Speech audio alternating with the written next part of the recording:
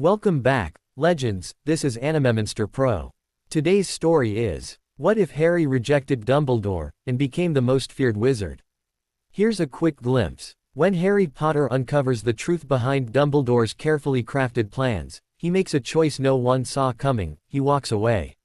Free from prophecies, manipulation, and expectations, Harry pursues forbidden knowledge and ancient magic. Before we dive in, if you enjoy powerful stories like this, make sure to subscribe to Animemonster Pro and share it with your friends. Let's start the story. Harry was appalled. Could it be true? He wondered. Was Remus not what he seemed? Even if it wasn't and Remus was not a traitor, according to Sirius's story, his parents had not trusted anyone else with the knowledge that Pettigrew and not Sirius was the secret keeper. That certainly indicated that not only did they not trust Remus, but it also meant that they had clearly not trusted Dumbledore either. If his parents had not seen fit to trust Remus and Dumbledore, why on earth should he? After all, they had known the two men far better than he. True, Sirius had explained that they had been wrong not to trust Remus, but could he really believe that? No, he could not afford to. After all, it probably was some sort of a logical fallacy to assume that Remus was innocent just because Pettigrew turned out to be a spy. What, after all, would have stopped Voldemort from having more than one spy? Nothing. Harry wondered what would have happened that night if he had not stopped Sirius from killing Pettigrew. Would Remus have turned his wand on Sirius at the last moment? Probably. He had been kicking himself for saving Pettigrew as the man had escaped just moments later when Lupin transformed, but now it looked like he had actually saved Sirius from dying at Lupin's hands. Wait, hadn't Dumbledore sent Sirius to live with Remus at the end of last year? That meant that he couldn't contact Sirius at all. Sirius trusted Remus, and that meant that anything told to Sirius would be as good as told to Remus. So that meant he couldn't tell Sirius anything either, even if he was talking to him, which in any case Harry was in no mood to do at the current time. I wish I could get a hold of the newspapers at least, thought Harry, wishing yet again that he had had the foresight to arrange for a subscription. As things stood, the only place he knew of to get a hold of a copy was Diagon Alley, and he was stuck at Privet Drive, totally unable to go there. Suddenly an unlikely name popped into his head. Dobby. Dobby could get me a copy. After all, he was willing to help me out with the gillyweed during the competition. I hope he's still willing to help out. He quickly scribbled a note on a spare bit of parchment and let Hedwig out of her cage. Hi girl, could you please take this to Dobby? Master Harry Potter sir called for Dobby, shouted a elf as he suddenly appeared at Harry's side, causing Harry to fall over in shock. Dobby, said Harry, how did you get here? I was just about to send you an owl. Master Harry Potter does not need to send Dobby an owl. Master Harry Potter sir simply needs to call Dobby and Dobby will come. Really, that's great, said Harry. Dobby, I need some help and was hoping you could help me out. Of course, Dobby is always very happy to help out the great Harry Potter, said Dobby, almost hyperventilating in his eagerness to serve his favorite wizard. Thanks Dobby, I really appreciate it. Now I've been stuck here without any news since the beginning of summer and I really need to find out what's happening. Do you think you'd be able to go to Diagon Alley and fetch me some newspapers? Yes, Harry Potter sir, Dobby would be happy to go get you as many newspapers as you want, said Dobby, popping away immediately. Damn, he didn't even wait for me to give him some money, thought Harry. Oh well, I can always pay him once he gets back. 5 minutes later Dobby was back, his diminutive body dwarfed by a large pile of newspapers. Here you go Master Harry Potter sir, Dobby do be getting you all the newspapers printed since the beginning of summer. Wow Dobby, that's way more than I was expecting, said Harry in shock. I wish I'd thought of contacting you earlier, this is exactly what I need. How much do I owe you? Oh no, Harry Potter sir, Dobby is owing Harry Potter sir for freeing him from Wicked Master. Dobby want to help you. Thanks Dobby, but I can't let you spend your money on me, I insist on paying you back. And no, I won't hear another word about it. Now how much did you spend? Dobby spent 5 sickles and 4 nuts, said Dobby in a sulky voice. Here's 5 galleons Dobby, could you keep the change in case I need you to fetch me something else? Dobby would be happy to fetch anything that Harry Potter wants. With that, Harry hunkered down and began to read the papers from cover to cover. It was not long before he had to stop due to the increasing amount of rage he was feeling at the contents of the newspapers. He quickly skimmed through the rest of the papers and found that the rest of them were the same. He was being portrayed as a delusional attention-seeking brat in more articles than he wanted to count. "I don't believe this, Dobby," said Harry. "I mean, I knew Fudge didn't want to believe that Voldemort is back, but this is ridiculous. He's obviously behind this abomination. What is he thinking? Is he insane? It's one thing not to believe me, but this. What sense does it make for him to attack me this way? He can't be that certain that I'm wrong. Can he? Any sensible person would at least allow for the possibility that I was right and investigate what I said about Voldemort being back. This attack on me makes no sense at all." Suddenly, with a dawning sense of horror, Harry came to the only conclusion that the information he possessed allowed him. "He's in league with Voldemort," whispered Harry. "That's the only way this would make any sense. Obviously Voldemort's not ready to announce his return, and is using Fudge and the Prophet to discredit me so that no one will believe me when I say he's back. This changes everything," thought Harry, furiously pacing within the confines of the smallest bedroom at Privet Drive.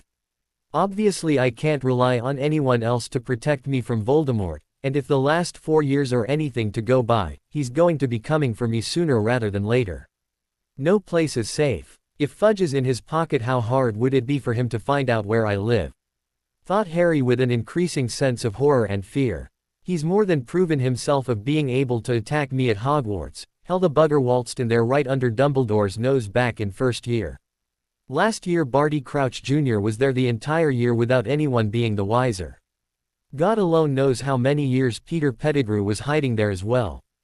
Death Eaters have proven themselves to be able to move freely in and out of Hogwarts, and Dumbledore's too bloody incompetent to stop them. Lucius Malfoy could walk in an Avada Kedavra me in the Great Hall at breakfast, and Dumbledore would probably have been the one to happily invite him in, the incompetent old goat.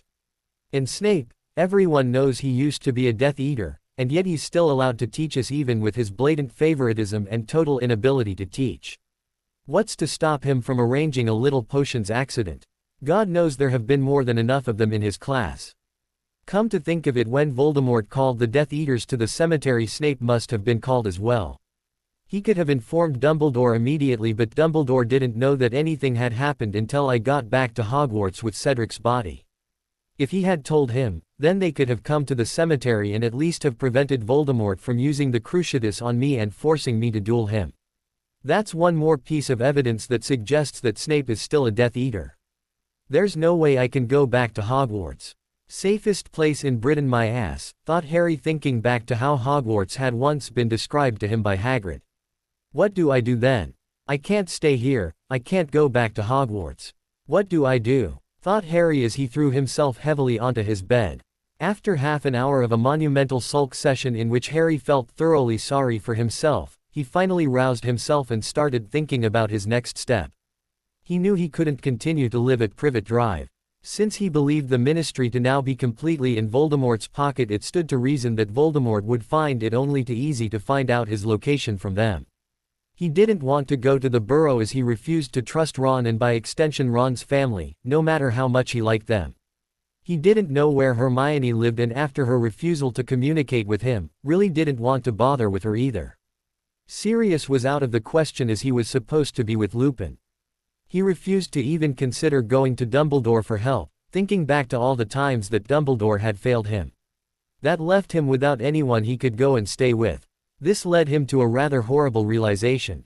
I have to find a way to stay on my own, far away from any place that Voldemort can get to. He considered his options. Thanks to his parents, he had a considerable amount of galleons at his disposal, however he was unable to access them while he was stuck at Privet Drive. The main obstacle was that he was still underage, and this severely limited his options. I could just run away and find a place to stay on my own, but what if they find me? They'll just send me back here. So what I need to do is figure out a way so that they'll never be able to send me back, or even better, find me. He briefly contemplated blowing the house up and faking his own death. Shouldn't be that hard to do, he thought. Wait till everyone's out of the house, sever the gas line, leave a candle burning somewhere, and when the house fills with gas, boom. No more house, everyone thinks I'm dead, Voldemort stops coming for me, and I can finally live life on my own terms. He spent a few blissful minutes imagining the faces of the Dursleys when they came back to their home to find it nothing but a smoking hole in the ground. Serve them right, treating me the way they do. Would do them good to rough it for a while. He. Unfortunately he soon found several flaws with the plan. What if Petunia or Dudley came back home early? I don't know how long it'll take for the house to blow up after all, could take hours for the gas to build up. Even if it blows up correctly, they could find out I've taken money from my vault, then they'll probably get suspicious. Probably toss me in Azkaban as well. I'll have to come up with a better plan. Pity, I really wanted to blow up this damn house. The faintest outline of a plan glimmering in his mind, he called out to Dobby. Dobby, if I give you my key, can you make a withdrawal from Gringotts for me? Of course Master Harry, Dobby be fetching things from Gringotts all the time for bad former master. Excellent, so could you just hop over to Gringotts, get some money, say 100 galleons. Then go over to Flourish and Bots. Tell them to give you any book that covers American and European wizard towns, settlements or places like Diagon Alley. They probably have something in the travel section. Make sure you don't let on that you're buying it for me, okay? Of course Harry Potter sir, Dobby be doing that right away, said Dobby as he vanished with a cracking sound. The next morning Harry was poring over the guidebooks that Dobby had heard from him. Just then he heard a loud, echoing crack which broke the sleepy silence just like a gunshot. Harry had become very familiar with that sound.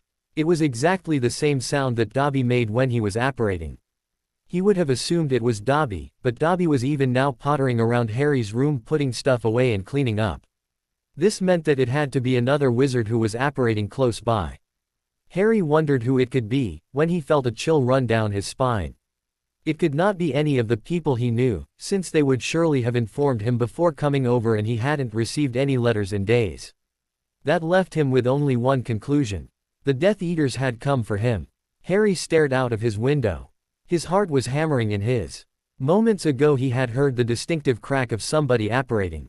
However, he could not see anybody on the street at all. This did not mean that nobody was there, however. He himself had an invisibility cloak, so it was obvious that whoever was out there could also be invisible.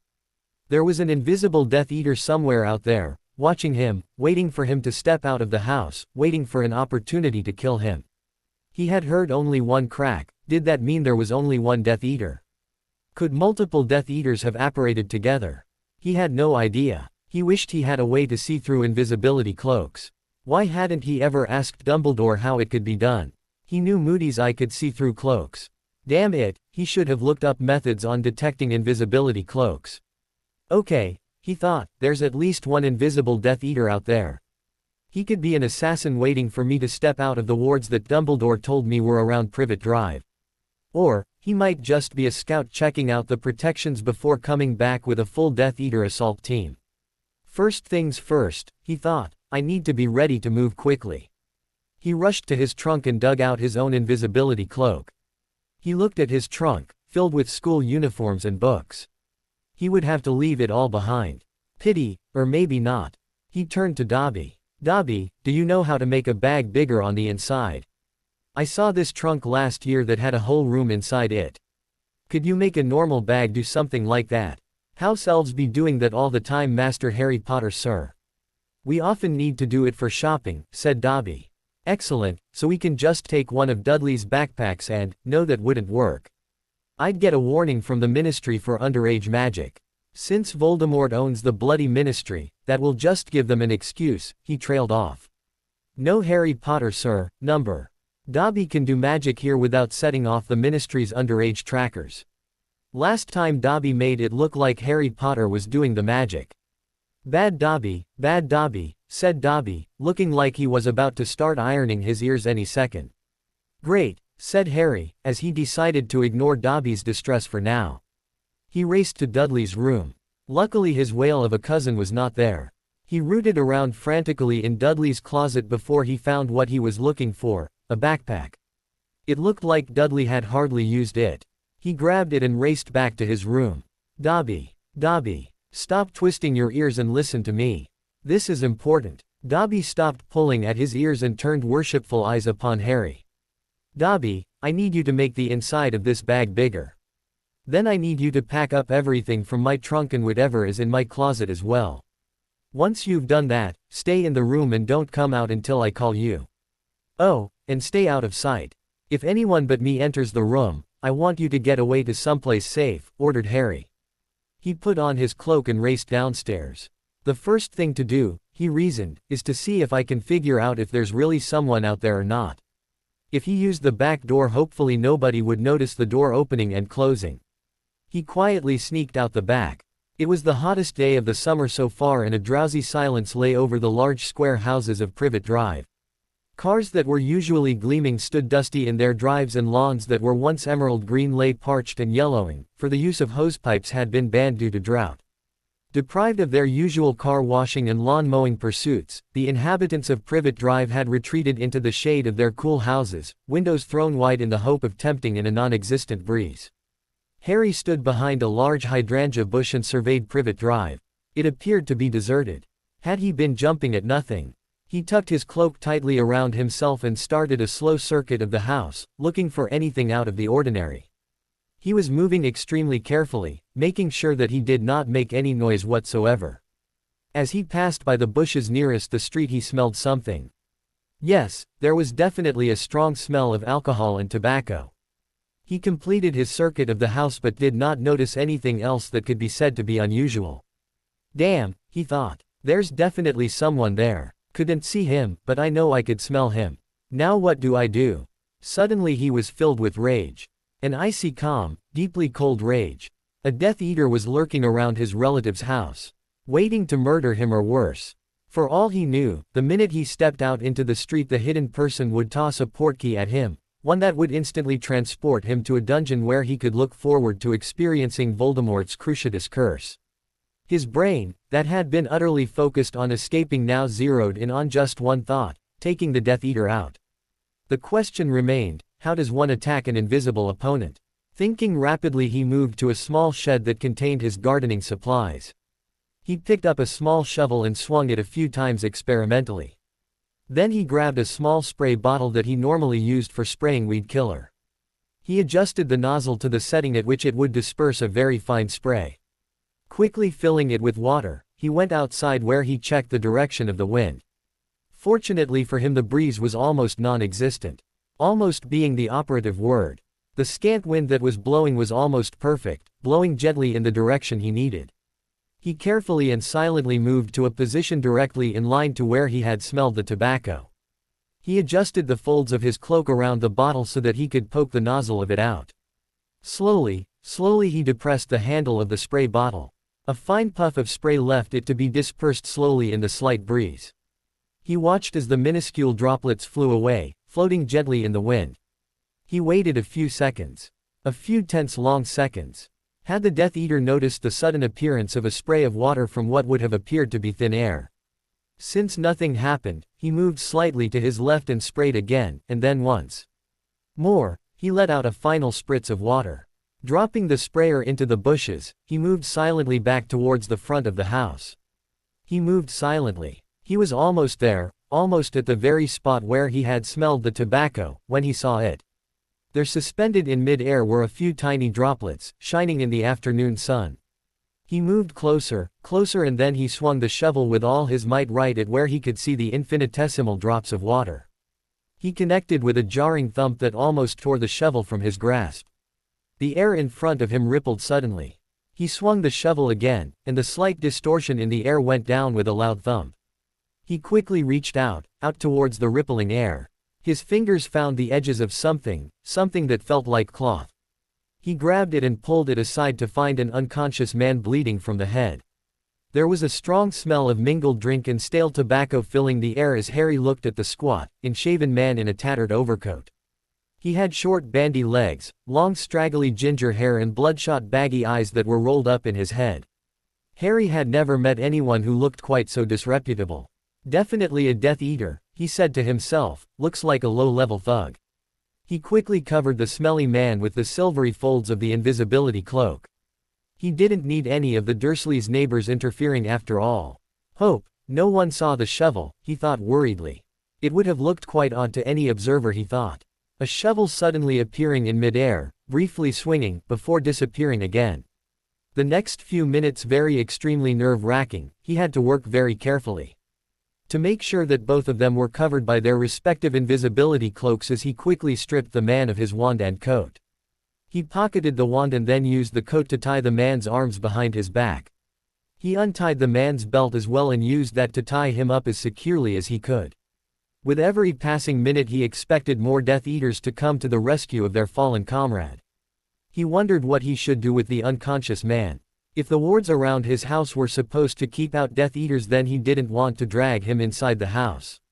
What would happen if he dragged the man inside and then the man woke up? No, better to keep him outside the house. His hand tightened around the shovel. Did he want to take that single irrevocable step? It would be the safest solution. A way to make sure that this Death Eater could never attack him. All he needed to do was swing the shovel a few more times. His fingers were starting to ache from his death grip upon the shovel before he dropped it. No, he would not do that. He would not murder someone in cold blood. He had incapacitated and disarmed the man. That would have to do for now. He tucked the folds of the cloak securely around his prisoner and started dragging the man down the street. 5 minutes later, his muscles were screaming from the effort, but he had managed to shove the man under the bushes surrounding a property a few houses down from the Dursleys. He ran back to number 4. Should he send an owl to Dumbledore? No, he had no time for that. He needed to move now. More Death Eaters could appear at any moment. He raced into the house, where he found his Aunt Petunia sitting in front of the television. He froze at the sight of her. What was he supposed to do about his relatives? He could not leave them to the Death Eaters, but they were not likely to listen to him. Still, he had to try. He ripped off the invisibility cloak and went to talk to his aunt. "Aunt Petunia, you're in danger," he said, without any preamble. His aunt let out a tiny shriek at the sudden appearance of her nephew. "What nonsense are you talking about now, boy? How did you suddenly pop up like that? I told you I won't have any of your freakishness in my house," she shrieked. "Listen to me," screamed Harry, shocking his aunt into silence. "I just caught a Death Eater outside the house. More of them will probably turn up any minute. I'm getting out of here and I suggest you do the same." "Death Eater. But, your freakish headmaster, he said we'd be safe if we took you in." "He said we'd be protected," she shouted right back. Harry was barely paying any attention as his aunt babbled away. He strode towards the windows by the front door and peeked out through a crack in the curtains. Good, nothing seemed to have happened yet. The street was still deserted. "Look," he said, turning to his aunt. "You know about the wizard who killed my parents. Don't deny it, I know you do. He's back and he wants to kill me. I just found one of his men outside and I bet that more of them are on their way. Now you can ignore me, but I suggest you pack up and leave immediately. Call Vernon and meet him at work. Don't come back to this house. They'll be watching." "What about Dudley?" whimpered his aunt, as she trembled in fear. "He's gone out for tea with his friends." "Tea, right," snorted Harry. "Dudley is probably terrorizing the neighborhood kids in the park. If you drive by there you'll probably spot him. If not, just pick him up from wherever he's supposed to be having tea. I'm leaving as soon as I can grab my things." Harry raced up the stairs, leaving behind his shocked aunt. He didn't have any more time to waste on her. The Death Eaters were after him, not her. Once he got away, they would, hopefully, have no reason to bother her. He had to get out of Little Whinging, now. He rushed into his room, where he found a nervous Dobby waiting for him. "Got everything, Dobby?" he asked. "Great. Grab the backpack and get under this cloak with me, we're leaving now." He looked frantically around the room. Where was Hedwig? He had to take her with him. "Where's Hedwig, Dobby?" he asked. "Dobby put Harry Potter's owl to sleep and put her in Harry Potter's bag," said Dobby. Said a flummoxed Harry. "You packed her in my backpack. Will she be okay? She won't suffocate or anything, will she?" "No, Master Harry, Dobby made sure that Harry Potter's owl is perfectly safe," answered Dobby. 2 minutes later Harry was striding away from number 4 Privet Drive, all his belongings secreted inside a backpack that was slung over his shoulder. Dobby trotted at his side. 2 minutes after that, the adrenaline was finally beginning to wear off and Harry finally realized something rather important: he had no idea where he was going. Albus Dumbledore collapsed into his chair in the headmaster's office at Hogwarts School of Witchcraft and Wizardry. He had had a tiring day, spending most of it studying and shoring up the existing wards at number 12 Grimmauld Place. He wanted to ensure that Harry would be absolutely safe after he moved him there. Poor boy, he thought, it must be so difficult to live in the Muggle world. Not being able to do magic at all. Why, the very thought was enough to make you nauseous. No wonder the dear sweet boy was always so eager to leave every summer. He hoped that Harry was recovering from his ordeal at the hands of Voldemort. Well, he had done what he could to make the rest of the summer pleasant for Harry.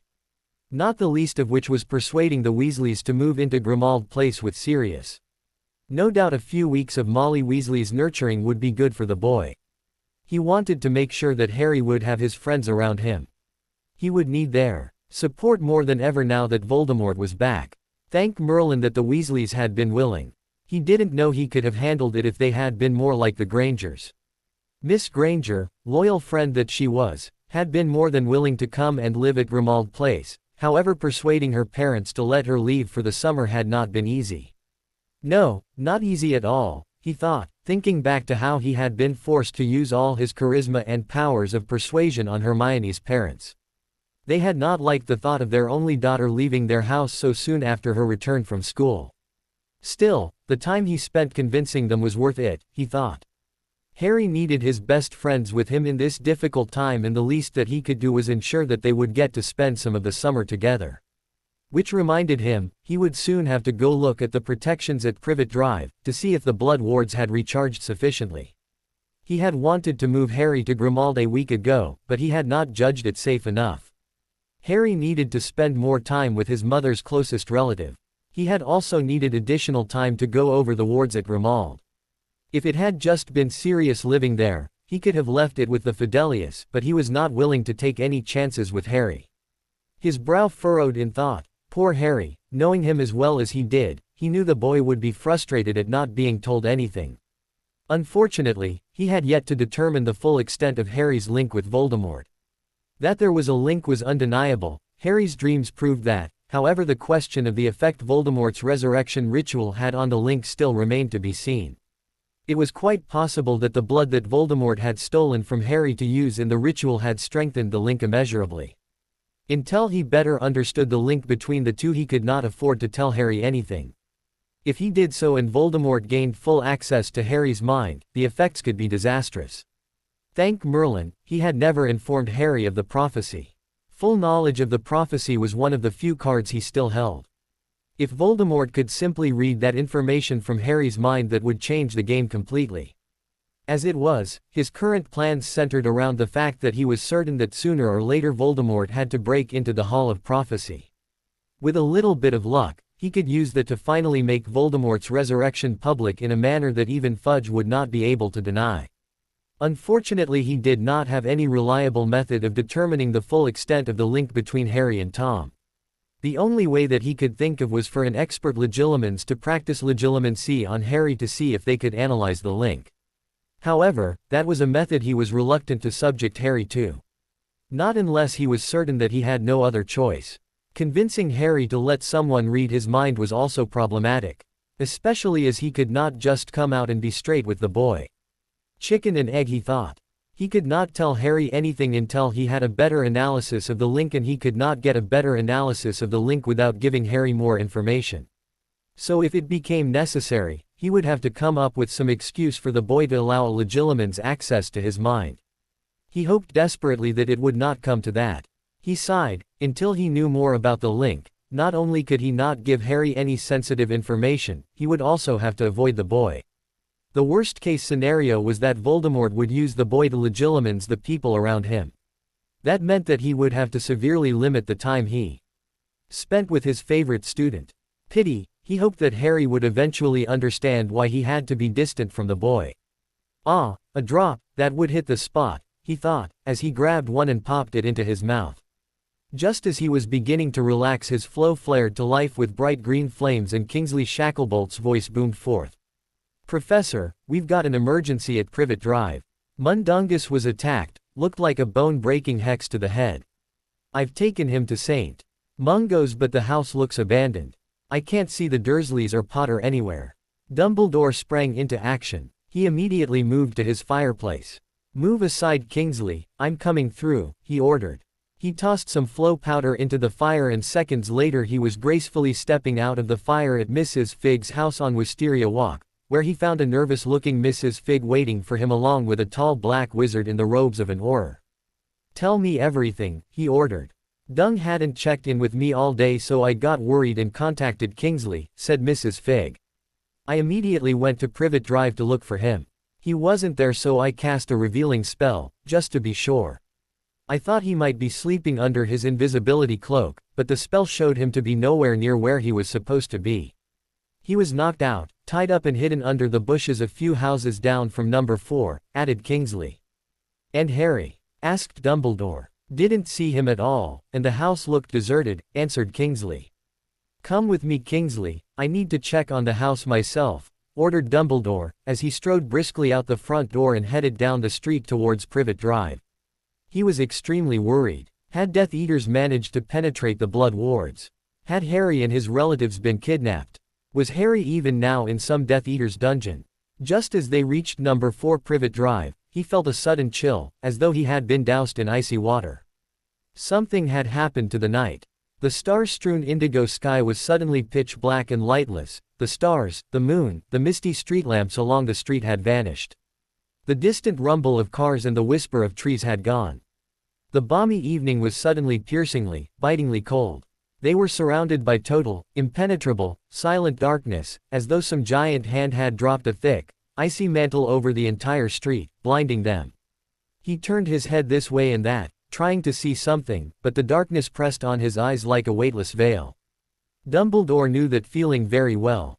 He shushed Kingsley and listened intently. Then he heard just the thing he had been dreading. There was something in the street apart from themselves, something that was drawing long, hoarse, rattling breaths. Dumbledore felt a horrible jolt of dread as he stood trembling in the freezing air. Dementors. Dementors had come to Privet Drive. Harry collapsed on a nearby bench. His hands were trembling now that the adrenaline was wearing off. Had he really done that? Had he really been insane enough to go up against a Death Eater armed with nothing more than a spray bottle and a shovel? What had he been thinking? Damn these Gryffindorish tendencies. Why, oh why did he insist on going off all half-cocked at the first sign of danger? It would have been so much smarter to simply walk away from Privet Drive under his invisibility cloak. Anyway, he really should concentrate on the immediate problem. Where was he to go and how was he supposed to get there? Calling the night bus was an option but not a very good one.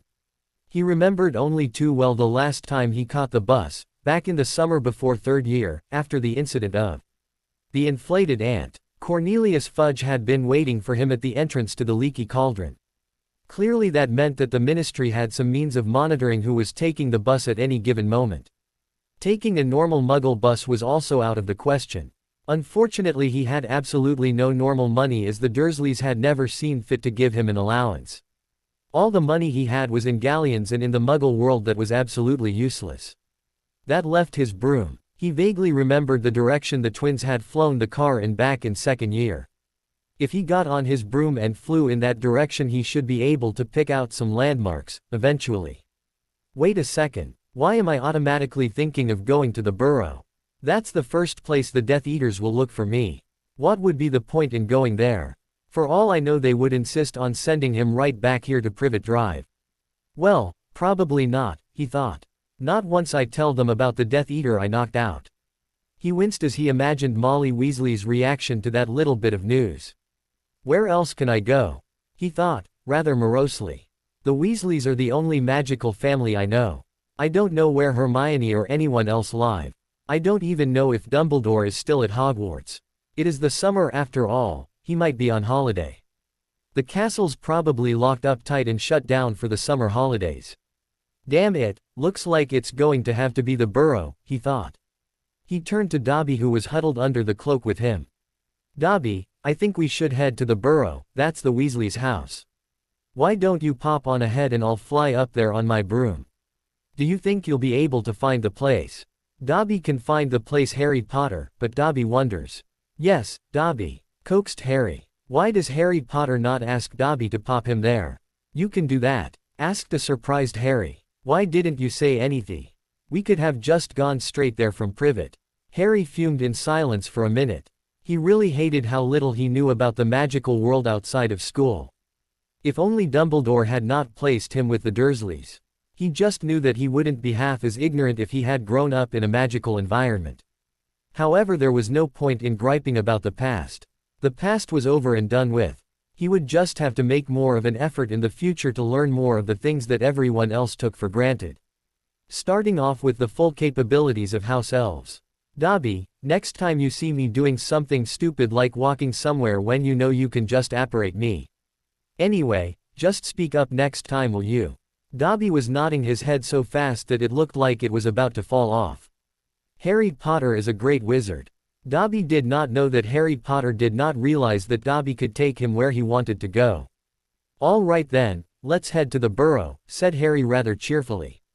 Now that he had some sort of plan to follow, he felt a lot better. He would go to the burrow, eat Mrs. Weasley's cooking, play Quidditch with the twins and hang out with Ron. Yes, surely he could take some time off to relax.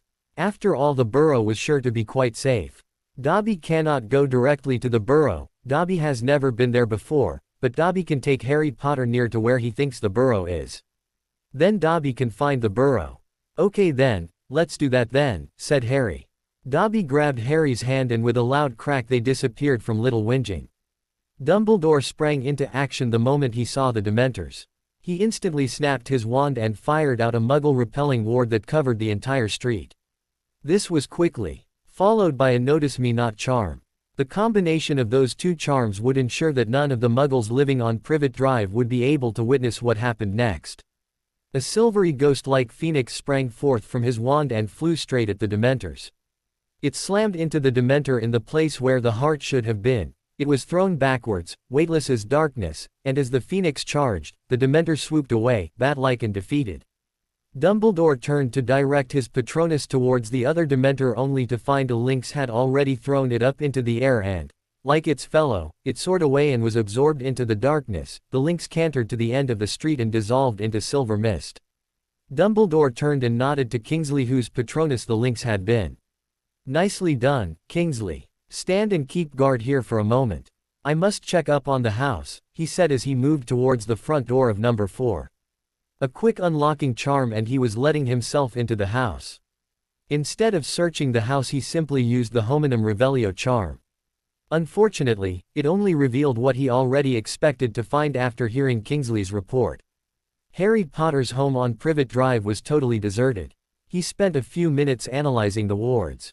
The wards have not lessened in strength. This means that they cannot have been gone long.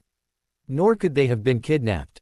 They must have left willingly, he thought with an enormous sense of relief. The worst had obviously not happened. Harry had not been kidnapped by Death Eaters, he had left the house along with his relatives. He wondered why they would leave. What had happened at Privet Drive? It was all extremely puzzling. Who had attacked Mundungus? Snape would surely have heard if Voldemort had planned an attack on Harry. There was also the fact that if a Death Eater had attacked, then it was hardly likely that Mundungus would have been left alive. So if not Death Eaters, then, who could have attacked Mundungus? Did it happen before or after Harry had left?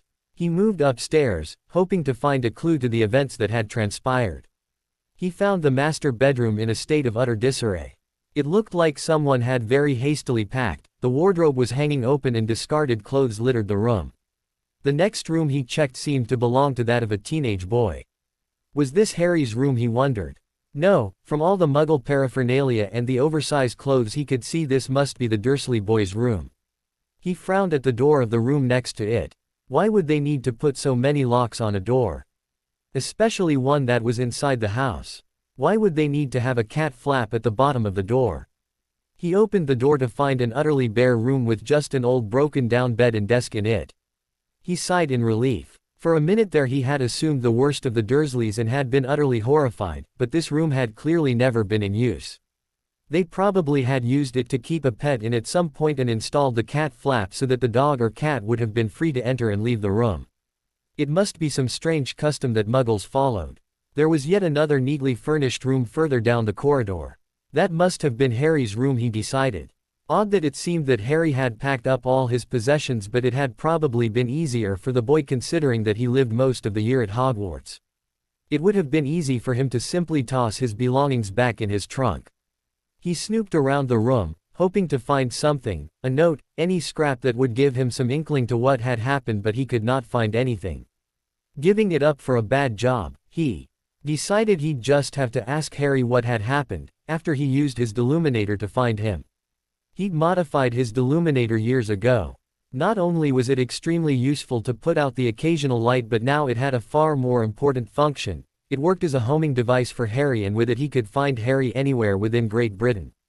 Unfortunately, when he put his hand into his pocket, he found it distressingly empty, except for his ever-present packet of drops, and he realized with a sinking heart that he had left his deluminator at Hogwarts. No, he remembered now, he had lent it to Moody to use when he was supposed to pick up Harry. Bugger, he would have to contact Moody immediately. He needed that deluminator back. Harry had to be found at once. He rushed back downstairs and out into the street, pausing only briefly to lock the house up after himself. He was surprised to see that Kingsley had been joined by 3 men, all in aura robes. Kingsley seemed to be arguing with them. "What seems to be the problem here?" asked Dumbledore. Kingsley turned away from the aura he had been berating, who Dumbledore belatedly recognized as John Dawlish. "Well, Albus, Dawlish here has been sent by the Ministry to destroy Harry Potter's wand. It seems that the Ministry thinks that Mr. Potter somehow managed to perform 2 simultaneous Patronus charms and have in their infinite wisdom decided to expel him." "What?" shouted a shocked Dumbledore. "Have they gone insane over there? Since when did they authorize the snapping of a wand without at least a hearing on the matter?" Dawlish looked horribly embarrassed and unsure of himself, but continued to insist that he had his orders, and furthermore insisted that they produce Harry Potter immediately or he would be forced to charge them with obstruction of justice charges. "Really?" drawled out Dumbledore. "Well, of course, Dawlish, please go ahead and do your duty. I'm sure being known as the man who illegally snapped the wand of the boy who lived will do nothing but wonders for your career." His eyes twinkled in amusement as Dawlish paled rather rapidly and looked like he was wishing that he was anywhere but there. "In any case, Mr. Potter is not here. Now, you can waste your time looking for him, but instead I suggest you accompany me to the Ministry where we will sort this unfortunate misunderstanding out." John Dawlish agreed only too readily. If Dumbledore wanted to sort this steaming mess of hippogriff crap out, then he would only be too happy to let him. Dumbledore dispelled his muggle-repelling and notice-me-not charms from the street with a quick flick of his wand, turned on the spot and disappeared with a crack. Seconds later the street was once again deserted as the remaining wizards vanished one by one. Hermione was bored out of her mind. Hanging around a decrepit old house with the Weasleys was not what she had signed up for. Molly Weasley's insistence on keeping them busy was most annoying. She had not given up her summer vacation to spend it acting as South Avenue labor for a red-headed harridan who had a seemingly endless list of chores as she set them to clean and decontaminate the old house. Where was Harry? Why hadn't they fetched him yet? She was terribly worried about her best friend and intensely impatient to see him again. She just knew that the headmaster's order not to tell him anything was an incredibly bad idea. Unfortunately, she had not been able to convince him otherwise. Nor had she been able to dredge up the courage to just disobey him outright. Still, she consoled herself, surely he knew what he was doing. He was Albus Dumbledore after all. She bit her lip in worry and contemplated sending Harry another letter. He had to reply at some point. She couldn't even focus on the book she had been attempting to read for the past hour, and that was almost unprecedented for her. They had better get Harry from his relatives soon. Otherwise she was likely to go absolutely crazy. She was terribly starved for intelligent conversation. The adults refused to discuss anything of importance with them. All Ginny ever wanted to talk about was her crush on Harry, and the twins tended to keep to themselves as they worked on pranks. Even Ron was a terrible conversationalist. Since they were not in school, they could not talk about their shared classes or school activities, and Hermione had discovered that without that they had astonishingly little in common. All the boys seemed to want to talk about was Quidditch or food. If she had to listen to one more rant about how the Chudley Cannons were bound to do better this year, she would probably either end up killing him or trying to gouge out her own eardrums. Just then the door slammed open and Ron came barging into the room. "Hermione, Hurry up and come with me. Something seems to have happened, the entire order's been turning up in a panic, he whispered. She jumped out of bed and onto the landing where she found that the Weasley twins, Fred and George, were already hanging over the railing, flesh-colored strings dangling from their hands. She tried to grab one of the extendable ears out of their hands so that she could hear what was happening from herself, but before she could do so, Fred, or was it George, straightened up. It's no use, he said. We barely heard anything before they stopped working. They must have cast an imperturbable charm on the kitchen door. Did you hear anything important before that? She demanded. Not much, grimaced Fred. All I could get was something about Dementors at Privet Drive. Dementors, whispered a shocked Hermione. But, what about Harry? Is he okay? Did they say anything about him? No, not that we could hear, answered George. Hermione snapped. Enough was enough, she decided. She marched down the stairs and started hammering on the kitchen door. She would have answers and she would have them now. Ron ran up behind her and tried to pull her hand away from the door. Hermione, what are you doing? He cried. I'm trying to find out what has happened to Harry, shrieked Hermione. You remember him, don't you? Harry, about so high, messy black hair, our best friend. Ron's face turned red. Hey, I'm really worried about him too, you know. I'm the one who came to tell you that something's happened after all, but you can't just barge in there. Mum will go spare, you know that. Hermione didn't want to listen to reason. She wanted answers and she wanted them now. She yanked her hand out of Ron's grasp and was about to start hammering on the door again when it suddenly opened and she found herself looking straight into the twinkling eyes of Albus Dumbledore. Behind him she could see Molly Weasley, who looked like she had been crying, and Sirius Black, who looked furiously worried, and a whole bunch of other people, only some of whom she had met before. All of them were currently staring at her. Yes, Miss Granger, whatever can I do for you? Asked the venerable old wizard. I, stammered Hermione, I just wanted to find out if anything has happened to Harry. Is he okay? Yes, of course. I'm sorry for not realizing sooner how distressing this must be for you, answered Dumbledore. Very well, just this once, you may sit in on a meeting, he said as he ushered her and Ron into the room and made them sit down. Must you coddle them, headmaster? Said Snape, disapproval stamped clearly upon his face. Surely they can wait until after our meeting to be filled in. Ron glared at Snape. As usual, the Prince of Snarkiness had managed to get under his skin with minimal effort. Now Severus, I'm sure they will be no bother. Now, as I was saying, before I was interrupted, we have a bit of a crisis on our hands. The full picture of what exactly has occurred is not yet clear, but these are the facts as I understand them. Sometime earlier today Harry and his relatives left Privet Drive for parts unknown. We do not know yet exactly how it is related, but someone also knocked out Mundungus Fletcher and left him tied up under a hedge. He is currently being treated for a rather severe concussion at St. Mungo's. Kingsley and I made our way to Privet Drive, where we were almost immediately attacked by Dementors.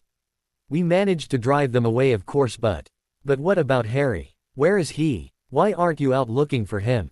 Asked Hermione in a hysterical and strident tone. Miss Granger, please do not worry, I will soon track Mr. Potter down. I am simply waiting for Alistair. As soon as he is here I shall be able to locate Mr. Potter without delay. Now, where was I? Asked Dumbledore. Ah yes, as I was saying, the Patronus charms that Kingsley and I used to drive off the Dementors were wrongly attributed to Harry by the Ministry. Cornelius Fudge seems to have rather prematurely seized this as an excuse to expel Harry from Hogwarts. He's been expelled, shouted Sirius. What the blazes is Fudge up to? How is that even possible?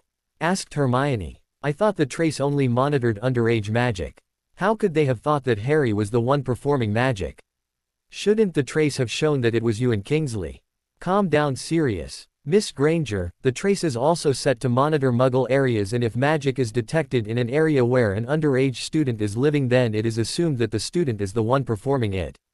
Sirius, I have of course already filed a report that the Patronus charms were cast by Kingsley and me, and as such I was able to have the Ministry's decision immediately overturned. So there is absolutely no need to worry upon that part. Now all we need to do is to wait for Alistair, and we shall soon have Harry back with us, absolutely safe and sound. If I'm not mistaken, that is probably Alistair at the door right now, said Dumbledore as the doorbell rang. Blast, said Sirius exasperatedly. How many times do I have to tell them not to ring the doorbell? A horrendous cacophony of screams and threats could be heard from the drawing room. Stains of dishonor, filthy half-breeds, blood traitors, children of filth. There you go, they've managed to set her off again, Sirius said as he hurried off to silence his mother's portrait. Dumbledore hurried to the door. He was impatient to get his hands upon the Deluminator. Unfortunately for him, the first person through the door was not Mad-Eye Moody but Arthur Weasley, who immediately clutched at his arm. Albus, we have a problem. The owl I sent to Harry to let him know that the expulsion order has been overturned came back. It came back with the letter undelivered. Undelivered, Albus, undelivered. Why would the owl not be able to find Harry? Something has happened to him. At the very least this means that Harry is out there somewhere thinking that he's been expelled. There's no telling what he might do, said Arthur Weasley.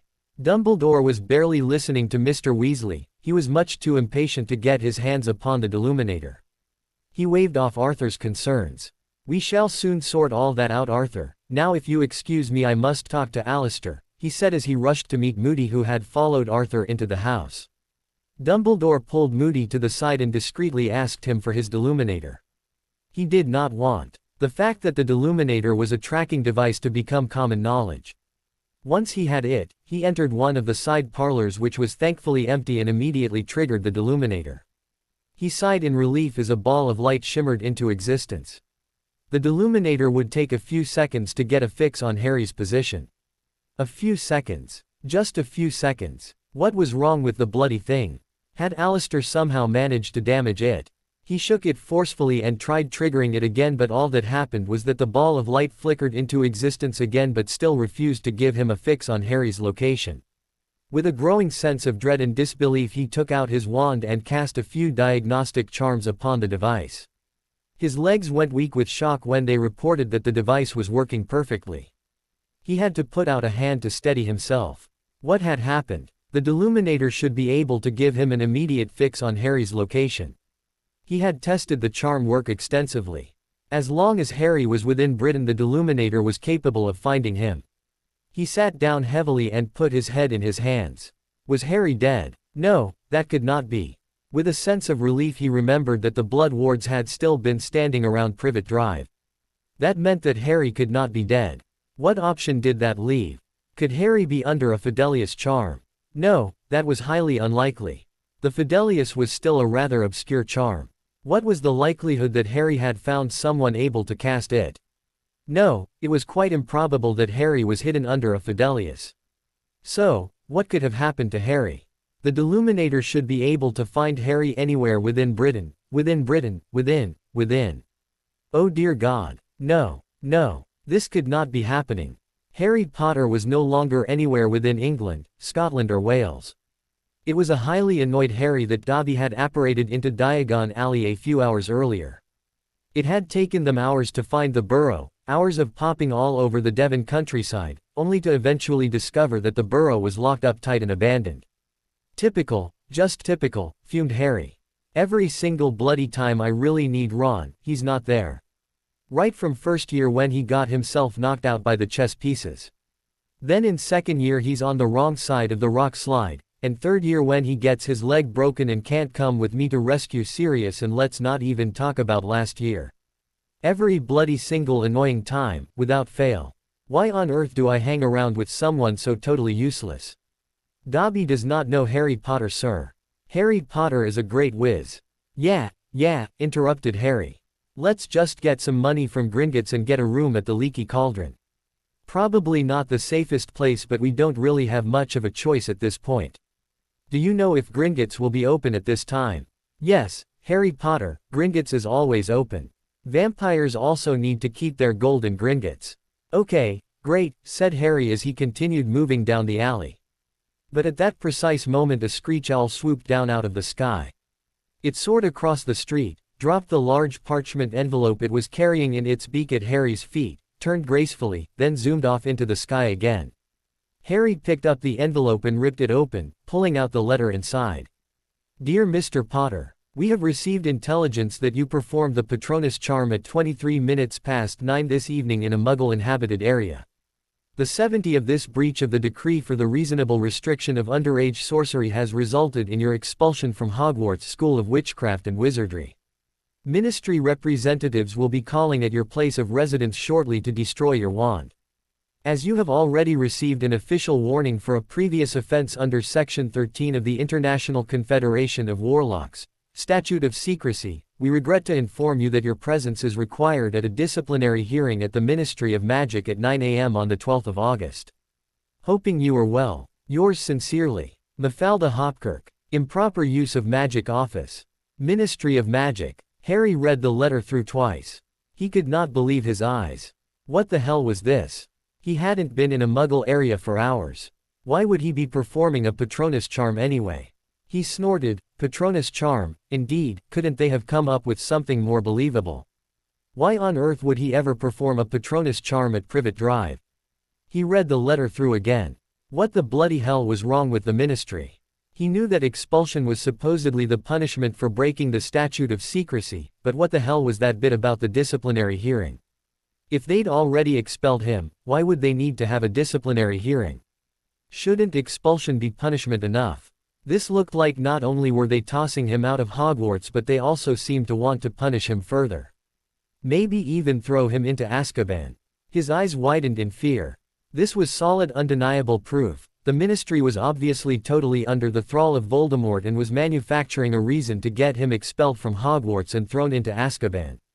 It stood to reason that they must have panicked after he escaped from the Death Eater at Privet Drive, and this was their next attempt at getting rid of him. His eyes flickered nervously around the alley. He quickly got his invisibility cloak out, which he had previously put away once he reached the burrow, and covered himself. He hoped that nobody had seen him. He had to change his plans. Forget about the leaky cauldron. He had to get away from Britain immediately. He would go back to his original plan, well, truth be told, until then it had been little more than a pleasant daydream, and just leave the country. Come on, Dobby, I'm going to need your help with a few more things, he said as he scurried towards the Goblin Run bank. First, can you fix it so that no owl can find me? I don't want the ministry to be able to find me by sending me any more owls. Yes, Dobby can be doing that. Should Dobby be doing that now? Yes, please go ahead and do that, said Harry.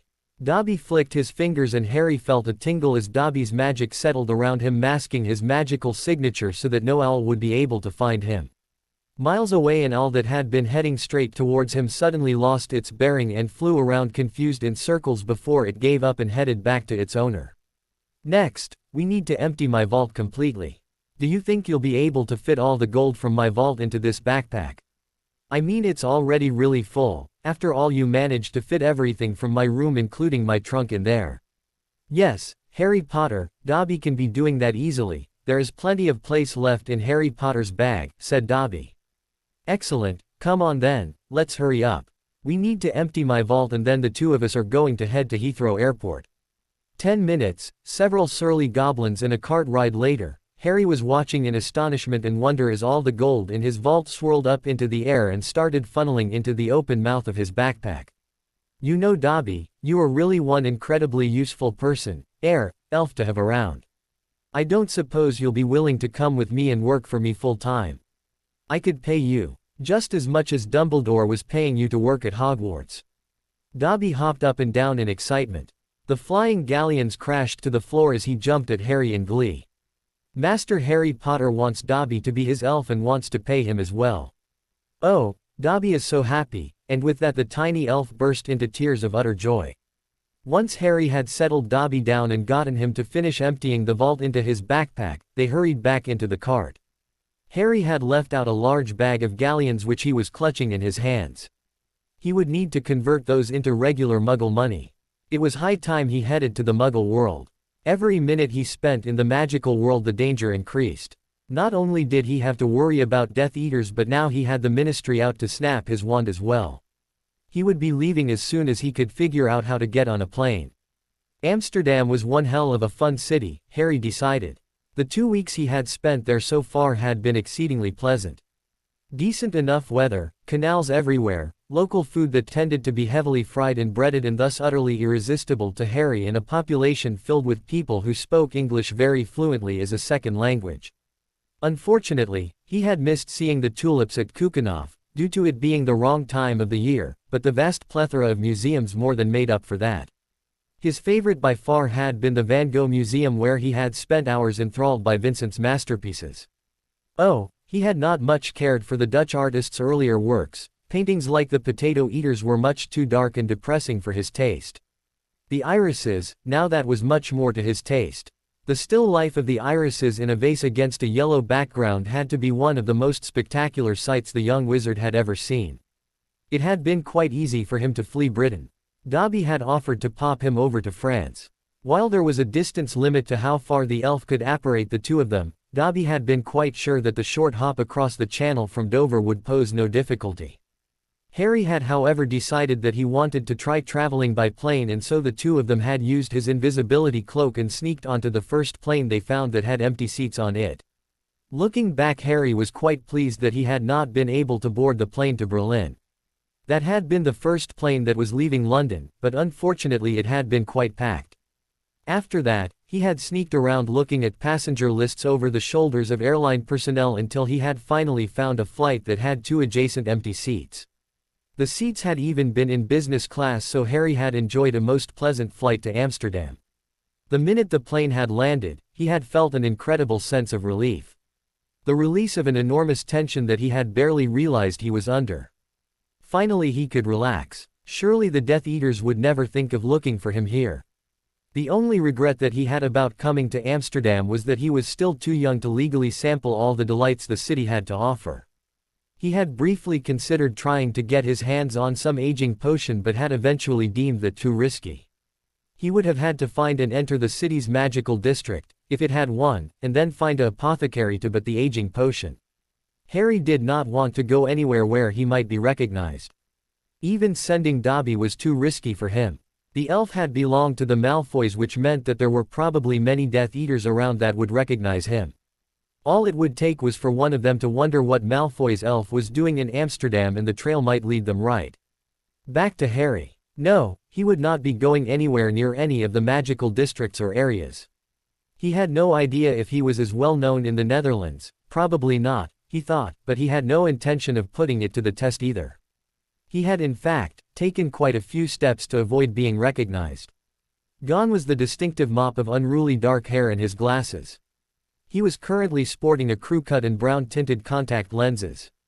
He had even gotten himself a fake tan and gotten some makeup that he dabbed on his forehead each morning. It was surprisingly effective at concealing his scar. All in all, he looked remarkably different from the pale young wizard that had fled Privet Drive. Has it been only 2 weeks? He mused. It seemed like a lifetime ago at times. It seemed like ages since he had been able to relax and have fun like this. Truth be told, he doubted that he had ever been able to relax like this. At Privet Drive he had always had to deal with the unpleasantness of his relatives, and in the magical world it had always felt like he was under constant scrutiny. Even during the good times at the Burrow he had never quite felt truly at ease. There had always been something, like Ginny continuously staring at him and being nervous around him for instance, that had made him uncomfortable and kept him on edge. He was currently sitting in a small cafe snacking on a plate of bitterballen. Every once in a while a bitterball seemed to vanish as Dobby, who was sitting next to him under his invisibility cloak, snacked on them as well. The little elf seemed to be having the time of his life as he invisibly accompanied Harry everywhere. Must be quite the change for him, Harry thought. I doubt the Malfoys ever let him out into the Muggle world. So Dobby, what should we do tomorrow? He whispered surreptitiously. Should we go and see the windmills? Yes, Harry Potter, Dobby is wanting to see the windmills very much. Excellent, so that's tomorrow taken care of. What should we do tonight? Should we go and see what's playing at the theater? Yes, Harry Potter, Dobby loved the last movie with all of the exploding things. Can we see another movie with lots and lots of things going boom? Please, please, please, said the little elf as he bounced up and down in his seat. Harry grinned widely as he flipped open a newspaper to see what was playing.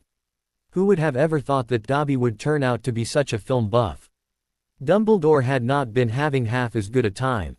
The last 2 weeks had been extraordinarily stressful for him. Harry Potter had disappeared into thin air and no one seemed to know where he had gotten to. It had taken the Order the better part of a week just to track down the Dursleys, and they hadn't even gone that far. Kingsley had eventually tracked them down to a small hotel in one of those towns with unpronounceable names in Wales. However, instead of clearing things up, the Dursleys had only confused matters more. According to Petunia, Harry had burst into the house and told her that Voldemort was about to attack any minute. He had ordered her to go into hiding before leaving the house moments later. However, there had been no attack on the house. Apart from the assault on Mundungus, there had been absolutely no Death Eater activity at Privet Drive.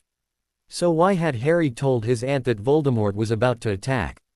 Had Voldemort sent Harry some sort of a false vision? What could have made Harry run away on his own? Why hadn't he stayed to ensure the safety of his relatives? Could it be that there had been a force of Death Eaters about to attack the house? Had Harry led them away to ensure his family's safety? It was quite conceivable that the boy had witnessed the attack on Mundungus and then decided that the best way to keep his family safe was to make the attackers chase him. But then, why had Harry not gotten in touch with him? Surely, the boy was aware that he would keep him safe. Why had Harry not sent him an owl?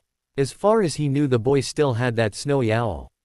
It had not been left with his relatives, nor had it been left behind at the house. So why had Harry not contacted him? It was all very worrying. He frowned as he looked at the disassembled components of his deluminator that were currently laid out in neat rows upon his desk. He had a lot of work to do. Harry had always been extraordinarily difficult to keep a track of. While it was true that most tracking charms lost precision the further away the caster was from the target, it was still relatively easy to track most people. Unfortunately, Harry had always been a special case. His mother's protection upon the boy had always made most charms fail shortly after they were cast. So years ago, he had obtained a small amount of Harry's blood and incorporated it into a tracking device. This had needed to be tied into an array of runic stones that he had planted all over Britain. His deluminator worked in conjunction with this runic array, and as long as Harry was within the magical net created by these stones, he was always able to track him to within a few feet. Now though, his detection array was absolutely useless as Harry was no longer within Britain. That meant that he had to come up with an entirely new way of tracking Harry. This had been quite difficult even for a wizard of his vast experience. There were several rituals, of course, that could be used to pinpoint Harry's location using his blood. However, they all suffered from one severe drawback. He would have to use the only sample he had of Harry's blood to power them, and the nature of the rituals and charms usually inevitably destroyed the sample. That meant that he would have only one chance if he used such a rituals. Since Harry had disappeared from England so suddenly, there was no guarantee that he was still not traveling. If he used his only sample in one of those rituals and Harry moved from that location before Dumbledore managed to get there, then he would never be able to find him again. Dumbledore knew that he could not take that chance. That was the reason he was constructing a new homing device. It stood on a small workbench looking for all the world like an oversized compass suspended within a gyroscope. One that had a few too many dials. It was almost completed, although it was still open with many large and small gears displayed within it. All it needed was one final component. The one he was currently extracting from his disassembled deluminator. He sighed tiredly as he picked up a tiny component and peered at it through a large magnifying glass he had floating in the air. He waved his wand once over it and the casing split apart and unfurled like a flower. A tiny vial of crystal was revealed, one that was filled with a dark red, almost black substance. Dropping the remains of the casing upon his desk, he strode to the workbench where he carefully inserted the vial into a slot deep within the device. With a series of clicks and whirls, the vial locked and sunk into the device. Gears shifted as the device closed up with a crisp clicking sound and started to spin. Finally it settled after spinning wildly around on all three axles. Dumbledore peered at the dials displayed upon the face of the device. The main dial was pointing to the southeast while the other dials were flickering randomly at different markings across the face of the device. An error margin of 18.5%, signal strength at 36 millifes. If Harry is somewhere to the southeast, and if the signal strength degrades at a linear rate, then, He strode over to a bookshelf and pulled out a large roll which he opened and kept suspended in mid-air. It was a large map of Europe. Conjuring up a protractor and T-square, he spent the next several moments furiously drawing and measuring lines upon the map. Finally he was done. He tapped furiously at a spot upon the map. How had Harry managed to get there? Why had he gone there? If he had been forced to make a guess, then he would have chosen France or even Bulgaria. After all, Harry had gotten somewhat friendly with the other Triwizard champions. But this, did Harry know someone who lived in that country? He did not think so. Well, it seems that Harry has somehow managed to find his way to the Netherlands. The boy will never cease to amaze me. Dumbledore sat down behind his desk and started writing out several quick notes. Fawkes, could you please deliver these to Remus, Severus and Nymphadora? As his phoenix flashed away in a burst of flame, Dumbledore leaned back in his chair and relaxed. He would soon have Harry Potter back where he belonged, safe and sound. Nymphadora Tonks frowned at the area marked on the map. Are you sure you can't narrow this down further, sir? Only, that's an awfully large area to cover. You've got Rotterdam, The Hague and Amsterdam, all within the section marked here. Unfortunately it is the best I can do at the current time, my dear. I will of course endeavor to get a more precise fix on Harry's whereabouts, but that will take time. Time we do not have. Still, things are not quite as impossible as they seem at first glance. There are only a few magical settlements within that area. Harry must be in one of those. The largest settlement is in The Hague. It contains their Ministry of Magic and their largest shopping district, their version of our Diagon Alley. That would undoubtedly be the best place to start, said Dumbledore. Wouldn't we be able to get a better fix on his position if we took your compass with us? Asked Remus, looking at the large homing device that Dumbledore had constructed. Perhaps, unfortunately I am still working on it. It is much too fragile to move at the present time. There is also the fact that it is much too risky to carry it out into the field. If it were to be lost or damaged in any way, then we would have absolutely no way of tracking Harry, answered Dumbledore. I fail to see why you insist on me going along on this wild goose chase, sneered Snape. Surely, you have someone else who could search for the boy. Out of the three of you, it is you who knows Harry best, Severus. Lupin only taught him for a year, you have been his teacher for 4 years. Who else could I send? Oh, I don't know, Hagrid. Why not McGonagall? She is his head of house after all. How about someone who actually wants to search for the arrogant brat? Said Snape. Enough, Severus, Hagrid is far too conspicuous and Minerva is far too busy with her duties as deputy headmistress. You will go with Remus and Nymphadora. Don't call me Nymphadora, interrupted Tonks automatically.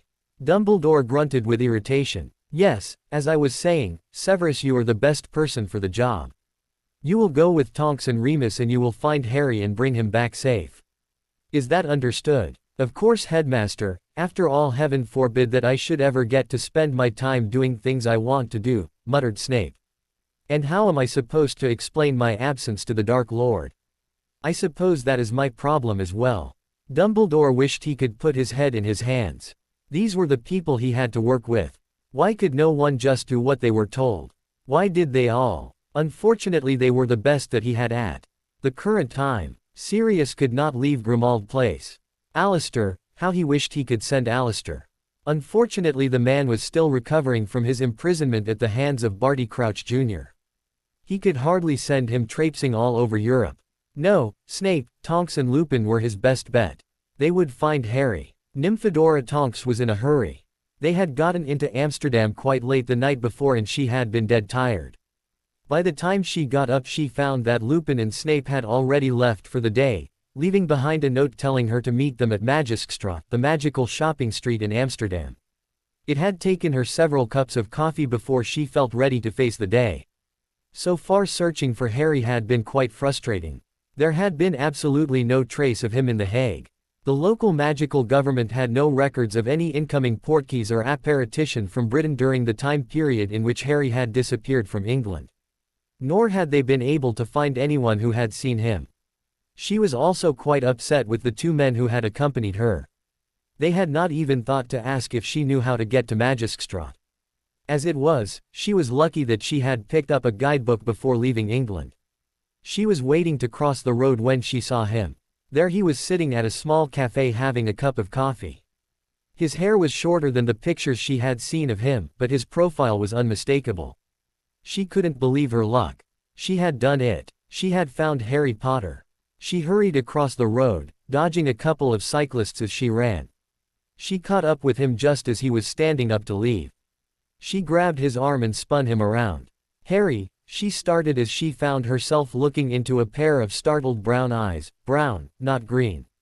She stared at his unmarked forehead. "Oh dear. I'm sorry," she said, terribly embarrassed at having grabbed the arm of a complete stranger.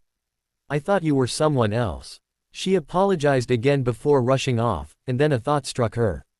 She pulled out a standard bit of aura field kit, a pair of glasses that could see through most glamour charms. She looked back at the boy through the glasses. Nope, his eyes were still brown. He was definitely not Harry Potter. Thank goodness the other two had not been with her. They would never have let her live it down, her thinking that a random stranger was the boy who lived. Oh dear, she was starting to see Harry Potter everywhere. She hurried along and a few moments later found herself at Outerkerksplein. She was surprised to see Lupin and Snape just standing around there. They seemed oddly embarrassed when they saw her. "What's the matter?" she asked. "I thought your note said we'd be meeting at Magiskstraat." We couldn't find the entrance," explained Lupin. "They seem to have moved it since I was last here," said Snape. "We were just waiting until we spotted someone who could tell us where the entrance is. Honestly, did none of you bother to check out a guidebook? They put in a new marker a few years back. You need to find the bronze bust that's embedded in the sidewalk." "A bronze bust?" asked Snape. "Yes, it should be near the church. You have to tap the stone at the bottom of the bust. Once you do that, the entrance to the street becomes visible." "Oh, I think I saw something like that on the other side of the church." "Follow me, it's in that direction," said Lupin. A minute later, Tonks was stamping on a stone at the bottom of a strange piece of sculpture, one that had been embedded right into the surface of the road. As soon as her foot lifted from the stone, the three of them saw a door that had not been there before suddenly appear. They walked through it to find a narrow brick-lined alley, one just wide enough for a single person to walk through at a time. "Let's go," said Tonks. "As far as I know, the street is at the other end of the alley. The Dutch Aurors have an office somewhere on the street. We should check in with them first." Harry's heart was hammering like a freight train. He couldn't believe it. He had been recognized. He had been so sure that his disguise would be good enough to protect him. Well, it had, but it seemed like the woman only thought he wasn't Harry after she had gotten a good look at his eyes and forehead. What if it had been someone else? Someone who would have cursed first and asked questions later. He ducked around a corner and quickly got under the invisibility cloak with Dobby. Who is that woman? He wondered. Is she a Death Eater? Well, she could also be with the Ministry, he thought, not that it makes much difference. He decided to follow her and hurried back around the corner to see the woman rushing down the street. He quickly raced after her, pulling Dobby along with him.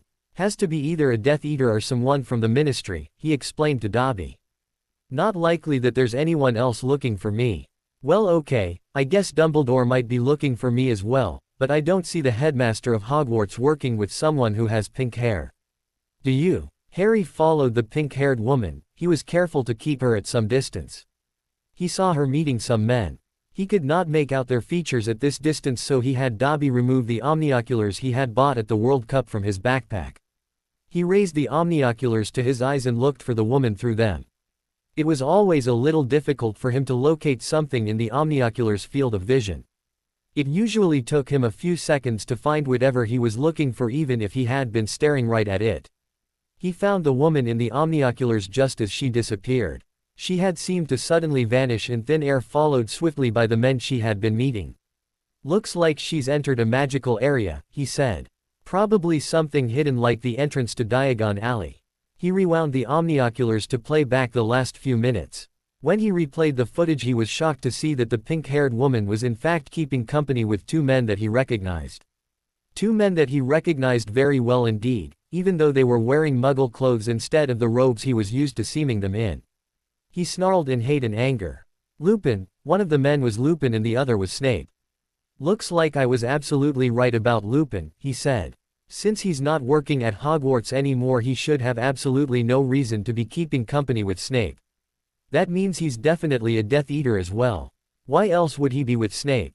"Dobby, it looks like we're going to have to leave Amsterdam sooner than we planned. It's not safe here anymore. Can you pop us back to the hotel?" We're just going to grab Hedwig and whatever else we left there, and then we're going to go straight to Schiphol Airport and catching the first plane out of here." Harry barely noticed as the 1st of September approached. He had pushed Hogwarts to the back of his mind, and the fact that he would normally be preparing for his trip back to school at this time barely registered in his mind. He was far too busy traveling from place to place to worry about missing school. After his close call in Amsterdam, he made it a point never to spend more than a few days in any one place. He was still kicking himself for being naive enough to think that the Death Eaters wouldn't find him just because he had left England. Of course they would look for him. He had been incredibly stupid to assume otherwise. The first plane out of Amsterdam had been headed to Chicago. As soon as the plane had landed at O'Hare, Harry had Dobby apparate him directly off the plane straight into the city. Harry and Dobby had barely paused in Chicago for a day before apparating over to Milwaukee, and so on they went, popping all over America. He barely took off his invisibility cloak anymore. Sitting and enjoying a snack at a cafe or restaurant was no longer an option for him. He just felt too exposed sitting anywhere he could be seen. He had bleached his hair **owned in an effort to disguise himself further. But even with that, he still felt unable to go out in public. What made it worse was that he was still flinching violently whenever he looked into a mirror. The **owned hair looked absolutely ridiculous to him, and it really didn't help that he had been unable to get his eyebrows to match. One was nearly platinum **owned and the other was stuck at a brownie beige. He also had a sneaking suspicion that the back of his head did not really match the front either. He hoped that he would soon have another episode of the accidental magic that had regrown his hair after his aunt had hacked it off that one time. If not, he would soon have to endure an embarrassing visit to a hairdresser's. Still, that barely mattered at the moment. He had so much to do. He needed to come up with a permanent way of making sure he was safe. He needed to find a way to settle down somewhere. This constant traveling was getting to be incredibly exhausting. Sighing to himself, he dug into his backpack for the pile of guidebooks that Dobby had gotten for him a lifetime ago in Privet Drive. He needed to find a magical bookshop. He had so much to learn. Glamour spells and warning wards and anti-tracking charms. The list just went on and on. Halfway across the globe, Albus Dumbledore was only too aware that the 1st of September was fast approaching. He was in fact staring at a calendar even then. Harry had disappeared on the 2nd of August. It had taken him 2 weeks to construct the tracker. The search time had been in the Netherlands for only 4 days before the tracker had shown that Harry was no longer in that country. Now it was nearly a month later and they still had not found Harry. The tracker was currently absolutely useless. Harry was moving around far too much.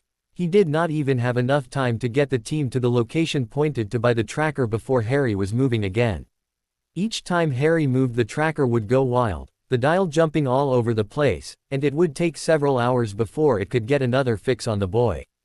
He could not understand why the tracker was behaving so erratically. At times the dial jumped so suddenly that it was obvious that Harry had managed to get a hold of a port key. Perhaps he had even managed to get someone to apparate him from place to place. Yet at other times the dial would sweep steadily across the dial, indicating that Harry was moving at an impossibly fast speed. Much faster than even the top speed of that firebolt that Harry owned. How was Harry doing it? Perhaps he wasn't doing anything, Dumbledore decided. It could just be the tracker that was malfunctioning. He had to come up with a way to improve the performance of the tracker. Perhaps he needed to rebuild it with better components. Swapping out the bronze gears for a gold alloy should decrease the sensitivity to ambient magical fields, he mused. Perhaps he should look into increasing the sensitivity of the signal strength gauge first. He had so much to do. And yet his eyes kept returning to the calendar. The 1st of September was approaching. It felt like a death knell. On the 1st of September, the students would be returning to Hogwarts. Unfortunately, they would return without Harry Potter. The news that Harry Potter was no longer attending Hogwarts would soon leak wide and far, and with that would go any hope he had of keeping Harry safe. So far, he had managed to keep Harry's disappearance mostly under wraps. Thank goodness, his and Kingsley's testimony had been enough to squash that disciplinary hearing the Ministry had called for Harry. Snape had also verified that Voldemort had not yet heard that Harry was missing. But that would soon change. Soon Voldemort would know everything. When the boy failed to turn up to meet the Hogwarts Express, it would no longer be a secret. Voldemort would hear of it, and he was sure that the first thing that Voldemort would do was send out his own search teams that would be set to kill or capture Harry Potter. Unfortunately, there was really nothing he could do to keep the news from breaking. He held absolutely no illusions that Harry would turn up on the train. The damn Ministry's expulsion notice had seen to that. He had briefly contemplated roping in Nymphadora Tonks to impersonate Harry, but he had decided that there would be little point in that. Tonks could not just disappear from her job as an Auror. Even if she could, he sincerely doubted that even a metamorphagus of her talent could pull off a long-term deception like that. Hell, the very first time she had to sit on a broom, everyone would know that it was not really Harry Potter they were seeing. Eventually the story would break. Polyjuicing someone else to take Harry's place was also out of the question, simply because they had no supply of source material. Why hadn't he ever laid in a supply of Harry's hair? What could he do? Soon Voldemort would know that Harry was not at Hogwarts. That he was somewhere out there, alone and unprotected. What could he do? The two Hogwarts students had split up and searched the entire train, but they had not found their quarry. As they met, back at their compartment, the two of them felt a sense of acute loss and disappointment. While they had not truly expected Harry to turn up on the train, they had still been hoping for a miracle, hoping that somehow he would turn up and join them for another year at Hogwarts. "Didn't see him then?" asked Hermione. "No," said Ron. Hermione sighed. "We'd better get to the prefects' meeting then." "Do we have to?" moaned Ron. "I don't feel like sitting with the other prefects at all." "Ron," admonished Hermione, "of course we have to. Just because, Har. Let's just go. I'm sure it won't take too long." The two friends sadly made their way to the prefect's compartment. A furious Hermione made her way back from the prefect's meeting. Draco Malfoy had been made a prefect. Did Dumbledore ever stop and think about what he was doing? Did he even stop and think for one single second about what kind of message making Malfoy a prefect would send to the rest of the students? This was the same boy who had crowed with glee when Muggle-born students were getting petrified back in second year. The boy who made a habit of hurling racial epithets around like they meant nothing. The same boy who had been antagonizing and insulting Harry since first year. The boy whose father had been the one to give Voldemort's diary to an innocent 11-year-old girl. The boy who had almost gotten Buckbeak executed.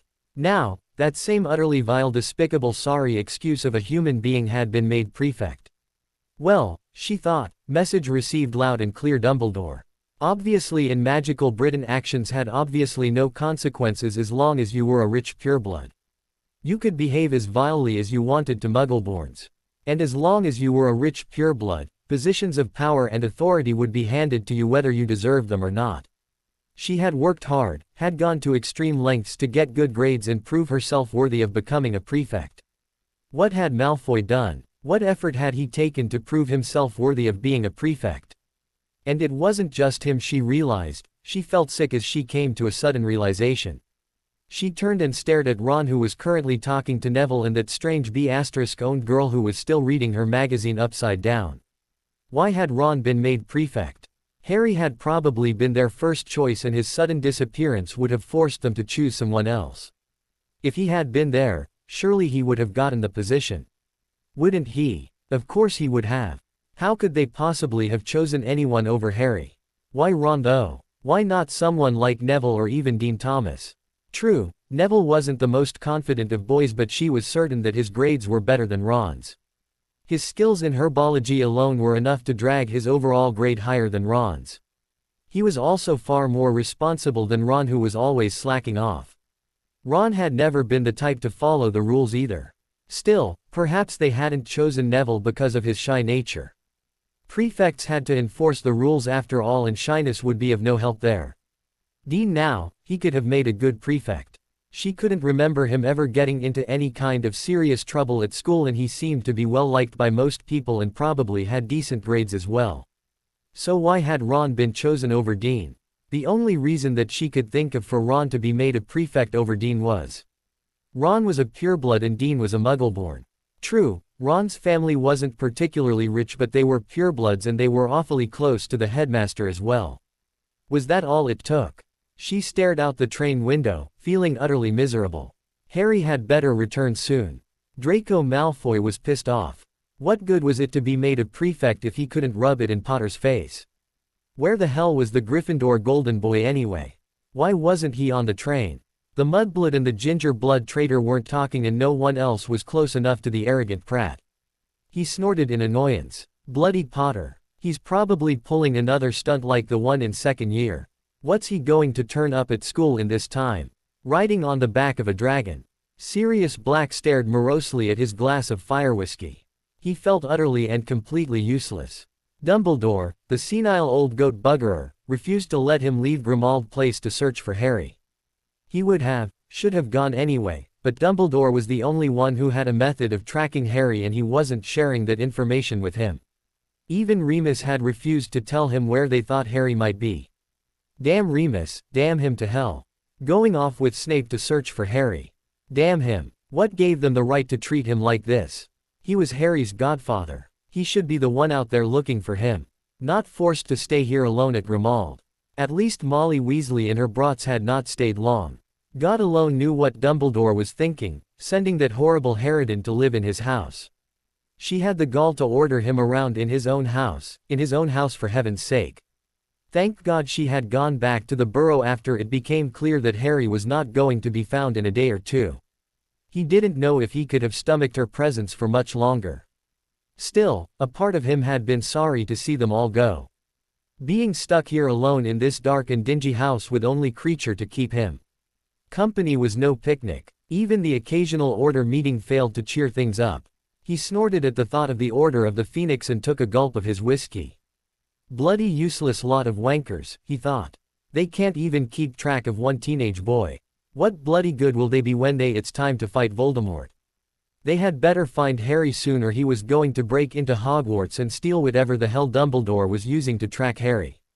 Then let them try and keep him away from his godson. Arthur Weasley came home that day to find his wife sitting alone at the kitchen table.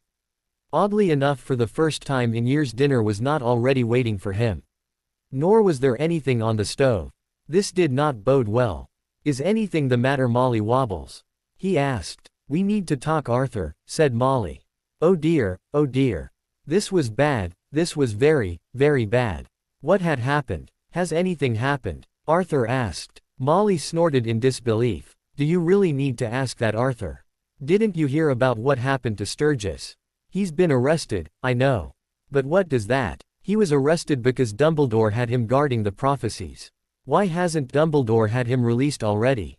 Why is he still under arrest? Demanded Molly. I'm sure the headmaster is going to have him released soon, Molly. You don't need to worry, said Arthur. Oh, it's not him I'm worried about, Arthur. What if it had been you instead? What if you were the one under arrest? I don't think we can trust the headmaster to keep you out of Azkaban, Arthur. Look at what happened to Harry. Dumbledore had Mundungus guarding him.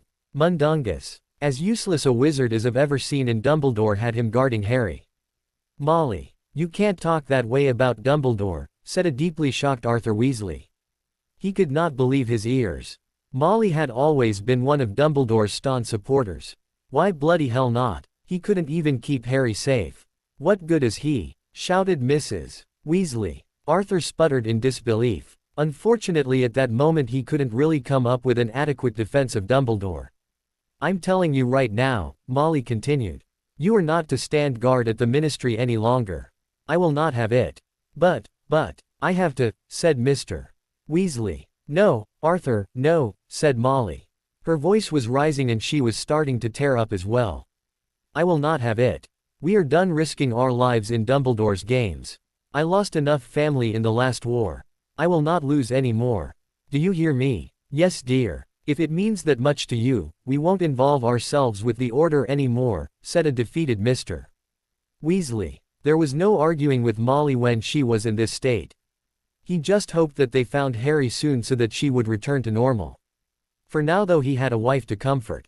Rita Skeeter was ecstatic. She had started digging as soon as she received word from one of her informants at Hogwarts, and it had paid off in spades. This would be the biggest story of the year, and the best bit was it was all absolutely true. She even had proof in the form of copies of the expulsion notice sent to the boy who lived and copies of the testimony provided by Dumbledore and that Auror bloke. Her editor was going to have kittens. All she needed now was a good headline. Ministry expels boy who lived for charm cast by an Auror. No, that would not do at all. It wasn't nearly sensational enough. Ministry and Dumbledore conspire to have Harry Potter expelled. Better but still not quite what she was looking for. Fudge attempts to have the boy who lived keyed by Dementors then expels him. Yes, that was much better but didn't have quite the correct ring to it. Harry Potter missing after. Dementor assassination plot foiled. Fudge expels him in retaliation. Dementors attack boy who lived. Is Harry Potter dead? Why did the Ministry expel Harry Potter? Ministry cover-up exposed. Boy who lived missing after Dementor attack. Is Harry Potter dead? Fudge expels boy who lived to cover up failed Dementor assassination. Boy who lived missing, presumed dead. Is Fudge responsible? Yes, that last one would do nicely, she thought, although perhaps she should tack on a few more exclamation points. Now the only thing to do is to get that Granger girl to sign off on it and lift that vow she had forced her to take. She was sure that Hermione Granger should have no problem with this article. After the way the Ministry had been taking shots at Potter all summer, she should be eager to get some payback.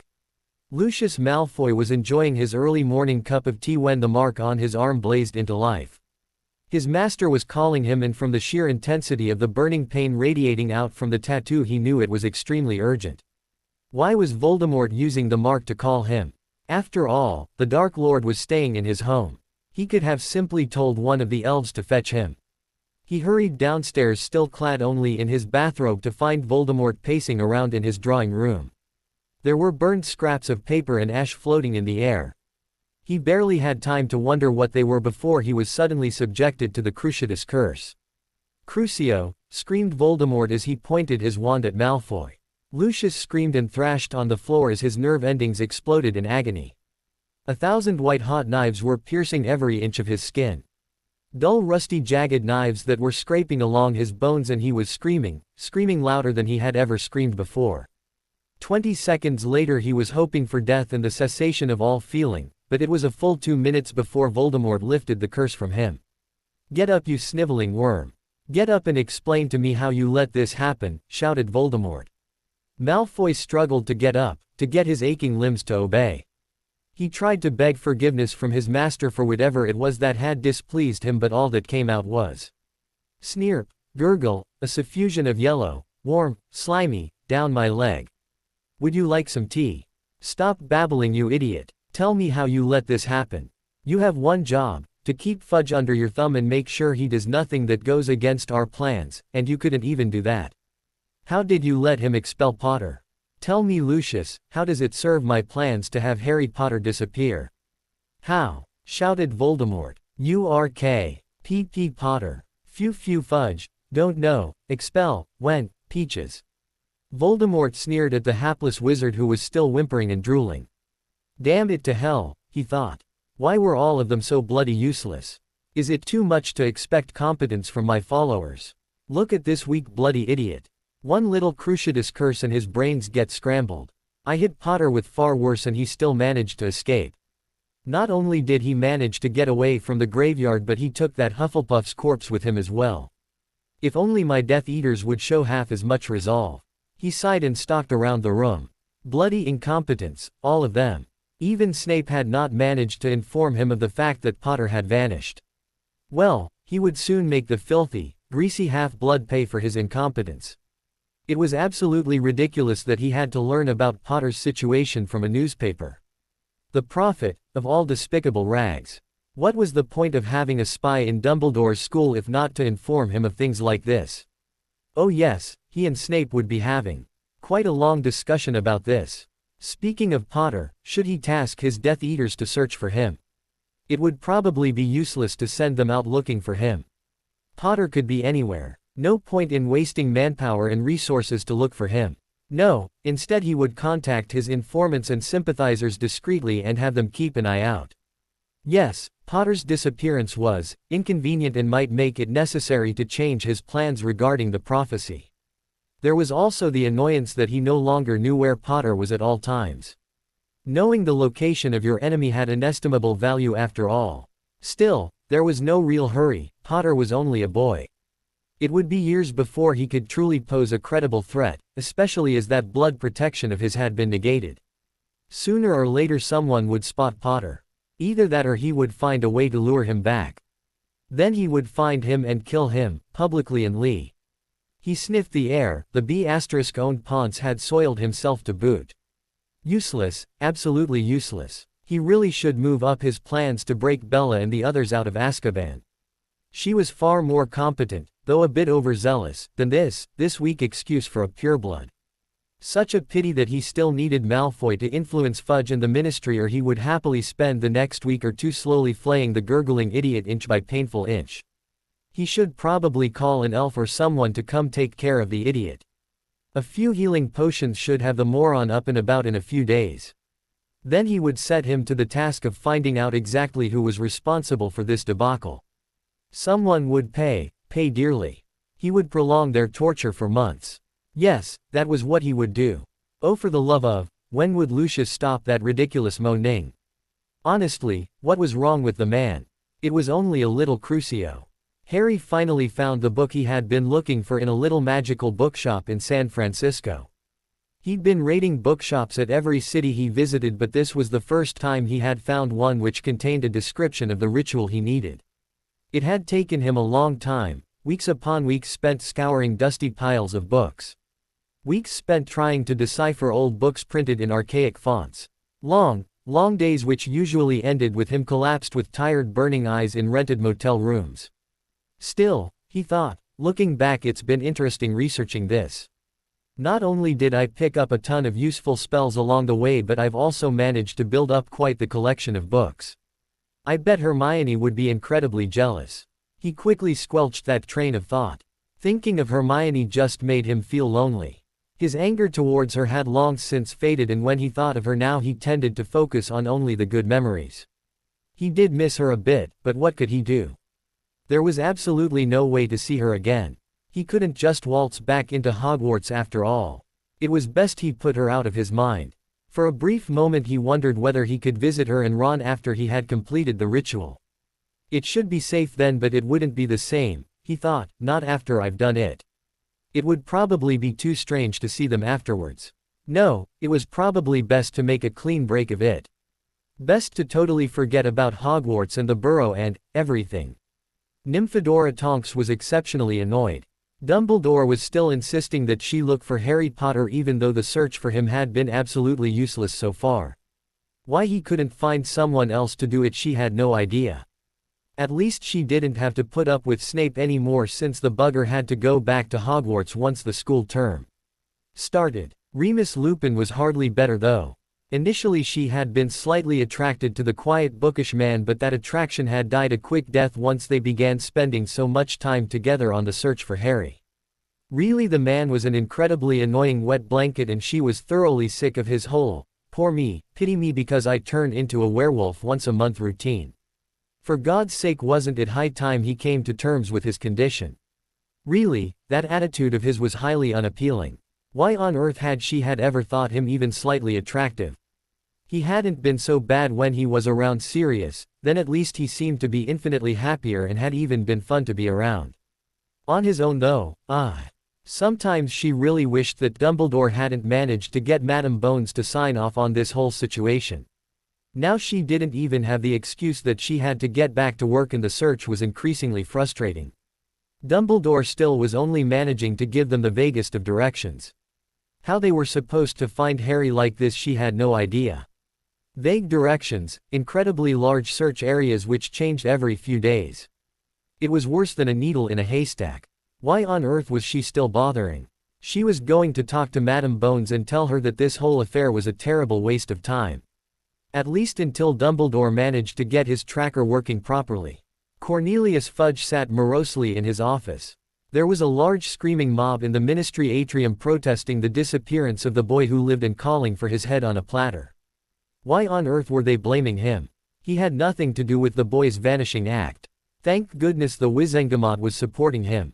Truth be told, he didn't know how much longer that would continue to be true. His popularity had taken quite a beating when the whole scandal came to light. Damn Skeeter and damn her quill. Why couldn't the stupid bint have kept her mouth shut?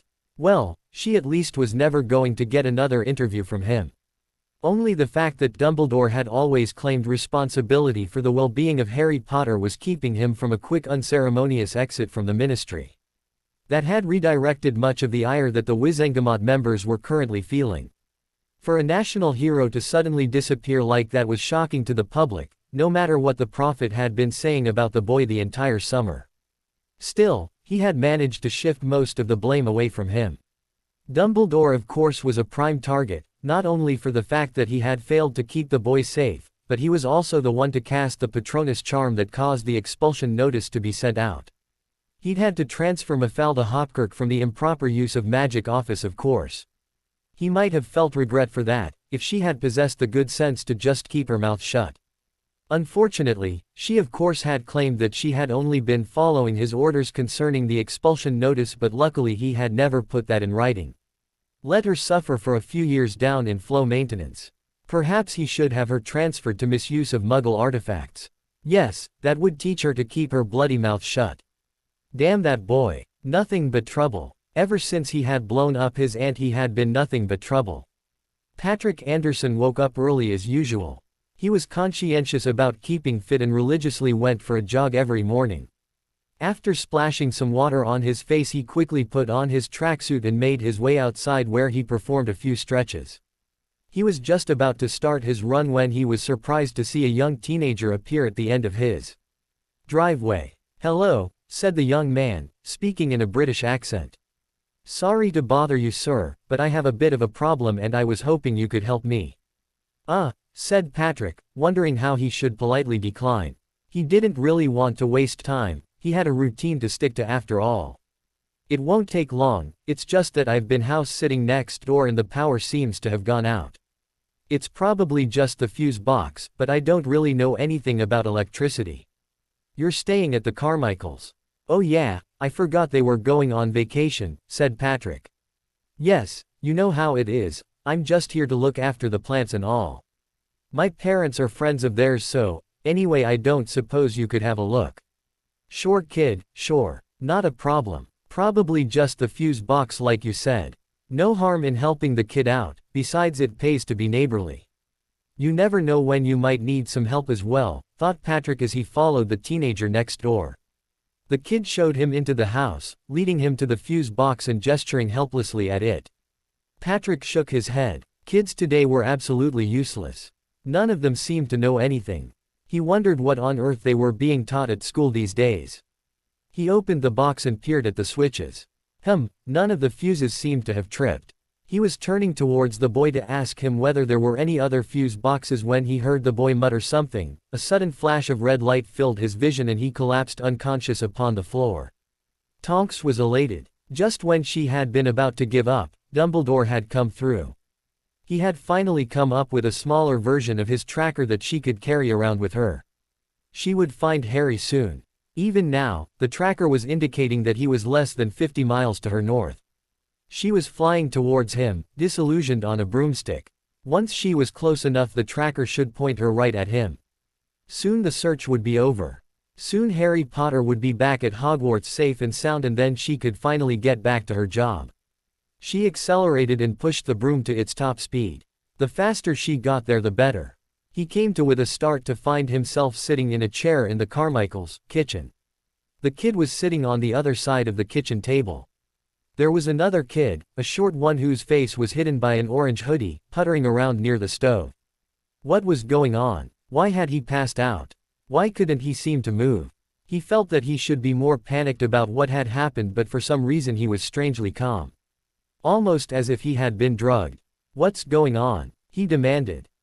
Well, I guess I should start by apologizing," the boy said. "I'm afraid I got you here under false pretenses. I don't really know the Carmichaels.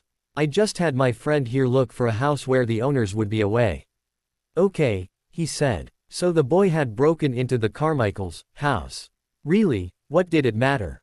It was really odd how he couldn't seem to make himself care about things like that. He frowned. Something was seriously wrong with him. "Did you drug me?" he asked. "Drug? No, nothing like that I assure you. I just hit you with a calming charm. I couldn't have you panicking after all," said the boy, looking for all the world like he was truly regretting what he was doing. Calming charm, what the hell? Okay, ignore that and try to figure out a way out of this mess. Okay, then why am I here? What do you want from me? He asked. Well, it's a bit of a long story really, so I'm going to just stick to the main points. The thing is, I need your help with something. My help? Why can't I seem to move, by the way? Oh, don't worry about that. You'll be fine in a little while, I've just stuck you to the chair. Now, as I was saying, I need your help. Stuck him to a chair. Bloody hell. Okay, so the kid needed help. Strange way he had of asking for help, but what the hell, he guessed he no choice but to hear the kid out. Not like he could do anything else right now.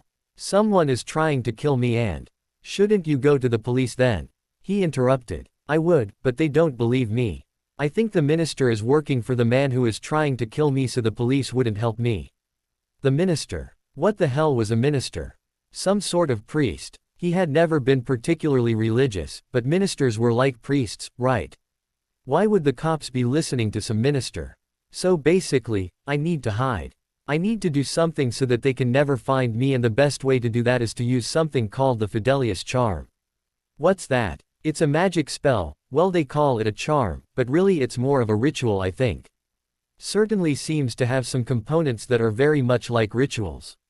Okay, this kid was definitely a couple of sandwiches short of a picnic. Poor little bugger, nuttier than a fruitcake. He was probably one of those Wiccans or something. He would feel sorry for him if the lunatic hadn't gone and kidnapped him. So, you think that some hocus-pocus stuff will keep you safe? Well, go for it then, he said. Yes, he would try humoring the kid, as long as it got him out of here. Right, so I just need your help with this spell and then I can let you go on your way. Great, the loon probably wanted to perform some sort of satanic ritual on him. He really should be panicking by now. No, listen kid, you really don't need my help. Why don't you get your little buddy over there to help you? I'm sure he'll be much better at this sort of thing. I wish I could, sir, said the kid. The problem is that the book I found about the ritual, it said that the secret has to be hidden inside a human soul. I don't know if it'll work with my friend.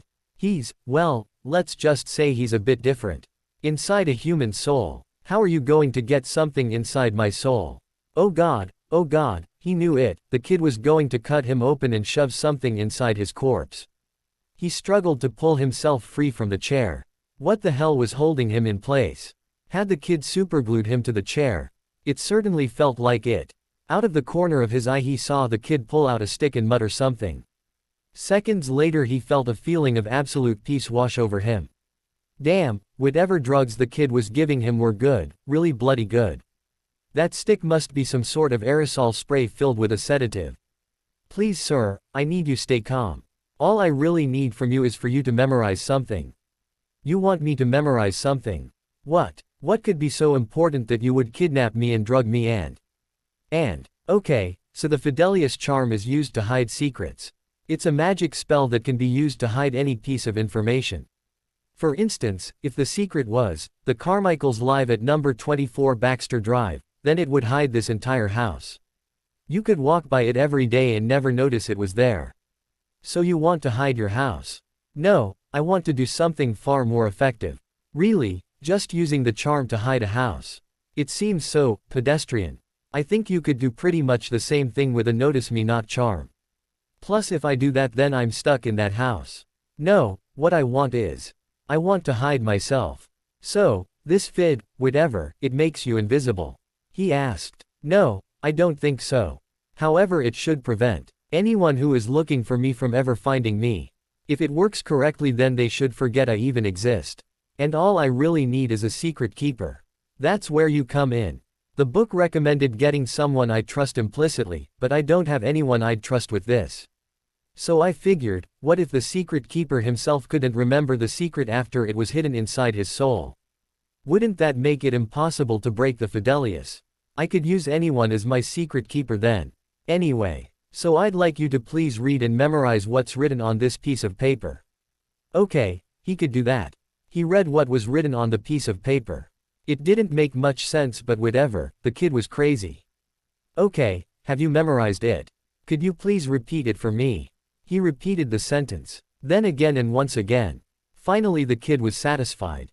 Okay then. All I need to do is finish the spell. First we keep the secret within the ritual circle. The kid placed the bit of paper that he had just memorized inside a circle drawn on the kitchen table. Odd how he had not noticed that before. Then all I need to do is cast the charm and... The kid started waving his stick around, muttering gibberish all the while before finally bringing it around with a flourish and pointing it at him. He had a bit of a start when the piece of paper suddenly burst into flames and vanished. What the hell? Okay, that was a neat trick. The kid could probably perform at parties. Oh dear, that did take quite a lot out of me, said the kid as he collapsed into a chair. Crap, but I'm exhausted. I wonder if that worked. Let me see, my name is underscore. My name is underscore. Wow, I can't even say what my name is now. Dobby, do you know what my name is? The kid was grinning away madly. He seemed to be very pleased with himself. Dobby does not know what master's name is, muttered the kid in the orange hoodie. He sounded like he was incredibly stressed out. Dobby. What is Dobby doing here? Dobby should be working. Could you please repeat what I made you memorize? Asked the kid. Sure. Harry James Potter, the son of Lily and James Potter, survived the killing curse as a child and is known as the boy who lived. Dobby, do you know who I am now? Yes, Dobby remembers now. Harry Potter is a great wizard, squeaked the fellow in the orange hoodie as he jumped up and down. Wizard? What the hell? Both these kids were absolutely nuts. Excellent, just one last thing sir and I'll let you go. Could you please write out that sentence in your own hand? Here's a pen and paper. I'm going to free your hand now, all right. His hand was suddenly free. Could he throttle the kid? No, he was too far away for that. Okay, just write what the kid wants and hope that's the end to it. Thank you, said the kid as he carefully folded the piece of paper up and placed it in his wallet. Now I'm going to put you back to sleep for a little while. When you wake up you won't remember any of this. Still I'd like to thank you. You've been an enormous help to me and I'm so sorry about what I had to put you through. Yeah kid, yeah, just you wait. Like he'd forget any of this. He was going to have the kid arrested and shipped to a mental hospital the moment he got free. What the hell? The kid was waving his stick around again and what was that red? Patrick Anderson woke up with a start. Damn it, he had overslept. Why hadn't his alarm woken him up? He rolled out of bed with a groan. He'd have to skip his morning jog today if he was going to make it into work on time. Why the hell was he sleeping in his boxers? He could have sworn he was wearing pajamas last night. He must have kicked them off in the night. Forget that, it's not important. Need to have a quick shower and head to work. Bloody hell, he was going to be late if he didn't hurry. Tonks landed her broomstick. She frowned at the tracker that was clipped to its handle. The damn thing had suddenly stopped working. The dials were spinning around at random. Bloody hell, why did this have to happen now? Just when they had been so close. Now how was she supposed to find? What the hell? Remus Lupin landed his broom next to her. What happened? Why did you stop? He asked. The tracker, the bloody tracker, it stopped working. But, Remus, what are we doing here? She asked. What do you mean? We're searching for the boy who lived. He answered. Yes, but who is he? What's his name? I can't remember. I can't remember anything about him. Tonks. Don't be stupid, we're looking for. His name is. Remus stopped talking. He looked utterly gobsmacked. Exactly, I mean we're out here looking for the boy who lived but I don't even know what he looks like, or what his name is. What the hell happened? But, I could have sworn we knew. Something is wrong, something is very very wrong. Come on, we need to get back to Scotland, we need to find Dumbledore. Sirius Black woke up from his afternoon nap feeling quite strange. He had the oddest feeling that he was forgetting something extremely important. What could it be, he wondered. The odd feeling persisted as he made his way to the kitchen to make himself a cup of tea. He could have asked Creature to make the tea but he hated being around the malevolent little bugger. With a wave of his wand water poured into a teapot where it instantly started boiling before settling down into a steady simmer. He rummaged around in the drawers looking for the tea before finally finding a canister at the back of one of the cupboards. He frowned as he opened it and looked at the black leaves. The problem was that there were some wizarding varieties of tea that were so potent that a single leaf was more than enough to brew an entire pot of tea. If this was one of those, then putting in too many leaves might result in him ending up in the highly dangerous state of being nerd. Asterisk. Still, this did not look like one of those blends. This looked more like a rather prosaic CTC blend. At least he hoped it was. How much tea was he supposed to add to the pot? He had no idea, but he guessed that a teaspoon would probably do, as long as it wasn't one of those special blends. He tossed a teaspoon's worth of tea leaves into the teapot and waited. He would let it steep for a couple of minutes. Trying to rush that step with magic, at least for him, always resulted in truly foul-tasting tea. He gazed off into the distance as he waited for his tea. His fingers were drumming incessantly upon the table. What was wrong with him? Why did he feel so strange? He poured the tea into a cup, added a dash of milk and sugar, then took a tentative sip. Terrible. Truly and utterly awful. He fought down the urge to rinse his mouth out and took another sip instead. He put his head into his hands and sighed deeply. Merlin, but he hated being back in England, hated this dark dingy house with all its unpleasant memories. Why had he come back?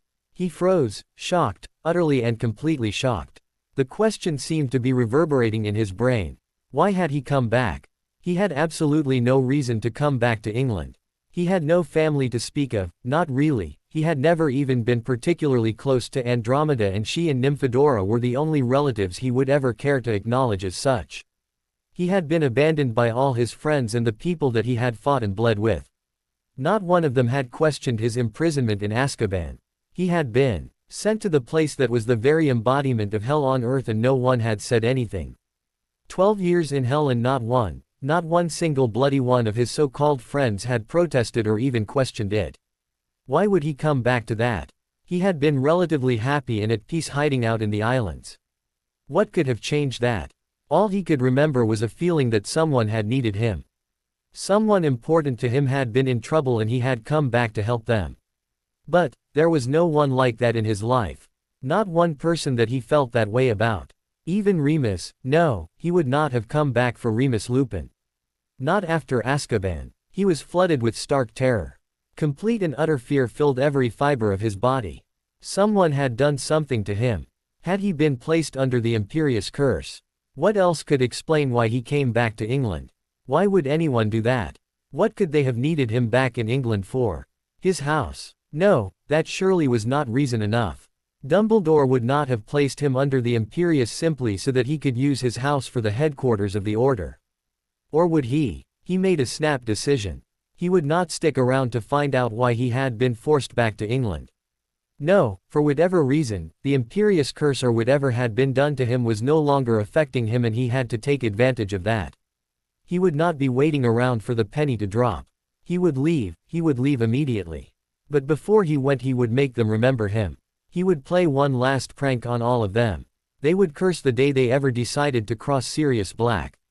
Creature, he called, and with a pop his twisted house elf appeared. Filthy master is calling Creature. What is filthy? Shut up, Creature, snapped Cyrus, and Creature's mouth snapped shut on whatever he was about to say. Listen to me carefully, said Sirius. I have decided to leave. Once I do, I want you to lock down the house. No one is to be allowed to enter. Set the wards to a complete lockdown. Hell, do whatever you want to do to keep people out. In fact, if worst comes to worst and you are unable to keep people out, then I want you to move all the valuables into the basement. Then I want you to demolish the house by destroying all the support columns. I'll be damned if I let them continue to use my house.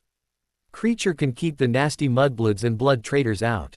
Oh, Mistress will be so pleased that the filthy wizards will no longer be using the house. Fine, but if you do end up demolishing the house, then you can come and find me. Until then you can stay here and make sure that nobody breaks in. Sirius was rather pleased with himself. Let Dumbledore run around and arrange for another headquarters. That was not the prank he had in mind, though. No, his prank would be aimed at both sides of this stupid war. So Dumbledore thought that Voldemort was after something in the Ministry. Well, this wizard would be making a stop at the Ministry before he left for the islands. It was time to show them what a true marauder could do. Hermione Granger was in the library as she usually was at that time of day. She was looking up defense spells, as once again they had a horribly incompetent professor for defense against the dark arts. This one truly took the cake. Umbridge was a vile, despicable woman who was refusing to teach them anything. Sit and read your bloody useless textbook in class. You call that teaching? How on earth was she supposed to pass her all with no practical training whatsoever? She bet that the bloody pure-bloods like Malfoy were getting additional training. Hell, they probably got tons of training over the summer.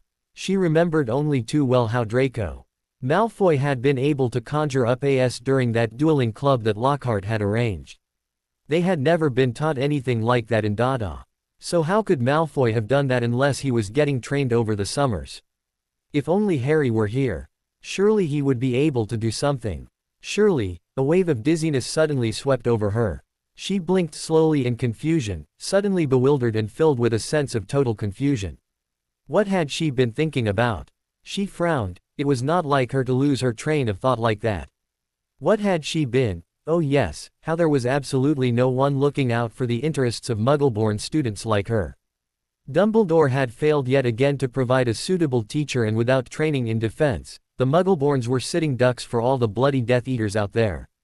If Voldemort came back, and according to Dumbledore's announcement at the end of term last year, he had in fact returned, it was going to be a bloody slaughter.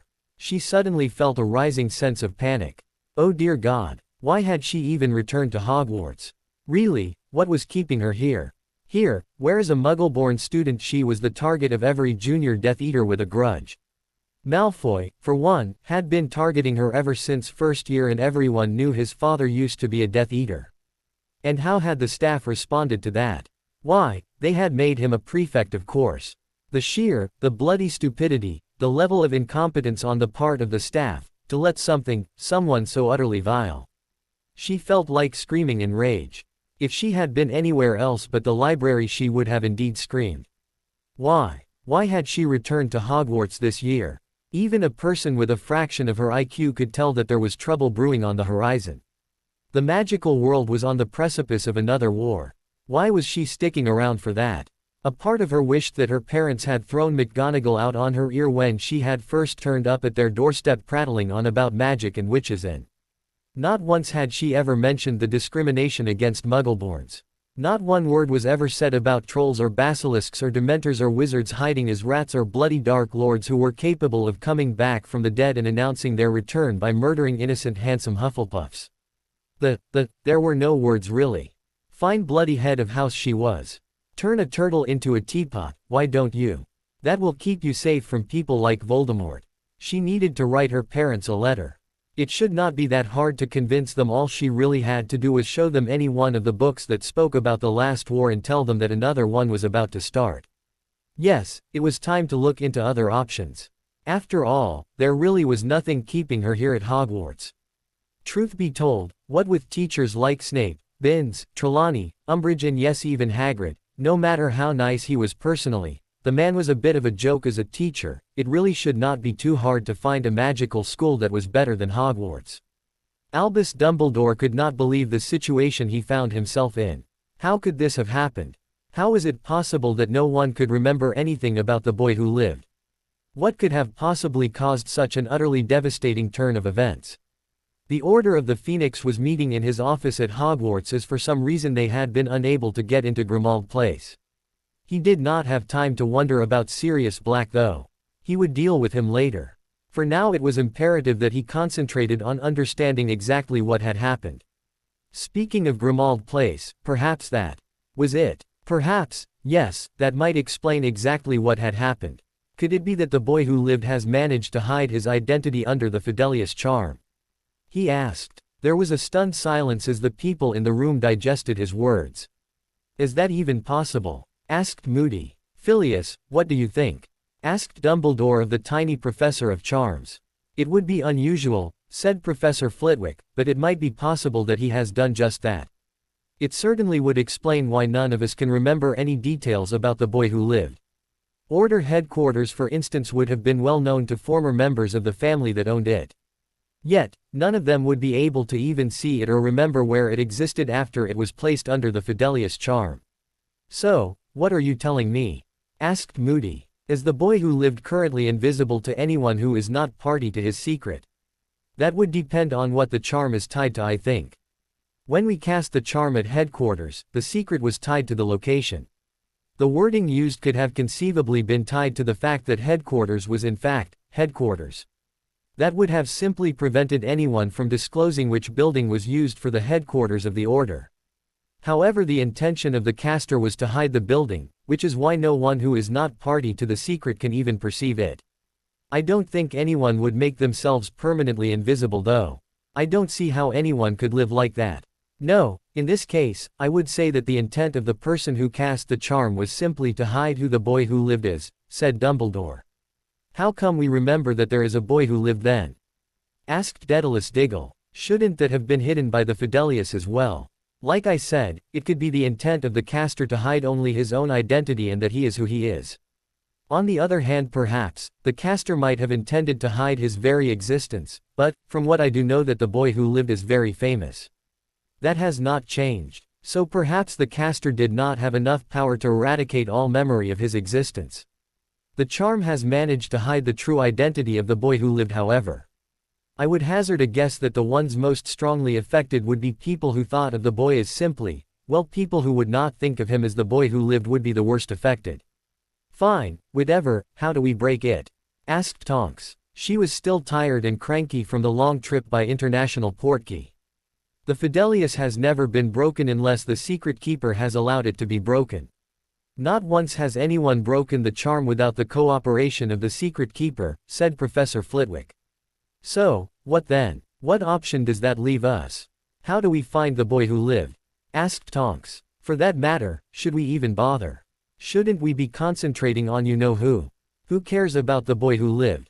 Said Moody. I mean, surely if we can't find him, then neither can you-know-who. So, whoever it is, they should be safe enough. Why don't we just forget about him and concentrate on the real problem, Voldemort? And with that, the Order members started a loud and boisterous argument that would go on for hours. Dumbledore had finally gotten exasperated with all the bickering and called an end to the meeting. None of them had anything interesting to say after all. Nor did any of them know the true reason why it was absolutely imperative to find the boy who lived. Now he was hip deep in newspapers and records trying to dig up clues about the boy who lived. Unfortunately for him, the charm was working only too well. Oh, there were a great many references to the boy who lived. There were many articles mentioning him, but wherever there should have been a name or even just a description of any sort, that information was hidden. He did not know if all that information had been erased from the papers or it was just the charm, making him unable to read that information even though it should have been right in front of him. Even his tracker, all the diagnostic charms he had tried, reported that it was working perfectly. Yet to his eyes, the dials were just spinning randomly. Clearly the Fidelius would prevent anyone from perceiving any information that would help them find the boy. Perhaps he should attack that problem from another angle. An oblique approach might work better. What exactly did he know about the boy who lived? He knew the rough birth date of the boy. Luckily, he could still remember the prophecy. He could not remember who his parents were though. The only child he knew of who matched the criteria mentioned in the prophecy was Neville Longbottom. Unfortunately, he knew that Neville was not the one. No, he was absolutely certain that Neville Longbottom was not the boy who lived. So, what did that leave? He used to be a student here. That was still clear. He was supposed to have rejoined Hogwarts but had not shown up this term. Checking the student rolls had been useless. There were no students currently in the rolls whose location he was not aware of. There were some inconsistencies in the records though. For example, there was a note about the sorting of the students from the year that the boy who lived was supposed to have been sorted. The note still said that 5 boys were sorted into Gryffindor even though the official records only listed 4 names. So, he was a Gryffindor. What else could he deduce about the boy who lived? There were newspaper articles which talked about his participation in the Triwizard Tournament. He could not remember a 4th participant, even his pensieve had been useless there, but he had records that said that 4 dragons had been transported to Hogwarts for the first task. Similarly, he had records of 4 hostages for the second task. Wait a minute, 4 hostages. The hostages would have been people close to the competitors. Where was that list? Yes, here it was. Miss Chong and Miss Granger were the hostages for Diggory and Crumb. They were chosen as they had been the champions' partners for the Yule Ball. Miss Delacour's sister had been chosen as her hostage. which left Ron Weasley as the hostage for the boy who lived, and two of the other champions had their partners from the ball as hostages. Obviously the boy who lived had been very close to Mr. Weasley. He would have to talk to the boy. He sent a message to Professor McGonagall asking her to send the boy to his office. 15 minutes later there was a knock on his door. Come in, he cried. Thank you for coming, Mr. Weasley. I was hoping that you could help me out with a problem we are having. Of course, Professor, said Ron Weasley. He was a bit nervous. He had never been called to the headmaster's office before. Now my boy, the thing is, well, I don't suppose you remember anything about the boy who lived, asked Dumbledore.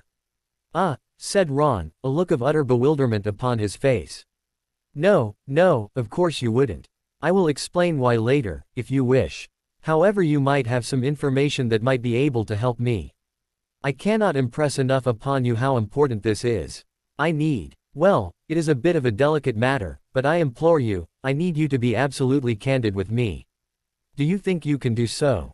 Asked Dumbledore. Sure, I guess, answered Ron. Excellent. Well, without further ado, my dear boy, I'm afraid. I need you to tell me exactly what you find attractive in a boy. What? In a boy? Asked Ron. I'm not sure what you mean, Professor. Well, my dear boy, although I am certain that you no longer remember it, there is proof that you were once extremely close to the boy who lived. That being said, if you could tell me what kind of boy it is that you like. You know, the type of features that you would find attractive in a boyfriend. Then at the very least we might have a rough physical description of the boy who lived. Surely, he would match the type of person you find yourself attracted to. Ron stared at his headmaster. What the hell was he talking about? Boyfriend. Did he mean? No, he didn't. He couldn't. Bloody hell, he did mean that, yes, he did. I am not a bloody poof, yelled the boy. His ears and face were turning redder than his hair. Oh dear, thought Dumbledore. The poor boy, he seemed to be one of those who were uncomfortable with their orientation. Still, he was convinced that he was right. While he had been waiting for the boy to come to his office, he had quickly taken a peek at his memories of the ball in his pensieve. While it was true that Ron Weasley had escorted a girl, one of the Potter twins, to the ball, the boy had not shown the slightest interest in her. Even Dumbledore could see that the girl was objectively quite attractive. Most teenage boys would have been all over her. So what other explanation could there be? He would just have to persuade the boy to come clean. Come now, my dear boy. There is no shame in it. I have known many absolutely splendid wizards of your, persuasion. I quite understand, at your age, well, many wizards are not comfortable with disclosing their true natures, even though they would be far happier if they just accepted who they were.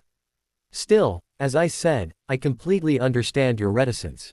Do not worry, I will be extremely discreet. No one will learn about your preferences from me, said Dumbledore, his eyes twinkling away at the boy. Ron stared at Dumbledore in sheer horror and disbelief.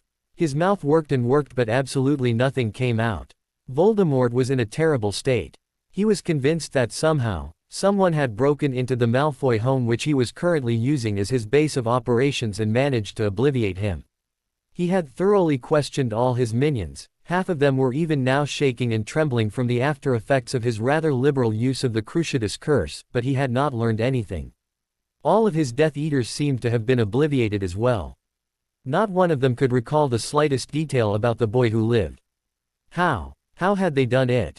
Who could have had the skill and power to break into Malfoy Manor and obliviate them all? Why would they even do that? If his enemies had the power to reach him here, why had they not simply killed him or even made the attempt? It was most puzzling. He felt strange. He had been, for a very long time, fixated on his revenge against the one responsible for his previous downfall, and now he could not remember anything at all about him. He could not even remember how he had been defeated all those years ago. All that was left were fragments. Pettigrew had been the one to lead him to the boy. He remembered that. He remembered a house, but he could not remember whose house it had been. Nor could he remember the battle, for surely there had been one. How else could he have been defeated?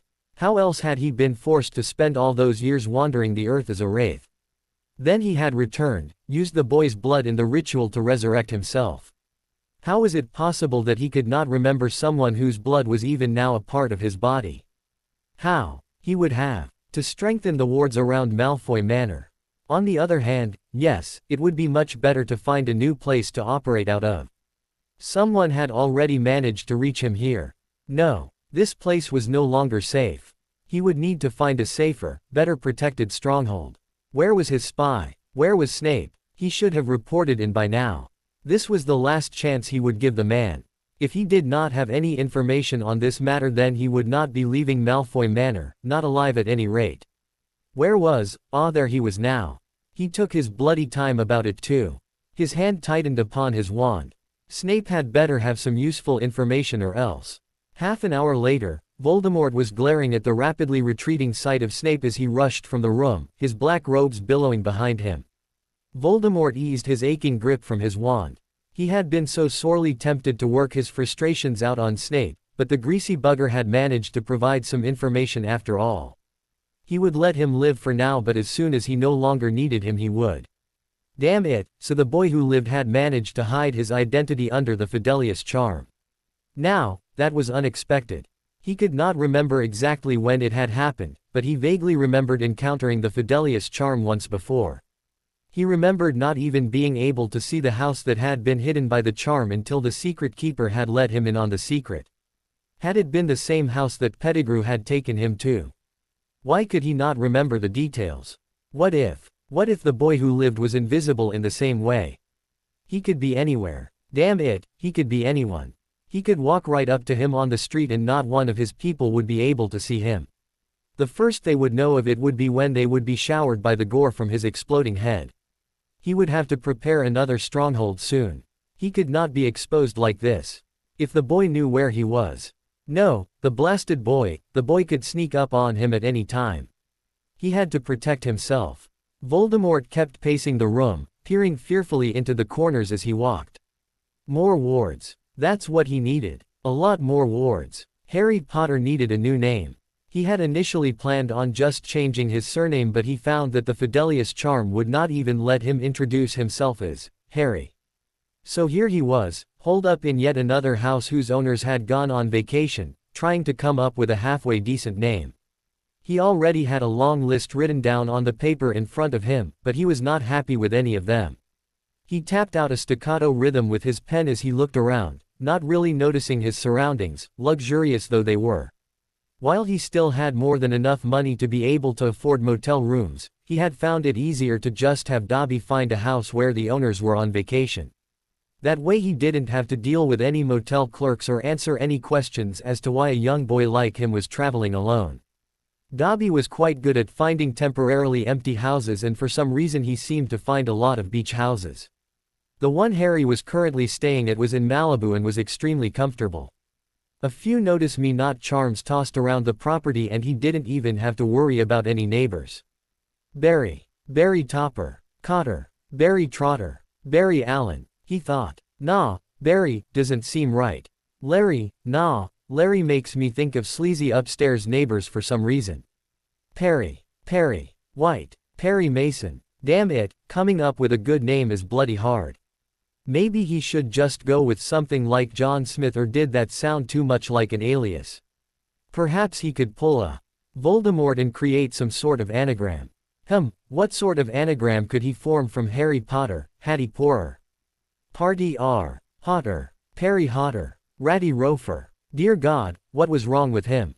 Ratty, really? Perhaps the isolation was getting to him. Well, he would start getting out more once he had his identity sorted out. He had to have a name to introduce himself to people by after all. Once he had that, he was going to go to Disneyland. Yeah, Disneyland first, then Universal and SeaWorld and everything else he could pack in. But, first things first, he needed a name and the documentation to prove it. At his age, all he really needed was a birth certificate and some school records. Both of those were easily faked using magic. Getting them into the system was not easy, but he thought that it was still quite doable. Harry had spent several weeks covered by his invisibility cloak, sneaking around county record offices, hospitals and schools, and he knew that he was perfectly capable of sneaking into the relevant offices and planting his fake records. The paper versions at least, they were easy. Harry had already conjured copies of old birth certificates and school records that he had liberated from various filing cabinets. Creating copies of them was ridiculously easy if you knew a few spells. Duplication charms coupled with a bit of transfiguration and he had a complete set of paper records, ready and waiting for the insertion of his new name. The computer records would be more difficult. Harry, having spent the last few years in a school where there wasn't a single piece of working electronics, knew absolutely nothing about computers. Even his old Muggle school had barely covered the basics with them and he had forgotten most of what he had learned at the time. Still, by eavesdropping around the government offices he had managed to learn some things. He had learned that there was someone called a DB admin who managed the computer records.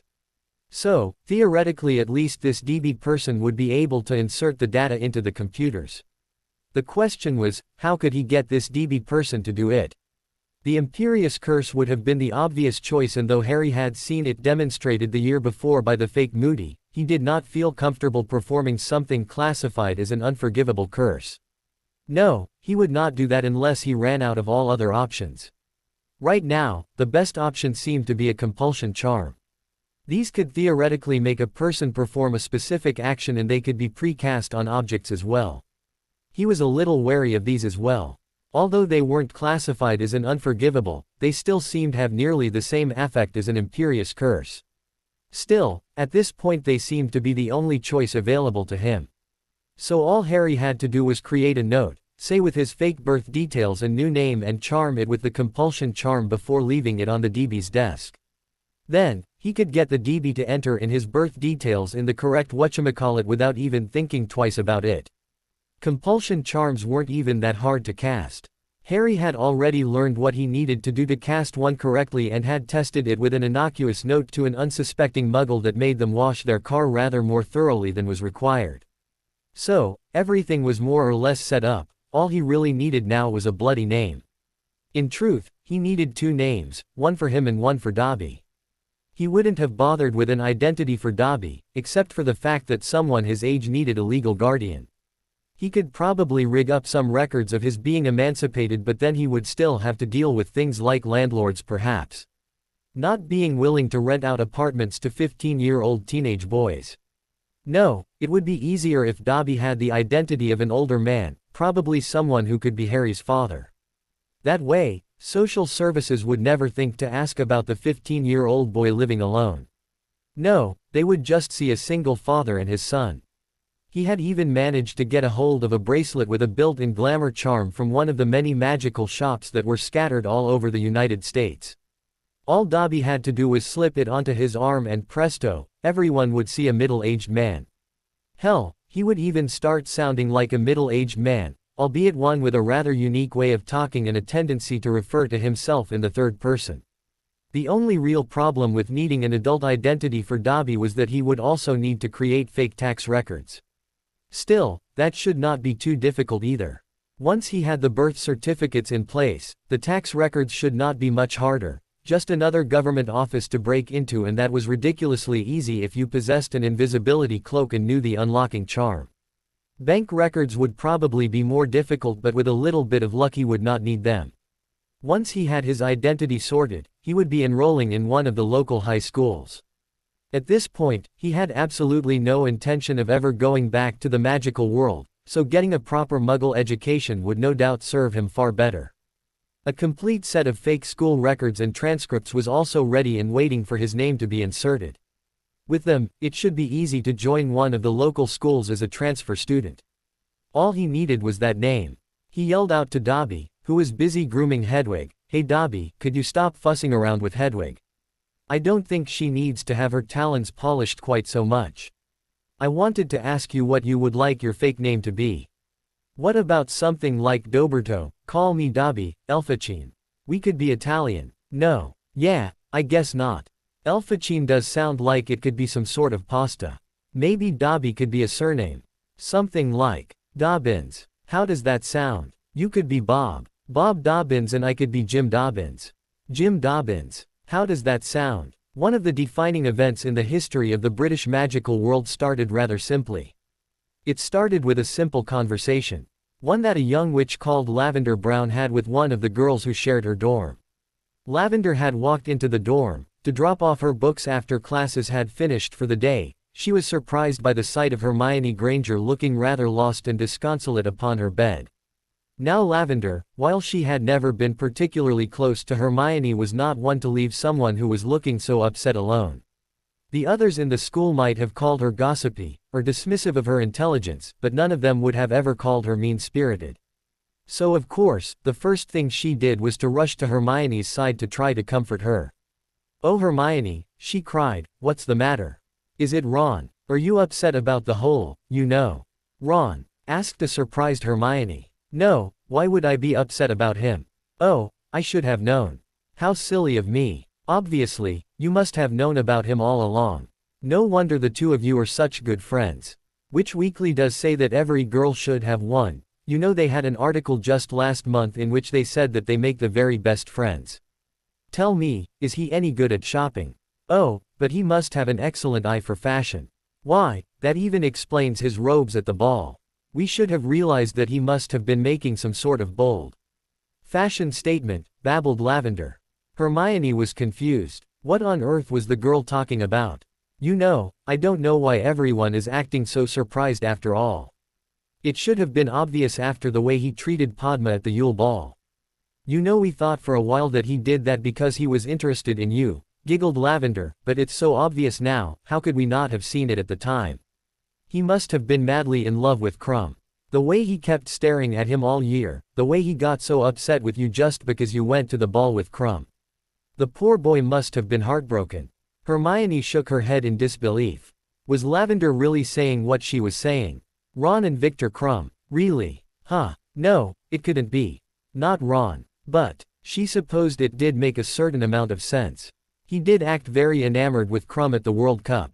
And then there was the fact that Ron had never shown the slightest interest in her before he acted like such a prat after the ball. So, perhaps her conclusion at the time had been way off base. Still, she would have thought the boy would have confided in her at some point. She was supposed to be his best friend after all. Part of her wanted to go and confront Ron right away, but then, did it really matter? No, not really. Not at this point. No, it's not Ron, she said simply. Oh, then what is it? Asked Lavender. I just got a letter back from my parents. I'm going to be leaving Hogwarts. I won't be coming back from the Christmas break, explained Hermione. What? No, I can't. Really? I can't believe that. But why? Why are you leaving? Asked a completely shocked Lavender Brown. And then, Hermione Granger told Lavender Brown exactly why she felt she had to leave. A little while later, Dean Thomas heard the news from Lavender.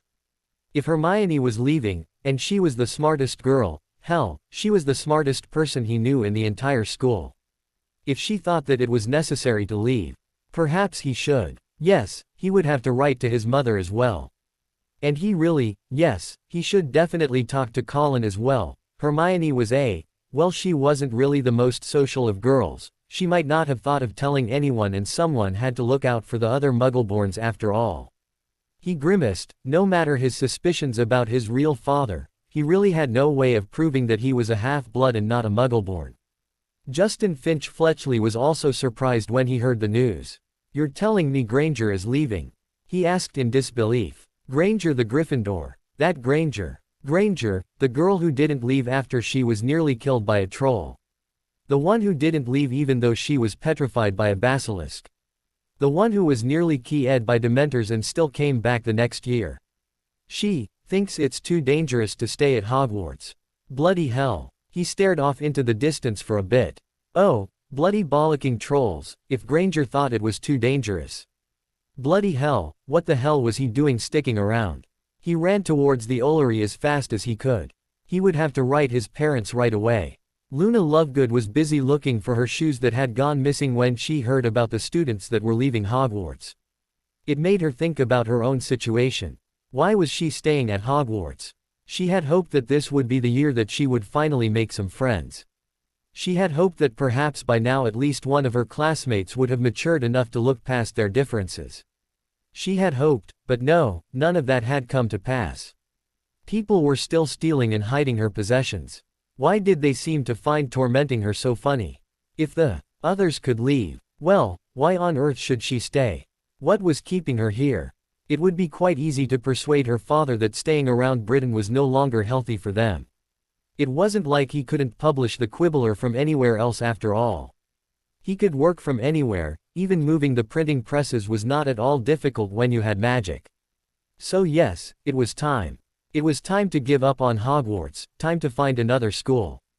One where the pupils weren't so small-minded. Dirk Cresswell, head of the Goblin Liaison Office, frowned at the reports that were littering his desk at the Ministry of Magic.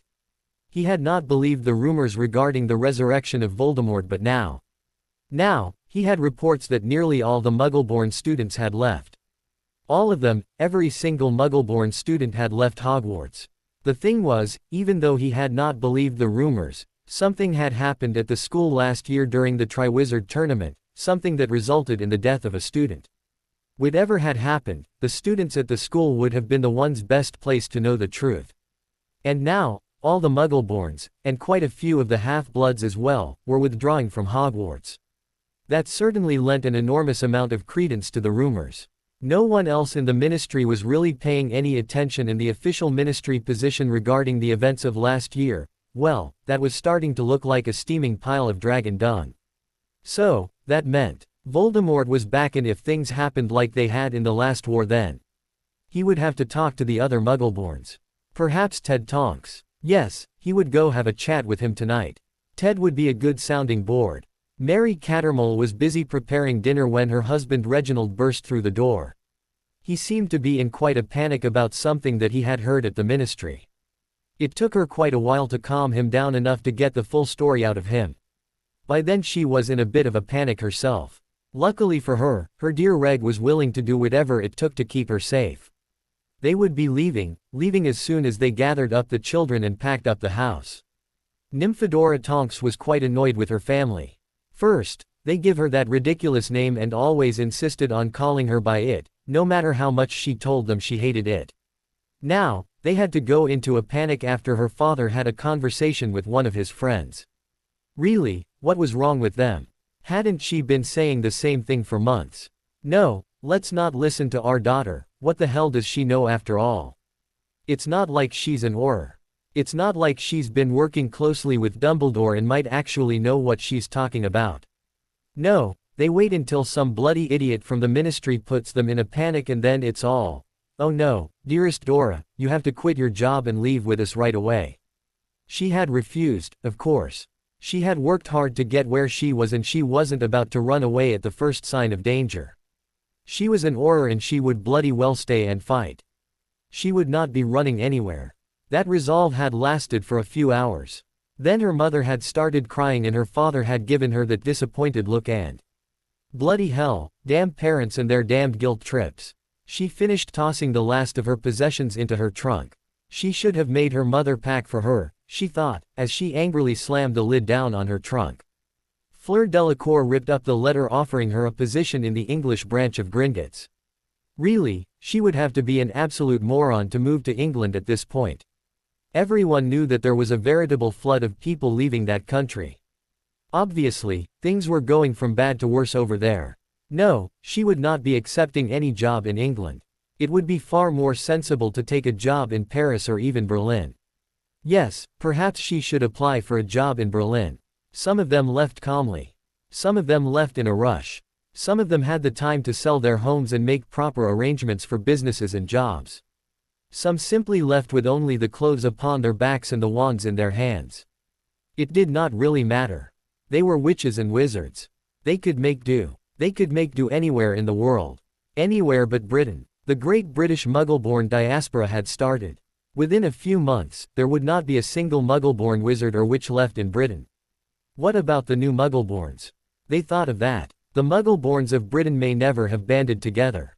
They may have never made much of a difference to the Ministry of Magic or the culture of the magical world, but there was one thing they had always tried to do. They had always looked out for the other Muggleborns like them as best as they could.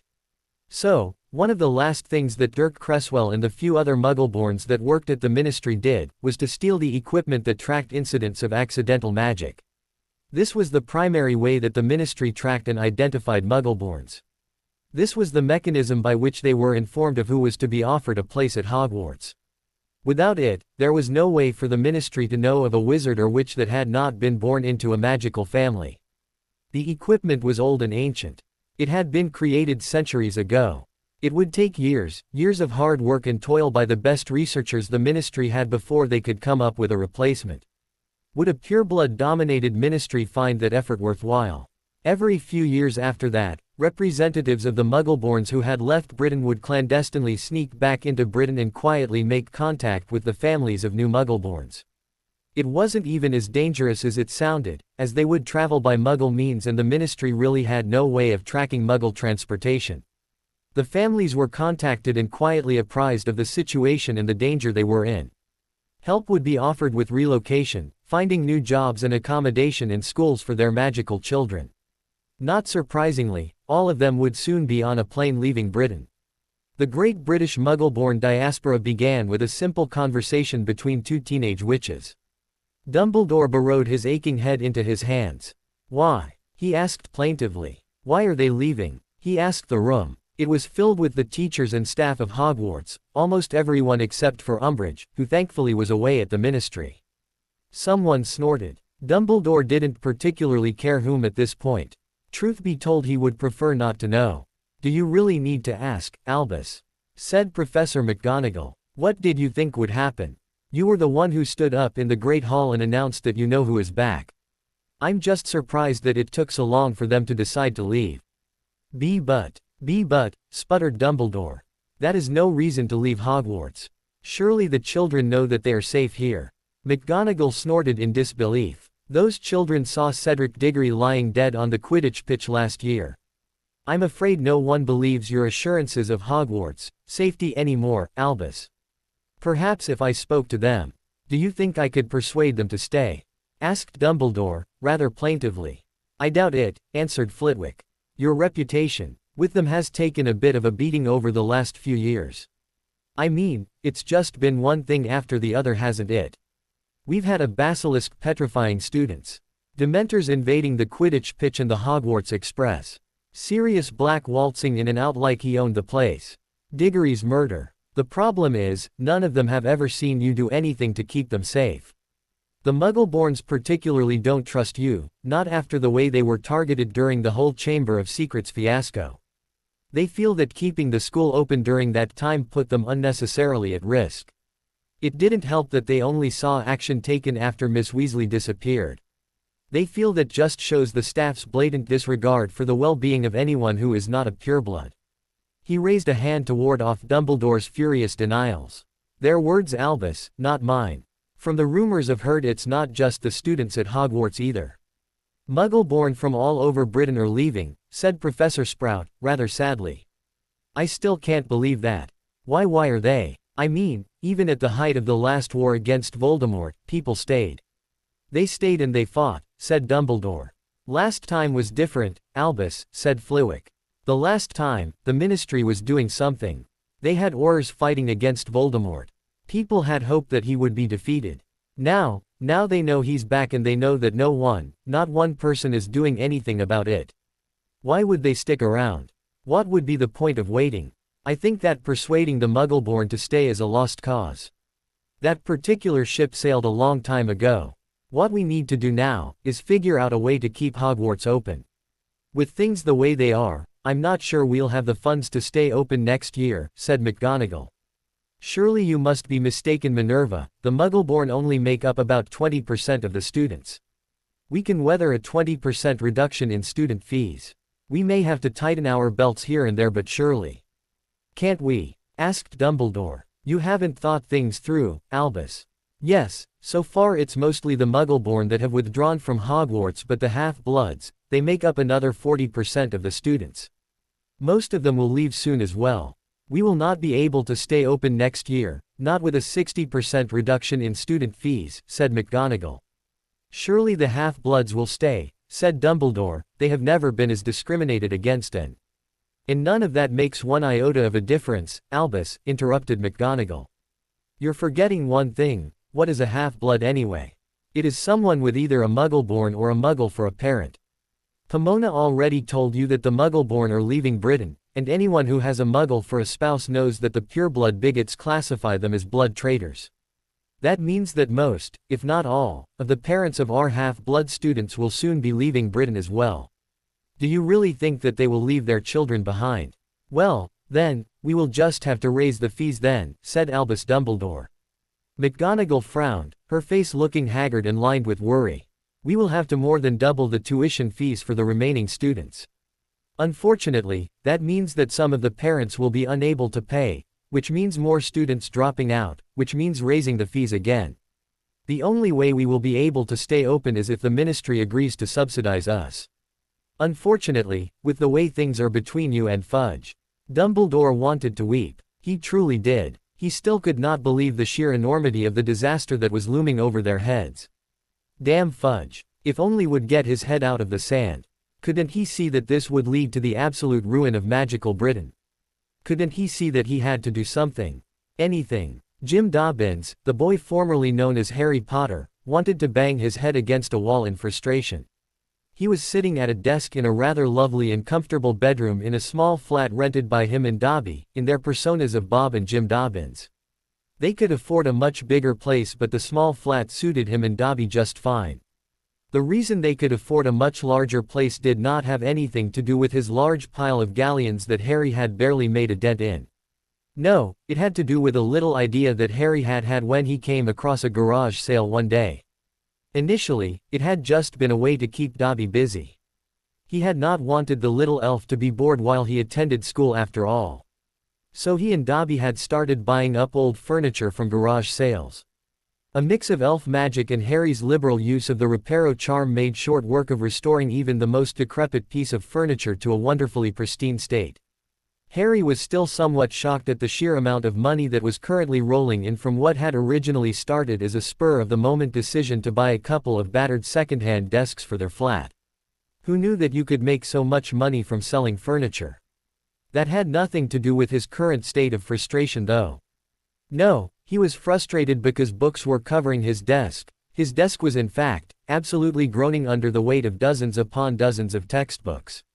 Catching up on a non-magical education after 4 years at Hogwarts was not proving to be easy. At times like these, he almost wished that he had stayed at Hogwarts. At least there, he had Hermione to help him whenever he had difficulty with his schoolwork.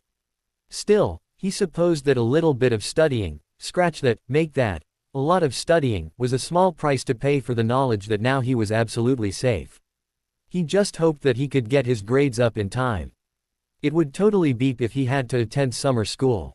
Not only would it be a pain, but it would also mean that he would miss out on magical summer camp. That was another one of the truly brilliant things about the States. It turned out that no one here went to a magic-only school like Hogwarts had been. Oh, they did have one in Salem, but only the most die-hard traditionalists ever enrolled their kids there. Most of the American wizards he had met so far held a great deal of disdain and contempt for the few people that still opted for the Salem school. They considered them hopelessly old-fashioned and doomed to a life of uselessness. The majority of the magical population in the United States simply attended their normal high school along with everybody else. During the school year some of them were homeschooled in magic as well, but the majority simply concentrated on the standard school curriculum. Then, in summer, they would attend summer camps where they would spend a couple of incredibly hectic months undergoing intensive and comprehensive training in all areas of magic. This did not mean that they were unable to use magic for most of the year. No, on the contrary, magical American children were encouraged to use their magic as much as possible in the privacy of their own homes.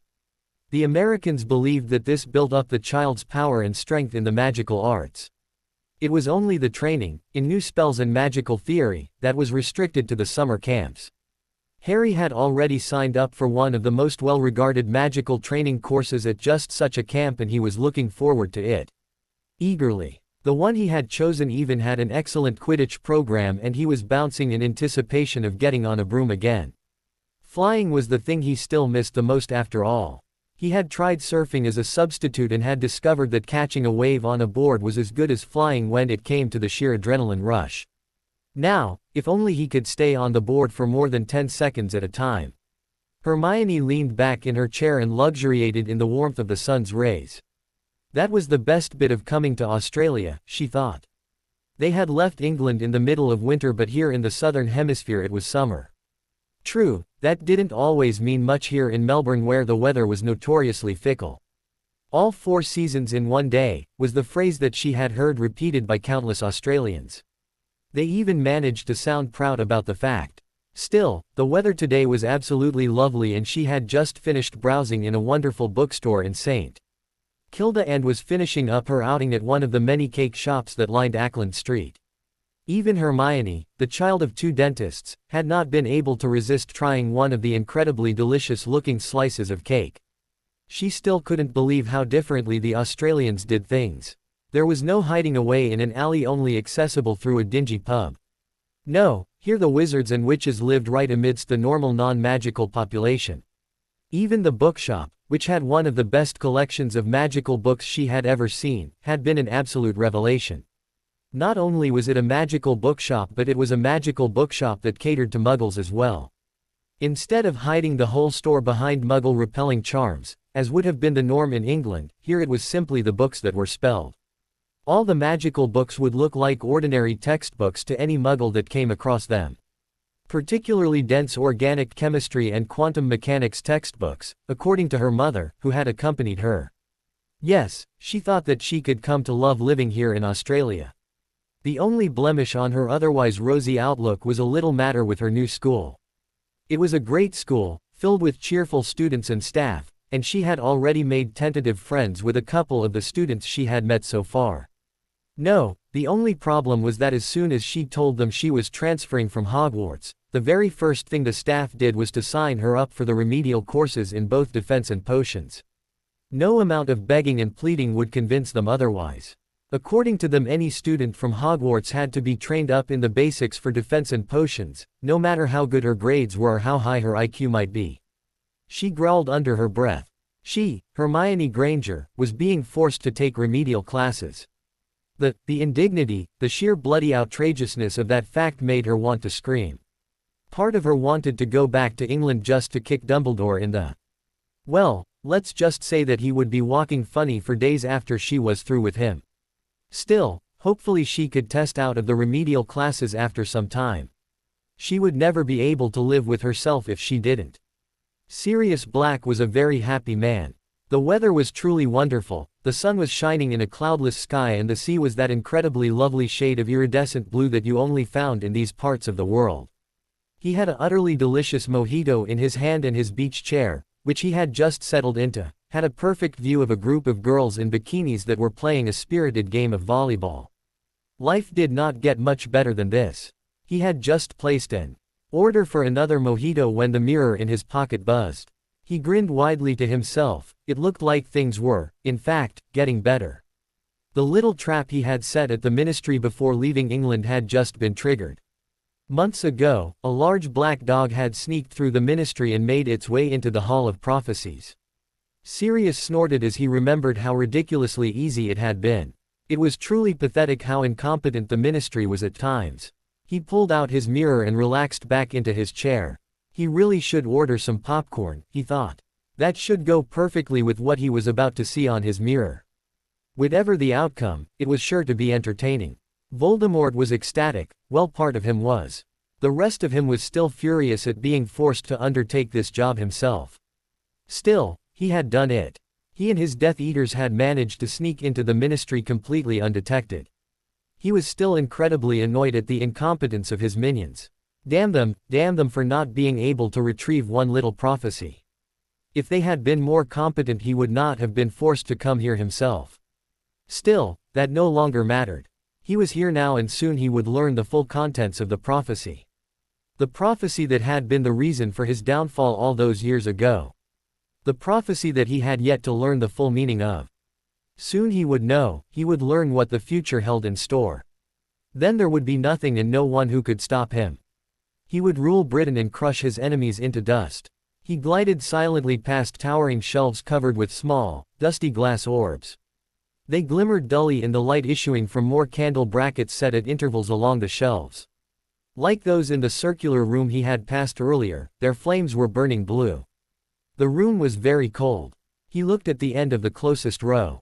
Beneath the branch of blue glowing candles protruding from it glimmered the silver figure 53. Not much further to go, he thought. The prophecy he was after was in row 97. Finally, he came to the row he sought and strode down it, peering at the tiny little yellow labels as he passed. Then, he found it. There it was, right there on the shelf. He read the yellowish label affixed to the shelf right beneath the dusty glass ball. In spidery writing was written a date of some 16 years previously, and below that, SPT to APWBD. Dark Lord. And, his wand flicked out as he cast a series of ward detection charms. The security around the prophecies had been impossible to breach, at least by his minions, which was the reason he was here. Still, according to the information he had obtained so far, the prophecy should be readily accessible to the individuals they referred to. His readings came back and displayed themselves as a set of glowing misty symbols. What was there? Not much really, just a couple of wards. There was the rather interesting ward which made the orb impossible to pick up. This was linked to an identity-discerning ward which seemed to control it and enable and disable access to the orb as required. Also bundled in was a rather nifty madness-inducing curse set to inflict anyone who got past the other wards. The identity ward might be problematic, he thought. After all, the prophecy was not labeled as Lord Voldemort or even Tom Riddle. It simply said, Dark Lord, and would the ward identify him as the Dark Lord the prophecy pertained to? Could any Dark Lord pick it up? Why on earth had they not labeled it with his proper name? At the very least, they could have written you-know-who if they were too terrified to write down his proper name. What on earth was wrong with the useless, lazy, son of, frigging bureaucrats? Couldn't even label a prophecy correctly. Well, there was only one way to find out, he thought as his hand reached out, moved forward slowly and plucked the prophecy from its shelf. He heaved a sigh of relief. It seemed that the ward had indeed identified him as the one the prophecy referred to. Now to listen to it, he raised his wand and prepared to activate the orb. Sirius Black grinned into his mirror as he saw the Dark Lord gripping the prophecy in his hand. He had added a few additions to the Hall of Prophecies. One of them had been another set of triggers built right on top of the existing security system. Being a marauder had really paid off there. He had hidden his spells well, barely existing. There was just the thinnest, tiniest, slenderest thread of magic leading from the Ministry's wards to his triggers. Hidden so well, that even the Dark Lord had missed them. His triggers had been set to do a series of tasks as soon as the identity-discerning ward identified Lord Voldemort. The first task had been set to activate a communication mirror hidden among the shelves. This had notified Sirius, who had pulled out his own mirror just in time to see Voldemort lifting the prophecy orb. The second activated a few other things. There were quite a few items that Sirius had shrunk and secreted around the room the night he left England for good. He had shrunken down and hidden several things in dark dusty corners where they had lain undisturbed for all this time. Now they started expanding, enlarging themselves back to their original sizes. Spherical shapes were popping into existence all over the room. The final task had been to activate a charm very similar to that used by a certain red-haired woman whenever she wanted to send a message to any of her children that had not been behaving in the manner that she expected. Similar, in precisely the same way that a howitzer is similar to a BB gun. Just as Lord Voldemort was about to tap the dusty orb that was clutched in his hand with his wand, the final trigger activated and Lord Voldemort heard a sound. A sound that blared forth from every surface within the room. A sound that drove him to his knees as his ears exploded with pain and every bone in his body vibrated along with the sound waves. A voice, which could have been mistaken, just based on sheer volume alone, with the voice of God said, "Ladies and gentlemen, Lord Moldy Shorts is in the building." Voldemort rose to his feet, his ears still ringing. A trap, it was a bloody trap, he thought. He had to leave, he had to escape the Ministry. As long as no one saw him, there would be no proof that he had returned. He had to leave immediately. A tune started playing, a tune that he vaguely remembered from his childhood. His wand spat out a spell that coated his ears. It would protect his ears if the sound got loud again but should still let him hear normally. Then the words started, sung to the tune of Mary Had a Little Lamb. Voldemort wears moldy shorts. Moldy shorts, moldy shorts. Who dared? Who would dare? Who could possibly dare to mock him? Him, the Dark Lord Voldemort. Voldemort wears moldy shorts. He would kill them. He would kill them, their entire family and their pet dog as well. He would slaughter them and bathe in their blood. Moldy shorts, moldy shorts. He raced towards the exit from the room. He had to leave now. At least he still had the prophecy, he thought as he gazed at the dusty glass orb still clutched within his hand. That brief millisecond of distraction proved to be rather costly to the Dark Lord, as it was at that very instant that a flying iron ball flew straight into his hand with force enough to break a normal man's hand. He was tougher than most men though, and the ball barely bruised him. What it did was to knock the orb straight out of his hand. The orb flew out of his hand and bounced upon the ground. Voldemort's wand flicked out as he prepared to summon the orb back to him. He was just a little too late as an iron ball smashed down right on top of it with enough force to shatter the stone tiles of the floor. Voldemort stared in disbelief at the shattered fragments of the orb. After all that, he had been thwarted by a damned bludger. Voldemort has a teeny peeny. The bludger flew right at his head. He sneered. Did they really expect a bludger to injure him? Casually, almost lazily, he fired off a blasting curse. It hit the bludger and obliterated it in an explosion of white dust. White dust. That was odd. Bludgers were made of iron, the debris should not have been white. The force of the explosion had dissipated the dust in a fine cloud that was floating in the air. His eyes widened in realization as he cast a spell. A full-body shield would keep the dust away. Teeny peeny, teeny peeny. Unfortunately for him, he had realized the danger just a bit too late, and his shield did not keep all of the dust off him. Pure white crystalline powder was settling on him. Some landed on his exposed skin, his eyes, and he could not help inhaling some of it. It's as small as it can be. He was burning. He was coughing. His skin, his eyes, his nose and his throat. Everything burned. He could barely breathe. Vanishing charms had no effect. A Scourgify had no effect. He was burning, burning, burning. He was blind. His men who had been guarding the door came running towards him. Purebloods to a man, they ran straight through the cloud of dust without stopping. Seconds later, they collapsed on the ground, clawing at their skin, their eyes. They were going into convulsions and seizures, writhing on the floor in agony. Voldemort has a teeny peeny. A group of girls that had been playing volleyball on the beach were surprised by the howls of laughter coming from a dark-haired man. He was rolling around on the sand laughing his head off as he stared into what looked like a small mirror. They shrugged and went back to their game. There was always someone getting drunk on the beach. How do you like that, bitch? Laughed Sirius Black. That, my friend, is pure capsaicin powder. Wonderful stuff, isn't it? He would not stop laughing for a long time. Teeny peeny, teeny peeny. It's as small as it can be. Voldemort lay on the ground. More bludgers were bouncing wildly of his shield and ricocheting off to inflict damage upon the room. He crawled to the door, maintaining his shield by sheer force of will. He was the Dark Lord Voldemort. He would not be brought down by this. And everywhere that Voldy went. Voldy went, Voldy went. Everywhere that Voldy went, his stink was sure to go. Rufus Scrimgeour put his aching head in his hands. Whoever said, "Be careful what you wish for," had been absolutely correct. Here he was, at the position he had lusted after for years, Minister of Magic, and so far, it was an utter nightmare. You know who was back. That was an undeniable fact. Dozens of people had spotted him fleeing from the ministry. His men, marked Death Eaters, had been found incapacitated in the Hall of Prophecies. Witnesses had spotted Bellatrix Lestrange helping him escape. No, there was no doubt about it, Voldemort was back. Fudge had been tossed out on his ass immediately. The Wizengamot had called an emergency session and pushed through an impeachment hearing in record time. There was nothing else they could do. After all, they had been insisting that Voldemort was not back all year. He had even been complicit in covering up evidence that proved he was back. Well, as soon as things had settled down, he would make sure that Fudge paid. Oh yes, Cornelius Fudge would pay dearly. The ministry building was currently totally unusable. The walls were still reverberating with some truly awful song about Voldemort. Whoever had done that was an insanely sick individual. Who on earth could come up with 120 different verses that they had counted so far? All of them puerile and insulting to Voldemort. Only someone who was truly insane. Then there was that poisonous white powder.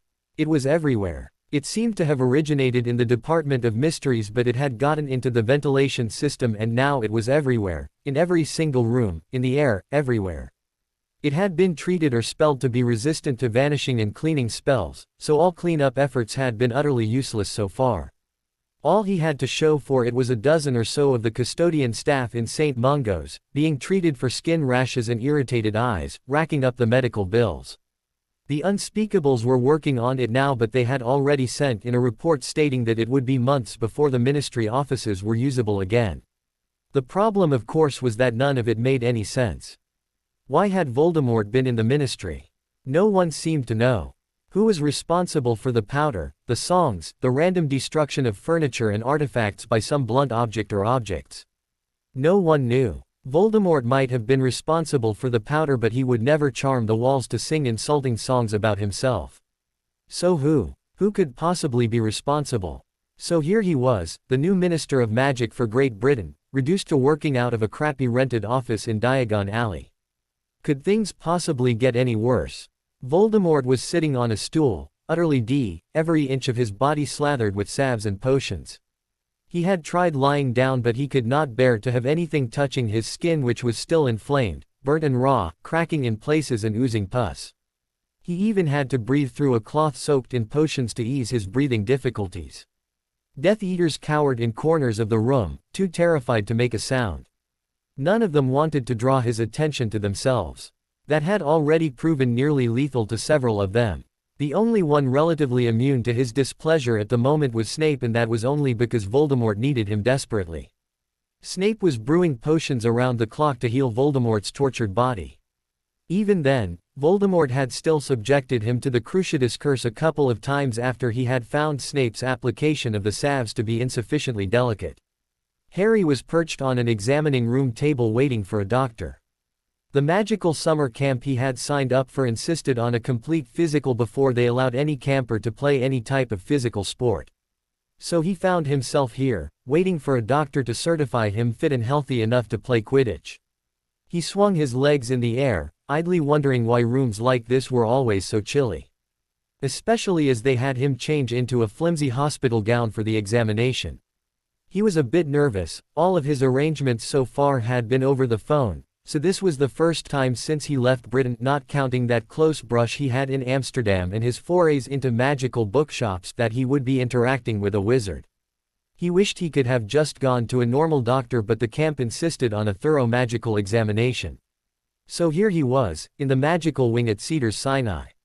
He wondered, not for the first time, if he was making a terrible mistake. Perhaps going to that summer camp was not a good idea. Maybe he should just stick to the Muggle world. He felt far safer there. But on the other hand, there was Quidditch. He missed Quidditch, he really did. He missed being able to fly. He missed the feeling of freedom that flying gave him. He missed the adrenaline rush of racing for the snitch. He missed doing something that he was really good at. He forced himself to calm down. The Fidelius would keep him safe. No one looking for Harry Potter or the boy who lived would ever be able to find him. He could afford to take the slight risk of attending summer camp. "Ah, Mr. Dobbins, I take it," said a man in a white coat as he entered the room. "I'm Drive Hancock. Pleased to meet you, sir," said Harry. "So, I see you're here for a complete physical. Need one for camp, Good. So what's your sport?" asked Drive Hancock cheerfully. "Quidditch, sir," answered Harry. "Ah, Quidditch, never got into that myself. I always preferred quadpot. Much more exciting, but then that's just me. Quidditch can be fun too, I guess. What position do you play?" "Seeker. I've never really played quadpot," answered Harry. "Oh, then you must try and get in a game or two at camp. No need to restrict yourself to just Quidditch, Now then, why don't you lie down on the table and we can get this exam taken care of." Harry lay down and Dr. Hancock waved his wand over Harry. You're a bit underweight for a 15, almost 16-year-old. Don't tell me you're one of those kids who try to keep their weight down so that they can be faster on a broom. Not a good idea at all, said the doctor, shaking his head at Harry. Harry wondered how he was to explain the Dursleys. "It was actually my cousin," he said. "I was staying with some relatives last summer and my cousin's really fat. Like really, really fat. So my aunt put him on a diet and she asked me to go on the diet as well. To support him, you know. The doctor shook his head again. Very irresponsible of your aunt, I must say. Still, you're obviously eating better now, so probably no harm done in the long run. I'll just prescribe you a few multivitamins, just to be on the safe side. Now for the rest of the examination. He waved his wand over Harry again and said, Egritudo Inspectoris. An image formed over Harry's body immediately. It looked like a complete three-dimensional hologram of a human skeleton. Whoa! Exclaimed Harry. That's a cool spell. I take it you've never had a complete physical before then. This is just a standard diagnostic spell. Right now it's just showing me your bones, but we can also use it to scan your internal organs, circulatory system, etc., explained Drive. Hancock. Harry shrugged. He had been in the hospital wing plenty of times, but Madame Pomfrey had never performed a spell like this on him. Well, maybe she had done it while he was asleep. That must have been a nasty break, said Dr. Hancock as he frowned at the image of Harry's arm. Normally we don't regrow a bone unless it's completely shattered. How on earth did you manage that? That was actually, well, it was just a simple break caused by a bludger, but then one of the teachers at my last school tried to heal it and he managed to vanish the bone instead, explained Harry. That is quite shocking. What kind of school was this? I hope you sued them. Untrained people have no business trying to cast healing spells, let alone teaching at a school, exclaimed Drive. Hancock. Well, no I didn't. The school nurse managed to fix me up and I didn't really want to make a fuss, said Harry. You really should have, said the doctor. He twisted his wand a bit and the image floating above Harry changed to show his lungs. Harry was fascinated at the sight of his lungs expanding and deflating in his with every breath he took. Take a deep breath. Yes, that's fine, hold it. Now exhale. Well, your lungs look fine, the doctor said. He twisted his wand again and Harry's heart and other organs came into view. The doctor frowned, waved his wand again and the image of Harry's heart expanded and rotated in front of him. This was soon followed by what looked to Harry's untrained eye as his kidneys and what might have been a liver or perhaps a spleen. Have you ever been bitten by a venomous creature of any type? Asked the doctor. I'm seeing some slight organ damage, nothing that's immediately life-threatening, but it looks like the damage one would typically see caused by exposure to a hemotoxic and neurotoxic venom. Harry froze. Not only was he shocked by the news that his internal organs were damaged, but how on earth was he supposed to explain being bitten by a bloody basilisk? It wasn't as if you could find them crawling around under every bush. Yes, he said. I was bitten by AS in my right arm. Around 3 years ago, I guess. Know what type of S it was? Asked the doctor. Not really, no, lied Harry. I had phoenix tears poured on the bite and they seemed to, they healed the bite. I see, said the doctor in a rather tight-lipped way. You do seem to lead quite an interesting life. That must have been a particularly nasty S bite. Phoenix tears aren't really the recommended course of treatment for most S bites. Quite rare, you know, only used in the most life-threatening of injuries. I suppose they couldn't find the specific anti-venom for the S that bit you. I guess, said Harry weakly. He really did not know what else to say. Doctor. Hancock waved his wand and the images vanished. He waved his wand again and another image formed. This was a complete ghost-like image of Harry. Mostly transparent except for a ridiculous number of spots here and there that were glowing a deep red. Harry could see that they corresponded to places that he had been hurt in the past. There was the spot on his arm where Pettigrew had cut him. The basilisk bite, the Quidditch injuries, the wounds that he got while fighting the creatures in the maze. There were even faint, barely visible impressions of the cuts and bruises he had incurred in countless bouts of Harry hunting.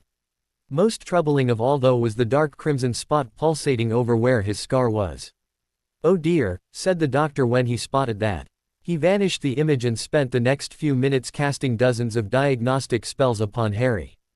Images of symbols and runes appeared and vanished around Harry's head at a dizzying pace.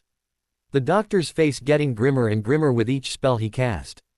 Finally, he seemed to have finished. He waved his wand one last time and turned away. He pulled a chair out and sat down upon it before picking up the phone and speaking softly into it. Harry tried to get up but found that himself frozen to the examining table. He could not move. What the hell was happening? He tried to force himself free but found himself unable to move even a single muscle. He was just about to scream for Dobby to pop him out of there when the doctor spoke. "Please don't try to move, Mr. Dobbins," said the doctor. "I'm afraid I've had to immobilize you for the time being. I'm sorry, but it is the standard protocol we are instructed to follow when we come across cases like this." "Cases like what?" shouted Harry. "Well, the good news, Jim, I can call you Jim, right? The good news is that it's nothing to worry about. We have a specialist here on our staff. He'll be able to fix you up in no time." "Fix what?" asked a panicking Harry. Dr. Hancock waved his wand and Harry felt the soothing pulse of a calming charm. As it swept over him, "You seem to be a victim of a possession. Tell me, have you ever spent any time in an area with a lot of ghosts?" asked Drive. Hancock. "Possession? What? I can't be. Why can't I move?" asked Harry. "I'm afraid that's standard protocol, Mr. Dobbins. You see, in most cases of possession the spirit will fight back if it feels threatened. We can't have it harming you, now can we? So it is best if we keep you immobilized. Now, as I was asking you earlier, have you ever been around spirits?" "My old school. It had dozens of ghosts, but they never did anyone any harm that I ever heard of. I even went to a death day party once. But, there was this teacher, back in my first year at Hogwarts. He was possessed by the spirit of by the spirit of an evil wizard. He died. Is that what's going to happen to me?" No, Jim. Please stay calm. I've already sent a message to Dr. Pottle. He's our resident specialist for dealing with cases like this. He'll have it out of you in no time at all. We just need to get the authorization from our Dean of Medicine. In cases like these, we feel that the patient's permission is not required, as in most cases the spirit inside them will not allow them to give permission. So we'll have it out of you as soon as we get the dean to okay it. Come to think of it, I could probably just get your parents' permission. Sorry, I should have thought of that. I've never had an underage possession case before. Well, the truth is I've never handled a possession case before myself, but I'll give you my permission," shouted Harry frantically. "Just get it out. Get it out." Dr. Hancock looked a little taken aback.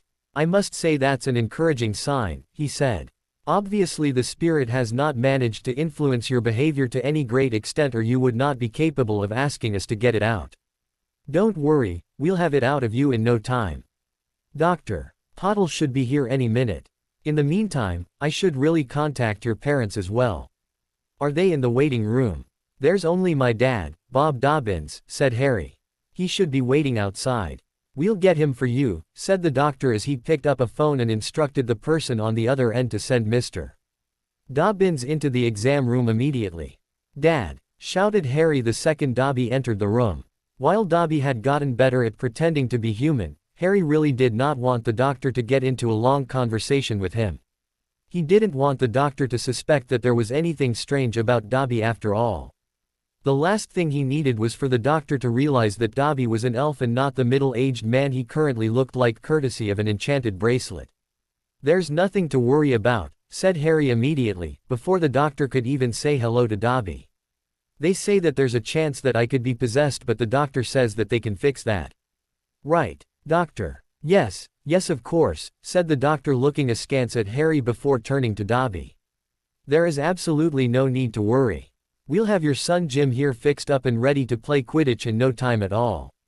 We have a specialist here on staff and he should be able to fix Jim up right away. In fact, there's Drive Pottle, right there," he said as a distinguished-looking dark-skinned man entered the room. The two doctors conferred quietly for a few minutes before Drive Pottle approached Harry and beamed down at him. "So, Jim is it? Doctor Hancock tells me you've been hanging around ghosts. Death day parties and the like." "Yes, sir," said Harry.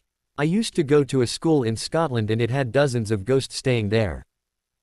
Well, whatever will they think of? And I suppose no one ever considered the dangers of things like this happening," said Dr. Pottle, frowning in disapproval before he took out his own wand and cast a series of spells at Harry. "Will my boy Jim be all right?" asked Dobby, looking a bit frantic. The glamour enchantment worked very well at displaying the emotions that Dobby was feeling. "Yes, sir," said Dr. Hancock is an extremely reassuring tone. There is absolutely no need to worry. Dr. Pottle is absolutely the best at dealing with this type of situation. Well, it looks like you were quite right. Drive. Hancock. There are definitely signs of a spirit. Rather a strange one, I would say. On one hand, it is surprisingly strong with a rather dark residue, and yet it barely registers on some of my detection spells. It's almost as if it was just a fraction of a spirit, but that would be impossible. Still, I don't see any reason why we can't have it out of Jim right away, said Dr.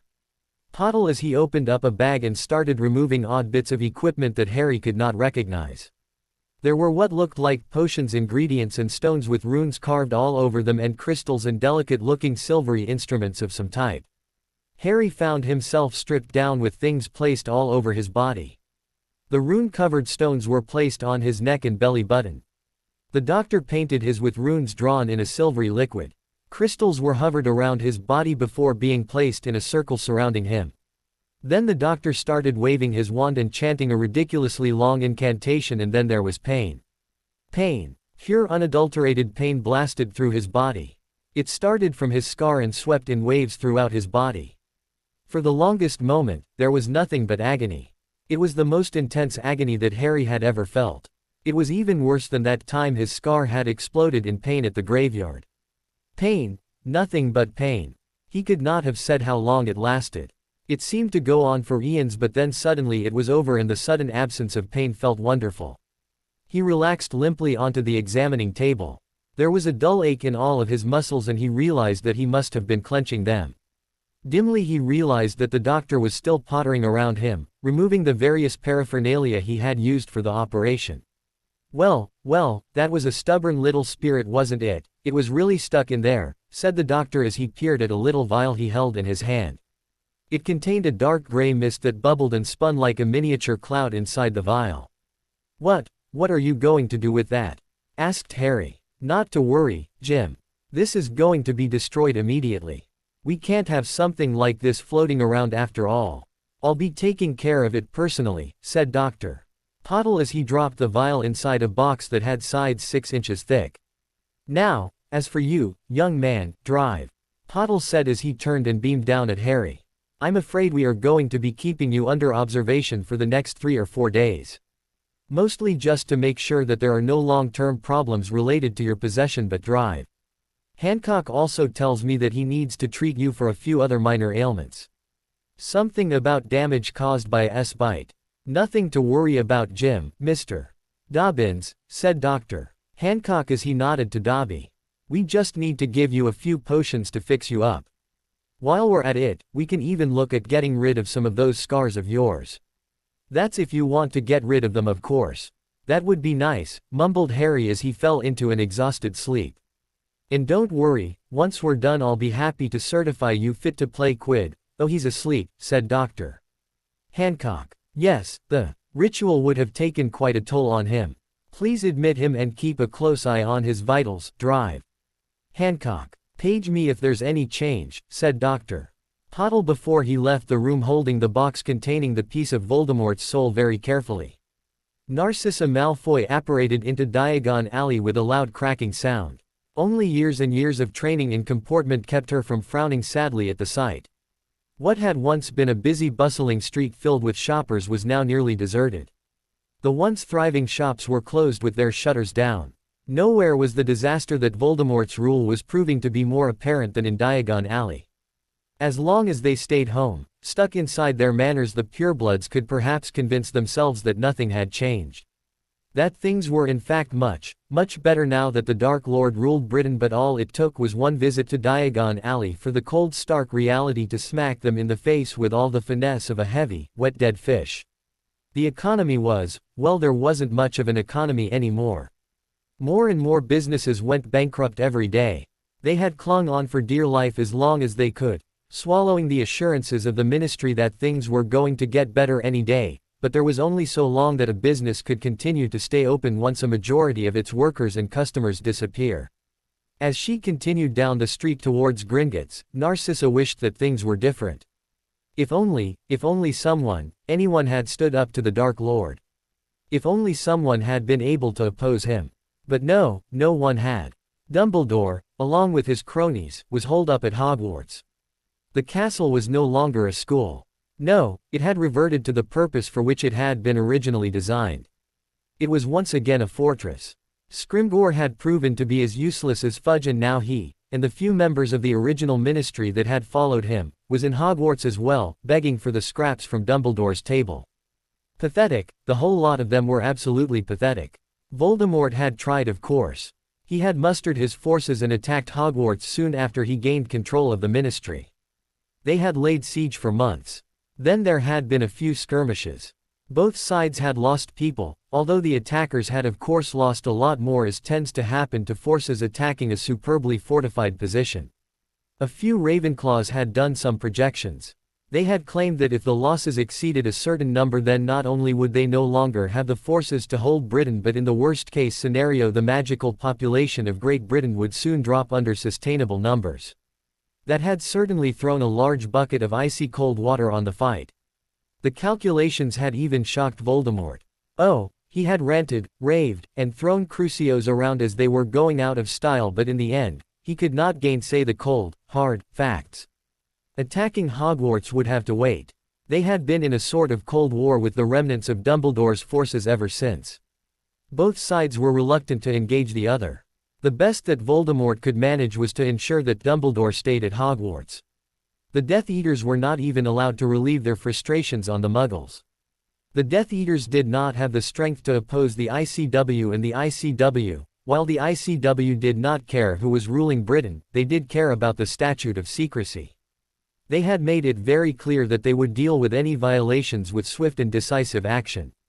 While the ICW would never bother if the occasional wizard took advantage of a Muggle, a wizarding government doing it or failing to police their own citizens, that was another matter altogether. After all, what the ICW did to the last wizarding government that had openly taken large-scale action against the Muggles was not something anyone wanted to see repeated.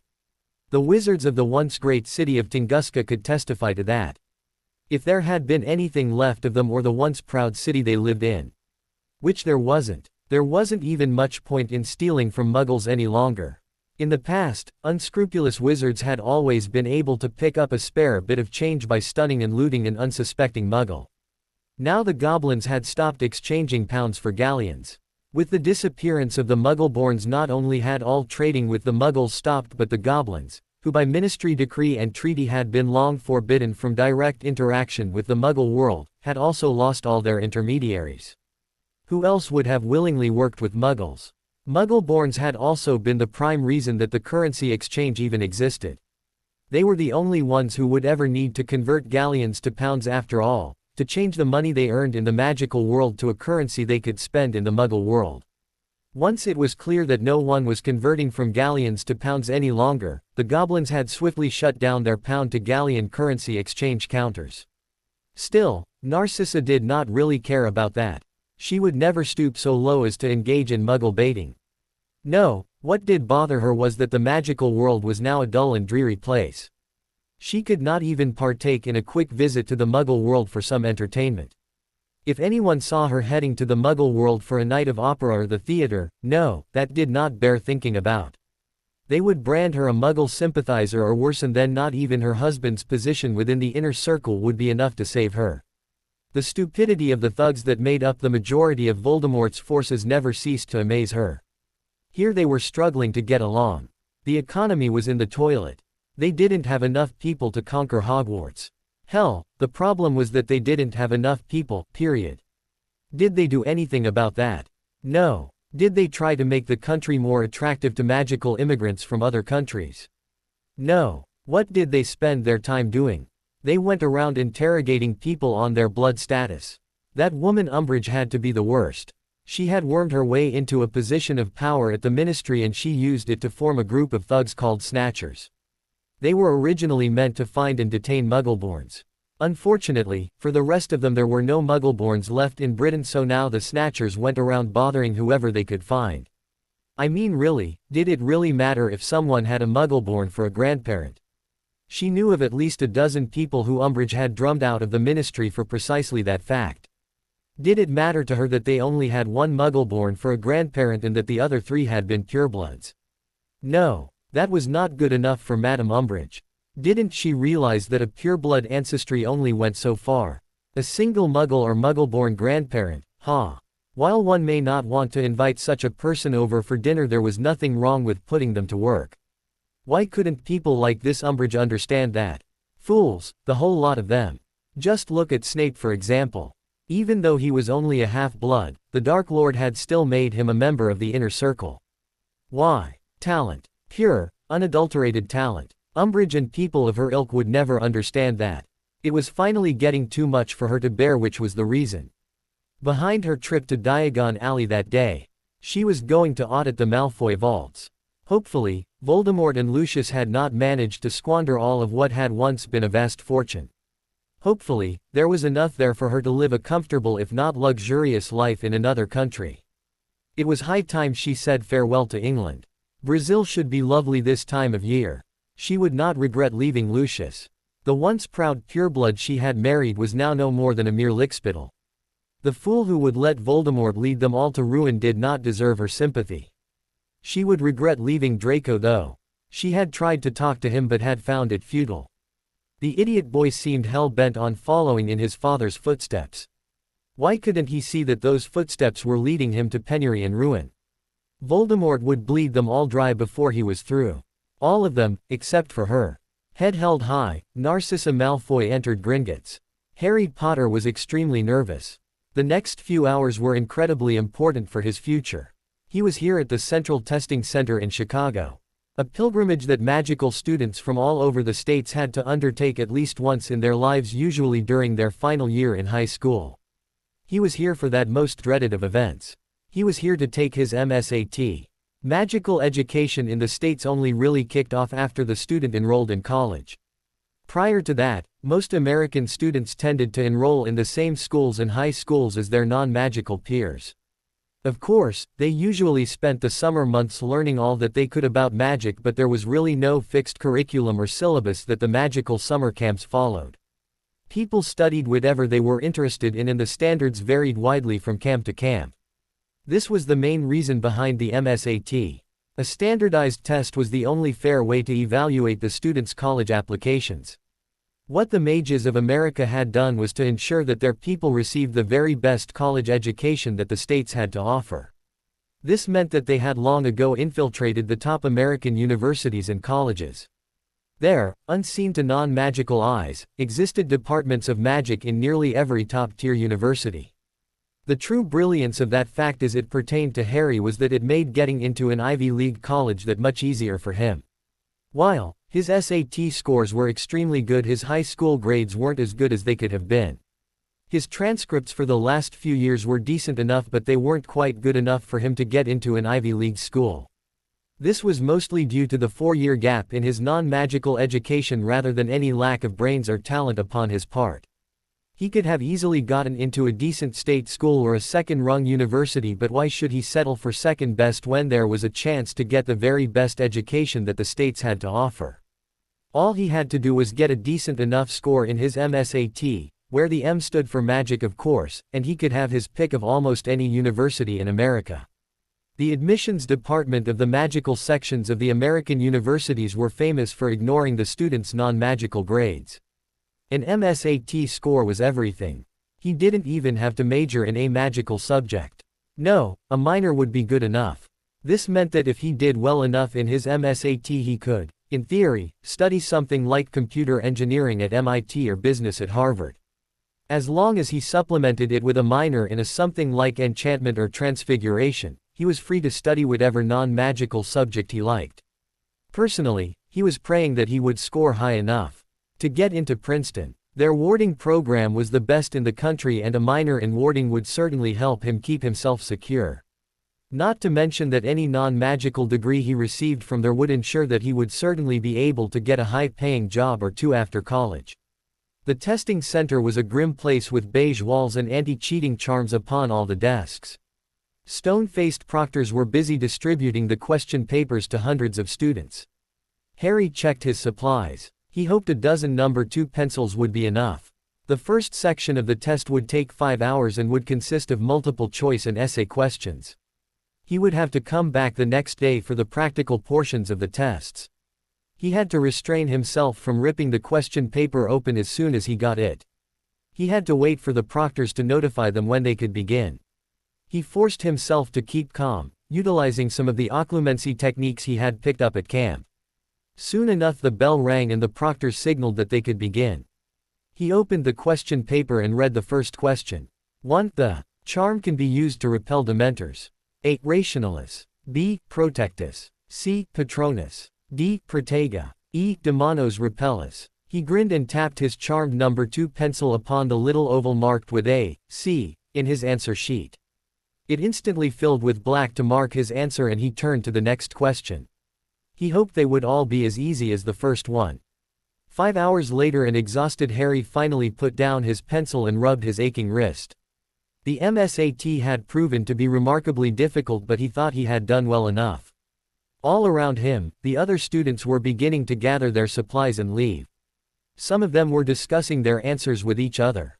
Harry did not see the point in that. Either he had done well enough or he hadn't. What was the point in discussing it? He might as well just wait for the results. He finished putting away his pencils, erasers and other paraphernalia and stood up to find himself facing a petite B***owned girl. She was staring at him with an intent look that was somehow rather disconcerting. "Why do you look like someone I think I should know?" she asked him, rather bluntly. Said Harry, feeling rather flummoxed. "I don't remember ever meeting you before and yet there is something about you that makes me feel like I should know who you are." "Why is that?" she said, staring at him all the while. "I don't know. Have we met before?" "Maybe, at summer camp." "My name's Jim Dobbins," said Harry. "No, I don't think so. I would have remembered meeting you before, I think." She paused and tilted her head to the side, studying him intently. "It's funny, you don't look like a Jim," she said. Unfortunately that is my name," said Harry. "Are you sure? Jim wouldn't be short for James, would it? Somehow, I think James would fit you much better." "It's still not quite right, but it fits you better than Jim," she explained before abruptly turning and walking away, leaving a startled Harry staring after her. Bloody hell, thought Harry. What the hell was that? Did my Fidelius charm fail? She knew. She bloody well knew my middle name was James. Is she playing with me? Is she a Death Eater? Are there more Death Eaters waiting outside to ambush me? He was starting to panic and staring around for the nearest exit. He would have to run. Run immediately. The Death Eaters had finally tracked him down.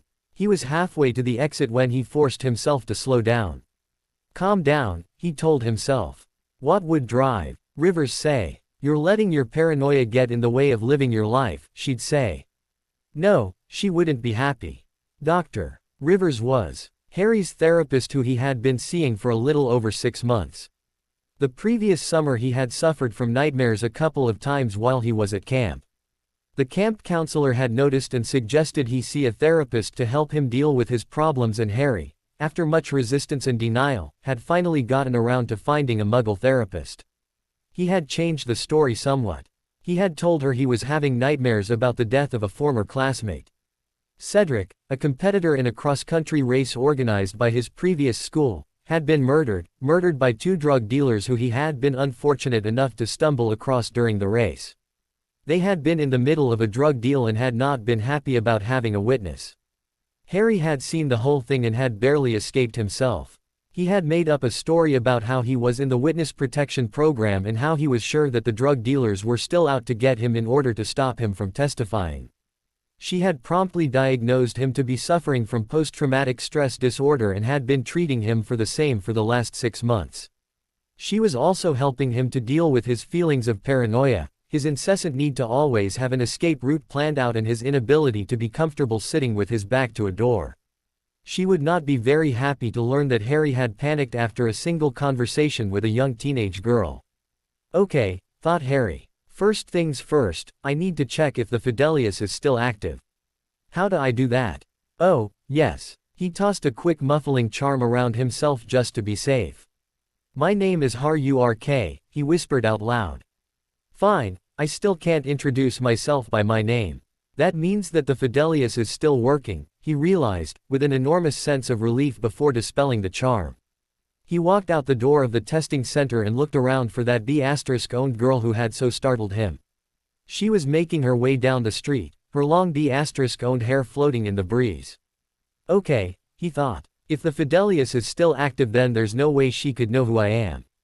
That whole James things must just be a coincidence. If she's not a Death Eater and my Fidelius charm is still active, then a ridiculously cute B***owned girl just came up and talked to me. He stared off into space for a moment, thinking furiously. A gorgeous B***owned just came up to you to talk. She's obviously interested in you. What are you going to do about it? Are you going to let your paranoia stop you from living your life? No, hell no, he told himself. He raced after the B***owned and came to a stop next to where she was standing on the street. Hey, he blurted out, giving her a bit of a start. You never did tell me what your name was. She turned to him and gave him an appraising look. Luna, she said. My name is Luna Lovegood. Well, Luna, how about we go and grab a cup of coffee? I know I could use one after that exam. She didn't say anything for a long moment, and Harry was steeling himself for disappointment and rejection when she said, I think I'd prefer a Gillywater, actually. There's a place not too far from here on Michigan Avenue that makes a rather nice one. Oh, great, I don't think I've ever had a Gillywater, said Harry. An hour later, Harry was entranced. Luna was a little strange at times, but she was also smart and clever, incredibly insightful and ridiculously witty. She was a year younger than he was and was still taking the same exams as him, which just illustrated exactly how brilliant she was. She was also planning to attend an American university and wanted to either become a journalist like her father or a cryptozoologist. She had yet to decide. She hoped that she might be able to do both. There had been an awkward moment when she brought up the fact that she used to attend Hogwarts. That had almost been enough to send Harry running out the door, but luckily he had managed to restrain himself. He wondered how on earth it was possible that he had never noticed her at Hogwarts. After all, they must have been at the same school for 3 years. Of course, he had always kept mostly to himself, and at Hogwarts for whatever reason students never interacted much with the students in other houses outside of class. Even within Gryffindor, apart from the boys in his dorm, Hermione, the Weasleys and the Quidditch team, he barely knew anybody, so perhaps that was it. Still, it was quite surprising that he had never noticed her before. She was a rather unique girl after all. He didn't say any of that, of course. Jim Dobbins had been born and brought up in America and had never so much as set foot in England. That was his current story, and faint traces of an English accent or not, he was going to stick to it. He shook his head and forced his attention back on the conversation with Luna. He had a job to do. He had to get her to agree to go on a proper date with him after all. Patrick Anderson had missed his early morning run that day. He hated to skip his daily run, but he had no choice as he had to catch an early morning flight for a business meeting in Chicago. However, just because he couldn't run in the morning didn't mean that he couldn't make it up in the night, which was why he was even now pounding the streets around his hotel in Chicago. Unfortunately, he was quite tired and his reflexes were not as sharp as they would usually be. The street wasn't very well lit either. One of the street lamps had gone out, and unluckily for Patrick, someone had dropped a can right under it. He never saw the can until his foot landed right on it. The can slid out from under his foot, causing it to twist oddly, and he could not stop himself from stumbling sideways and tripping on the curb, which sent him careening wildly right into the street. He never even saw the car that killed him. Albus Dumbledore awoke with a start. He had no idea why he had woken, but at his age, such occurrences were not uncommon. He knew from past experience that he would not be able to fall asleep again for some time, so he decided to get up and get in some work. He put on his dressing gown and shuffled slowly towards his study, where he turned tired, roomy eyes towards the papers on his desk. He flicked idly through them. There was a report from the head elf in the kitchens. They were running short of flour again. He would have to have Fawkes take him on another shopping trip. Truly, things would have been far more difficult without his faithful familiar. Tom had people watching the castle constantly, and leaving the castle through the usual methods of apparition and portkeys was much too dangerous. They had disconnected the castle from the flow network years ago, and the wards on the castle itself meant that anyone wishing to apparate out would first have to leave the castle grounds. A phoenix on the other hand could take him anywhere in the world almost instantly, which made things like replenishing their supplies much easier. He leaned back and stared at his boy who lived wall. The boy who lived wall was simply that, a wall on which he had pinned every single scrap of information he had managed to gather about the boy who lived. Even after all these years, it was rather sparse. His eyes roamed over the various pieces of parchment stuck to the wall, hoping for a spark of inspiration that would lead him to the boy who lived. He pulled down a report from Poppy Pomfrey. The discovery of an unaccounted for dose of Skelegro potion had been a promising lead. There was a record that it had been dispensed, but there was no record of which student it had been given to. That, coupled with other unattributed records of treatments in the Hogwarts medical wing, had led him to the conclusion that the boy who lived suffered from unusually brittle bones and was extremely accident-prone as well. He had put the word out for a patient matching that criteria in every magical hospital he could contact, but no patient had ever matched those criteria. He sighed heavily. If only Harry had not hidden himself so well. If only. He blinked slowly. He was suddenly startling awake and alert. Harry Potter. Oh dear God. Finally, after all these years. He raced towards his desk and started pulling out his drawers frantically. Where was it? Where was that tracker? If he could suddenly remember who Harry Potter was, then surely that tracker he had created all those years ago would be working again. He pulled out the drawer completely and dumped its contents upon his desk. Various knick-knacks and papers made an unseemly pile. He pawed frantically through the mess before he finally pulled out a small device that looked like a small compass. He flipped open the lid and sighed in relief. It was working. His tracker was working. He had to get to the boy immediately. He called to Fawkes and flamed out of his office.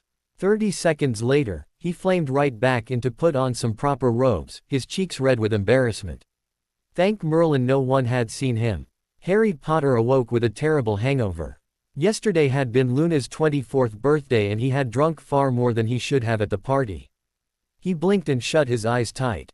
The morning light coming through his bedroom window was far too bright.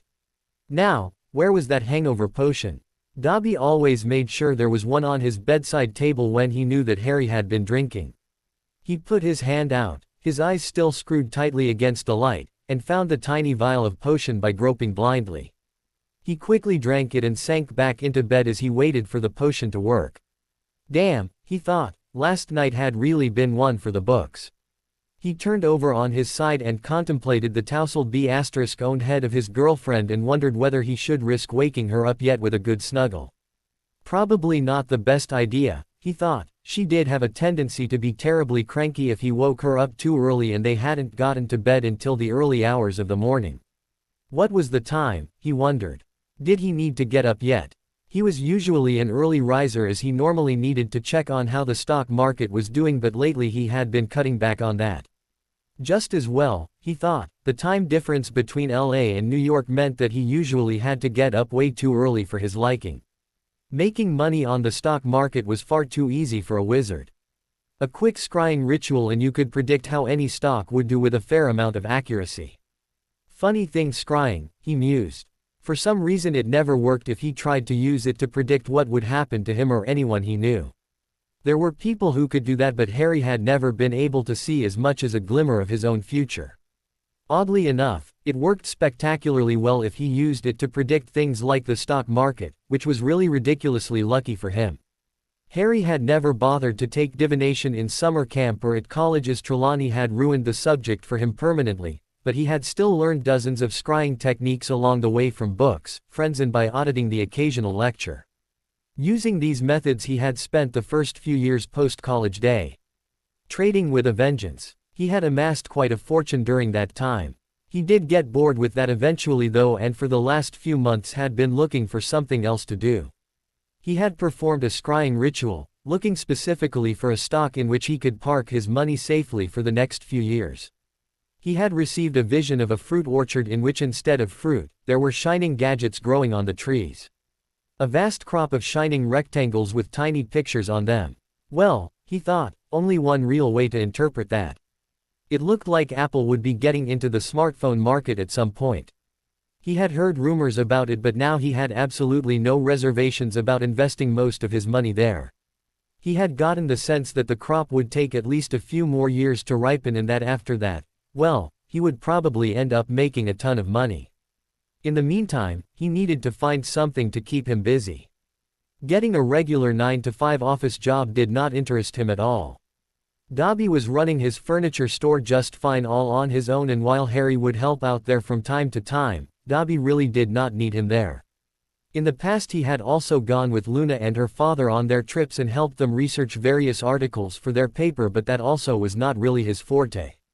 Warding, on the other hand, was something he was exceptionally skilled at, and also something in which he had managed to build up something of a reputation in. A set of Dobbin's wards, while not quite there yet, would eventually be known as the ultimate in security. Unfortunately, while he did undertake warding projects from time to time, it again was something that was not in very high demand.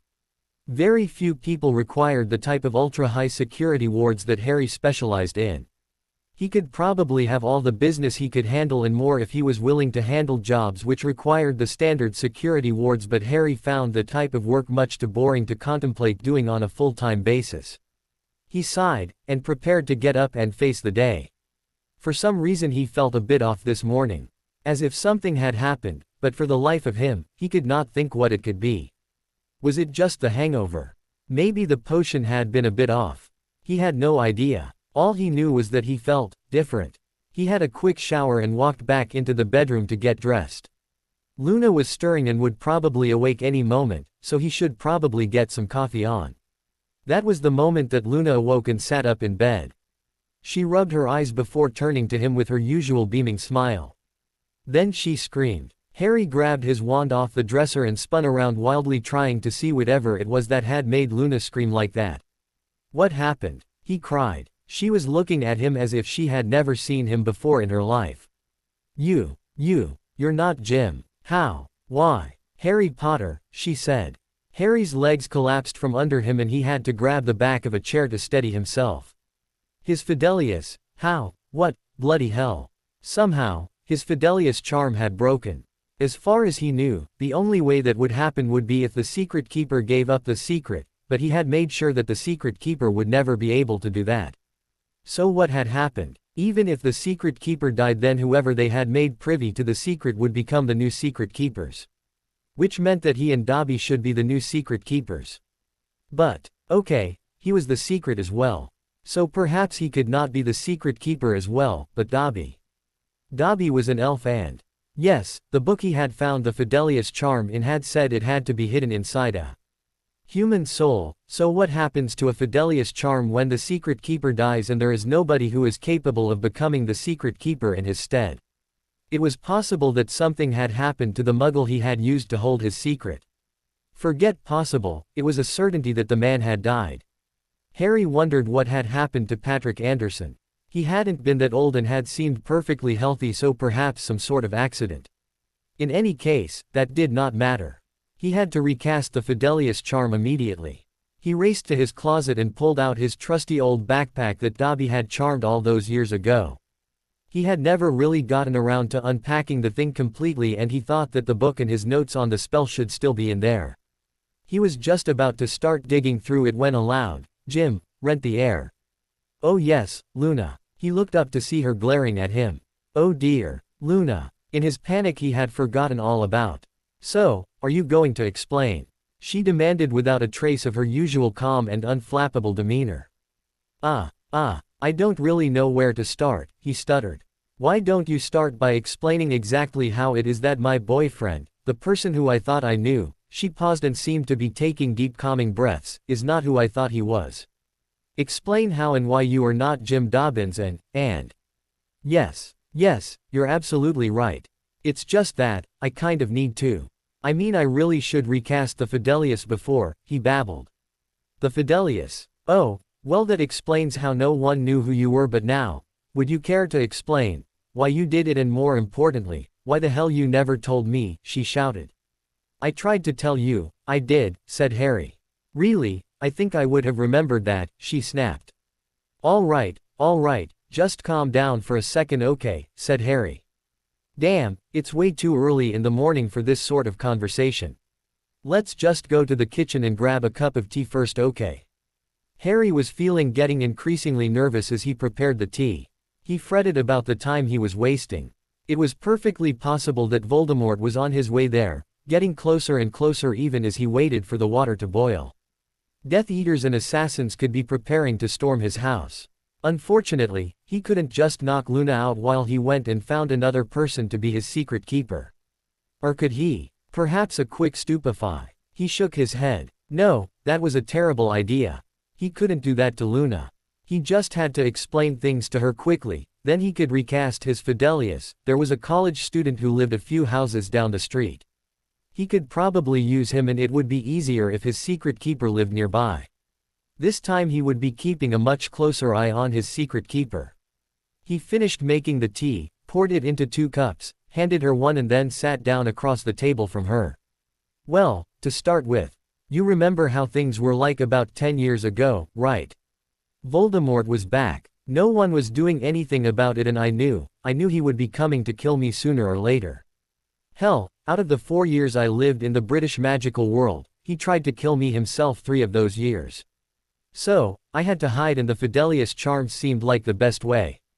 Now, as to why I never told you, do you remember the night you told me you loved me for the first time? He asked. She glared at him as if she could not believe he was asking such a stupid question. Right, so, do you remember what I did right after you told me? I told you I needed to tell you something, then I pulled a piece of paper out of my pocket and asked you to read it.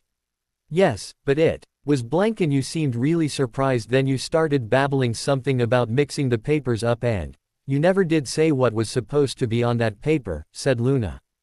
That piece of paper had my secret written on it and when you couldn't read it, that was the first time I realized that I had made a mistake when I cast the charm. You see, the secret keeper can pass the secret on orally, but they can also usually write the secret down and anyone who reads that is let into the secret. The problem is that, it turns out that, when a secret is written down it has a limited shelf life. It doesn't last forever. I've never heard that about the Fidelius, said Luna. Yeah, most books don't mention that. I'm not even sure if it's widely known. After all, most people will destroy the written secret as soon as they've shown it to whomever they want to let in on the secret. Nobody keeps it written down for long, that would be horribly insecure. So why didn't you just get your secret keeper to tell me directly, or write it down again? Asked Luna. Harry chuckled ruefully and said, the problem was that I didn't really trust anyone enough, so after I performed the Fidelius and I had the secret written down, I obliviated the keeper. Unfortunately, I also used the non-reversible version of the memory charm, so. That's, stammered Luna. For once, she was at a total loss for words. The Raxperts had taken residence in her head the minute she woke up and were totally unwilling to vacate the premises.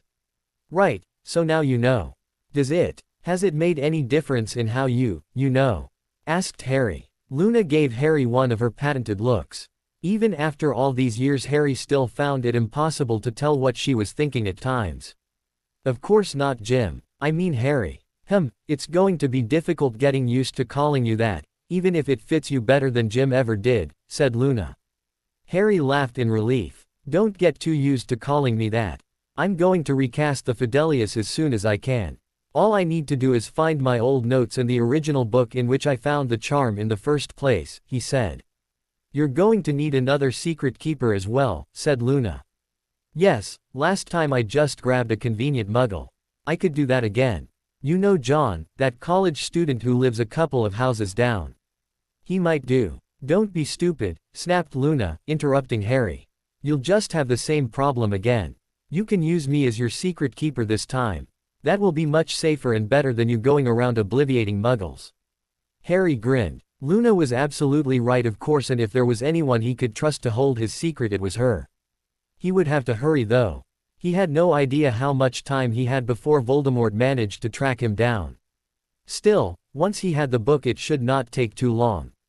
Say, half an hour to review the books and his notes from the last time he cast the charm, then another half hour to prepare the ritual circle and cast the charm. Then, that was when his ward alarms went off. A wizard had been detected apparating onto their street. Harry flipped out his wand and waved it at a mirror that hung on one of the kitchen walls. It immediately displayed a map of the surrounding area.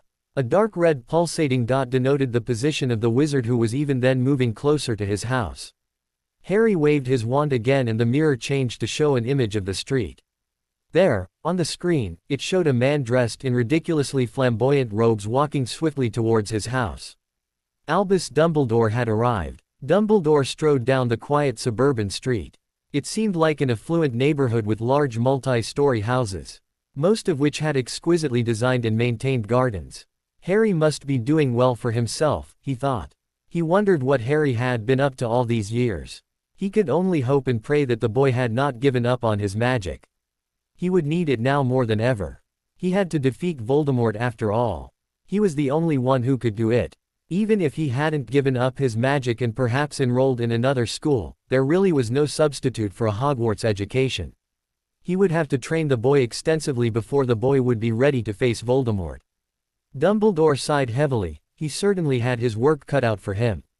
He stopped in front of a particularly nice house. Well, he thought it was nice, but for some reason his eyes kept sliding right off it and he found himself having to concentrate particularly hard to keep himself from walking right past it.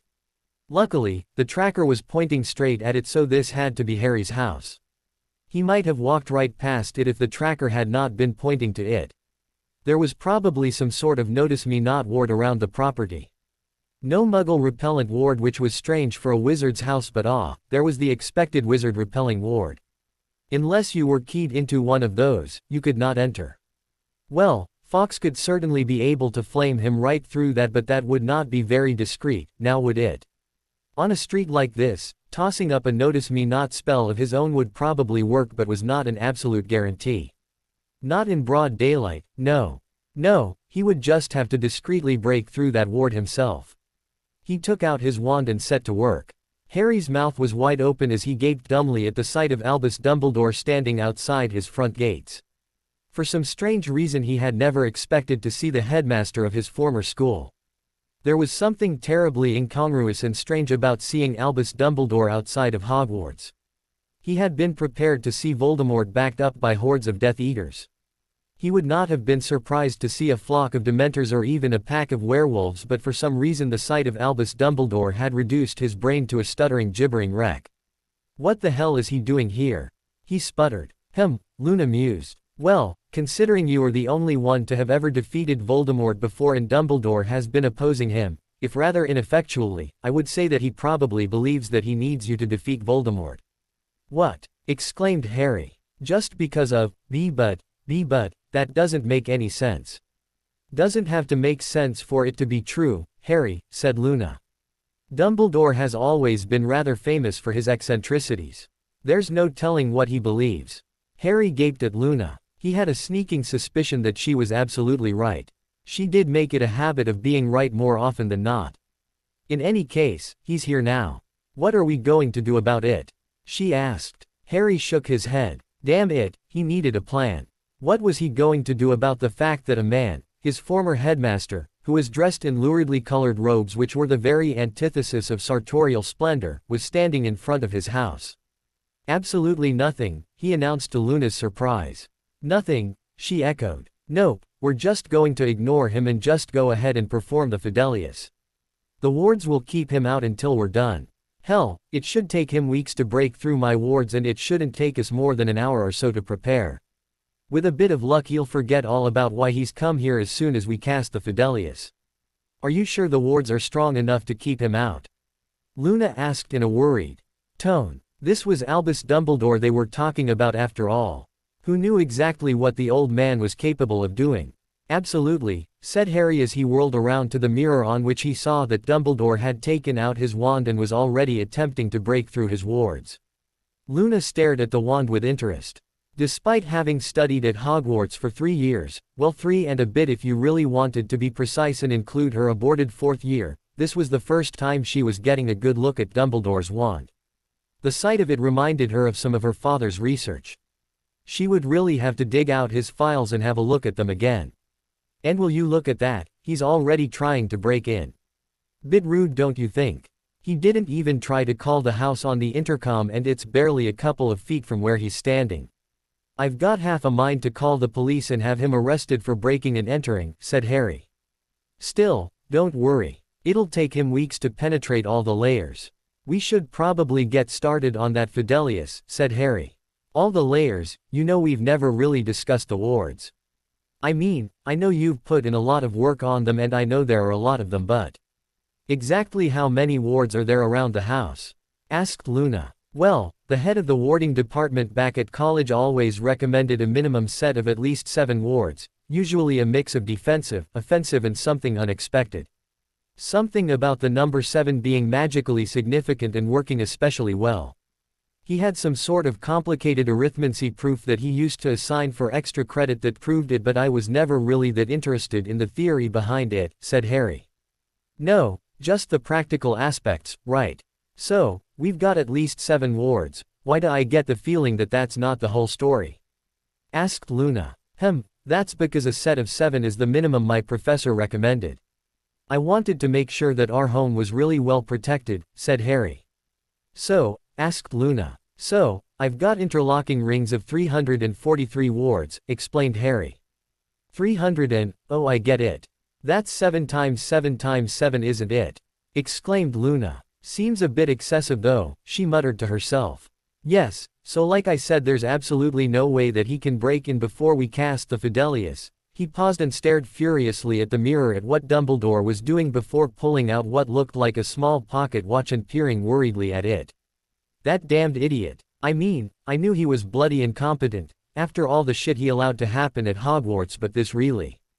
I mean really. What in buggering bloody hell is the man thinking? Asked Harry furiously. What's the problem? Asked Luna. He's trying to bloody brute force his way past the first ward. Is he insane? Who the hell does that? Raged Harry. Brute force, as opposed to? Asked Luna, wishing for the first time that she had also studied up on wards just so that she could follow what on earth Harry was so worried about. As opposed to having half a brain in his bloody head, shouted Harry, before visibly calming himself and continuing. If you want to break into someone's house, the smart thing to do would be to pick the lock on their front door, maybe pry open a window, right? What Dumbledore is doing is the equivalent of battering down the door with a sledgehammer or maybe tossing a grenade at it, explained Harry. And this is stupid, because? Asked Luna. Harry sighed heavily. It's stupid because breaking the wards that way means the daft bugger is never going to notice that there is a secondary anti-personnel ward tied to the first ward. It's stupid because I never thought that I wouldn't want to kill someone who's trying to break through my wards. It's stupid because the moment he breaks through the first ward we're going to end up with 1-inch cubes of Albus freaking Dumbledore decorating our street. He waved his little pocket watch at her. According to my ward monitor, at the rate he's going he's probably going to break through the first ward in about 5 minutes. So, what the hell do we do? I don't particularly want him dead, but I sure as hell don't want to go out and talk to the idiotic bloody sod. Luna looked serenely at Harry while she mused over the problem. Really, she held no great affection for Dumbledore. Years of being bullied at Hogwarts had not left her feeling particularly warm towards the teachers who failed to protect her, but it would be in shockingly bad taste to decorate the street that way. It would certainly scare away the local population of blibbering humdingers and might even annoy the neighbors just a bit. Dumbledore stood outside the house, his wand pointed straight ahead. Soon, he would be through the wards. He gritted his teeth in effort. Strange, the ward was a lot stronger than he expected and he kept having the urgent desire and need to go back to Hogwarts to check on it. That must be the effect of another ward. A strong one too. Harry had to be complimented on how well he had protected his house. He wondered who exactly had done the warding. Probably the goblins, he thought. No matter, he was close to breaking through.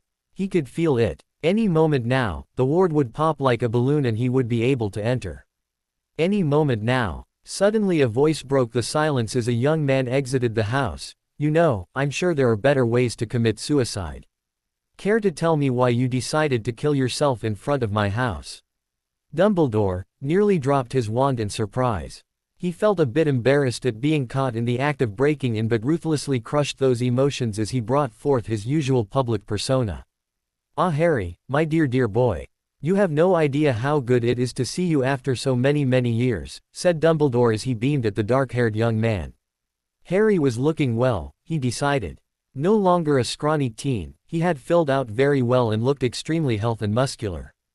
Can it, Dumbledore? I really don't appreciate it when people try to break into my house. So why don't you just bugger off back to wherever you came from, snapped Harry. Dumbledore was quite taken aback at the hostility that Harry was displaying. Yes, perhaps it had been a bit presumptuous of him to have tried to break through the wards, but he had seen no other way to contact the house. What had he been supposed to do? Stand outside the front gates and yell? Make an utter spectacle of himself as he attempted to garner Harry's attention? Still, he would soldier on. He would just have to ignore Harry's utterly appalling rudeness. My dear boy, I do apologize. At my advanced age, I sometimes forget the proprieties. I do hope you can forgive me. There, that should be enough to placate the boy, and it seemed to have worked. The boy's expression had softened a bit. Good, that was good. Well, I guess there's no harm done after all, said Harry. Unfortunately, Professor, you've caught me at a rather bad time. Perhaps you could come back some other day. Harry didn't really expect Dumbledore to just go away, but there was no harm in trying. Harry, I have come a very long way to see you, my boy. Surely, you can't mean to turn me away. Not after I've been searching for you for so many years. I have a lot to do today, Professor, especially since you seem to have found me so easily. Voldemort could turn up at any moment. I have too. I need to make sure I am protected for when that happens, and I really don't have any time to stand around debating things with you, stated Harry. Dumbledore's face turned pale for the briefest of moments before he schooled his expression back into geniality. My dear Harry, he said. I assure you, Voldemort will not be able to find you so easily. I'm sure it will take him weeks or maybe months before he gets the slightest idea where you are. What makes you so certain of that fact, Professor? Asked Harry. Damn it, he needed to get rid of the bugger and get started on his Fidelius. Bloody hell, why couldn't the old man just go? You know what? Snapped Harry before Dumbledore had even opened his mouth to start formulating a response. I really don't have time to sit around here arguing with you. You can stand around here all day for all I care. With that, Harry turned around and strode back towards his house. He hadn't even reached the front door, however, when he felt his wards being attacked again. God damn it, he screamed before running back to his front gates and grabbing a surprised Dumbledore. He took a hold of the man's robes, pressed what could have been a pocket watch or a brooch of some sort against his forehead, and then dragged him towards the house. Bugger it, he cried. I really don't want to have your death on my conscience, so, damn, frack it. I'm giving you guest access. As long as you don't do any active magic, you can come into the house. He hustled Dumbledore inside the house and forced him into a chair in his living room. Sit there, and don't bloody move, he shouted. I've set the wards so that you can't leave this room. Whatever you do, don't do any magic. None, whatsoever. Even a Lumos charm will see you physically ejected outside the house by the wards, and let me tell you, that is really not a comfortable experience. At your age, you'll be lucky if it doesn't kill you. At the bare minimum, you'll break your bloody hips. Dumbledore stared at Harry. In all his vast experience, he had never heard of a ward of that type. Could Harry be bluffing? Well, there was one way to find out, but he really could not take that chance. Even if the wards did not work as advertised, at this point he could not afford to antagonize Harry. He shouted out to Harry, who had been about to leave the room. Wait, Harry, please. It is extremely important that you hear me out. Harry turned around and stared at him, an impatient look upon his face. Harry, well, you're hardly a boy anymore, but still. I implore you. I know what you are most likely heading off to do, but... Really, and what do you think I am about to do? Snapped Harry, interrupting Dumbledore. The Fidelius charm, of course. From your reaction on seeing me, I take it that the charm was not broken by design. Which means that you intend to cast it again, correct? Once you do that, I will no doubt forget everything I know about you. Trust me, you do not want that to happen, claimed Dumbledore. Why not? Asked Harry. He was more than a little put out that Dumbledore had guessed what he was planning. I have something that I have to tell you. Information that it is absolutely vital for you to know. Facts that I should have informed you of years ago. Please, Harry, promise me that you will not send me away without listening to me. Please, I beg you. If you ever held even the slightest bit of regard for me. Promise me, Harry, begged Dumbledore. I don't really think, after all these years, nothing you could possibly say, said Harry. Please, it is of vital importance that you be informed of your destiny, said Dumbledore. My destiny? I don't suppose you could tell me in say the next 5 minutes? Asked Harry. Dumbledore looked a little flabbergasted at the thought of condensing everything he had to say within 5 minutes. How exactly would that conversation go? He could only imagine. Harry relented a bit at the look on Dumbledore's face. Perhaps it would not be the worst thing in the world if Dumbledore knew who he was. After all, as long as he wasn't the secret keeper, it wasn't as if he could go around telling anybody else who Harry really was. Fine, you're right, he said. I am, in fact, going to recast the Fidelius. After I'm done with that, I will come back and talk to you for a while. In the meantime, I suggest you wait over here in the living room. Harry turned around and sped out of the room, slamming the door shut behind himself. Dumbledore sank down into the couch and buried his head in his hands. Oh dear, he thought. He might forget why he had come there once Harry cast the charm. Chances were, he might just wander off and then he would never find Harry again. A note, that's what he needed. He would write a note to himself. He looked around the room and found it depressingly modern. He himself preferred furniture that looked a bit lived in. Something with a few years, preferably decades, behind it. In any case, the important point was that there wasn't a single quill or a piece of parchment in sight. He fumbled within his robes. Surely, he had something. Ah, what luck, he was in fact carrying a self-inking quill. Now if only he could find some parchment, but alas, that was not to be. He looked around morosely. No parchment, whatever was he going to do? He started another search of the many pockets in his voluminous robes, but all he could come up with was a handkerchief. It would have to do. It was hard for him to constantly stop himself from reaching for his wand. Usually, it would take him hardly a second to conjure up something simple like parchment and a quill. Being utterly unable to do magic left him feeling terribly out of sorts. He stared off into the distance before beginning to scribble upon his handkerchief. The ink blotted terribly, but it would have to do. He could not write anything directly related to Harry. That information would be unreadable as soon as the Fidelius was cast. However, a note to himself, admonishing himself not to leave the house under any circumstances. Not until he had spoken to the inhabitant about the boy who lived. A few more dire warnings about the absolute importance of not leaving until he had finished the task. Not to do any magic, etc., etc. Yes, that should be enough. Then there was nothing left to do but wait. The house was absolutely still and the waiting was intolerable. He felt an almost unbearable tension to be doing something. He did not care what. Anything. He paced around the room. He tried all the doors leading out of it. They were all locked and he could almost feel the thrum of magic and power that reinforced them. Whoever had warded the house had not stopped at the exterior walls. It was clear that even within the house there were multiple defenses just waiting to be triggered. Even the ticking of a clock seemed to boom loudly in the unbearable quiet. How much longer would it take, he wondered. Surely, Harry must be done by now. It should not be taking him so long to cast a Fidelius. But, on the other hand, he realized that Harry had probably had to go and fetch his new secret keeper. Most likely he would be using some friend of his. When would Harry return? He hoped that Harry. He blinked slowly. What had he been thinking about? He stared around the room in confusion. Why had he come to this obviously Muggle house? Why was he clutching an ink-stained handkerchief? Oh, there was writing on it. A strangely cryptic note written in his own handwriting exhorting him not to leave the house along with some warnings and an order to speak to whoever lived there and not to leave until they told him who they were. He frowned. Why had he written such a note to himself? Why? Just then the door opened and a dark-haired stranger entered. Dumbledore stared at the young man. Was this the person who was supposed to give him the answers he had been searching for? He was a reasonably unremarkable person.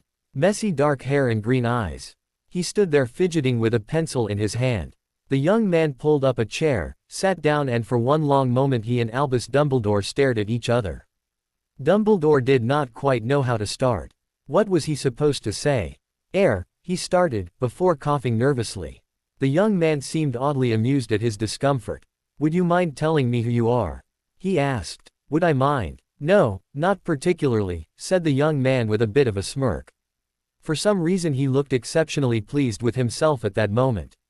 Dumbledore found that to be exceptionally annoying. Here he was trying to desperately figure out why he was where he was, and this young whippersnapper, this boy was playing word games with him. Well, he snapped with the glare he used to reserve solely for the most appalling of his students. Well, what? Asked the boy with a gormless grin.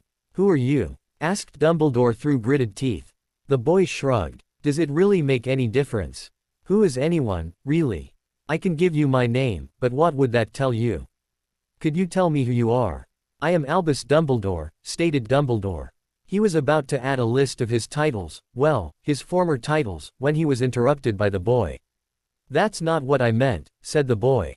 Albus Dumbledore is just your name, your identity if you will. But do you really know who you are? Does anyone? Dumbledore stared at the boy in sheer exasperated disbelief. What on earth was he nattering on about? He knew very well who he was, thank you very much. He groaned, yes, it was going to be a long exasperating day. Thankfully for Dumbledore's burgeoning blood pressure, Harry soon tired of playing with the man. Quite frankly, it felt way too much like bullying a helpless infant for him to be comfortable with it. There was also the fact that he was, after all, intensely curious to find out exactly why Dumbledore had come looking for him after all these years. Luna couldn't possibly be right.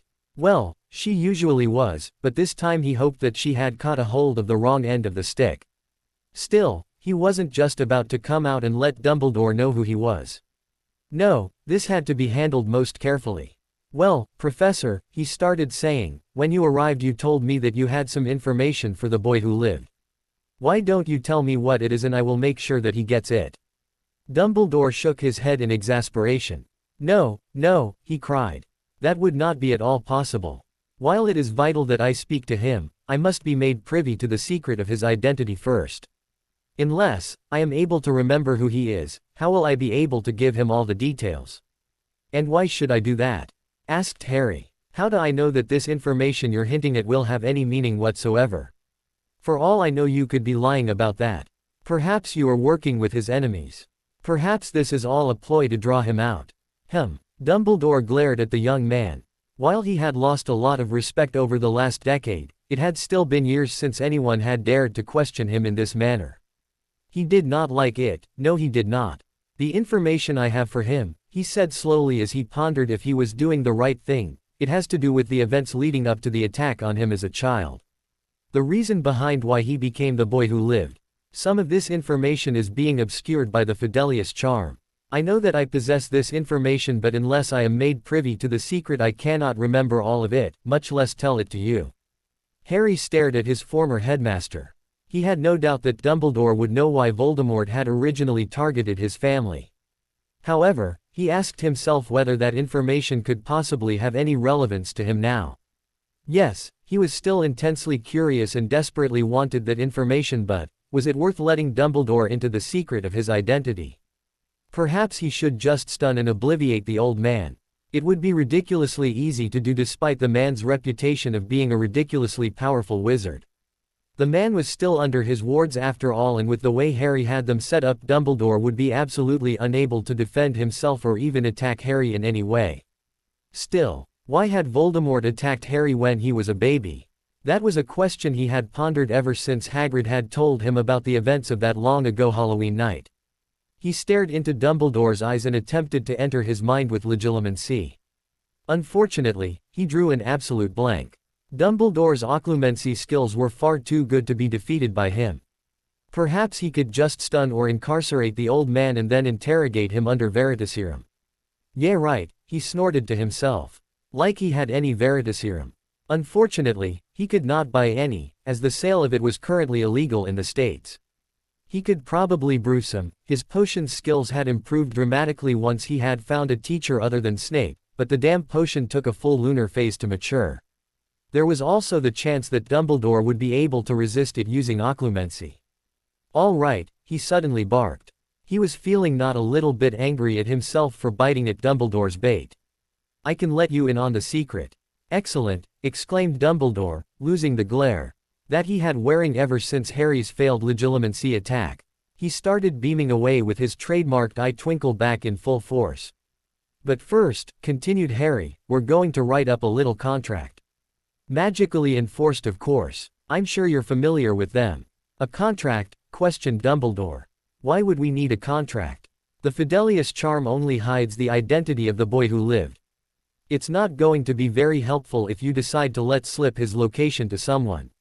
Why, the next thing you know is that Death Eaters will be attacking this street and killing everybody on it. They don't need to know which person living on that street is the boy who lived if everyone is dead. Right. I assure you that is highly unlikely to happen, said Dumbledore.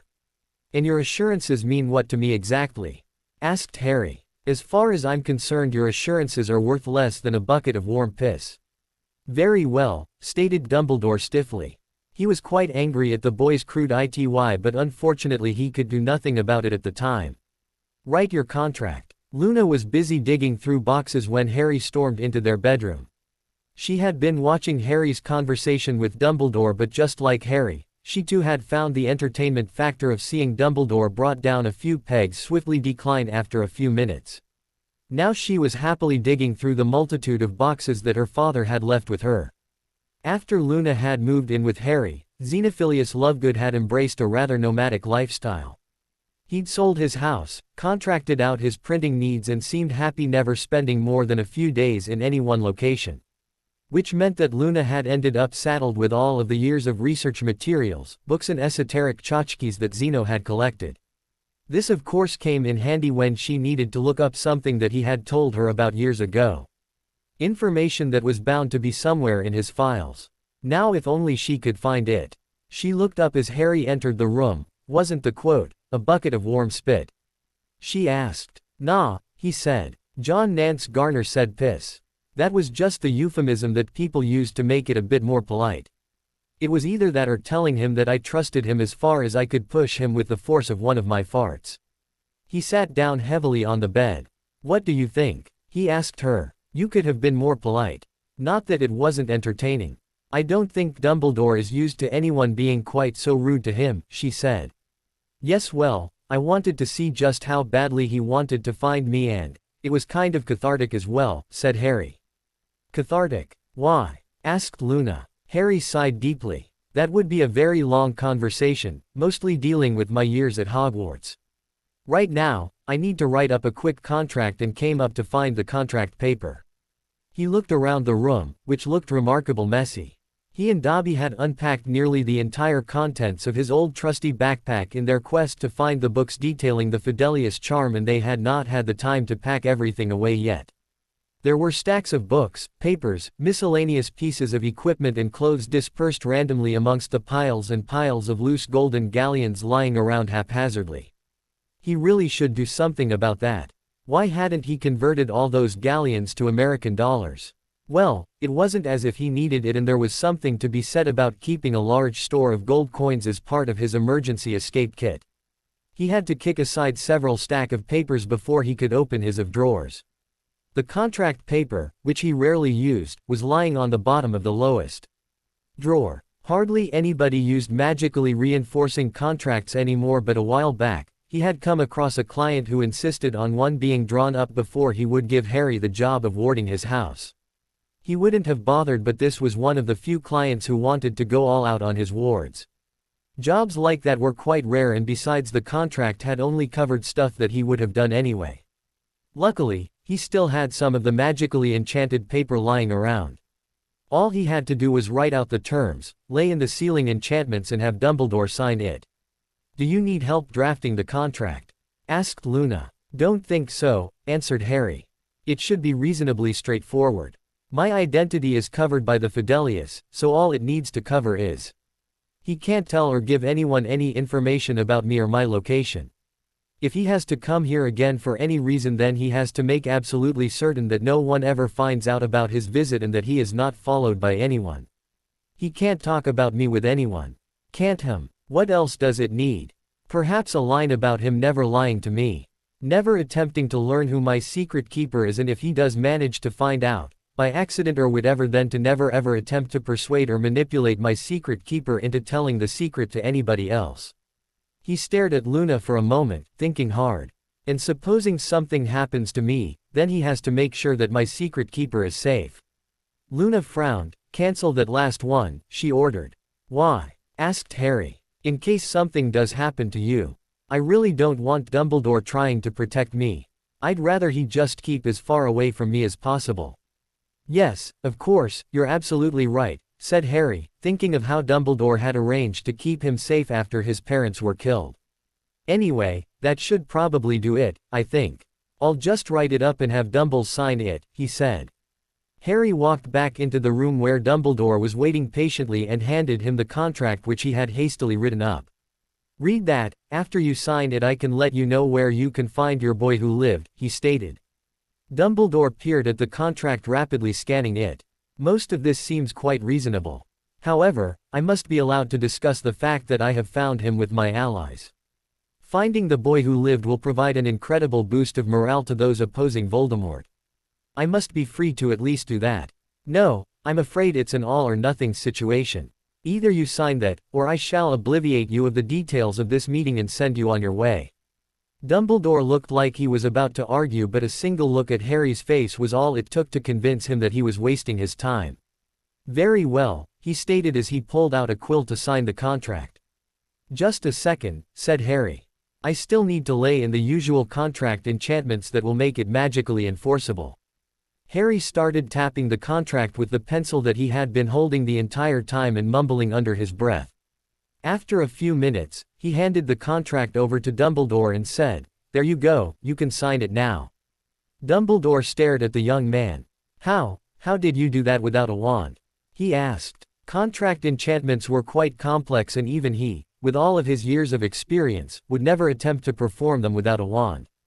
Harry looked surprised as if he had no idea what the man was talking about. Then he looked at the pencil he was holding and started to laugh. "Oh man, you really don't get out much. Do you? My dear professor, this is a wand," he stated as he held his pencil in front of him. It looked like a perfectly ordinary Muggle pencil, black with gold lettering on the side that marked it as an HB pencil. Obviously one that hadn't been used much, as its tip was perfectly sharp and the length showed that it had never been sharpened. The wizards over here in the States have always believed in blending in with the non-magical population. As such, well, why would you ever want to carry a wand that looks like a wand? Everyone here uses wands made to look like a pencil or a pen. Oh, you should have seen how much I was teased the first time I pulled out my old Ollivander wand at summer camp. All the other kids were asking me why I was carrying my grandfather's wand. Hell, for weeks that's what they called me, Granddad. With a start, Dumbledore realized that the young man had been holding the pencil the entire time they had been talking. He had been held at wand point and he had not even realized it. I don't like the ones that look like pens though. They coat those in something that makes them look and feel like a metal or plastic pen. The pencil ones feel much more natural, just like the wooden wands you're used to. This one is even made of holly, just like my old wand. You can even write with it in a pinch, but that's not really a good idea. Replacing the leads can be a bit of a pain. Dumbledore sighed, perhaps he was getting too old. He rubbed his tired eyes and signed the contract. Excellent, said Harry as he put away the contract carefully. Now, then I guess I have to do my part. He pulled out a slip of paper and paused. He seemed incredibly reluctant for a moment, then he handed the paper over to Dumbledore with a sigh. Dumbledore looked at the paper and the biggest smile suddenly blossomed on his face. Harry, my dear boy. You have no idea how good it is to see you after all these years. Harry plucked the paper out of Dumbledore's hand, carried it to his kitchen sink and set it on fire. He waited for the paper to completely burn, then he picked up the remnants and crushed the black fragments between his fingers before turning on the water and washing the lot away. You had something to tell me, I believe, he stated. Ah yes, of course I do, said Dumbledore, a bit taken aback. He suddenly seemed a lot older and tired than he had looked just a moment ago. Dumbledore closed his eyes and buried his face in his long-fingered hands. Harry watched him, but this uncharacteristic sign of exhaustion, or sadness, or whatever it was from Dumbledore, did not soften him. Dumbledore lowered his hands and surveyed Harry through his half-moon glasses. It is time, he said, for me to tell you what I should have told you years ago, Harry. Please sit down. I am going to tell you everything. You may get angry after hearing some of the things that I tell you, but I ask only a little patience. You will have your chance to rage at me, to do whatever you like, when I have finished. I will not stop you. Harry stared at him for a moment, then flung himself back into the chair opposite Dumbledore and waited. Dumbledore stared for a moment into the distance, then looked back at Harry and said, 15 years ago you arrived at Hogwarts, Harry, safe and whole, as I had planned and intended. Well, not quite whole. You had suffered. I knew you would when I left you on your aunt and uncle's doorstep. I knew I was condemning you to 10 dark and difficult years. He paused. Harry said nothing although his mind was whirling. 10 dark and Dumbledore had known, he had bloody well known. You might ask, and with good reason, why it had to be so. Why could some wizarding family not have taken you in? Many would have done so more than gladly, would have been honored and delighted to raise you as a son. My answer is that my priority was to keep you alive. You were in more danger than perhaps anyone but I realized.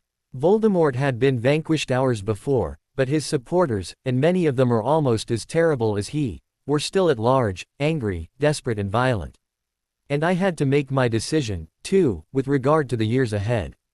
Did I believe that Voldemort was gone forever?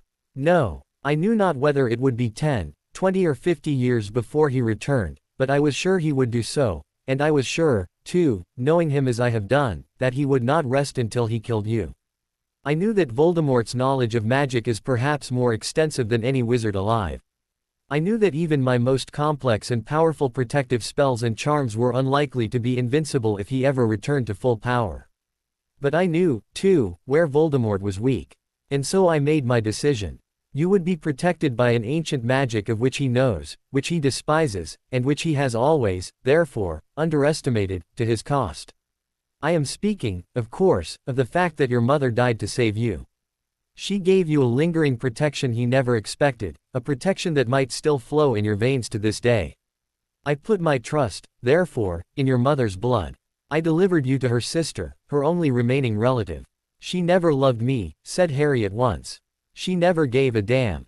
But she took you, Dumbledore cut across him. She may have taken you grudgingly, furiously, unwillingly, bitterly, yet still she took you, and in doing so, she sealed the charm I placed upon you. Your mother's sacrifice made the bond of blood the strongest shield I could give you. I still don't. While you could still call home the place where your mother's blood dwells, there you could not be touched or harmed by Voldemort. He shed her blood, but it lived on in you and her sister. Her blood became your refuge. You needed to return there only once a year, but as long as you called it home, whilst you were there he could not hurt you. Your aunt knew this. I explained what I had done in the letter I left, with you, on her doorstep. She knew that allowing you houseroom may well have kept you alive for all those years. 15 years ago, then, continued Dumbledore, you arrived at Hogwarts, neither as happy nor as well nourished as I would have liked, perhaps, yet alive and healthy. You were not a pampered little prince, but as normal a boy as I could have hoped under the circumstances. Thus far, my plan was working well. And then, well, you will remember the events of your first year at Hogwarts quite as clearly as I do. You rose magnificently to the challenge that faced you, and sooner, much sooner, than I had anticipated, you found yourself face to face with Voldemort. You survived again. You did more. You delayed his return to full power and strength. You fought a man's fight. I was prouder of you than I can say. Yet there was a flaw in this wonderful plan of mine, said Dumbledore. An obvious flaw that I knew, even then, might be the undoing of it all.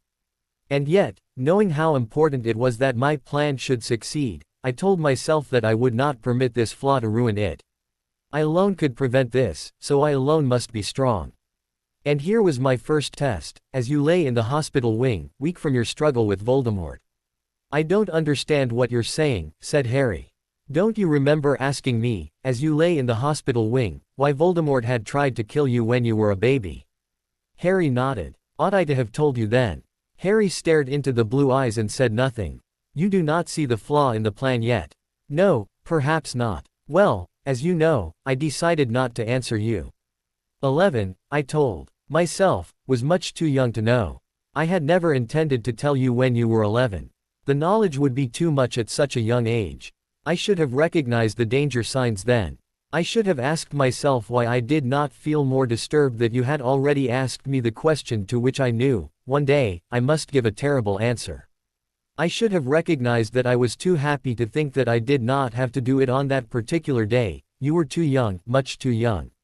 And so we entered your second year at Hogwarts. And once again you met challenges even grown wizards have never faced, once again you acquitted yourself beyond my wildest dreams. You did not ask me again, however, why Voldemort had left that mark on you. We discussed your scar, oh yes, we came very, very close to the subject. Why did I not tell you everything? Well, it seemed to me that 12 was, after all, hardly better than 11 to receive such information. I allowed you to leave my presence, blood-stained, exhausted but exhilarated, and if I felt a twinge of unease that I ought, perhaps, to have told you then, it was swiftly silenced. You were still so young, you see, and I could not find it in myself to spoil that night of triumph. Do you see, Harry? Do you see the flaw in my brilliant plan now? I had fallen into the trap I had foreseen, that I had told myself I could avoid, that I must avoid. I don't. I cared about you too much, said Dumbledore simply. I cared more for your happiness than your knowing the truth, more for your peace of mind than my plan, more for your life than the lives that might be lost if the plan failed. In other words, I acted exactly as Voldemort expects we fools who love to act. Is there a defense? I defy anyone who has watched you as I have, and I have watched you more closely than you can have imagined, not to want to save you more pain than you had already suffered. What did I care if numbers of nameless and faceless people and creatures were slaughtered in the vague future, if in the here and now you were alive, and well, and happy? I never dreamed that I would have such a person on my hands. We entered your third year. I watched from afar as you struggled to repel Dementors, as you found Sirius, learned what he was and rescued him. Was I to tell you then, at the moment when you had triumphantly snatched your godfather from the jaws of the Ministry?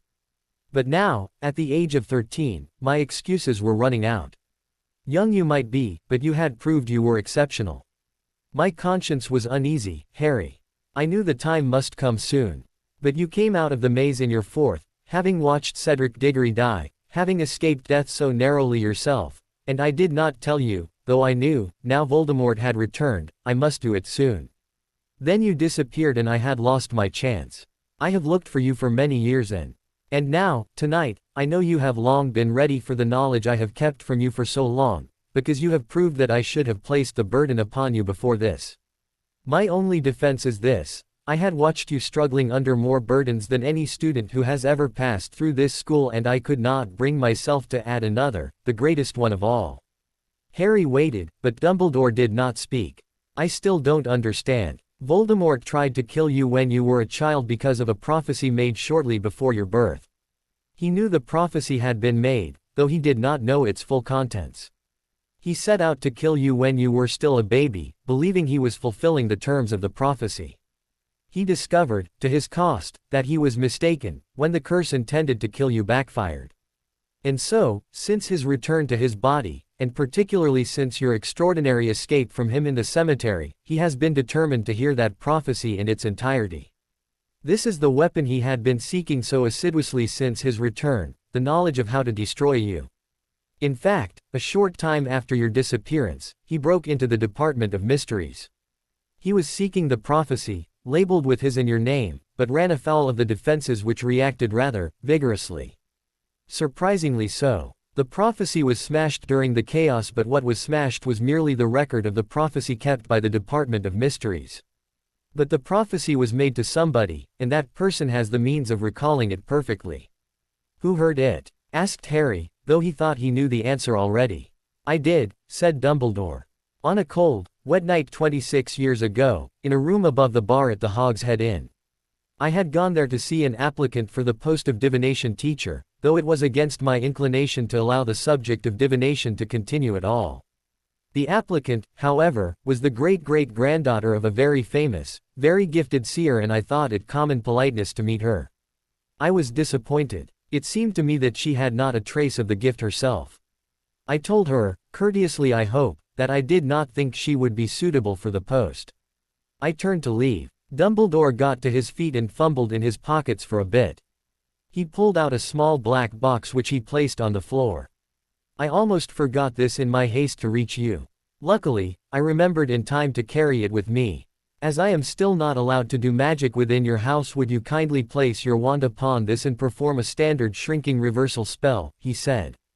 Harry did so and the box expanded into a fine black trunk. Dumbledore bent down, opened the lid and took from inside it a shallow stone basin, carved with runes around the edges. Dumbledore walked back to the desk, placed the pensieve upon it, and raised his wand to his own temple. He paused. This is not really a form of active magic. Will it trigger your wards if I remove a memory? He asked. Harry waved his wand and cast a few spells. Now it won't, he said. I've set the wards to allow you to cast just one spell. You can go ahead and do it now. Dumbledore placed his wand to his temple again. From it, he withdrew silvery, gossamer fine strands of thought clinging to the wand and deposited them into the basin. He sat back down behind his desk and watched his thoughts swirl and drift inside the pensieve for a moment. Then, with a sigh, he raised his wand and prodded the silvery substance with its tip. A figure rose out of it, draped in shawls, her eyes magnified to enormous size behind her glasses, and she revolved slowly, her feet in the basin. But when Sybil Trelawney spoke, it was not in her usual ethereal, mystic voice, but in the harsh, hoarse tones Harry had heard her use once before. The one with the power to vanquish the Dark Lord approaches, born to those who have thrice defied him, born as the seventh month dies, and the Dark Lord will mark him as his equal, but he will have power the Dark Lord knows not, and either must die at the hand of the other, for neither can live while the other survives. The one with the power to vanquish the Dark Lord will be born as the seventh month dies. The slowly revolving Professor Trelawney sank back into the silver mass below and vanished. The silence was absolute. Neither Dumbledore nor Harry made a sound. Professor Dumbledore, Harry said very quietly, for Dumbledore, still staring at the pensieve, seemed completely lost in thought. Did that mean? What did that mean? It meant, said Dumbledore, that the person who has the only chance of conquering Lord Voldemort for good was born at the end of July, nearly 26 years ago. This boy would be born to parents who had already defied Voldemort 3 times. It means, me? Asked Harry. Dumbledore surveyed him for a moment through his glasses. The odd thing, Harry, he said softly, is that it may not have meant you at all.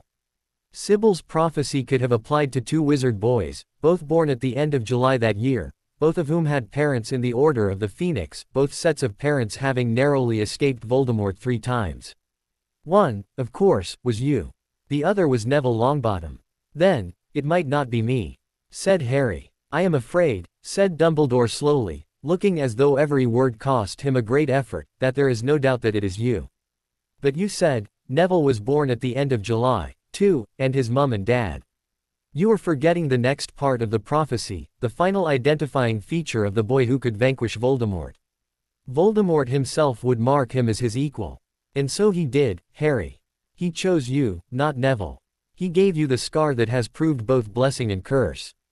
But he might have chosen wrong, said Harry. He might have marked the wrong person.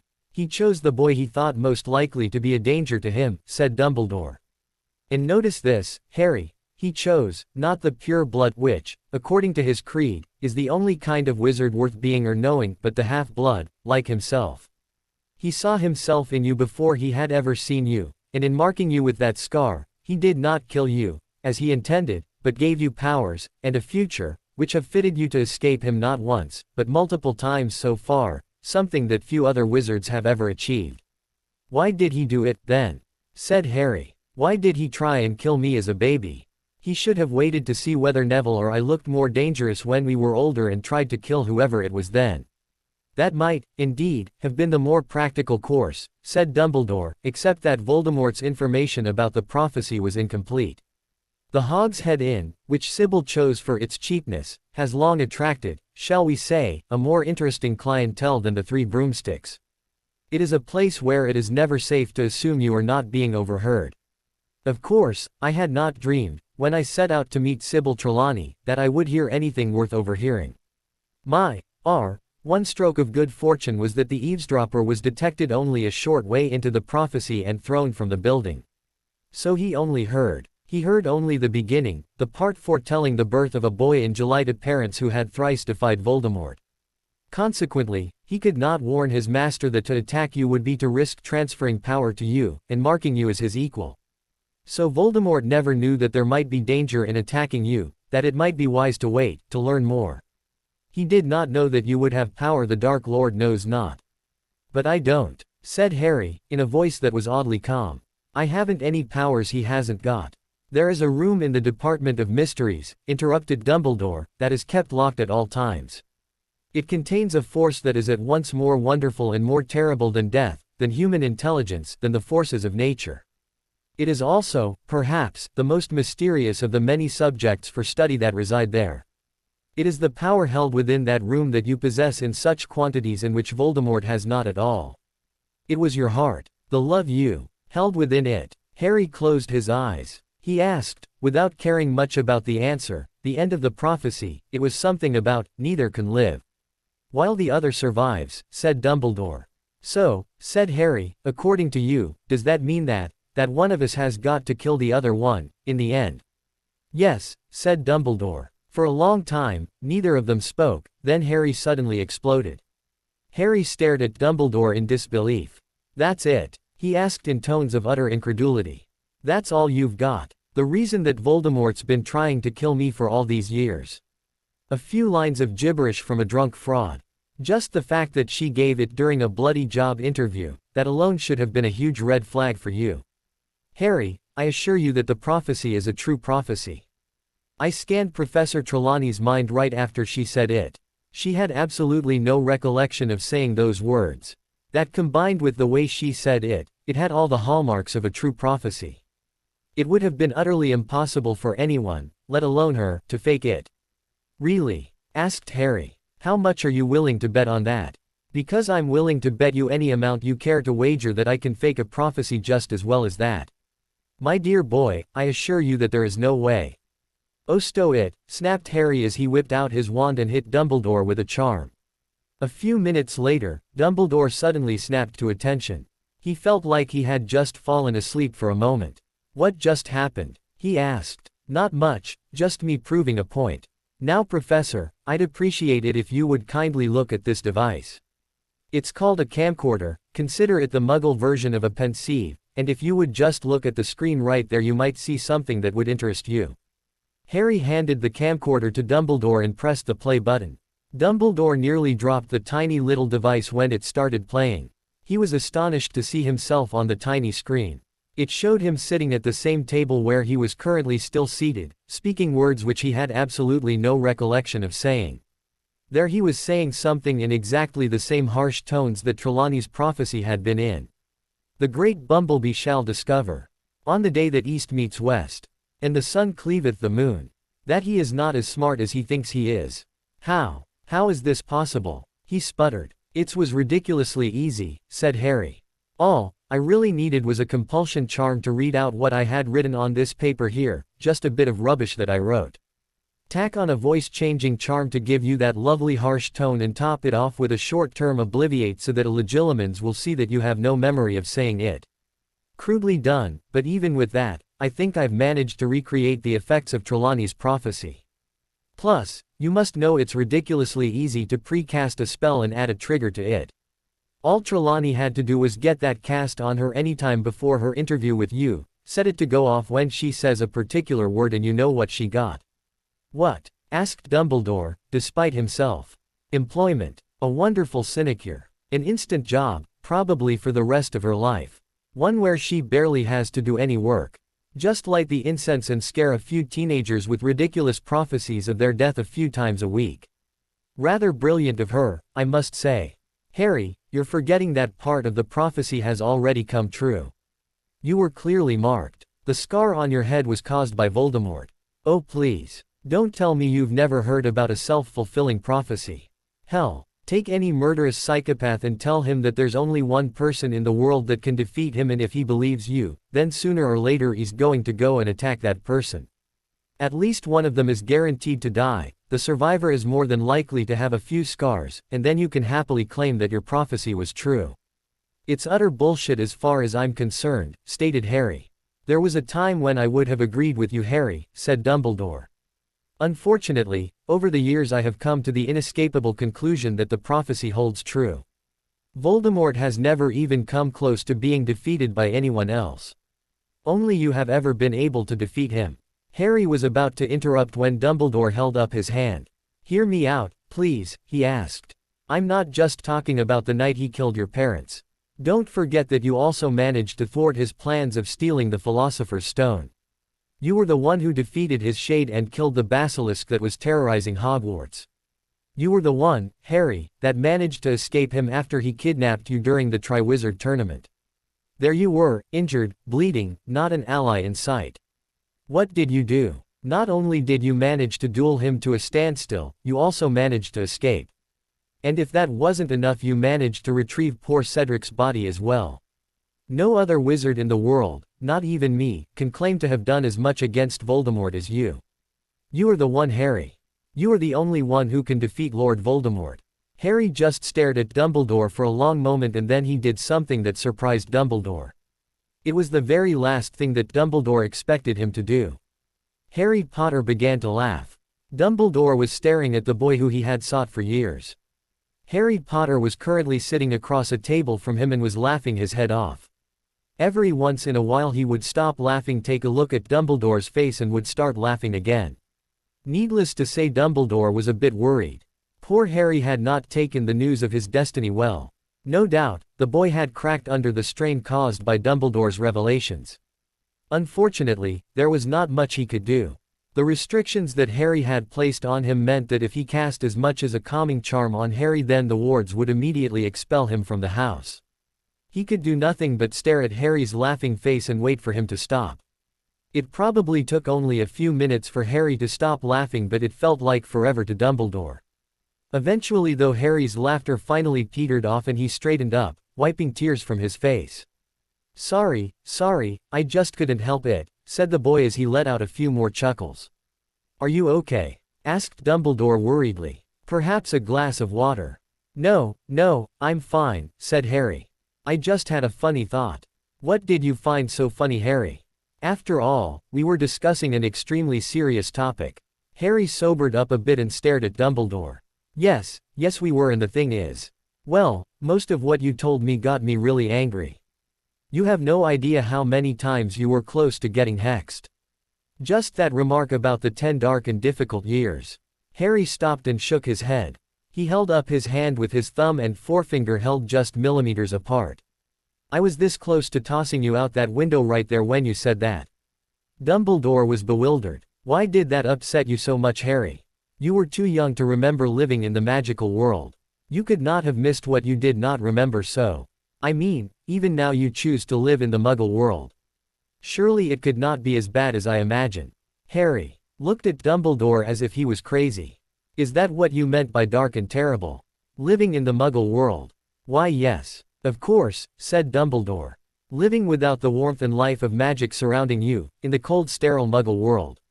I know it must have been absolutely terrible, but..."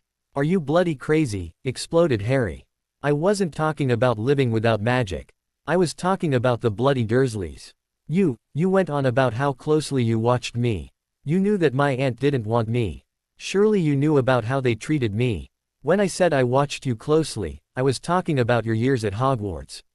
Before that, I did have someone watching you, but they assured me that you were healthy and relatively happy." "Really?" asked Harry. "Who exactly was this delusional person?" "An acquaintance of mine who lived quite close to Privet Drive. A squib by the name of Mrs. Figg, she assured me." "The crazy old cat lady!" shouted Harry. "That's who you relied upon to make sure I was well taken care of. No bloody wonder. What is with you and the incompetence you seem to rely on for everything?" Dumbledore started to say something, but before he could get more than a couple of words out, he was interrupted by Harry. "Let me tell you something about the Dursleys," said Harry. "Have you ever been inside their house? Do you know how many bedrooms they had? Well, the last time I was there was the night you disappeared. That was 10 years ago, so I don't recall the exact number, but it seemed to be a reasonably large house. They had four bedrooms. One for Petunia and Vernon, one guest bedroom, and two bedrooms for Dudley. So where do you suppose they made me sleep? Which was my room?" Dumbledore was once again stricken dumb. He had no idea what Harry was talking about. If the Dursley family had lived in a house with 4 bedrooms, why would they have not given one to Harry? Where could Harry have slept? "Ah, but of course. Then I assume they made you and your cousin share a room. Surely this was not such a great hardship." "Wrong," yelled Harry. "Don't you ever listen. I already told you Dudley had 2 bedrooms. Do you know where they made me sleep? Do you? In the cupboard under the frigging stairs. That's where. What? A cupboard. But, Harry, I assure you I had no idea. Stop bloody lying to me. My Hogwarts letter was even addressed to the cupboard under the stairs.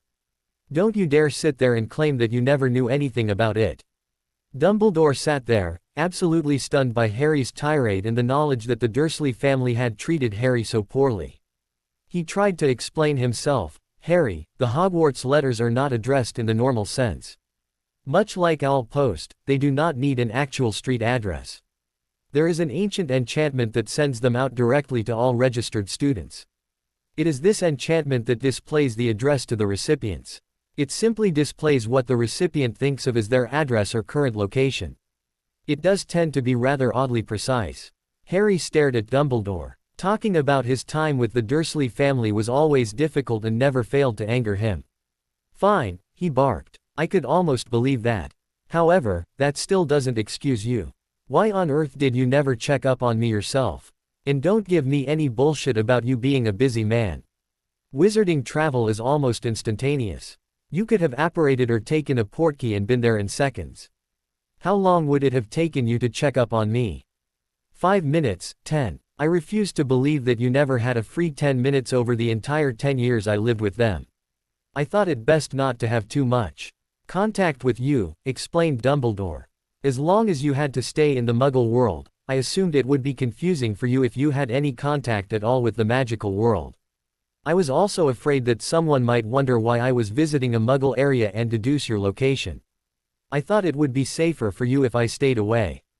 Also, as I said earlier, I had Mrs. Fig sending me regular reports. If she had even hinted at you not being treated properly. I see now that it was a mistake and all I can do is beg your forgiveness. Harry was really not in any sort of mood to listen to Dumbledore's excuses.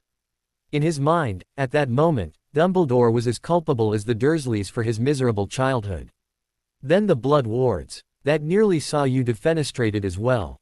When you told me you relied on wards fueled by my mother's sacrifice, said Harry, shaking his head as if he could not believe the headmaster's stupidity. Harry, those wards kept you safe for many years, I assure you. Oh please, the problem with your story is that I actually know a little bit about warding. Here in the States, warding is a very dynamic field. Ward crackers and hackers are constantly working on new methods of breaking into wards. Warders are constantly improving their warding scheme to stay one step ahead of the crackers. Why, not 6 months ago I had to replace my anti-portkey wards after a ward hacking group demonstrated a new way to break through them at MageCon. I failed to see. Testing, Dumbledore, testing. An effective warding scheme is one that has been tested to hell and back and been proven to last over years. Now according to you, your blood wards were based around my mother sacrificing herself in an attempt to save me. Correct. Now, I know that there was some sort of protection around me. Quirrell burning up when he tried to touch me proved that. But blood wards based around that. The problem is that you don't really hear about that kind of protection much. You'd think there'd be dozens of cases of mothers shielding their children from harm. Especially during a time of war. Yet I've never heard of anybody else having that type of protection. I believe this was due to the fact that you were the target and not your mother. If your mother had not come in Voldemort's way, she would likely have lived.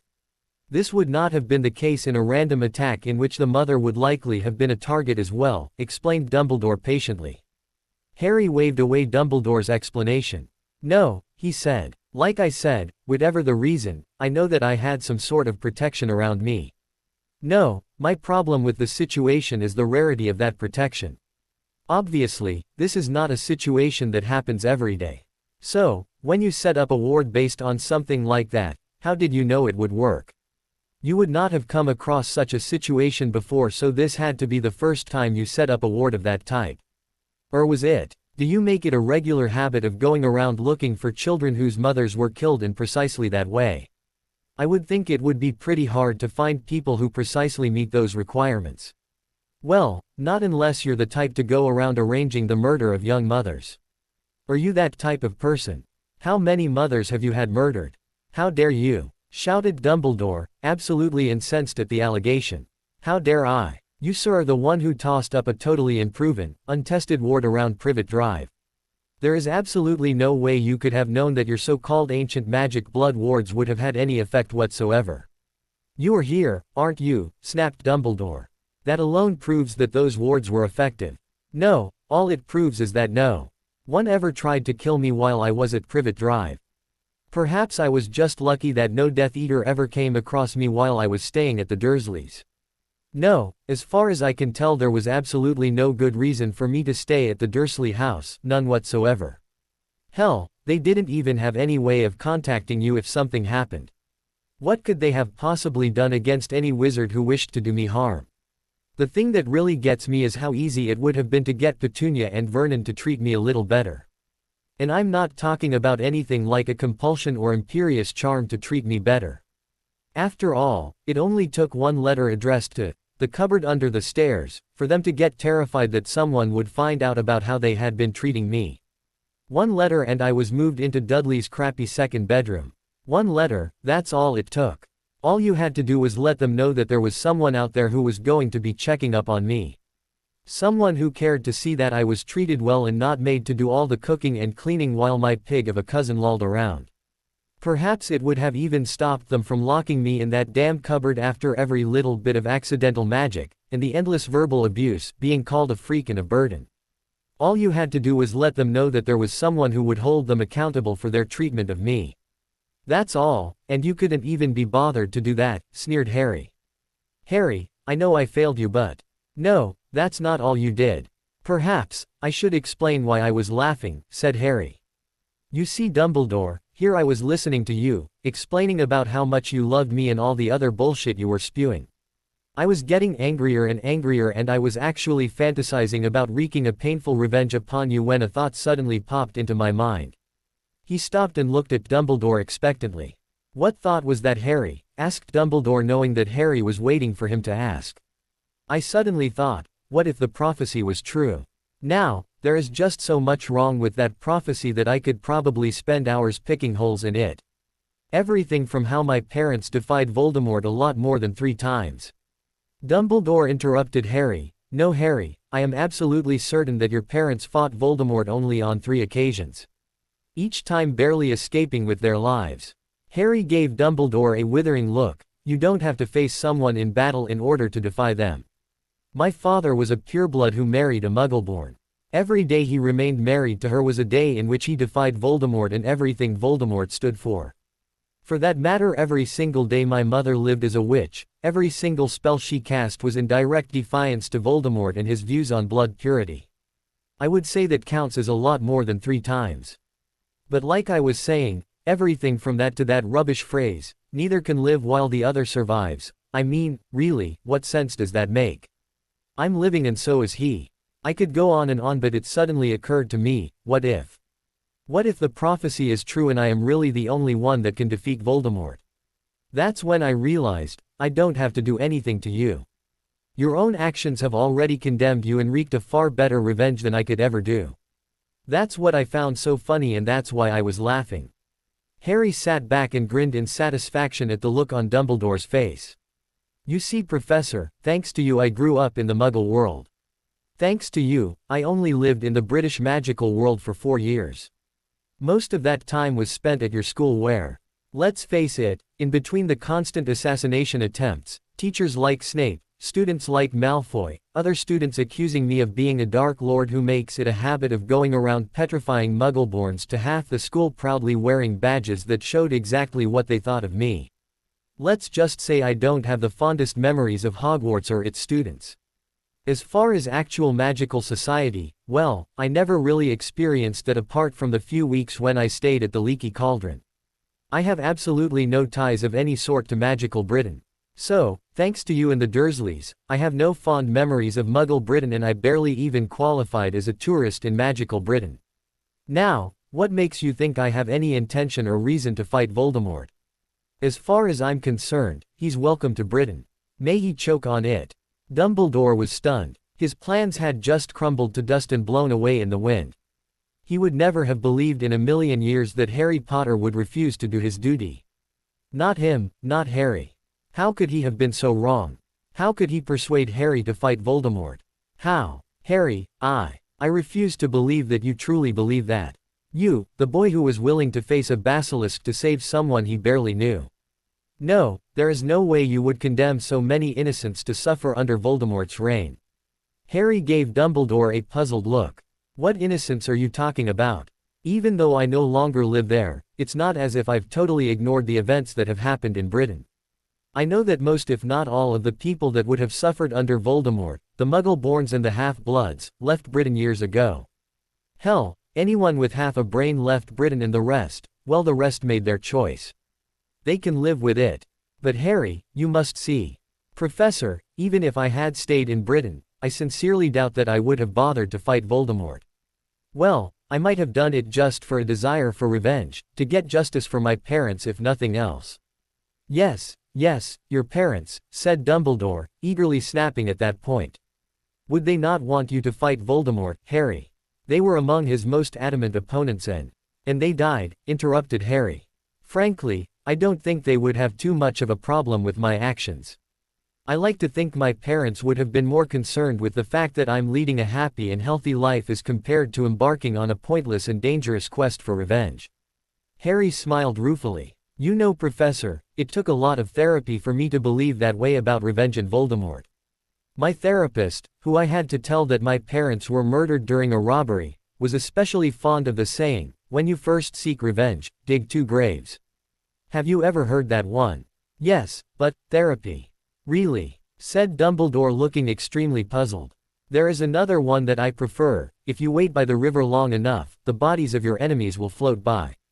I'm not quite sure, said a confused Dumbledore. Voldemort is an insane Dark Lord. Sooner or later he will self-destruct. Look at the state of magical Britain today, the economy is still in a shambles as far as I know. How much longer will his followers put up with him? Eventually, their desire for a better life will overcome their fear of Voldemort. Then they will act, and I have no doubt that either they or Voldemort will perish. No, Harry, I'm afraid not. Once again, you are forgetting the prophecy. Without you it is impossible to defeat Voldemort. Ah well, then the world will lose a few inbred pureblood bigots. Not such a great loss, stated Harry callously. Harry, I implore you to think about the people of Britain, begged Dumbledore. Think about what will happen once Voldemort has built up an army strong enough to invade Europe. I can tell you with absolute certainty that he has been striving to do just that. Sooner rather than later there will be war. You know what, Professor, you're forgetting one little fact. I already saved the people of Britain once. What happened after Voldemort's defeat in 81? Are you forgetting that? Asked Harry. We had peace, Harry. A peace that lasted more than a decade before his resurrection. Yes, said Harry with a sneer. A peace in which you let Voldemort's followers, his Death Eaters, who were just as guilty as Voldemort, get away scot-free. How many of them managed to get away without even a slap on their wrists by pleading the imperious curse excuse and lining a few pockets? A few of his followers did get away, but... Yes, a few, said Harry in a voice dripping with sarcasm. Death Eaters roamed free and my innocent godfather was imprisoned and tortured in Azkaban and I was sent to the Dursleys. Yes, I must say that the wizards in Britain really know how to reward someone for saving them from someone like Voldemort. Harry continued, not letting Dumbledore get in a word edgewise. Have you ever thought about who was directly responsible for Voldemort's resurrection? Peter Pettigrew and Barty Crouch Jr. Do you realize that Voldemort might never have been resurrected at all if you, Albus Dumbledore, had simply done your job? With your position and influence within the Wizengamot, you should have ensured that Sirius had a fair trial. If you had done that, Pettigrew might have been captured. If, with your power, influence and position, you had ensured that Azkaban was secure, then Crouch might never have been able to break his son out of there. Who would have resurrected Voldemort then? And even if they had, if you had done your job and ensured that every single Death Eater was punished to the full extent of the law, then who would have turned up at his resurrection party? No one. Instead, Voldemort was resurrected into a world where you had allowed his former followers like Lucius Malfoy to gain an incredible amount of power and influence. Power and influence that they immediately put to work towards Voldemort's goals. And now, you come to me to clean up your messes. No, I don't think so. Besides, it's not really about saving the people. Say I do kill Voldemort, what would happen? His government would probably be replaced by one very similar to what I found when I first rejoined the magical world. The wizarding world I re-entered when I was 11 was not such a great place. In my second year, I saw Hagrid sent to Azkaban so that the ministry could be seen to be doing something. In my third, I learnt that my godfather had been imprisoned unfairly. In my fourth, I saw the minister order the Dementors to keep Barty Crouch Jr. That, no matter how you slice it, was a summary execution. Sirius's key on-site order, after he escaped, was another example of exactly that. Summary executions are the stuff of dictatorship and nightmares. They are not something one expects to see in a modern, civilized, democratic nation. They say a society can be judged by how it treats its prisoners. Well, Britain's magical society treats its prisoners exceptionally well. Torture by way of exposure to Dementors. Tisk, tisk. Treatment that has been known to drive prisoners insane. Well, perhaps I would not mind so much if I knew they were all Death Eaters. However, I know 2 people who were sent there unjustly without even the semblance of a trial. Based on that, I would not be surprised to learn that Azkaban was filled with hundreds of innocents. Dumbledore was stunned into near incoherence. Harry, you must know that I have never condoned the presence of Dementors, but why do you say that there might have been hundreds of innocents in Azkaban? Are you familiar with the concept of representative sampling? One takes the characteristics of a small subset of the population and from that uses them to infer knowledge about the population as a whole. Now, I did not have much exposure to the magical world outside of Hogwarts. So let's take the adults I did know as a sample. Even if I count mere acquaintances like Florine Fortescue and Tom at the Leaky Cauldron, I doubt I knew more than 20 adults in magical Britain. Out of those 20 adults, 2 of them were imprisoned unjustly without a trial. That's 10% of the people I knew who were tortured even though they were innocent. A ridiculously high percentage, wouldn't you agree? By that logic most of the wizards in England would be teachers in a school, said Dumbledore. Harry shook his head again, quite unwilling to listen to anything that Dumbledore had to say at this point. No, Professor, I'm afraid that you're wasting your time. I refuse to fight for a magical society as corrupt and worthless as that. No, I will not. If there ever was a time when getting ridiculously drunk was totally and absolutely justified, this was it, thought Dumbledore. After leaving Harry's house he had apparated around until he found a bar and now he was trying his best to get ridiculously plastered. There was no fire whiskey, which was unfortunate, but he supposed that the Muggle stuff would do as well. He just had to drink more of it to compensate. He gulped down his drink, single malt taken neat, and ordered another. He burrowed his spinning head into his hands as he waited for his next drink. The problem was that he had no rebuttal to many of Harry's complaints. Yes, he was only too aware that he could have done more. He could have pushed for stiffer sentences and stringent verification of those imperious curse claims. He should have investigated Black's case more thoroughly. He should have ensured that Harry had a happy childhood. He should have ensured that the boy had more ties to the magical world. He should have. His failures and mistakes swam around and around in his head. The bartender was giving him the eye as he downed yet another drink and signaled for a refill. Stupid fellow should be used to people drinking heavily. Was this a bar or a tea shop? No, he would not let that bother him. He was going to sit here and drink until he passed out or a solution presented itself. He could not bear the thought of returning to Hogwarts and confessing his failure to the few followers and allies he had left. Not that the boy had left him much leeway to do that. He could not even discuss the boy with anyone thanks to that ridiculous contract Harry had forced him to sign. Bloody bartender was looking at him again and telling him to slow down. Buddy, he called him Buddy. Why, the sheer cheek of the man. Here's a confundus charm, now keep serving me, you bloody idiot. Ah yes, there it was. Ridiculous of the man, as if he was going to get drunk on these weak Muggle drinks. Now fire whiskey, there was a drink that, what was he thinking? Yes, how to convince Harry and that bloody contract. Can't talk about him, have to make sure that he takes precautions that no Death Eaters can follow him. Wait a minute. Okay, he could not talk about Harry, could not lead Death Eaters to his house, but had the boy put in anything about getting a friend to accompany him to his house? No, he hadn't, which meant that, yes, there was a way. Harry was not a hopeless case, he thought. The boy had talked a good line about not wanting revenge, but at the same time he had spoken of tossing Dumbledore through a window. Clearly the boy was not above thoughts of revenge no matter what he said. The problem was that the boy was being unreasonably antagonistic towards Dumbledore. All he had to do, thought Dumbledore, was find someone else that might help convince Harry. People like the Weasley family. They had all moved to Romania shortly before Voldemort took over the ministry. Yes, he could grab Ron Weasley and have him tell Harry how miserable he was living away from England. But then, oh dear, Molly Weasley might come to know of it, and she had really not left him on the best of terms. He shuddered as he remembered her last howler, which she had sent after his little faux pas with Ron Weasley. Looking back, yes, that had probably not been very wise. Not Ron, then. Best to not risk another howler. Another drink was required. Who else? Well, the boy had mentioned Sirius Black. Despite their difficult past, Sirius had always been loyal. He could not even blame him for disappearing the way he had. After his godson had vanished, Sirius too had nothing to keep him in England. Yes, he would fetch Sirius and make him convince the boy. Would that work? Sirius should not be that difficult to find. The last he heard, the boy, well, man, he supposed, was living in Brazil. The only problem would be getting Sirius to accompany him without him being able to tell the man why he needed him. Well, if there was one thing he was good at, it was convincing people. Most people anyway, he amended as he recalled his conversation with Harry, which made him order and down yet another drink.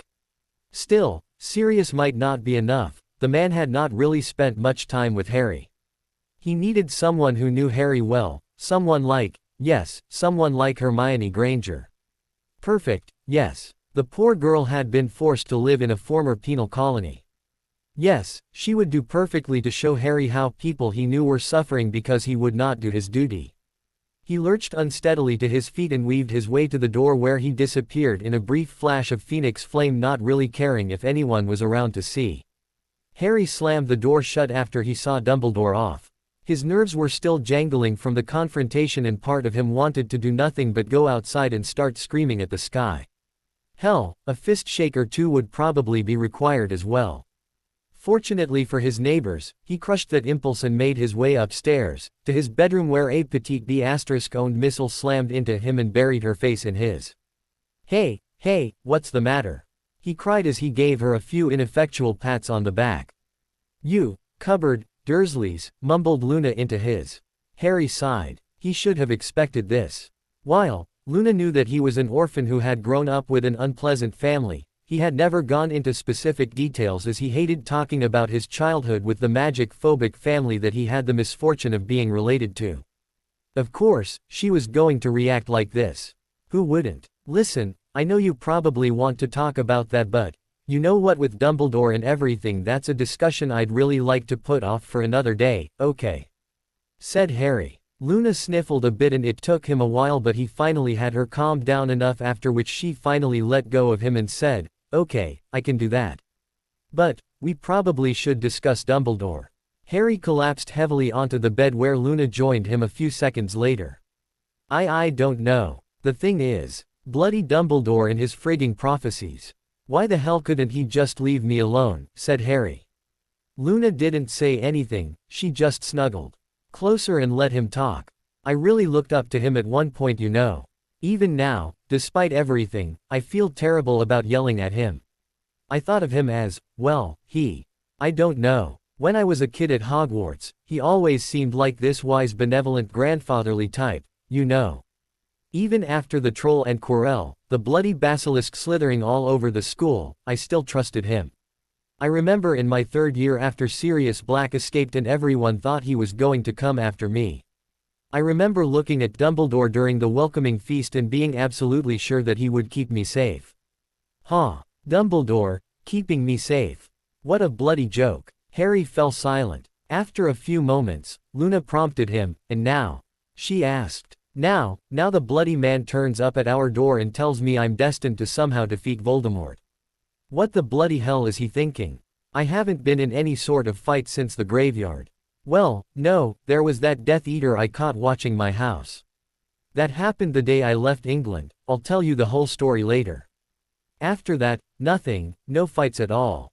Not one. Why are you even thinking about this? asked Luna. You've already told him no and sent him on his way. So, why are you worried about whether you can fight or not? It's hard to explain, muttered Harry. I meant it when I said I have no reason to fight Voldemort. Really, as far as insane dictatorship go, is he really that bad? Everybody he could have oppressed, everyone with half a brain really, left England years ago. He's not even been attacking any muggles for whatever reason, or at least it's not been in the news. Dad says it's because he can't afford to pick a fight with the ICW by blatantly breaking the statute of secrecy. He's trying to portray himself as a legitimate ruler, said Luna. Yeah, so there's that, and so we have a sort of peace or a stalemate, whatever you want to call it, and Dumbledore wants me to fight him, which could lead to a war and loads of people getting killed and yet, the problem is, I feel like, he's still unspeakably evil. Of course, he's responsible for the murder of my parents and you know what, it's sort of like Spider-Man. Luna propped herself up on her elbow and stared at Harry. And what does Tobey Maguire have to do with this? She asked. I keep thinking about that line, with great power, comes great responsibility. I mean, I absolutely believe everything I told Dumbledore. I really don't think that Wizarding Britain is worth fighting for, but if Dumbledore's right, if for some unfathomable reason, I am the only one that can defeat Voldemort, then don't I have a responsibility to, I don't know, do something? Luna bounced out of the bed so fast that Harry was almost convinced that she had apparated. She paced around the room angrily for a moment before turning to him, fixing him with a stern glare and saying, "No." "No?" asked a bemused Harry. "Not just no, but hell no. Listen to me, Jim Dobbins. I mean Harry Potter. Huh, that's going to take some getting used to. Anyway, listen to me. There is no way in hell that I'm going to let you do anything as stupid, as bloody insane, as dangerous," she sputtered. "I know but," started Harry, only for Luna to interrupt him immediately. "No, first of all, that prophecy was incredibly vague. How do you know it's not one of those prophecies that can only be interpreted after the fact? Trying to come up with a plan of action based on a prophecy is the very definition of foolish." "Yes, I know. But, have you ever read or hear the story of Oedipus?" asked Luna, thoroughly confusing Harry by her seemingly random change of topic. Isn't he the bloke who, shagged his mum? Got a complex named after him?" asked Harry. "You really need to broaden your reading habits, Harry. There's a bit more of the story to it than that. Oedipus' story starts with King Laius, who before the birth of Oedipus visited the oracle of Apollo at Delphi. The oracle was usually a priestess at the temple of Apollo and Luna, while you know I usually find it incredibly say why when you go all Ravenclawpedia on me, could you just, only this one time of course, just give me the highlights, without all the extra detail I mean, requested Harry. Luna humphed a bit in disappointment. She so rarely had the chance to let her inner Ravenclaw out and show her off. "Okay," she said. "In a nutshell then, King Laius was given a prophecy that said that his son was going to kill him and marry his mother. So after Oedipus was born, Laius pinned the baby's ankles and then abandoned the baby, who was found by Polybus, the king of Corinth. Oedipus grows up in Corinth, brought up as the son of the king, and at some point is given the same prophecy. He is of course horrified at the thought of killing his father, let alone marrying his mother, so he decides he can never go back to Corinth. On the road, he meets and gets into an argument with Laius and kills him. He then travels to Thebes, defeats a monster, a sphinx, and ends up married to his birth mother, Jocasta, and made king of Thebes. Years later, the whole story comes out, everyone is horrified, Jocasta kills herself and Oedipus ends up blinding himself. Okay, well, Laius sounds like a lovely chap. Really, pinning a baby's ankles was of course the only solution, but no need to be sarcastic, Harry. While some people say that the story is about how you can't escape your destiny, I think they're forgetting one rather important point. What if either Laius or Oedipus had simply ignored the prophecy? Remember, that Oedipus was so horrified at the thought that he might kill his father that he refused to go home to Corinth. If Laius had simply ignored the prophecy and brought Oedipus up in a loving home, do you really think Oedipus would ever have killed him? For that matter, if Oedipus had ignored the prophecy and gone home to Corinth, he would never have met Laius. This means, he would never have killed him. Do you see the point I'm making? Yes, but I don't know. That's just a story after all. Maybe. And secondly, you know you can't trust Dumbledore. How do you know this isn't just some trickery or invention of his? For all you know, the entire prophecy might have been a fake, stated Luna. Harry stared at Luna. Considering the regard in which most members of the British wizarding fraternity held Dumbledore in, or at least those who weren't aspiring to wear silver masks and prostrating themselves daily before Voldemort, it was quite surprising to hear her say something against Dumbledore. Okay, now I know why I don't trust Dumbledore, but why don't you trust him? He asked. Luna gave Harry one of those looks that women reserve for when their significant others are acting particularly brainless. Lots of reasons, really. The first would probably be the fact that he was an absolutely terrible headmaster. Half the teachers at Hogwarts were bloody incompetent.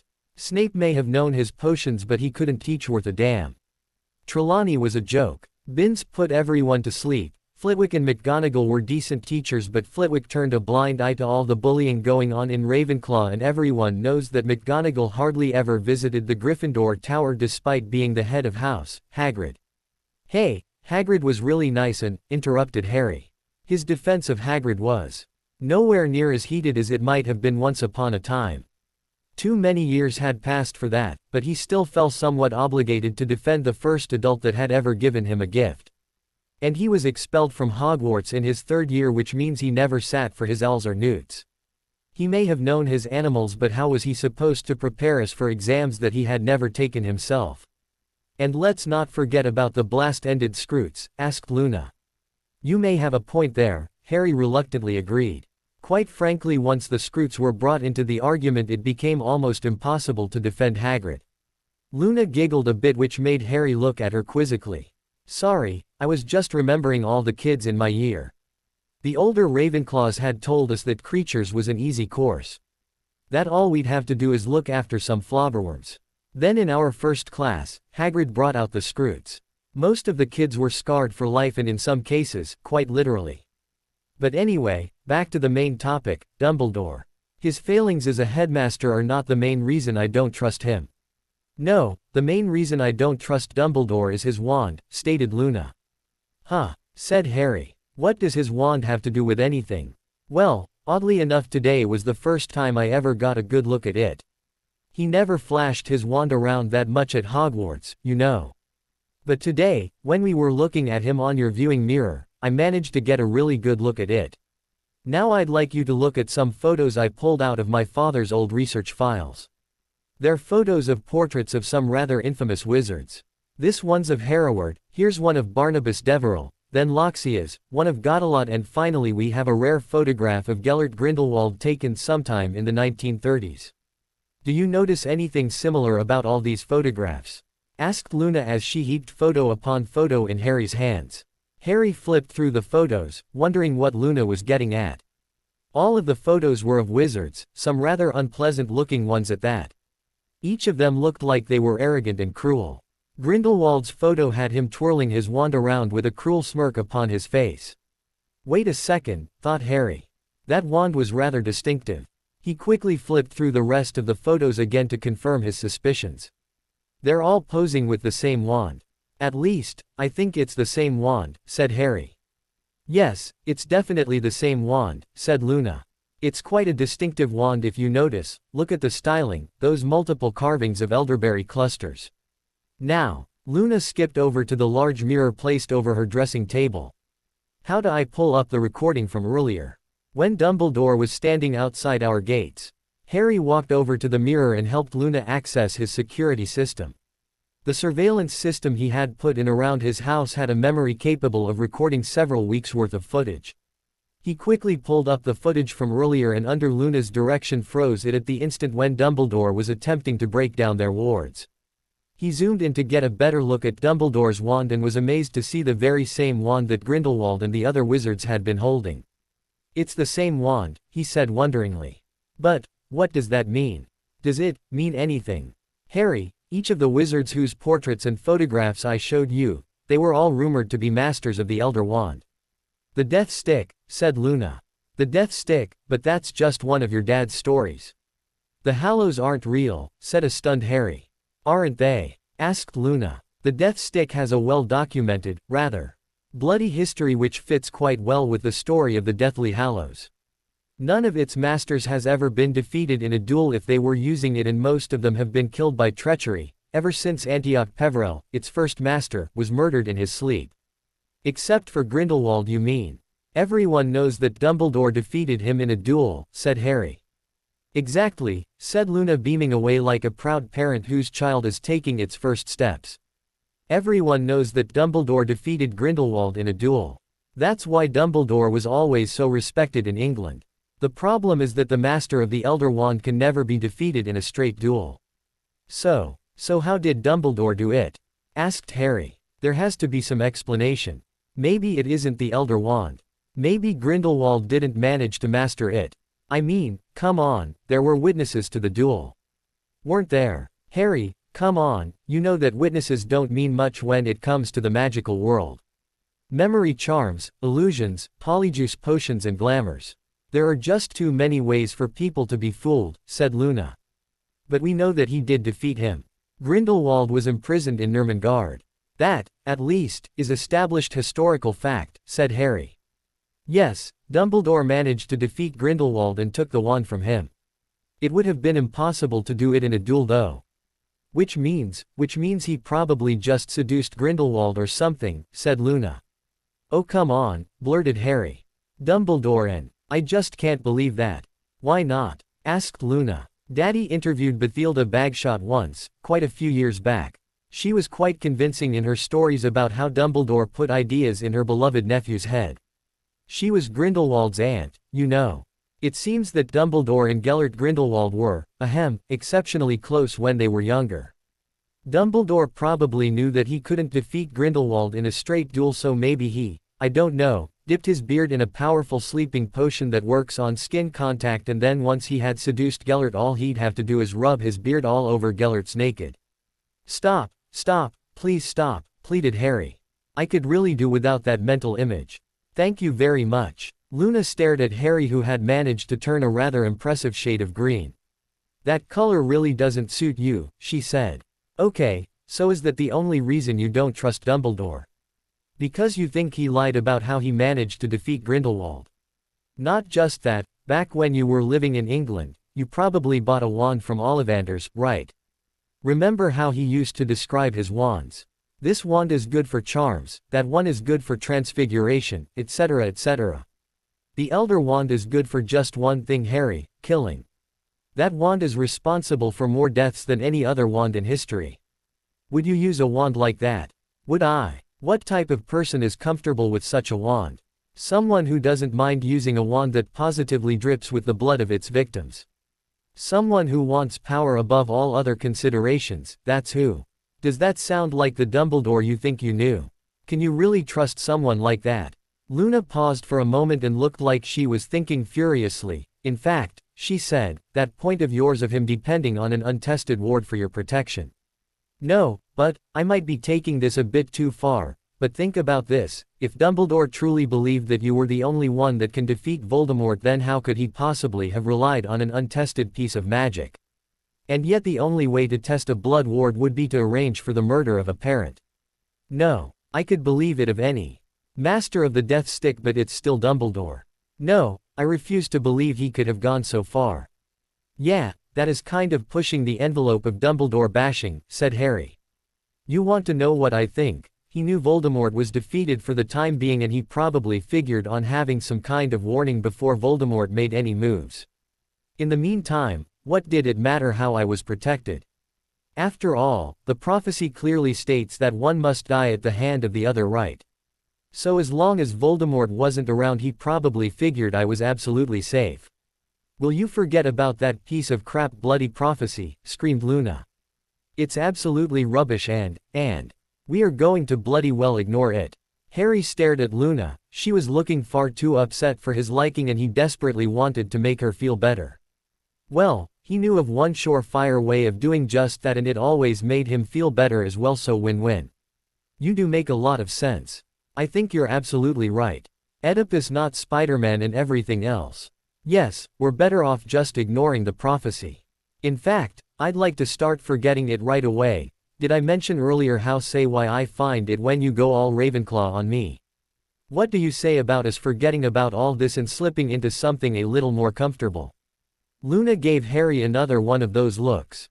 Unfortunately, while I would love to do something like that with Jim Dobbins, I hardly know Harry Potter. It's going to take a while before I feel comfortable about getting comfortable with him. Harry's mouth dropped open in astonishment. Oh come on, he cried. That is so bloody unfair, he pouted. You're kidding, right? Luna, get back here. There is a certain fascination and pleasure that comes from watching someone who is truly talented in their field as they ply their craft. Certainly, the interns working under Hermione Granger felt that way. Watching Ms. Granger brew a potion could be compared to watching Babe Ruth play baseball or Nureyev dance. There was a rare beauty and grace in her actions as she carefully added ingredients to the large glass round-bottomed flask in front of her. Her assistants scurried around her preparing ingredients meticulously before presenting them to her. She on the other hand was the very picture of serenity with not a single wasted motion as she simultaneously brewed and yet managed to keep up a running commentary of her actions for the edification of her interns. And finally, she said as she neared the end of her demonstration, we need to add precisely 10 cubic centimeters of a 20% solution of myrtlap essence, reduce the flame on your Bunsen burner and stir vigorously with a silver stirrer. Stir clockwise when you're in the southern hemisphere and anti-clockwise in the northern. At this point, if you've made the potion correctly, you should see it turn the shade of blue marked as number 106 in the standard potion color charts. The potion now needs to simmer until it has reduced by exactly 13% of its volume, at which point the flask should be immediately removed from the flame and then passed through a coil condenser repeatedly until the potion reaches a temperature of exactly 15 degrees Celsius. She turned around to look at her interns, who broke into applause a second later as the potion turned exactly the shade of blue it was supposed to. Hermione sometimes wished they would stop doing that as she found it just a tiny bit embarrassing. Edna, could you take over here? You'll need to keep a close eye on the temperature as it cools, she said to an eager-looking young woman who immediately leapt to obey her. Hermione looked over her potion with a practiced eye. It looked absolutely perfect and she had finished brewing right in time for the first batch of patients it was due to be tested on. She looked at her wristwatch. Perfect timing really, the patients were due for their doses in just about an hour, which gave her plenty of time for the potion to cool and the dosages to be measured out for each patient. She could hardly wait. More than a year of research and development, and now. It was almost unbearably exciting.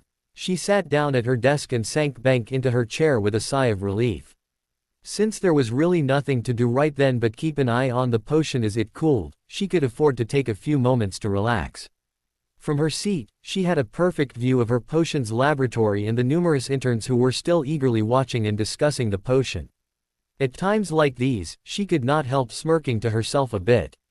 Take a look at me now, she thought, I certainly showed the Melbourne Institute of Magic and their bloody remedial lessons. Her phone rang at that moment. She picked it up to discover that it was the receptionist calling from the lobby of her office building. It seemed that someone had shown up to see her without an appointment. She would have instructed the receptionist to send them on their way and make an appointment for another day, but the name of the person threw her for quite a loop. It was absolutely the last person she had ever expected to see. She sat back in her chair and wondered why on earth the man had come to see her.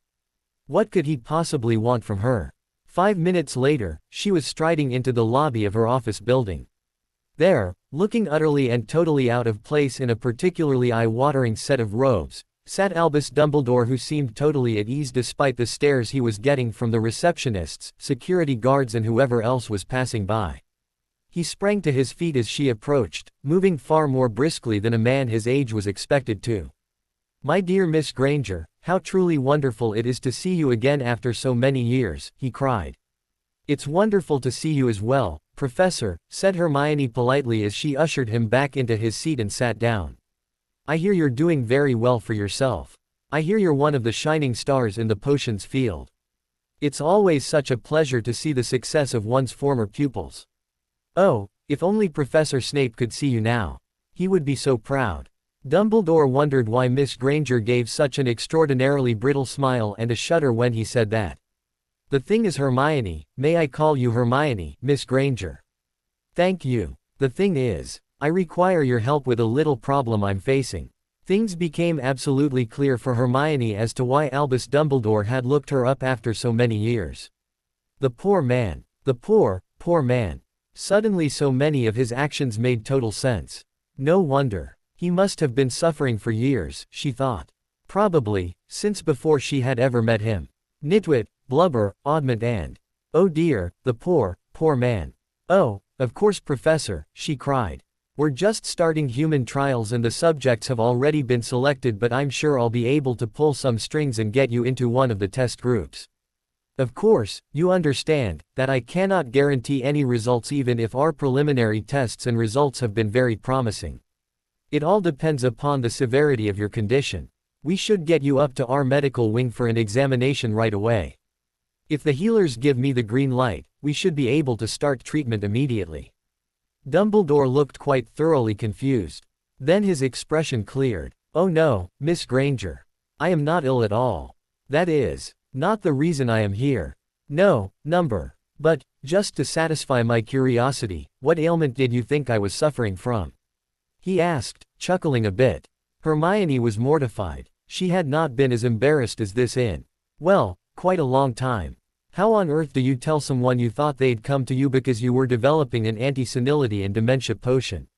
Oh, I'm so sorry, Professor, I quite misunderstood, she said with flaming cheeks. But, if you don't need my help with a medical problem then why are you here? Miss Granger, I am seeking the aid of a certain person in the fight against Voldemort. I know this person is crucial to the fight against Voldemort, but unfortunately he is currently unwilling to help. I was hoping you would be willing to come with me for a few days and help me persuade this person to take up arms, to join me in the fight against the tyranny that has gripped our land, said Dumbledore. I'm sorry. What? But, what could I possibly say? Who is this person? She asked. Alas, I am bound by vows of secrecy against disclosing this person's identity. As to what you could say, I think it would be very beneficial if you would simply tell this person your story. How you were forced to flee your homeland and the hardships you've faced. Simply that, explained Dumbledore. Hardships? Asked Hermione in a puzzled tone, looking around at the utterly luxurious setting they were in. The company she worked for certainly did not believe in stinting on the decor. Yes, you know, I cannot imagine how difficult the last few years have been for you, my dear child. Being forced to live away from Britain. Away from our green and verdant land. Not being able to return to your true home due to the fear of Voldemort. Hermione was wondering whether her initial impression had not been the right one. Perhaps she should force Dumbledore to join the test group after all. Had the man never even heard of the beaches in Australia? Professor, while I would love to help you, I'm afraid it's just a very bad time, said Hermione politely. You see, we're just starting human trials for a new potion I'm developing. I cannot possibly leave for a few days as you put it. At this point, I'm lucky if I can get away from work for a few hours. So you see, it's quite impossible. Dumbledore looked taken aback for a brief second, then he simply smiled benevolently at her and started to persuade her.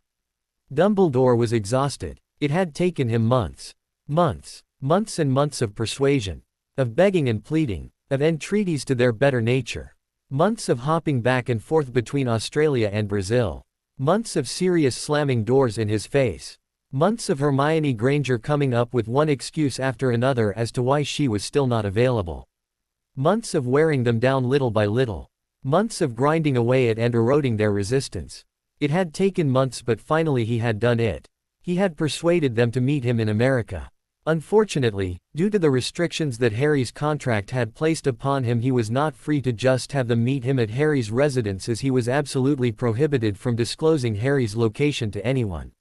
No, he had persuaded them to portkey to a small town in the north of California. From there he would have Fawkes transport all three of them to Harry's door. He wished they would agree to be blindfolded, but neither of them trusted him enough for that. They would surely balk at being blindfolded. Still, as long as he prevented them from finding out Harry's address, the terms of the contract should remain unbroken. All he had to do was make sure they were not able to see any street signs or house numbers for the few moments they would be waiting. Outside Harry's door, he was practically buzzing with anticipation. Soon they would be here. Soon he would have them meet Harry. Harry would then be forced to reveal his secret to them, and then their stories would move Harry. Harry would see the results of his inaction. See how his former friends and family were suffering as they were forced to stay in places like Brazil and Australia. Yes, soon Harry would see the light. Soon they would take the first steps towards Voldemort's downfall. Soon. Harry was sitting at his desk in his study carefully inscribing runes onto the surface of a glass vial when his alarms went off. The sudden blaring startled him and his hand slipped, ruining the rune.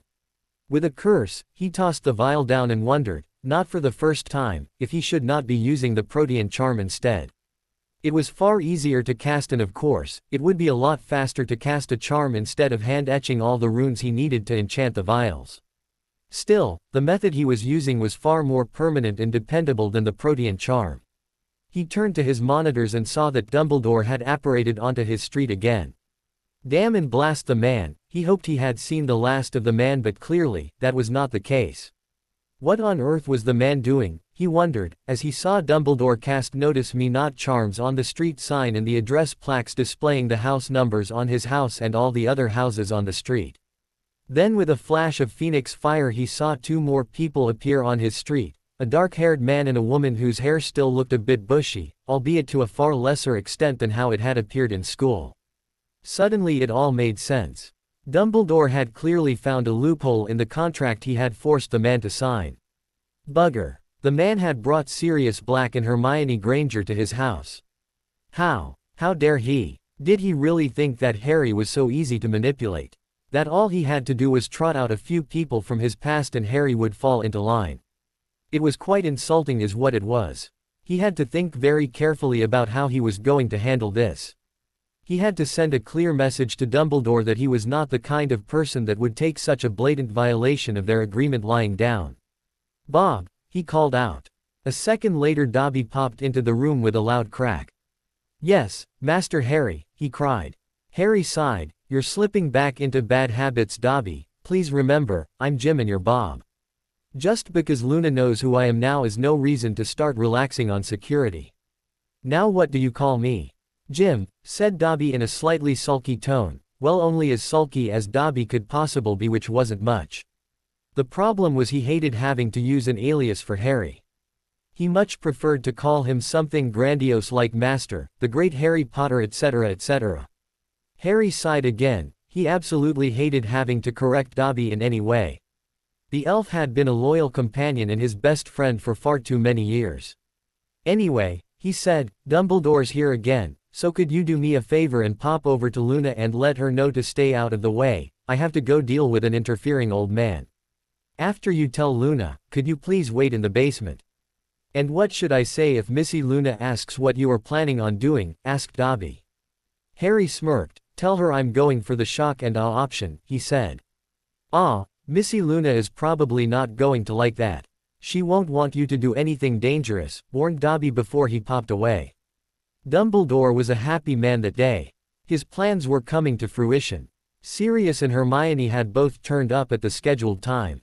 He'd had to suffer impatiently through their reunion. Sirius remembered Hermione quite fondly as the girl who had inexplicably decided to rescue him by flying a hippogriff up to the tower in which he had been imprisoned, and was very happy to see her again after so many years. He had had to stop himself several times from snapping at them to hurry up. They would have plenty of time to reminisce later after, but they didn't know that. Part of him wondered at the capacity of the human mind to paper over the cracks and gaps in their memories. Without Harry, so many of their past actions made absolutely no sense. How, for example, did Hermione explain staying with the Weasleys at Grimmauld Place during her summer holidays that year that Harry disappeared? Without being able to remember Harry, she would have had no reason to have ever visited Sirius. How had Sirius explained coming back to England after escaping at the end of Harry's third year? There were dozens of instances like that in both their lives. Still, none of that really mattered, not anymore. He had them where he wanted them, and soon. A brief flutter of anxiety crossed his mind. Disappointingly, neither of the two had shown any signs of missing Britain. Would they really? No, he would not get discouraged, not now, not when he was so close. They would help him convince Harry. They would. He had gone first, of course, as he needed to make sure that Sirius and Hermione would not be able to tell where they were. Now all he had to do was wait a few more moments and, yes, there they were, right on time. Sirius and Hermione were both looking around at where they had landed. Sirius took one look at the house they were standing in front of and his mouth fell open in astonishment. He took out his wand and waved it around in front of him. "Wow," he said. "This place has some serious freaking wards. I don't think I've ever seen so many. Bloody hell. Who lives here? I was not aware that you had much experience with wards, Sirius," said Dumbledore. "Growing up somewhere as heavily warded as Grimmauld Place, you tend to develop a feel for them. Well, it's not like I can literally see them or anything, but bloody hell, I can certainly tell they're there. Feels sort of like a buzzing in your teeth, you know. Also, back at Hogwarts you'd be surprised how many of our pranks involved getting past some kind of wards. At least in the later years. Plus, I have a drinking buddy back home in Brazil who talks about them all the bloody time. I've had to upgrade the wards on my house several times after he told me about vulnerabilities in some of the more commonly used warding schemes," explained Sirius. Dumbledore was searching the gate for a way to call the house when Sirius spoke again. "Dumbledore, well, I know I told you I'd come and meet your friend, but this house, you just don't enter a house as heavily warded as this unless you're absolutely certain the owner's a friend. Sirius, I assure you that the owner of this house means you no harm," said Dumbledore as he continued to poke and prod at the gate. "What exactly are you doing over there?" asked Hermione. Dumbledore sighed. "The last time I was here the owner said something about there being a way to call the house from the gate, but I can't seem to find it. Shouldn't there be a bell or something? I'm absolutely certain that Muggle houses are supposed to have bells near their doors." "There's an intercom right here," said Hermione, pointing to a device embedded into the stone pillar next to the gate.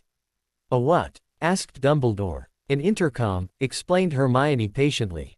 "It's a Muggle device. You have to press this button here to talk to someone in the house." "A Muggle device? How intriguing," mumbled Dumbledore as he walked over to the device.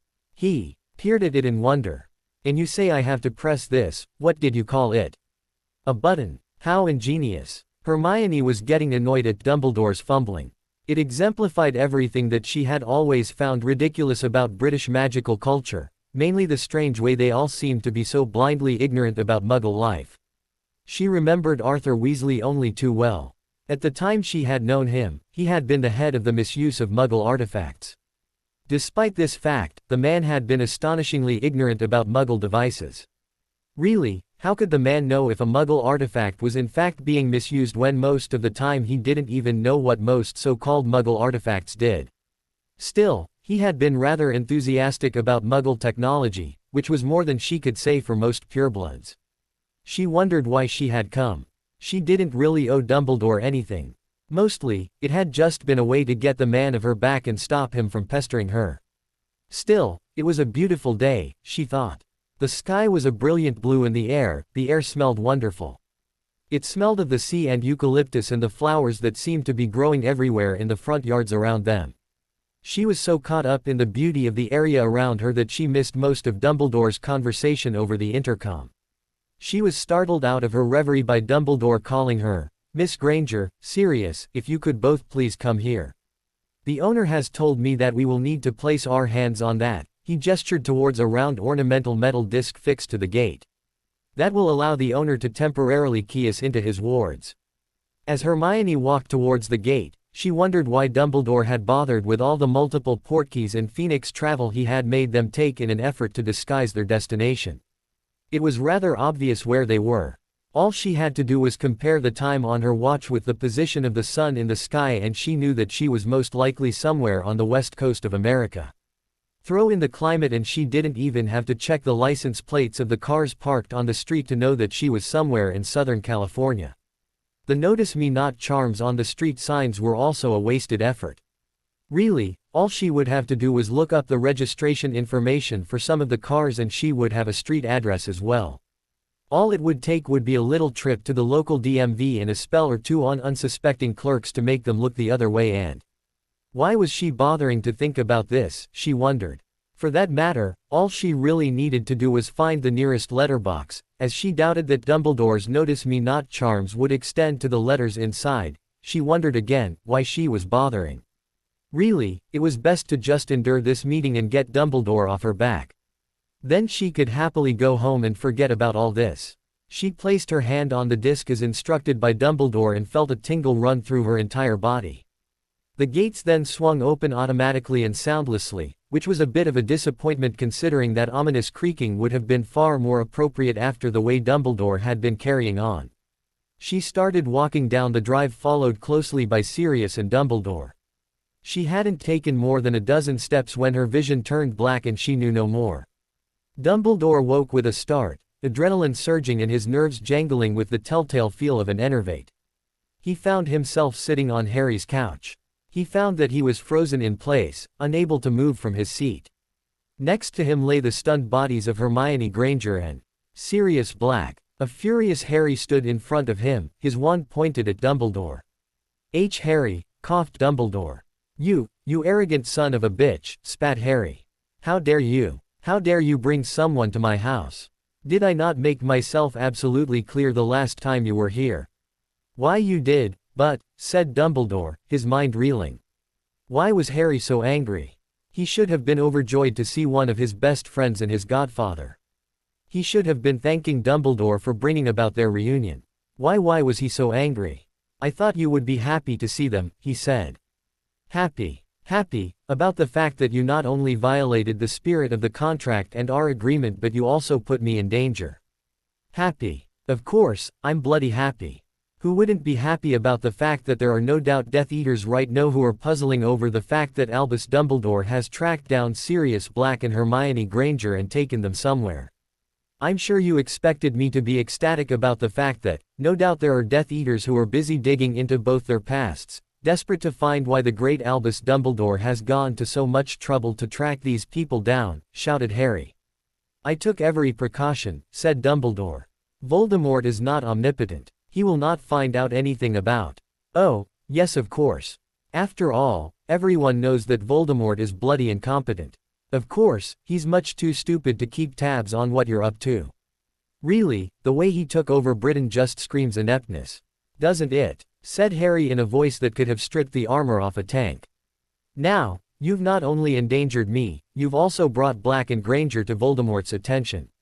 Really, what are you planning to do for an encore? Set fire to my house?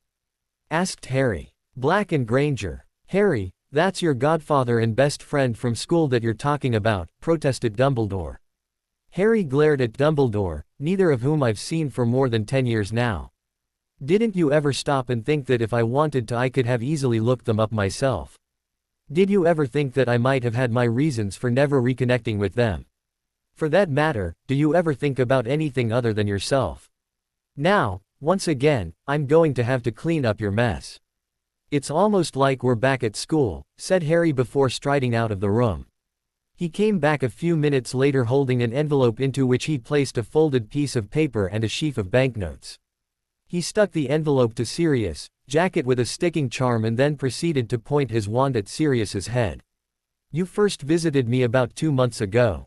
I don't know how long it took you to track them down and I don't trust you to tell me, so I'm just going to assume you managed to find them right away. So, 2 months it is, obliviate, said Harry. Dumbledore's mouth fell open. Harry Potter had just, how could the boy have done that to his own godfather? How? Had Harry gone dark? No, this could not be happening. Harry moved to Hermione next. Obliviate, he cried. Harry then pulled out a ratty old slipper. Before you get any ideas, only portkeys made by me will go through my wards. Portus, he said as he turned it into a portkey. He then pulled Hermione's and Sirius's hands together and stuck the slipper to them. Activate, he said as he tapped the portkey with his wand, and just like that, Hermione Granger and Sirius Black disappeared from the couch. Harry pulled a chair out and sat down in front of a shocked Dumbledore. The envelope contained instructions to a certain person I know. He won't know who sent them, but he's very discreet and can be trusted to follow. Instructions to wake them up and arrange for Portkey's home for the two of them. Now it's your turn. I hope you haven't done anything too important in the last few months. Fox, screamed a panicking Dumbledore, fully expecting to be immediately engulfed by warm comforting flames as his phoenix companion transported him away. Absolutely nothing happened to his vast surprise. Harry looked at his former headmaster and began to laugh. Please, did you really think I wouldn't figure out a way to block phoenix travel? Obviously, I'm not going to tell you how, but come on. I'm shocked that you continue to underestimate me so badly. Harry, please, pleaded Dumbledore. You can't wipe my memories. If you do, I will forget that I have found you and I will continue to waste my time searching for you and I'm the only one still in Britain who leads the fight against Voldemort. Please, you cannot possibly. Harry rubbed his jaw in contemplation. You know, you have a point there. Despite everything you've done, I don't want to make things too easy for Voldemort either, and if you are truly the only one still opposing him then. But on the other hand, you've proven to me that your knowledge of my whereabouts is a clear and present danger, so I'm afraid I have no choice but to obliv. I'll sign another contract. You only need to add a few clauses to the last one and it will be absolutely ironclad. I'm willing to do whatever you say. Just don't, said Dumbledore as he desperately tried to persuade his former student. Very well, said Harry, hiding his elation. This was precisely what he had been hoping that Dumbledore would suggest.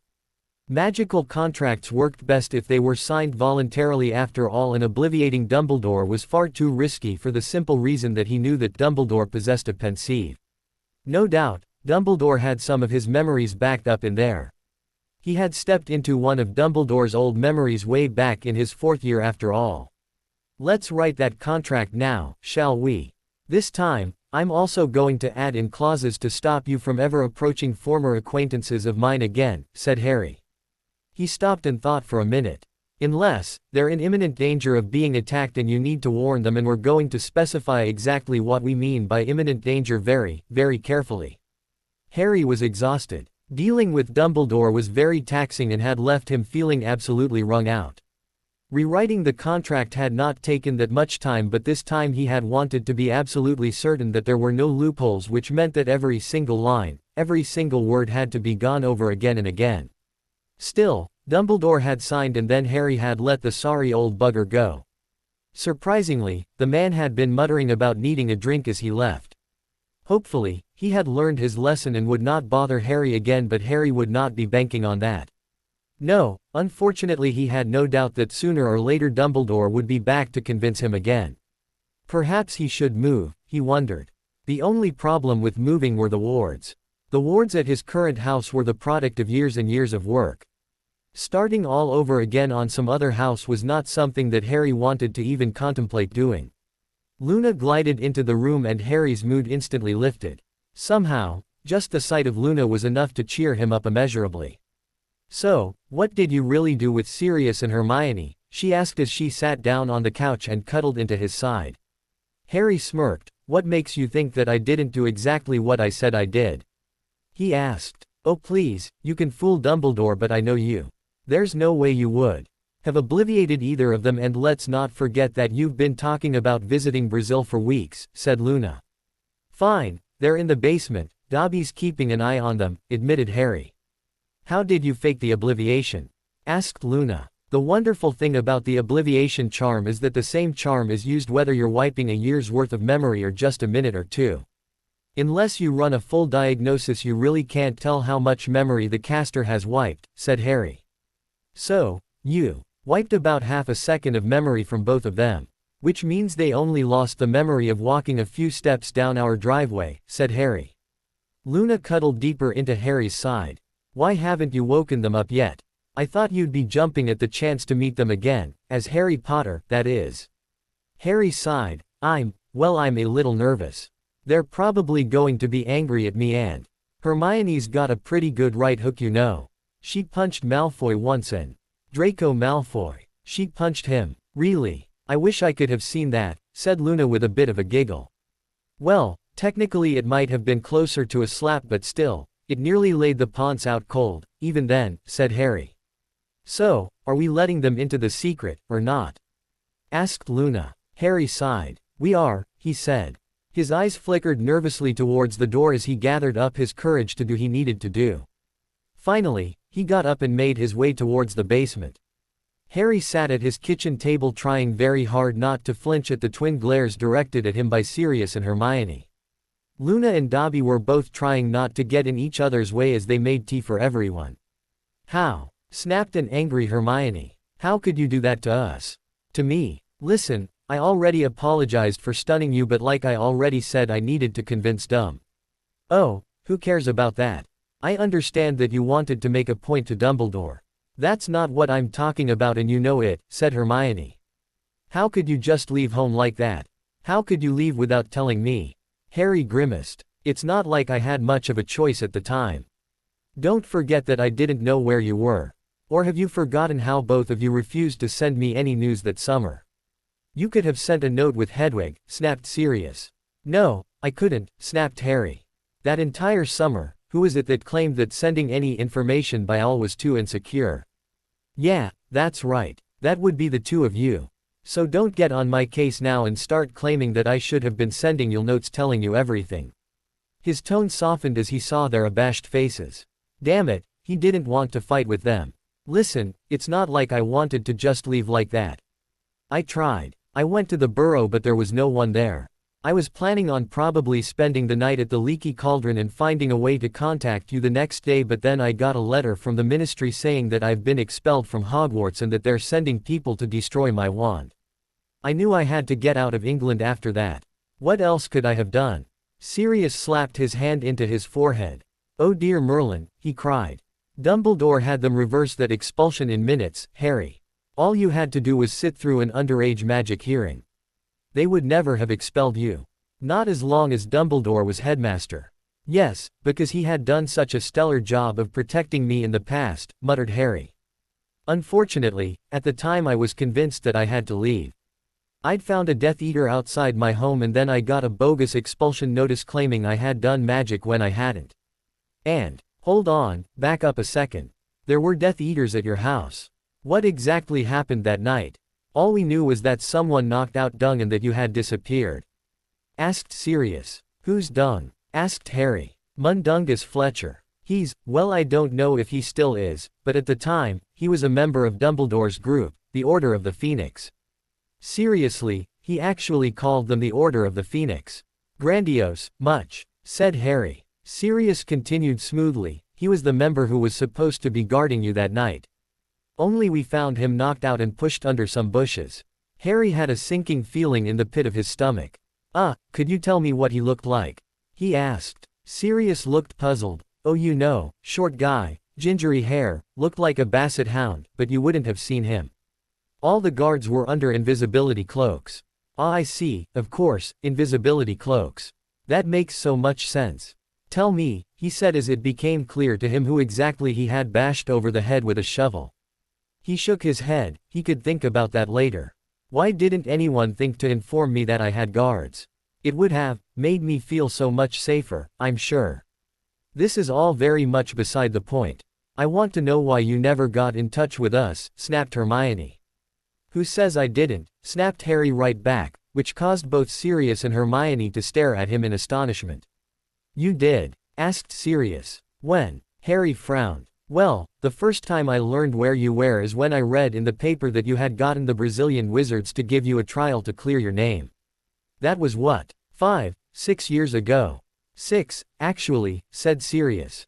I looked you up then, said Harry. I didn't have any way to let you into the Fidelius at that time since my secret keeper was, unavailable, and I didn't really have any way to explain why I looked so much like your old friend James Potter. So Harry held his hand aloft and displayed a ring there. This is a glamour ring, you rub your thumb across the top like so, and Harry's hair turned a sandy brown, his eyes shifted to brown. While the change to his facial features was subtle, it was still enough to make him look utterly different from the Harry Potter that had been sitting in front of them. Jim Dobbins, shouted Sirius in sudden recognition and astonishment. You know him? Asked Hermione in shock. I was just talking about him. Remember I said I had this drinking buddy who's always talking about wards. Well, Hermione meet drinking buddy meet Hermione, said Sirius. Harry smiled at Sirius. I've been meaning to come and see you ever since I got a new secret keeper, but the last time I saw you, you said that you were taking the wife and the twins on a vacation to, what was the name of that place? Fernando something. Fernando de Noronha, said Sirius. So did Giselle and the girls like it there? Asked Harry, referring to Sirius's wife and his 2 twin daughters. It's beautiful up there, of course they loved it, said Sirius. I'd still be there if Dumbledore hadn't turned up and pestered me until I agreed to come with him, but this means you've been traveling all the way from California to Brazil just to. Sirius suddenly bounded from his seat and swept Harry up into a hug. Oh, I should have known you would never forget me, he sobbed. What about me? Asked Hermione in a plaintive tone. Harry frowned as he carefully and gently disengaged from Sirius. I tried. Well, you were in the news too, when you were attending that International Potions Conference in Vegas. You got a fair bit of coverage because you were so young and you already had your mastery. You were presenting some of your research at the conference.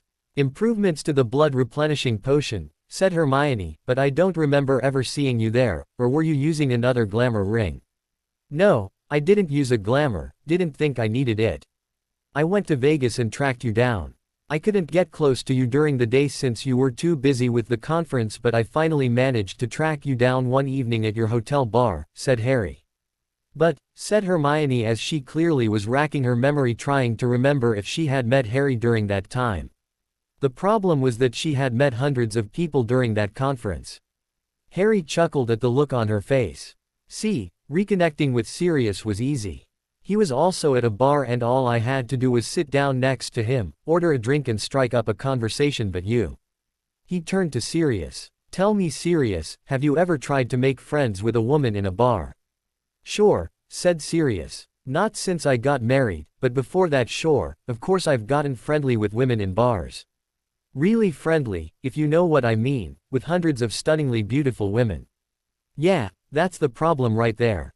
Hermione here thought I was trying to pick her up and, well, she shot me down rather quickly, explained Harry. He very carefully avoided looking up to see Luna's face. No doubt, she was finding it all very amusing. I did, said a shocked Hermione. But, why didn't you try again? Harry sighed. I tried, but you know what it was like. You were being totally monopolized by the other potions masters during the day and anything I tried to come up with. Well, I got worried that I was coming across as a bit of a stalker. Even later on, I just couldn't figure out a way. We had absolutely nothing in common anymore. You were living in Australia and it wasn't like we had any common friends I could hit up for an introduction, nor were there any convenient trolls to save you from. I'm sorry, but without you being able to remember me there just didn't seem to be a way. Hermione's face fell. She couldn't believe that she had rebuffed Harry when he tried to make friends. If it's any consolation, said Harry gently, you were rather nice in the way you turned me down. The next minute Harry was engulfed in another hug, this time by a crying Hermione who kept mumbling apologies into his. He looked helplessly at Luna and patted Hermione's back rather ineffectually. There, he said. It took a while, but Hermione was finally persuaded to let go of him and sit down with a cup of tea. You are going to tell me everything, she cried as she shook her finger at him. We have so much catching up to do. First things first, did you at least get your owls and newts? Or whatever their equivalent over here is. Harry grinned and shook his head in exasperation at his friend. Of course, that would be the first thing she would ask about. She hadn't changed a bit, he thought fondly as he sat down and started to tell his godfather and his friend about his life.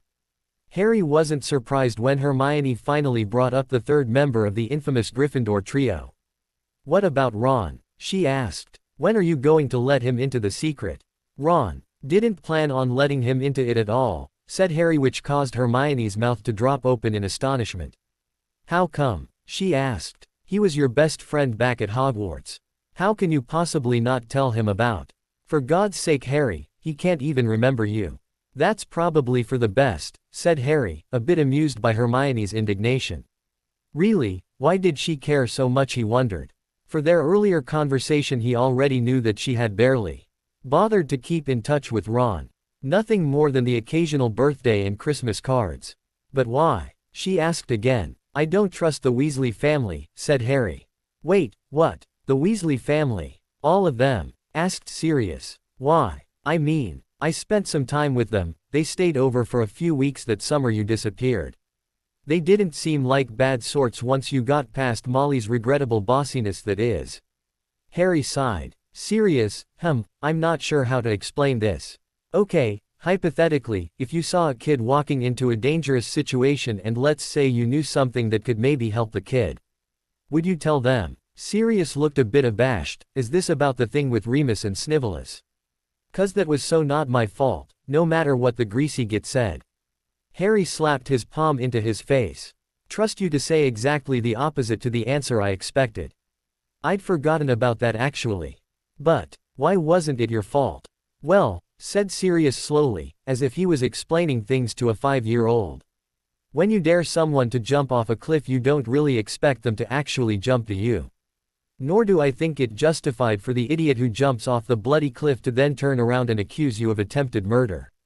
Sirius looked at the 3 younger people, who were all wearing expressions of pure skepticism. Snape was sneaking around like the greasy git he was. He was always trying to get the 4 of us in trouble, and he was goading me about Remus's habit of disappearing every month.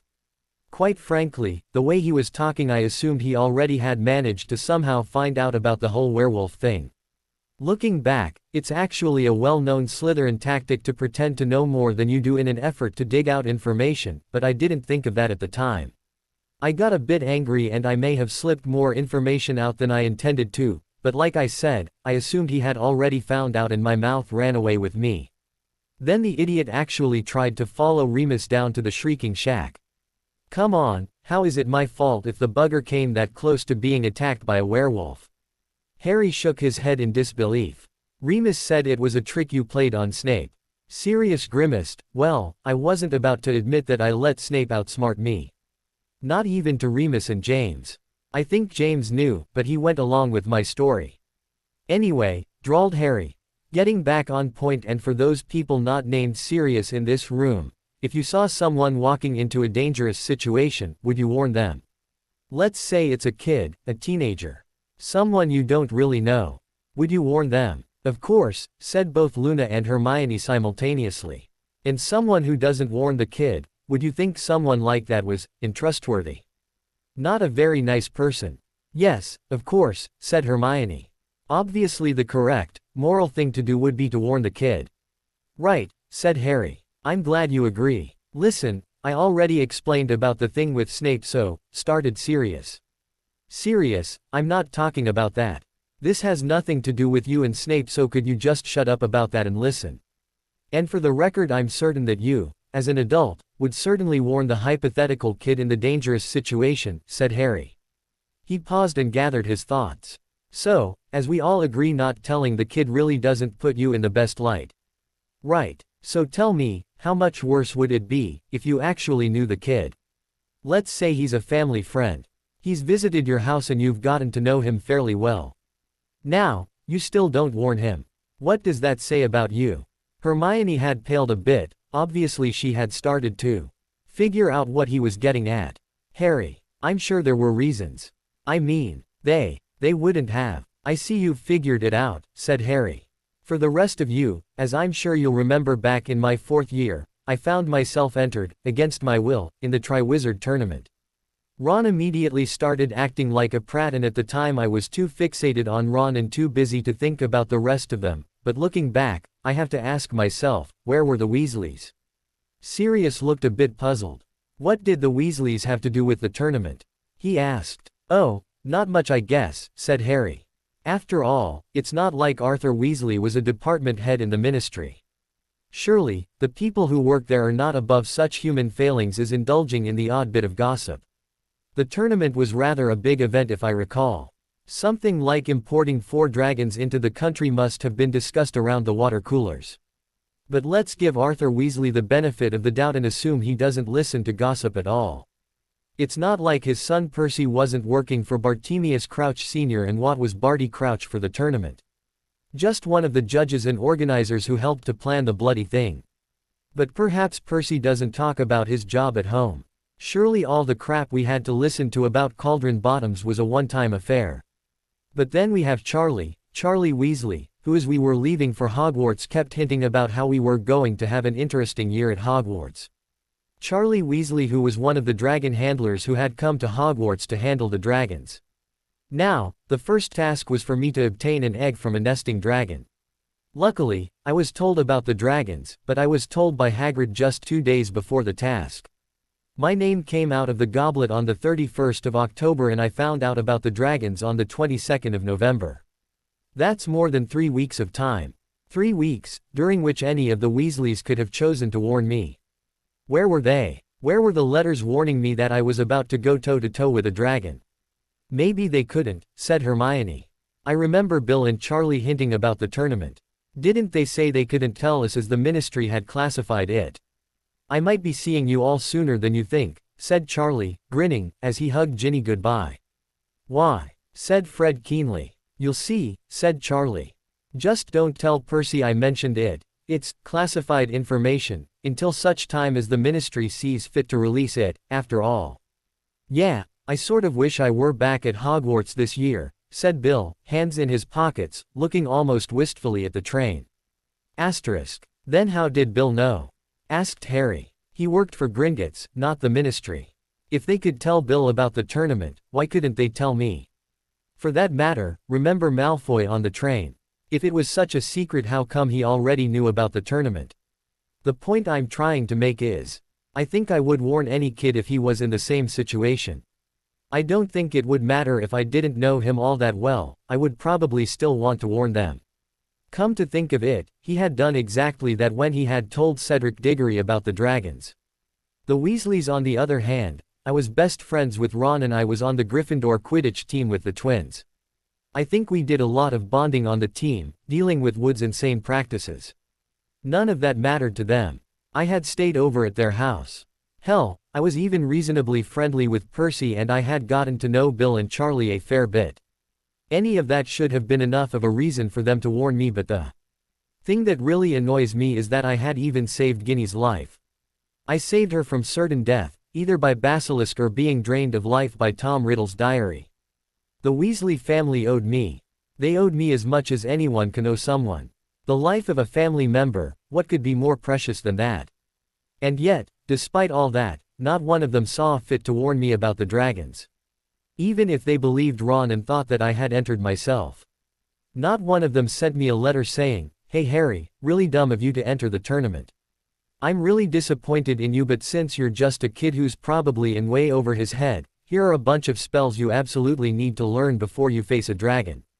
Not one of them thought of sending me such a letter. How on earth can I possibly trust them after that?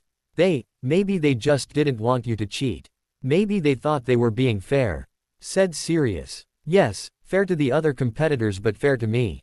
To a 14-year-old with 3 years of wizarding school who was forced into a competition against people who were in their 7th year and had 6 years of schooling under theirs. In a competition that had been discontinued because the frigging death toll got too high. Said Harry. Okay, but, well, Charlie knew, said Hermione.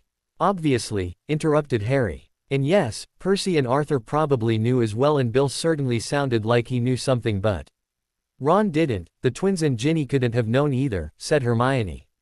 So you mean to tell me that Charlie Weasley, who spends most of his time living on a dragon reserve, far away from his family, he comes all the way to Hogwarts and doesn't bother to contact any of his siblings? He didn't once drop an awl to his brothers and baby sister to say, "Hey, I'm here, let's meet up for a butterbeer." If I remember correctly, there was even a Hogsmeade visit the day before I found out. He could have met up with them then. You seriously mean to tell me that he didn't? Asked Harry. He couldn't have had time.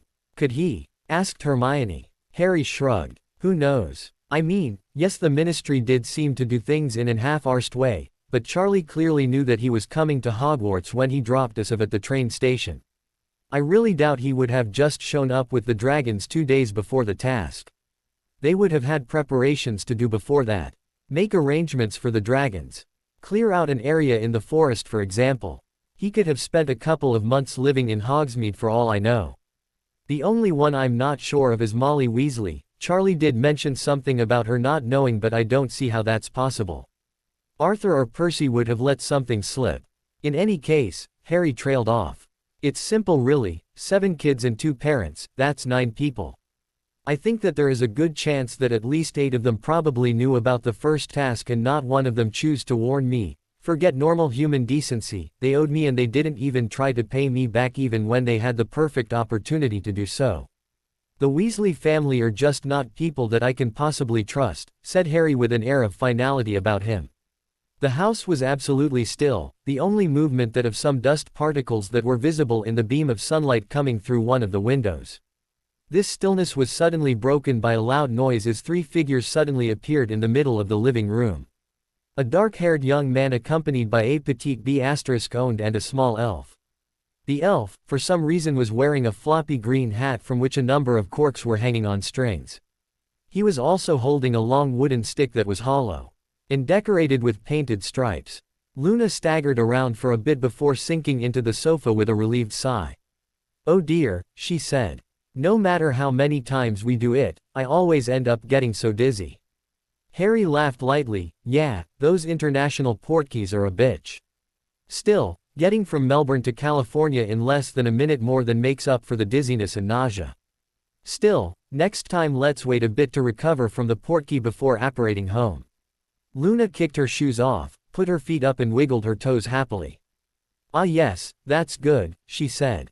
"No matter how much fun Brazil and Australia were, it's so good to be home." Harry and Dobby started pulling out shrunken packages from their pockets and piling them up on the floor. It would take them a little time to get everything unshrunk and put away. Luna and Dobby did love picking up souvenirs, after all. "Yeah," he agreed, "nothing quite like getting back home after a long trip." He took a deep sniff and looked around. "It feels a bit stuffy in here though. Guess we need to air the place out a bit. Been shut up for too long," he said as he strode across to the windows and pulled back the curtains. A sudden movement caught his eye and he stared out the window at the trees lining the street. Was that a? There was a sudden flash of light and what he had been staring at disappeared. Well, that certainly removed all doubt. "Luna, could you be a dear and make yourself scarce for a bit? I think we're about to get some company of the long-bearded and senile type," he said. "Why?" asked Luna plaintively. "I just got comfortable. There was a phoenix sitting in the tree across the road, and it's just flashed away. No doubt, Dumbledore had Fawkes stationed here looking out for our return. That means, he going to probably show up here pretty soon," explained Harry. Luna humphed a bit and pouted. "I don't see why you make me hide from him every single time he comes over. It's ridiculously inconvenient." "Oh come on," cried Harry. "We've discussed this. You know, it's best that he knows as little as possible about me. Sooner or later he's going to find out anyway." "Well, if he continues to come around, that is," said Luna. "And later would be better than sooner," said Harry as he gently shooed her out of the room and up to the bedroom where she would be safely out of the way. Less than 10 minutes later, Dumbledore was indeed pressing away at the button on Harry's gate. A few minutes after that, Harry had allowed the man in and plunked a cup of tea in his hands. No matter his personal feelings, there was no need to not at least give him a cup of tea. They were British after all. "You were gone for quite a long time," said Dumbledore. "I came by several times looking for you. I'd begun to fear that you would never come back, and since I no longer have a way of finding you since you took back my tracker." Harry shrugged. "I was only away for a couple of months," he said. "I never got to see much of the world as I was growing up. It's nice to be able to travel and see the world now that I can." Dumbledore shrugged uncomfortably and peered at Harry over the top of his spectacles. Really, did the boy have to keep bringing up his unfortunate childhood? It always made Dumbledore uncomfortably aware of his failings. "So what did you want, this time?" asked Harry. "You know I'm not going to come and fight old Voldy for you, no matter how nicely you beg." "Yes, I am quite aware of that fact, Harry. I know only too well that you have chosen not to believe in the prophecy. However, I wanted to ask you to contemplate Pascal's wager," said Dumbledore. "Pascal's wager?" asked Harry in confusion. Blaise Pascal was a Muggle scientist and philosopher. He put forward the argument that, "Wasn't he the guy that units of pressure are named after?" asked Harry. "Possibly," said Dumbledore. "I have never studied the Muggle sciences in great detail. However, Pascal was also a philosopher who made a most interesting argument for why the rational person must believe in the existence of a higher power, namely God." "Somehow, I never expected you to start talking about religion," said Harry. "Yes, it is a fact that most wizards do tend to be more spiritual rather than religious, and as for the Christian faith, it is hard to follow a religion that advocates for the extermination of your kind. Although, I was once told that the passages in the Bible that call for witches to be put to death were actually mistranslations, so perhaps Anyway, that is all very much beside the point, said Dumbledore. What was the point then? Asked Harry. Pascal's wager was an argument devised by Pascal. It stated that either God exists or he does not, and that there is no way of knowing until one dies. Given that, the rational human being should nevertheless choose to believe in God and live his or her life as per the tenets of the religion they choose to follow. If they are wrong and God does not exist, then they have not lost much, merely some time or luxuries perhaps. If they are right, then they get to go to heaven. You risk very little and the rewards are infinite if God exists, and if he does not, what have you really lost? On the other hand, you could choose not to believe, and then if you are wrong, well, I'm afraid that the only thing in store for you would be eternal damnation, as per the Christian religion anyway, explained Dumbledore. Okay, I get the risk versus rewards bit, sounds a bit like game theory, but what does that have to do with me? Asked Harry. Harry, right now you are choosing not to believe in the prophecy. Consider what may happen if you are wrong. Right now, I'm certain that you are absolutely safe, and I'm not saying it will happen anytime soon. The prophecy did not specify a specific time period after all. However, you must remember that Voldemort's body is not natural. It is a construct of the dark arts, and as such, I doubt it will age normally, and even if it does, he may just have himself resurrected again. For all intents and purposes we must consider that Voldemort is, in fact, immortal. Dumbledore propped his hands up on the table and steepled his fingers. Consider 50 or 60 years from now. No doubt, I will be long in my grave and unable to help or advise you. In fact, you will probably have long forgotten all about Voldemort and me. You said you like to travel, you might even decide to say, travel to Europe again. Say you are visiting Paris. What will you do if Voldemort chooses that moment to attack France? By then surely he will have managed to bring his numbers up to a point where such an attack will be feasible. There you might be, taking in the sights, looking at that metal tower the French are so proud of, and the next thing you know is that Voldemort along with his Death Eaters has apparated nearby and is flinging killing curses at everything in sight. One of Voldemort's curses might kill you without him even realizing that you are anything more than an innocent bystander. Dumbledore stared at a slowly blinking Harry. Good, it looked like his words were having an effect upon the boy. On the other hand, he continued, you could choose to believe in the prophecy. I am not saying I expect you to go out and challenge Voldemort to a duel. No, no, no. I am simply asking you to prepare. To learn from me and to let me teach you, so that if you are ever in such a situation you will be prepared. So that, if such a situation ever comes to pass, you might have a chance at surviving. That is all I am asking from you. You're not asking me to fight Voldemort? Asked Harry in stunned disbelief. Are you likely to agree to do something like that? Asked Dumbledore in an amused tone. On Harry's negative head shake he continued, then I fail to see what my attempting to persuade you on such a course of action will do. No, I believe in the prophecy. I believe that no matter what, somehow the prophecy will be fulfilled, and all I want to do at this point is to prepare you for such an eventuality. Harry drummed his fingers upon the table and looked off into the distance. He seemed to be deep in thought. Dumbledore left him to his thoughts. It would not do to push Harry too much, he thought. Finally, Harry seemed to come to a decision and said, well, as long as it's clear that I will never agree to take the fight to Voldemort, and as long as you do not try to persuade me otherwise, then I suppose there is no harm in being prepared. So, what did you have in mind? Dumbledore beamed in triumph. Hook, line and sinker, he had him now. He took out a small package from one of the pockets in his voluminous robes.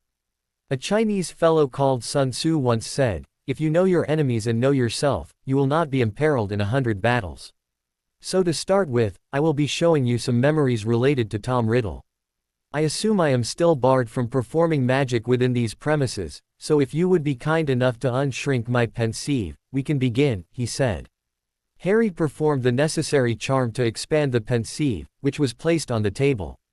Then Dumbledore pulled from his pocket a crystal bottle containing a swirling silver-white substance. We shall be going for a trip down Bob Ogden's memory lane, said Dumbledore as he pulled the stopper out of the crystal bottle. Who was Bob Ogden? He was employed by the Department of Magical Law Enforcement, said Dumbledore. He died some time ago, but not before I had tracked him down and persuaded him to confide these recollections to me. We are about to accompany him on a visit he made in the course of his duties. If you will stand, Harry. Dumbledore tipped the silvery contents of the bottle into the pensieve, where they swirled and shimmered, neither liquid nor gas. After you, said Dumbledore, gesturing toward the bowl. Harry collapsed into bed next to a dozing Luna who woke up with the movement. She immediately snuggled into his side and asked, "So, finally finished with Dumbledore then?" "Yes," answered Harry tiredly. "What do you think about the point he made? The one about being prepared for Voldemort even if I didn't believe in the prophecy." "Well, there are worse things you could be doing than emulating the Boy Scouts I guess, but I still don't trust him. You have to be careful that he doesn't use this to manipulate you in some way." "What did he show you in the pensieve?" she asked. "It was odd," said Harry. "He said that I needed to know my enemy so. Yes, I found it interesting that he quoted Sun Tzu. It certainly explains a bit about how and why Dumbledore acts the way he does," said Luna. "Really? In what way?" asked Harry. "Another Sun Tzu quote would be extremely subtle, even to the point of formlessness. Be extremely mysterious, even to the point of soundlessness. Thereby you can be the director of the opponent's fate. I don't know about the formlessness and soundlessness bit, but mysterious certainly fits Dumbledore to a T. Doesn't it?" Harry laughed. "Trust you to be able to quote Sun Tzu. Anyway, the odd thing is that I sort of expected him to show me memories of Voldemort's atrocities or something like that, you know, something that would convince me that he had to be dealt with. But he just showed me a couple of memories of Tom Riddle's birth family, who were seriously twisted by the way, except for his mother who was just pitiful, and then another one of Dumbledore going to tell a 11-year-old Tom that he's a wizard. Don't quite get the point, really. All he really did was to make me feel sorry for the kid." "You felt sorry for Voldemort?" asked Luna in astonishment. Harry shook his head. "Not Voldemort, no. He's a monster who murdered my parents. But the young Tom, a little kid, an orphan who had a terrible childhood, growing up in an orphanage, misunderstood and feared by the muggles around him, not knowing or understanding why strange things happen around him. I can certainly relate to that. My childhood wasn't that different after all, and there for the grace of God, and all that. I doubt that you could have ever turned out anything like him, no matter how similar your childhoods," said Luna.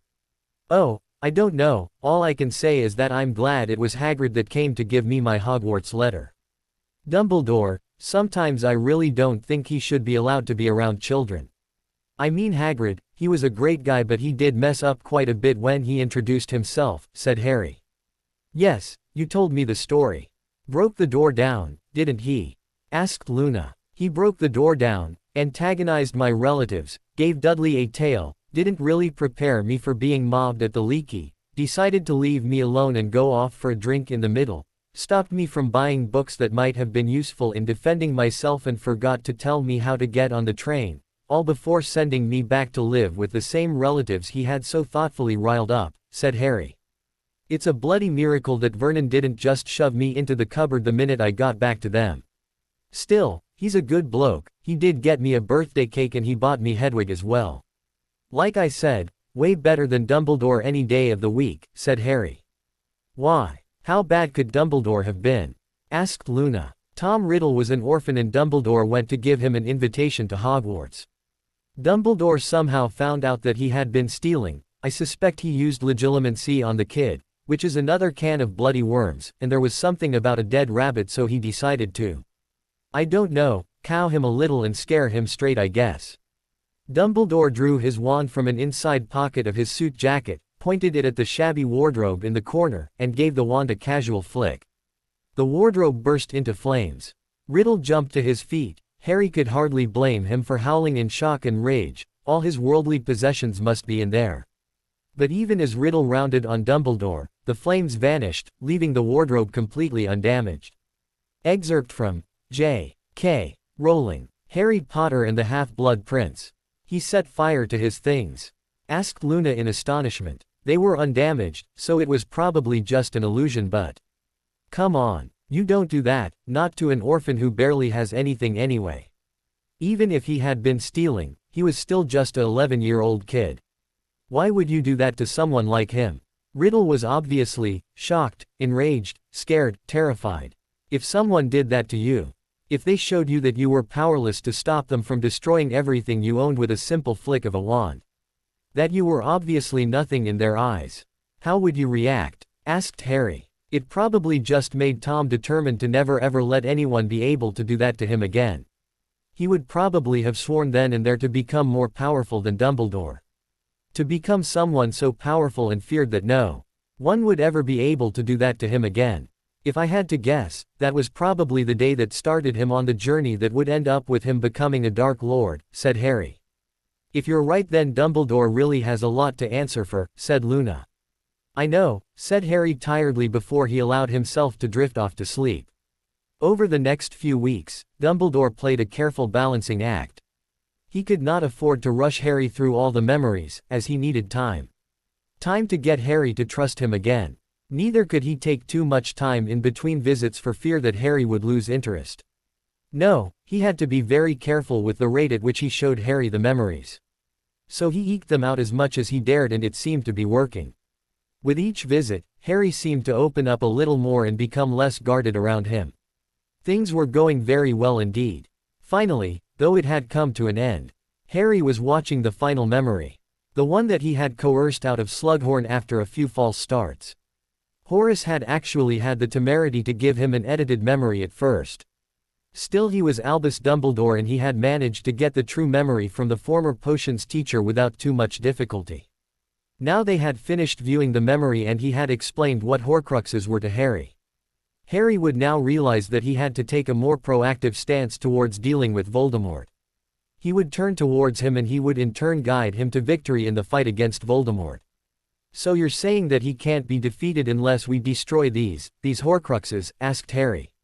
He was staring at Dumbledore intently. Yes, as I've explained, these creations hold a piece of his, started Dumbledore only to be interrupted by Harry. Right, I got that bit. What I don't understand is. Yes, my boy, asked Dumbledore patiently. How exactly does this help me in the hypothetical scenario you outlined originally?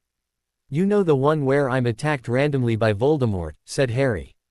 Yes, unfortunately you are quite correct about that, my dear boy. The Horcruxes will have to be destroyed first, but do not fret, I have several excellent leads on the whereabouts of these creations. For instance, Hufflepuff's cup and Slytherin's locket that you saw in the memories we reviewed. I'm absolutely certain that Voldemort would have turned them into Horcruxes. Do not worry, with my help, you will soon be able to destroy all of. Oh good, and here I was worrying for nothing. I should have known you would have things well in hand, said Harry. Dumbledore stared at the boy. Had that been sarcasm? No, it couldn't be. You know, what I fail to understand is that you must have known about these things since the end of my second year at Hogwarts when I plonked the diary down on your desk. So why have you not done anything about them in all this time? Asked Harry. I would have, unfortunately I was so busy searching for you that I did not get a chance to. Oh, okay, so you have your priorities. I guess that's understandable. Why do something that will definitely hurt Voldemort when you can waste time looking for someone that by your own prophecy has at best a 50% chance of beating him, said Harry. Harry, I felt that you, that is to say finding you, was the priority, and I will not apologize for that. Yes, I could have gone after the Horcruxes myself, but the prophecy states that you will be the one to defeat him. That could mean that I was doomed to failure if I tried going after the Horcruxes myself. I could not afford to take that chance, not until I found you, said Dumbledore. I see, said Harry skeptically. Unfortunately, from where I'm sitting you have lied to me once again. All of this, these so-called lessons you were supposed to give me in how to defeat Voldemort, none of it will actually be of any help to me. I am not about to go hunting for these Horcruxes, so all this has been a monumental waste of time as far as I am concerned. Harry, no, you must see that. No, I will not see Dumbledore. I will not see anything, shouted Harry. He was glaring at Dumbledore at this point, and Dumbledore thought that he could almost see the boy's magic sizzling under his skin and in the air around him. He had to calm him down, but how? Luckily for Dumbledore, Harry seemed to calm down on his own after a few moments. Harry sighed and relaxed back in his chair. You know, I feel like we've had this discussion before. Surely, I've told you how I feel about the matter. Didn't I make it clear that I don't think killing Voldemort will actually solve any of your problems? Even if I kill him, you'll still have the rest of the Death Eaters to deal with. And Harry paused for a moment. He seemed to be thinking. Tell me, Professor, said Harry. Why did you never do anything about the other Death Eaters? There was no prophecy about someone like Lucius Malfoy. Was there any prophecy about Lucius Malfoy? No, there is no prophecy about him, but at the same time he is not the problem. Volume. Not a problem. Surely, you jest, Headmaster. Was not Lucius Malfoy the one who slipped one of Voldemort's Horcruxes to an 11-year-old girl? Was he not the one that caused several of your students to be petrified? Didn't he blackmail the governors to have you removed from your post? Asked Harry. Harry looked at Dumbledore like a puzzle he had to solve. I really wonder about you sometimes, he said. If I was a headmaster of a school and someone attacked my students in that way. If he put my school in such danger. Harry was getting angry again as he remembered the events of that year. It was only pure luck that there weren't any deaths that year. The basilisk could have so easily killed so many students, and what did you do to the man responsible? Nothing. Oh no, I'm sorry, you did do something. You stood there in front of me and gave him a stern talking to. That must have been so terrifying.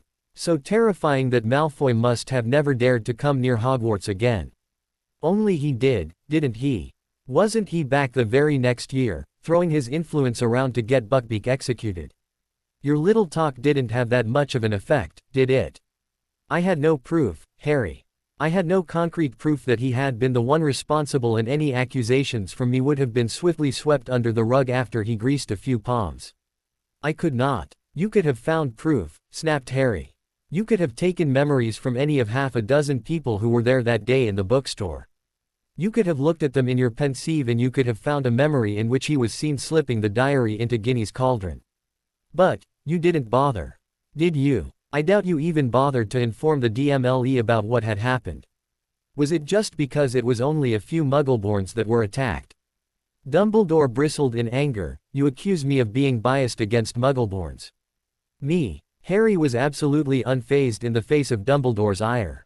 If the shoe fits, he said with a careless shrug. I seem to remember that it was only after a pureblood girl disappeared that people started talking about closing the school. But, you know what? This discussion is getting us nowhere. So I have an idea, let's make a little deal. A deal? Asked Dumbledore as he struggled to calm himself. The boy had had the temerity to accuse him. How dare he? How dare he? Yes, said Harry with a gleeful smile. I know what we're going to do. He pointed a finger at Dumbledore. You are going to take care of all the Death Eaters and all the Horcruxes as well. What? Asked Dumbledore in absolute astonishment. But that is, the prophecy clearly states that you have. The prophecy does not say anything about Voldemort's followers. It only states that I will have the power to destroy, vanquish, Voldemort. I fail to see what good that will do as long as there is a single Death Eater willing to take over from him, so before I even think about entering Britain I will require an oath from you that you have dealt with all of them. On your magic, backed up with Veritaserum perhaps.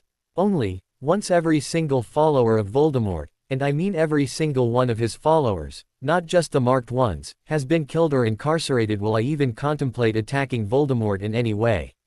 Dumbledore was stunned. He had not expected. What could he do? He tried one of his patented grandfatherly smiles at the boy. Harry, you must realize that is a bit of a fool's errand.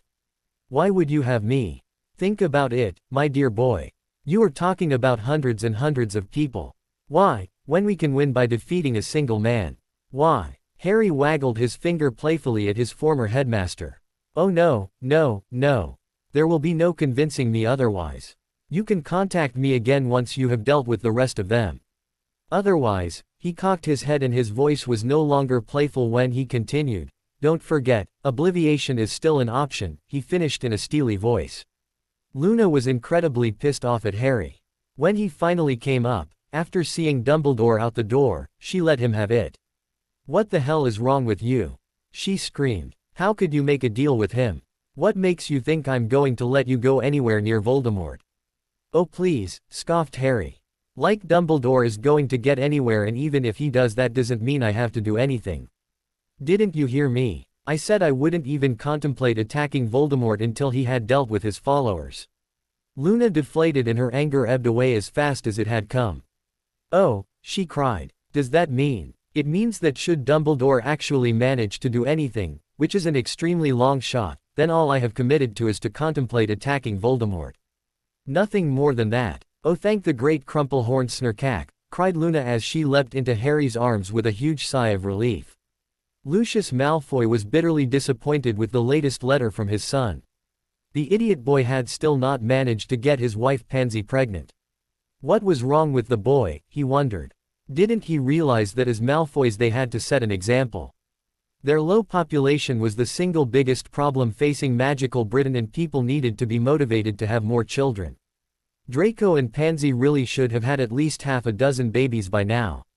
Perhaps, he should give the boy a little incentive. The night bus service needed a conductor after all. Perhaps a few months being tossed around inside the rust bucket would get the boy off his butt and procreating as he should. And it would serve well as an example of how even the best of the purebloods were not averse to buckling down and chipping in to better serve New Britain. Lucius sighed. If only Narcissa was still around. Even at her age, additional children were not out of the question, thanks to fertility potions and the slower rate at which wizards and witches aged. Unfortunately, the bitch had run away and had not even had the consideration to legally and magically dissolve their marriage before disappearing. Which meant that he couldn't even get a replacement to father more children on, as his original marriage agreement with the Blacks had been quite binding. He was magically unable to bear any children, or for that matter even sleep with any woman other than Narcissa. Curse the Blacks and curse his stupid youthful self for signing that blasted contract. In the meantime, he still had to come up with a way to convince the general populace to have more children. Perhaps, he should propose more economic incentives to people with more than 4 children. Tax cuts and free education, etc. Unfortunately, getting the money to pay for it would be problematic. The budget was in terrible shape as it was. Suddenly, a bright flash of light erupted from above his head. He found himself engulfed in flame for a second before he was rolling on the ground outside the gates of his manor. What the hell had just happened? He tried to get up but found he was stuck to a large metal disc that had been on the ground right where he had landed. The world suddenly disappeared into a spinning blur, and only the familiar hooking feeling behind his navel let him know that the disc must have been a portkey. He landed with a sickening thump in what had once been a very familiar office. Despite not having seen it for nearly a decade, he found no difficulty in recognizing the headmaster's office at Hogwarts. He tried to pull his wand and jump up with a curse aimed at the smiling figure of Dumbledore when he was shocked to find that he could not move at all. This was because his arms and legs were no longer attached to his body. "Ah, my dear Lucius, how nice to see you after so many years," cried Dumbledore, eyes twinkling madly away. "My legs, my arms," whimpered Lucius as he stared at his stumps in shock.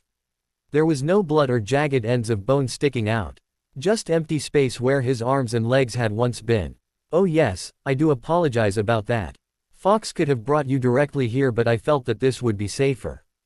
Hence, the portkey, which I'm sure you realize, is a perfect illustration of why the ministry used to insist on regulating portkey travel.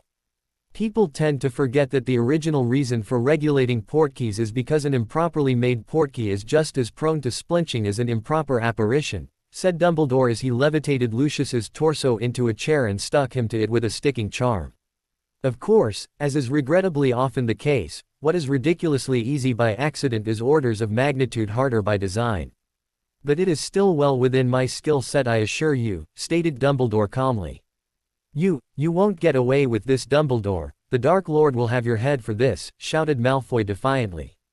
Yes, I'm sure he'll want to, said Dumbledore with an infuriatingly pleased and smug expression upon his face.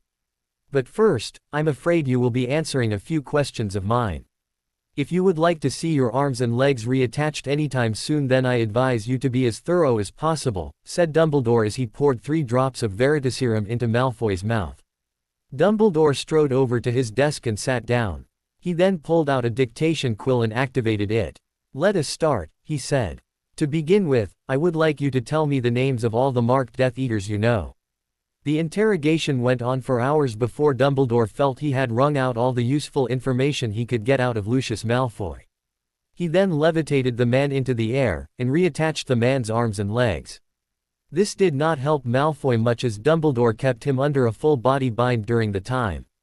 "Oh Lucius," said Dumbledore with a note of regret in his voice.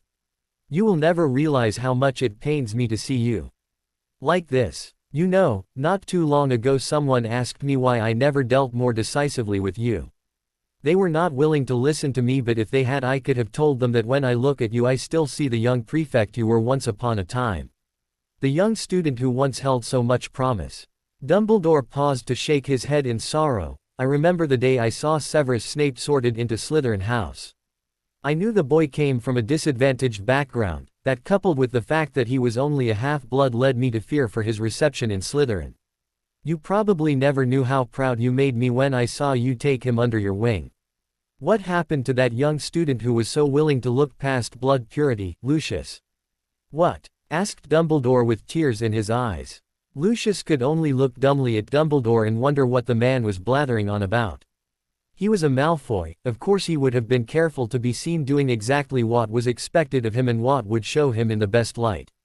Dumbledore sighed heavily and said, "I regret to inform you that I do not have a suitable prison facility to house you and Lucius. Of course, I fully intend to have you stand trial once I have formed a legal government, but in the meantime I'm afraid I've had to get a little creative about your internment." Dumbledore fumbled around behind his desk and lifted up a cage, which he placed on his desk. There was a faint hissing heard from the cage. "I had to send all the way to Korea for this," he said as he opened the cage and lifted out a shiny black snake that was about 3 feet long. "It is still nowhere near mature enough for its gaze to kill, which make it quite perfect for my needs." Lucius stared at the snake in horror. It was hissing angrily and trying to snap its head around to bite at Dumbledore's hand. Dumbledore held it firmly behind its head, which Lucius saw had a hood on it that completely covered the snake's eyes. "In a way, this could be considered poetic justice," said Dumbledore. He brandished the snake in front of Malfoy's face and said, "Lucius, I would like you to say hello to my little friend." With a flick of Dumbledore's wand, the hood that covered the snake's eyes was transfigured into an open cone that encircled the snake's head and extended around it in a way that made it impossible for the snake to look anywhere else but forwards, right into Malfoy's horrified eyes. Dumbledore sighed and transfigured the cone back into a hood, hiding the eyes of the young basilisk once more. He tapped Malfoy's rock-hard face with a sigh and called for an elf to store Lucius Malfoy away in the hidden rooms he had created earlier, deep under the castle. They were inaccessible to everyone except him and a single one of the hundreds of Hogwarts elves. "Fox," he cried with a glance at his faithful feathered companion. "Would you be so kind as to fetch the next one? I think Albert Runcorn would be a good choice." With a burst of flame, his phoenix disappeared and less than half a minute later, a large heavy-set man appeared on the floor in front of Dumbledore, his arms and legs tumbling away from him as he landed heavily. "Welcome to Hogwarts," said Dumbledore with a welcoming smile upon his face. Dumbledore sat serenely in a boat that was moving over the surface of a great black lake. The lake was in a cavern so vast that the ceiling was out of sight. A misty greenish light shone far away, in what looked like the middle of the lake. It was reflected in the completely still water below. The greenish glow and the light from the Dumbledore's wands were the only things that broke the otherwise velvety blackness, though their rays did not penetrate as far as one would have expected. The darkness was somehow denser than normal darkness. There was no sound other than the silken rustle of the boat's prow cleaving the water. It moved without Dumbledore's help, as though an invisible rope was pulling it onward toward the light in the center. Soon he could no longer see the walls of the cavern. He might have been at sea except that there were no waves. The reflected gold of Dumbledore's wandlight was sparkling and glittering on the black water as he passed. The boat was carving deep ripples upon the glassy surface, grooves in the dark mirror. Dumbledore ignored the corpses he could see under the water. If he was right, they would allow the boat to pass unmolested, much as they had the previous time he had entered the cavern. The greenish light seemed to be growing larger at last, and within minutes, the boat had come to a halt, bumping gently into something, and Dumbledore saw that the boat had reached a small island of smooth rock in the center of the lake. The island was no larger than Dumbledore's office back at his beloved Hogwarts, an expanse of flat dark stone on which stood nothing but the source of that greenish light, which looked much brighter when viewed close to. The light was coming from a stone basin rather like the Pensieve, which was set on top of a pedestal. Dumbledore approached the basin and looked down into it. The basin was full of an emerald liquid emitting that phosphorescent glow. Dumbledore pushed back the sleeve of his robe over his hand, and stretched out the tips of his fingers toward the surface of the potion. He met an invisible barrier that prevented him coming within an inch of it. No matter how hard he pushed, his fingers encountered nothing but what seemed to be solid and inflexible air. Dumbledore sighed deeply. He was still deeply conflicted about the action he was about to take. It was a line he had never crossed before, and a part of him dreaded what would happen to him once he had taken that final irrevocable step. To use such a spell, against a fellow human being. It would have been absolutely unthinkable to him at one point, and he was absolutely appalled that events had conspired against him in such a way as to leave him no other choice. If only he had someone he trusted to watch his back at such a time. He could have happily drunk the potion within the basin. Unfortunately, he had no such person to rely on. The few people left to him that he could have trusted, people like McGonagall and even Flitwick, had been teachers for far too long. He could not rely on them to be willing to do what needed to be done. To have the drive and determination to make him keep drinking the potion no matter what. With a final sigh, he pulled out a small bundle of gray fur from his pocket. Luckily, the enchantments on the boat that only allowed a single adult wizard passage had not recognized Pettigrew as such in his animagus form. He dropped the sleeping rat onto the floor, and in a quick flurry of spells had Pettigrew's animagus form reversed and the man awoken. Imperio, he intoned. He conjured up a crystal goblet and handed it to Peter Pettigrew. Drink the potion and keep drinking until it is finished, he ordered. Pettigrew turned towards the basin with a dull glazed look upon his face. He lowered the crystal goblet into the potion. The crystal sank into the surface as nothing else had. When the glass was full to the brim, Pettigrew lifted it to his mouth. And he drained the goblet. Pettigrew shook his head, his eyes closed. Dumbledore wondered whether he was in pain. Pettigrew plunged the glass blindly back into the basin, refilled it, and drank once more. In silence, Pettigrew drank 3 goblets full of the potion. Then, halfway through the 4th goblet, he staggered and fell forward against the basin. His eyes were still closed, his breathing heavy. His face was twitching as though he was deeply asleep, but dreaming a horrible dream. His grip on the goblet was slackening, the potion was about to spill from it. Dumbledore reached forward and grasped the crystal cup, holding it steady. "Pettigrew, can you hear me?" he repeated loudly, his voice echoing around the cavern. Pettigrew panted and then spoke in a terrified voice, "Don't make me." "I'm afraid you must, Peter," said Dumbledore as he strengthened the imperious charm upon Peter Pettigrew and forced the liquid down his throat. Dumbledore hardened his heart against the pitiful sight in front of him. He forced himself to think on and remember all the misery that had been caused by Pettigrew's actions. This was the man who had betrayed his best friends to their deaths, the man who had framed Sirius Black and doomed him to years of suffering in Azkaban, the man who had killed Cedric Diggory, the man who had carried out the ritual to bring Voldemort back into the mortal realm. No, such a man did not deserve pity. He ignored Pettigrew's whimpers and cries. He ignored Pettigrew's terrified entreaties and continued to pour the potion down the man's throat. Goblet after goblet until the basin was empty. Dumbledore scooped the locket from the bottom of the stone basin and stowed it inside his robes. Another spell forced a whimpering, moaning Pettigrew back into his animagus form.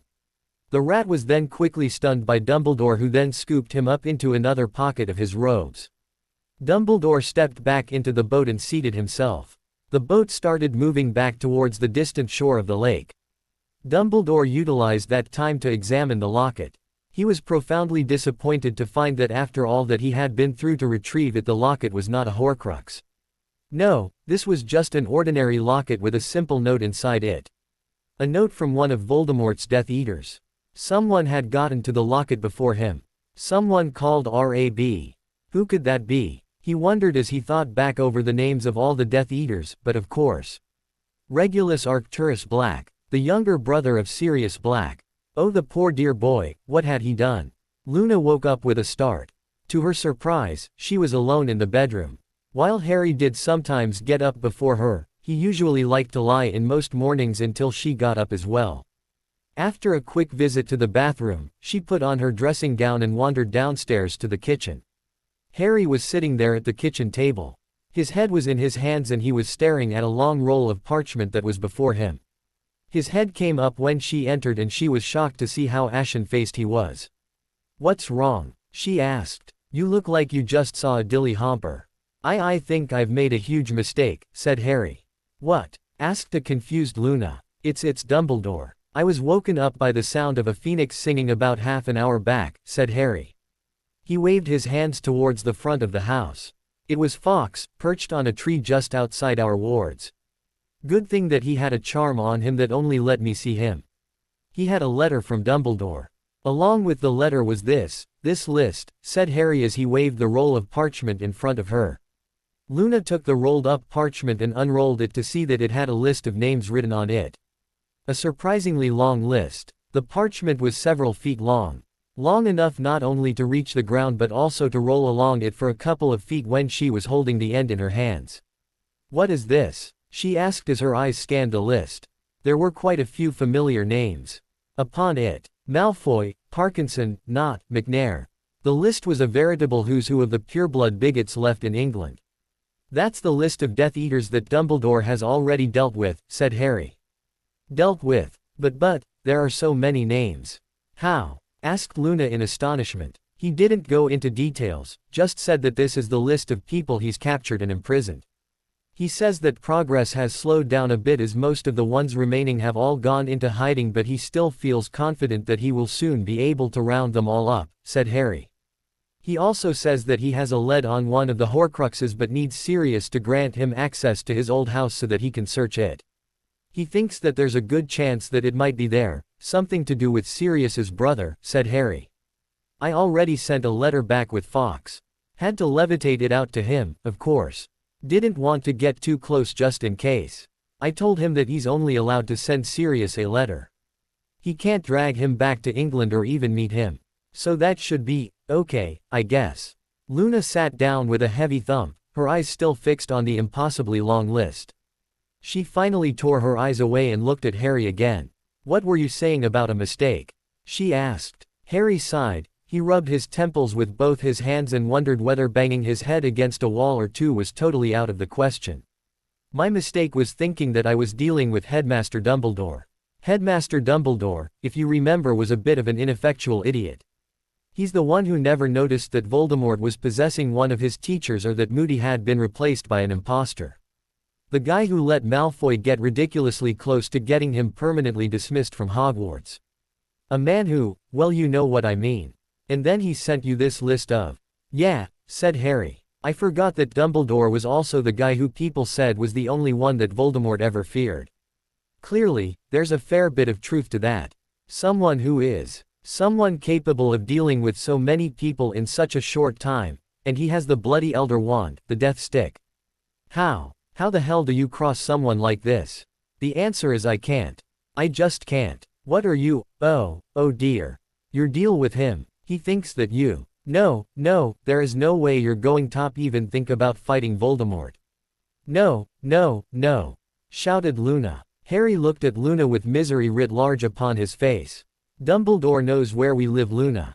Even if we run, he found us before, almost as soon as the Fidelius failed. Even here, even with how heavily protected we are. It's not safe. I managed to get the better of him a couple of times, but that was only because I surprised him. If he comes prepared, if he's actually trying to hurt me, he's going to hold me to my end of the deal, Luna. I'm afraid that I'm going to have to come up with a way to attack Voldemort. The next week was terribly difficult for Luna. After Harry had announced that he had to find a way to attack Voldemort, she had been horribly worried at what he would do.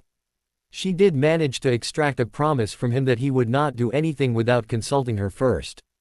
The bloody idiot had then gone off on a trip to consult with Sirius, and he had been gone for more than a week, which left her feeling terribly worried and stressed. She had been so worried that she hadn't been able to do a jot of work on her research into the mating habits of the trembly-tailed Rampapampams. So it was a thoroughly disgruntled Luna who awoke to find out that Harry had turned up in the middle of the night and was fast asleep in the bed next to her. She was so annoyed that she just pushed him right out of the bed and onto the floor. Breakfast that day was a tense affair as both Luna and Harry were busy glaring at one another. It was only after Luna had finished having her second cup of coffee that she decided to end the silent treatment she had been giving Harry. So, she said, "What do you have to say for yourself?" "What?" asked a startled Harry, who had barely managed to get a few hours of sleep as he had come in quite late the night before. You've been gone for more than a week with barely a word, and... But I told you. I wanted to talk to Sirius, see if we could figure out a way to safely attack Voldemort. Harry stuttered to a stop when he saw that Luna's glare was back in full force. Safely attack Voldemort? Oh dear God, now that's an oxymoron, she muttered. Well, with minimal risk then, said Harry. And did you figure out a way, I mean? Asked Luna. Harry sighed. No, I thought I had a pretty good idea, but it didn't pan out. Why? Asked Luna, despite herself. Damn that Ravenclaw curiosity, she thought. Harry grimaced. Well, I wanted to find a way to attack him from as far as possible, or maybe set a trap for him like Sirius did. You know, it's a real pity that Sirius couldn't get a hold of some explosives and make his trap a bit more lethal. Yes, I know all about Sirius and the Bludgers, perhaps if he hadn't wasted time on charming the walls to sing. Right, so I was thinking about how I wanted to find a way to attack Voldy, without actually being there as it were, and...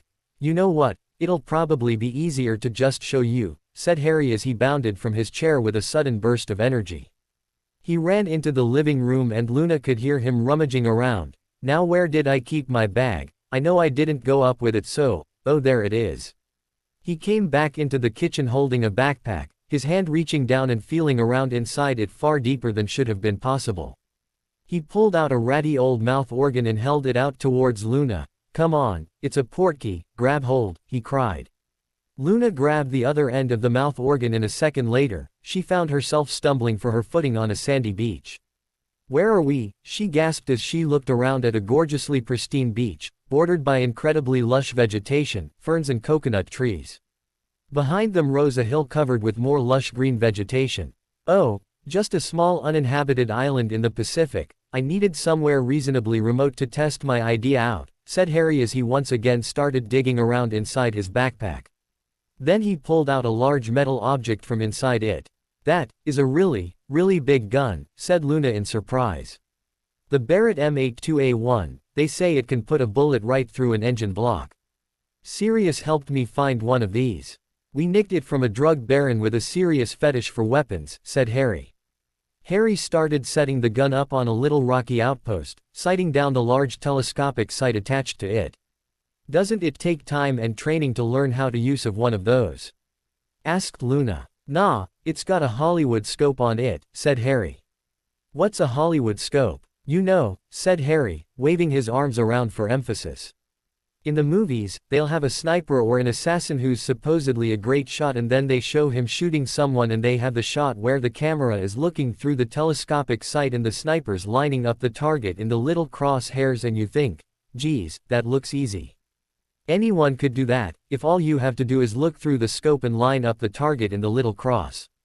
And, I take it it's not as easy in real life, said Luna. Well, it usually isn't. The bullet drops as it travels, so you have to adjust for that. Then you also have to take the wind factor into account and adjust for that, and probably a few other things that I'm not aware of. Anyway, the scope is enchanted to adjust for all of those things, so all I have to do is, just like in the movies, line up the target in the little crosshairs and press the trigger, explained Harry. He pointed at the gun. You can even set it to stay on a target. See how it stays pointed at the target even though I'm no longer holding it. If you look carefully, you'll see the muzzle moving slightly as it compensates for changing winds. Where did you get something like that? Asked Luna in astonishment. Harry grinned. Well, you can't just stroll into Walmart to get one, but you know how things like paintball guns and Nerf guns are popular even with some wizards. On Think Mage you can buy a Nerf gun with an automatically adjusting scope. All I had to do was reverse engineer their charms, make a few adjustments for the higher muzzle velocity and mass of the bullet, then apply them on the more powerful telescopic sight that came with the gun. Easy as pie. It even automatically adjusts for a moving target and aims where they will be by the time the bullet reaches them. Luna frowned. She was missing something, she was sure of it. It can't be that easy though, I mean if you could just shoot Voldemort. Harry looked at Luna in surprise. Oh no, he cried. Shooting Voldemort would, oh, that's just a really bad idea and probably just a good way to commit suicide. I mean, I chose this gun because someone in Iraq recently managed to make a shot from nearly a mile and a half away using one of these, which means I should be able to take a shot from at least a mile away. I thought that would be a safe distance, but even at that distance there's a slim chance he might see the muzzle flash, and then, the thing is, at that distance the bullet is going to take, oh I don't know, say at least 5 seconds to reach him. So I take the shot, he sees the flash, recognizes it for what it is and apparates directly to where I am and hits me with a killing curse before the bullets even reached halfway to where he was. No, trying to shoot him would be crazy. Invisibility or disillusionment charms work fine on the gun, but still can't hide the muzzle flash, as you can't put the charm on something before it exists and the flash still happens even if you make the gunpowder invisible. And shooting through an invisibility cloak would probably throw the bullet off, so that's out as well, said Harry. He might not see it though. You said you can take the shot from a mile away, said Luna. He's going to be paranoid, what with all his people disappearing, so he'll probably have a super sensory charm up, but that's not the only thing. There's also this, said Harry as he pulled out a small round object from within his pocket and tossed it at Luna. Hold that, said Harry before he pulled out his wand and fired off an extremely mild stinging charm at Luna, who gracefully skipped out of the way. She nearly dropped the object though when it vibrated in her hand an instant before Harry cast the spell. It's from the same family of enchanted objects as sneakoscopes and faux glasses. Basically, it buzzes whenever someone is aiming at you with hostile intent. It gets set off even if I point the gun at you, not just a wand. If I were him, I would definitely have something like this on me, so no, shooting Voldemort is right out. Then why? Asked Luna as she gestured towards the gun. The bullets are a bit special. I used some metallurgy and blacksmithing spells to make a few 150mm shells that I stuffed full of explosives, which I also stole from the drug cartels. Shrink them down enough and you end up with the .50 caliber bullet that fits in the Barrett, which shoots them just like a normal bullet. When they hit the target, they're enchanted to immediately unshrink and blow up, said Harry. So your plan was to get Dumbledore to find out where Voldemort is staying. Ideally, it would be in one of those isolated country houses so I wouldn't have to worry about blowing up his neighbors. Then I would have gotten him to reconnoiter the place and give me the pensive memory. So my plan was to apparate in quickly to a position at least a mile away. Under my invisibility cloak all the time, of course. Set up the gun, aim it and charm it to fire automatically. That shouldn't take more than a minute, and with practice I could probably get it down to half a minute or less. So I apparate in, set up the gun and apparate out in less than half a minute. The gun starts firing and blows up Voldemort's house. Voldemort ends up dead and I've managed to attack him without putting myself in any danger. Even if he's got a sensor like that one, it shouldn't go off as I'll be aiming at the house, not him, said Harry. So why won't that work?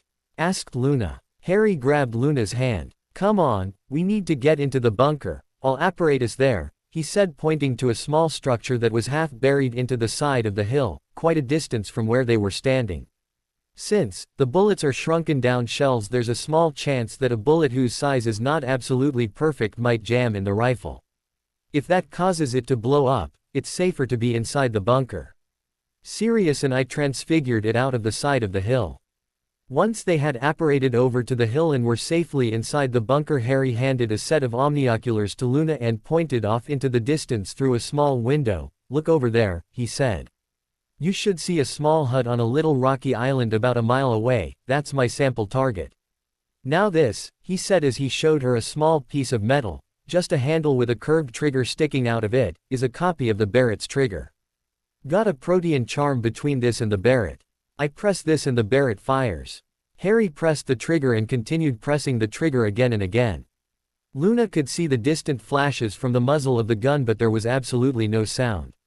Obviously, Harry had silenced the gun with muffling or silencing charms. Seconds later though, there were a series of loud explosions from the little rocky island that Harry had pointed out earlier. The island itself was completely hidden from Luna's view by the light, smoke and dust from the multiple explosions that completely obscured it. Luna was puzzled, the gun seemed to have worked perfectly, so what was the problem? She looked at Harry quizzically. Keep looking at the island, he said. Luna patiently waited for the smoke from the explosions to clear. She was expecting to see nothing on the island but a large crater where the hut had once stood, but to her surprise, once the smoke cleared, the hut was still standing, looking absolutely the same as before. But, what happened? Why didn't the explosions do anything? She asked. Harry grimaced. Yeah, that's why I said the plan was a washout. Sirius told me about something that I should have known already. The thing is, I blame Binns. Bloody Ghost never taught us anything but Goblin Wars, and the teachers I had later on obviously concentrated more on American history, so you can't blame me for forgetting one very important fact. What? Asked an intrigued Luna. World War II, said Harry grumpily. After the first few German planes bombed England, they started installing a set of bomb wards in every wizarding house, ones that turned the bomb into a dud and ones that deflected any explosions or shrapnel. By the end of the war, every single wizard or witch had a set of these wards on their houses. That hut out there has a similar set of wards. I've tried and tried, but whoever designed those bloody wards was a genius. They're overpowered and over-engineered to an insane degree. Charming the explosive to be impervious to the ward that tries to make it into a dud is possible, but the deflector one, it takes a sustained bombardment to weaken them to a point where you can break through. That takes time, more than enough time for whoever's inside the house to realize what's going on and apparate a way to safety.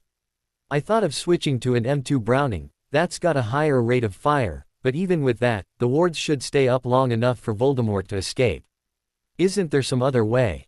Asked Luna. Well, they're easy enough to disable if you can get close to them, but you'd have to get right up to the house, if not inside it, and that's much too dangerous, said Harry. Maybe, what if he's living in a newer house, one built after the war, or one that wasn't a wizarding house during the war? Asked Luna. Someplace like Riddle Manor. Yeah, I thought of that, especially as there's a good chance he might be staying at a place like that. The only thing is, I remembered the memory, you know, the one that his diary showed me. I told you about that one, didn't I? Asked Harry. The one where he framed Hagrid for the attack on Myrtle? Asked Luna. Yeah, that's the one. In it, he was asking Headmaster Dippet for permission to stay at Hogwarts for the summer. In the memory, they mentioned the orphanage, so at the time, I assumed he just didn't want to go back to the orphanage for reasons, well, reasons similar to why I didn't want to go back to the Dursleys. The thing is, what? Asked Luna. Hagrid was expelled in his third year, that would have been in 1943, which you know gives us a far more valid reason for why Riddle didn't want to go back to his orphanage. After all, considering that he also told Dumbledore that he'd make his own way to Diagon Alley, the orphanage was probably in London, said Harry. Oh dear, the air raids and the bombings, of course, and they were simply refusing to let him stay at Hogwarts for the summers. How could they not have made alternative arrangements for him? Said Luna. He was just another Muggleborn as far as they were concerned, so yeah. Anyway, the London Blitz went on from September 1940 to May 1941. So if Riddle wasn't given any choice but to go back to London during the summers of 41 and 40, even though we don't usually go back till June, so he probably missed the worst of it, it's highly likely that he probably experienced a few bombing raids, or at the very least he would have seen the after effects. He also probably wouldn't have learned to apparate yet, so he would have had no choice but to just wait out the bomb raids with the Muggles in the public bomb shelters. After an experience like that, well, I'd be very surprised if wherever he is didn't have the very best bomb wards that money can buy, said Harry. Luna frowned. Come on, that's like saying every Muggle who went through the same experience, well, you don't expect them to still keep a bomb shelter in their gardens. Harry waved it off. Apples and oranges, bomb shelters take up room and are probably not that convenient to keep around. A bomb ward is a totally different kettle of fish. He grabbed a hold of his backpack and tromped out of the bunker and apparated back to the beach to pack away his gun. So anyway, it's back to the old drawing board. I need to come up with a different way to attack Old Moldy, he said as Luna joined him. Pity, it would have been funny if, the power he knows not, was just a Muggle gun. Most observers would not have noticed anything amiss about the street on which Harry Potter lived. Certainly, they would have found the sight of a petite bee owned sitting in an Adirondack chair just outside the gates a bit odd. Most people would sit in their backyards after all, not on the sidewalk outside the gates. However, most casual observers would not have been able to see her as she had taken the precaution of laying in a few notice-me-not charms around her. The reason she was sitting outside the gates and not in her own backyard was rather simple. She had some experiments to perform, experiments that required her to be outside the wards protecting the house that she shared with Harry Potter. She picked up a block of a putty-like substance and carefully pinched a portion of it. She rolled it in between her palms into a rough ball before placing it in front of her. She then pulled out a highly polished stick. Unlike Harry, and especially when it came to delicate work, she still sometimes preferred to use her old-school wand, one of the traditional types, a wand that looked like a wand. She waved it at the ball she had just created and it morphed and transformed into a little hummingbird. The bird sprang up into the air and hovered in front of Luna, its wings just a blur as they beat incredibly fast. Luna waved her wand at the bird again and the little creature obeyed and sped towards her house. Just as it flew over the gate it seemed to strike an invisible barrier. There was a bright flash that left an afterimage on Luna's eyes and then there was a tiny little shower of burnt and smoking feathers, powdered bones and ash floating in the breeze. Luna's face twisted into a little mow of distaste. "Bugger," she cried in an emphatic tone. Yet another failure, she thought, even as her hand reached down to the block and pinched of another piece of the putty-like substance. Perhaps, something smaller, she thought. Albus Dumbledore mentally checked off the Horcruxes he had collected so far. The Hufflepuff cup had been easy enough. All it had taken was for him to put Bellatrix Lestrange under the Imperious Curse and have her give him her vault key and sign a letter giving him access to the vault. The goblins had not even made the slightest of protests. The locket had also been remarkable easy, after the unpleasantness of the cave, that is. Once he had found the fake in the cave with the letter signed by Regulus, all he had to do was have Sirius give him access to Grimmauld Place. Black had refused to come back to Britain but he had at least sent an Alta creature telling him to let Dumbledore into Grimmauld Place where he could question the elf at leisure. Creature had been a bit reluctant but eventually the elf had talked and talked. The poor, well, creature, and really something really should be done about these ridiculous elf names, or at least the ones that were horrible puns, but anyway, the poor the poor fellow had eventually been overjoyed to be able to carry out Regulus's last order to have the locket destroyed. He also marveled at Voldemort's arrogance. Had he really thought that the Grey Lady would never talk? Especially to a headmaster of Hogwarts. Even though Hogwarts no longer operated as a school, the fact that he was the headmaster still held some sway with the ghosts. Had Voldemort really thought that hiding a Horcrux inside the walls of Hogwarts was a good idea? Sometimes he really wondered about Tom. The boy's sanity was long lost of course, but he really would have credited him with more sense than hiding the diadem within Hogwarts. Now all that was left was the gaunt ring, Nagini, and well, he would cross that last bridge when he came to it. The boy still had to face Voldemort first and he still had hopes that he could somehow ensure that the boy survived. But in any case, that was all in the future. For now the Gaunt Ring awaited him at the Gaunt Shack. Once he had his hands on the complete set he could use the Sword of Gryffindor to destroy them. He had not done that yet as he was worried that Voldemort might be able to feel or somehow sense the destruction of his Horcruxes. That would not do at all. Luna sat at the kitchen table staring intently at a weighing scale in front of her. She was also holding a stopwatch in her hands. Harry came stalking into the kitchen and Luna calmly moved a cereal box in front of the weighing scale to block his view of it. "You're back then," she said.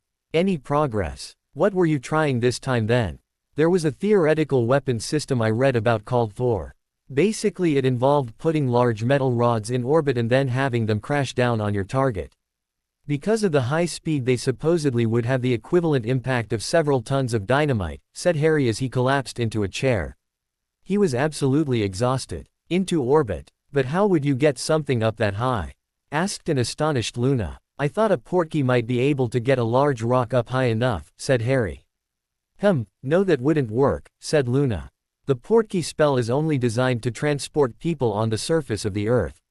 "Yeah, I know, but you know as well as I do that spells can be modified, if you know what you're doing," said Harry. "It can be quite dangerous though," said Luna, thinking sadly about her mother. "I'm nothing but careful," said Harry, "and you know, sometimes you have to take a few risks." "Wasn't that hard really? I mean the spell already allows for transport to a different height." Portkeying from a mountaintop to the beach still places you on the beach, not at the height of the mountain. Conceptually it's pretty much the same as creating a portkey to the top of a mountain, only in this case the mountain doesn't exist. All you really have to do is remove the bit of the spell that makes the portkey transport to ground level and Bob's your uncle. So, what happened? Asked Luna. Took a fair bit of time actually, but I eventually managed to modify the portkey spell to take something up high enough. Not into orbit, unfortunately, but high enough that a 1-ton rock coming down from that height would do more than enough damage. The bomb wards might still deflect it, but if you land it just outside the wards, in just the right spot, then theoretically the resulting explosion would be deep enough that it would take out the warded building from underneath. Bomb wards are designed to protect you from aerial bombardment, so it might have worked. Unfortunately. Yes, asked Luna gently. The damn things are impossible to aim accurately. You know that spinning feeling you get with portkeys. When the rocks were reaching the target they came spinning out in unpredictable directions. Damn things were landing all over the place. Not one managed to land on target, said Harry sadly. The Muggles have something called bomb sights, don't they? Asked Luna. Yeah, they've been around since. I don't know, at least World War II, but to use one of them, I'd have to portkey up with the rock, then somehow keep it levitated up in the air while I move it into position, and basically it's not a workable solution. I don't know, a featherweight and a shrinking charm might let you just fly it up on a broomstick, and then once you've figured out the right spot you reverse the spells in. I'd have to be on a broomstick flying right above Voldemort's headquarters. No, that's a bit too dangerous, even for a former Gryffindor like me. Like I said, sometimes you have to take risks, but flying right over Voldemort's head. Nope, that's not one I'm prepared to take, said Harry. Well, I might have another solution for you. It occurred to me, when you were fooling around with that gun of yours, that a simpler solution would just be to transfigure your explosives into a bird or a flock of birds and have them fly over to Voldemort's house. Then, once they're there, the transfiguration would be set to reverse and wouldn't work, interrupted Harry. It's very easy to set up a ward that prevents transfigured animals and objects from crossing. Since Dumbledore is known to be a master of transfiguration, there's no way Voldemort wouldn't have that on his house. Luna grinned widely, and of course, we have something similar protecting our house, she stated. Yes, of course. It's not like I'd forget a basic ward like that, said Harry.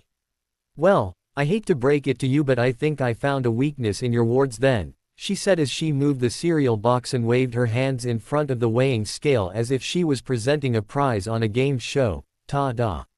She cried triumphantly. Harry blinked at the weighing scale. It had a large misshapen blob of a familiar-looking substance resting on it. That's the explosive I was using to fill my shells. Why are you weighing it? He asked in confusion. Keep a close eye on the reading on the scale, said Luna. I don't see what I'm supposed to be looking at. Did it just increase? It did. How? How on earth? Asked Harry, as he watched the needle on the weighing scale's dial sweep upwards. It was very slow, but steady. The weight of the explosive was increasing. Luna handed him a pair of sunglasses. I've charmed these so that you can see them, she said. See what? Asked Harry even as he put on the sunglasses. What? Oh, what are those? He asked in wonder. He could see them clearly through the sunglasses. A steady stream of bright dots, tiny, almost infinitesimally small. They were flowing through the air, drifting steadily in a constant stream. The tiny dots would land on the blob of explosive and disappear, somehow joining with it and adding to its mass. He got up and followed the stream of bright particles. They were flowing in through the window. He opened the door and walked around the house until he caught sight of them again and followed them to where they were coming from. To his utter shock and stupefaction, they were coming from outside his property, flowing right through his wards as if they didn't exist. He turned to Luna, his mouth wide open in astonishment. Those are Raxperts, said Luna with an air of satisfaction. I transfigured your explosive into what is the collective noun for them, I wonder? A flock, a gaggle, maybe a murder, like crows. Let's just call them a bunch. Yes, I transfigured about a pound of your explosive into a bunch of Raxperts and set them loose about a mile away. I also had to make them think that there was a big juicy brain here on the weighing scale. It's taken them just under an hour to get here, and at the rate they're coming in I'd say they should all finish getting here in about, oh say another 5 to 10 minutes. Rack, but, Luna, you know as well as I do that, how do I put this exactly? They don't bloody exist. For one, he exploded, his mind reeling with the fact that there was a weakness in his wards. Luna smiled. You remember our transfiguration classes. What was the first inanimate to animate transfiguration we learned? Buttons into beetles, but suppose, just suppose for a second, that beetles suddenly went extinct. There are now no more beetles on the face of the earth. Would that stop you from being able to transfigure a button into a beetle? Asked Luna. Well, no, but that's only because I know what a beetle is supposed to look like and how it behaves and. Harry trailed off as he realized what Luna was getting at. And, I know all there is to know about Raxperts, said Luna. Harry rushed back into the house and pulled out his ward monitors. Damn it, he cried. They're not registering at all on the transfigured animals ward. Oh, of course there's a size limitation for the ward to trigger and the amount of magic on a single Raxpert isn't enough to trigger it. And not even on the hazardous materials ward, which makes sense as they wouldn't pick up a transfiguration and. Crap, not even the antibacterial ward, that should have kept them out, but then they're not bacteria or viruses and. Bloody hell, I'm going to have to redo all of those defenses. Luna entered calmly and serenely, but does it solve your Voldemort problem? She asked. Oh yes, I think it bloody well should, said Harry. You'd need a detonator as well, and a way to target someplace inside his house where they wouldn't be noticed as they revert back. Of course, someplace like the basement or the gaps between the walls or underneath the floorboards, but I think, yes, you've bloody well done it, Luna. We have a way of blowing up Voldemort from miles away. Yes, yes, yes, shouted Harry in glee before picking Luna up and twirling her around the room. Dumbledore stood in front of the gaunt shack, his wand held aloft in front of him. A Muggle observer might have thought that the old man was trying to conduct an invisible aura from the way that Dumbledore's wand was moving rapidly in front of him. In fact, Dumbledore was busy analyzing the protections around the gaunt shack. There weren't that many to his surprise. Much as he had found at the cave, Voldemort's defenses tended rather towards the crude and unrefined. At least there were no inferi here, he thought as he lazily flung out a cutting curse to decapitate yet another snake that was poised to strike at him. With a final forceful push of his magic he cracked through the last ward. Now all that was left to do was to find the ring. Well, truth be told, he had no idea whether it was in fact a ring. Voldemort could easily have used another object, but from whatever he knew of the boy he expected that Voldemort would have made a Horcrux out of the ring and hidden it here. Here, at what could have been his ancestral home had his mother not run away to ensnare a Muggle. Still, it would not do to take chances, he thought. Which is why, he had had the foresight to bring an Imperiist Peter Pettigrew along with him. He turned to the rat-like man now and ordered him into the shack to search for the ring. Just in case there was a trap he had missed, it would be far better for the traitorous animagus to trigger it. He was positively bursting with impatience as he waited for Pettigrew to finish searching the shack. He spent the time casually laying in a few defenses of his own. It would not do to get ambushed. Not now, not when he was so close to his goal. That was when the screaming started. Pettigrew was screaming. The man had to have triggered one of the protections. Dumbledore strode into the shack and quickly found Pettigrew. The man had foolishly put on the ring on his metal hand and the silver was turning black and bubbling around the ring. The metal seemed to be writhing before Dumbledore's eyes. Droplets of molten silver were dripping off Pettigrew's hand and the man was convulsing on the floor. Dumbledore quickly silenced Pettigrew. The screaming was rather getting on his nerves after all. He bent and looked at the ring. It would not do to touch it, but he needed to get it off Pettigrew or there was no telling what it would do to the man. He fired off a quick cutting curse, but whatever enchantments were still active upon the metal hand deflected the curse. Dumbledore sighed. Luckily he had the foresight to bring the sword of Gryffindor with him. He quickly pulled it out from within his robes and swung it at Pettigrew's hand, intending to sever the hand off at the wrist. Unfortunately, there was obviously still some degree of self-preservation within Pettigrew's mind. Or perhaps the hand was trying to protect itself. In any case, Pettigrew moved his hand and tried to ward off the blow. This brought the ring perfectly into position such that when the sword fell it sheared right through the ring, cleaving it precisely in two. Dumbledore stared in dismay at the shattered halves of the ring. The stone was oddly still intact and it was Dumbledore conjured up a thick cloth and carefully picked up the stone with it. He would have to study it later. For now, he had to get out of there and back to Hogwarts. He pulled Pettigrew along with him and hurried out the door. He yanked upon the door of the shack and had to immediately duck to avoid the blasting curse that would have otherwise taken his head off. Oh dear, it looked like Voldemort had felt the destruction of one of his Horcruxes after all. There were several shadowy figures outside the shack firing curses at it. He quickly ducked back inside the shack and sealed the door while he considered his options. He wondered whether he should just call Fawkes or, perhaps he should use this opportunity to capture a few more Death Eaters. The picking had been rather slim as of late. He took a quick peek out the window and he saw a large snake slither by. That had to be Nagini, he realized. Voldemort had sent his snake along with his men. That clinched it. All he had to do was get one lucky curse off at the snake, then he could happily head back to Hogwarts. He steeled himself for what was to come. This was not a fight in which he could afford to pull any punches. There would be no stunning or capturing Death Eaters in this fight. No, the snake had to die and he was willing to do whatever it took to make sure that happened. He forced Pettigrew back into his animagus form, stunned him and shoved him into a pocket. It would not do for the man to get in the way. In his haste, the headmaster failed to notice that the curse was still traveling up Pettigrew's arm. He cast a blasting curse which took out the side of the shack opposite to the door. Dumbledore strode out of the newly created hole in the side of the now almost completely demolished shack. He knelt and shoved his wand into the ground. Instantly a horde of animals erupted out of the ground all around him. Surrounding him in a defensive ring were dozens of lions, tigers and wolves. "Time to hunt, boys," he cried out, and they were off and running. Dumbledore ran after them, his wand firing curses left and right. Vincent Crabbe was absolutely terrified. He had been ordered to accompany the Dark Lord on his mission along with a few other Death Eaters. Ordinarily, this would have been considered a great honor, but due to the fact that the only reason he had been chosen was that there was hardly anyone left. People had been disappearing for weeks and no one knew who was behind it. People had been whispering that the mythical boy who lived had returned to finish off all of them. At the time, Vincent had scoffed. Everyone knew that the boy who lived was a myth. But now there was hardly anyone left, and so, yes, really not so great an honor anymore. Still, he had not been too worried. The Dark Lord was with them. Who could stand up to him?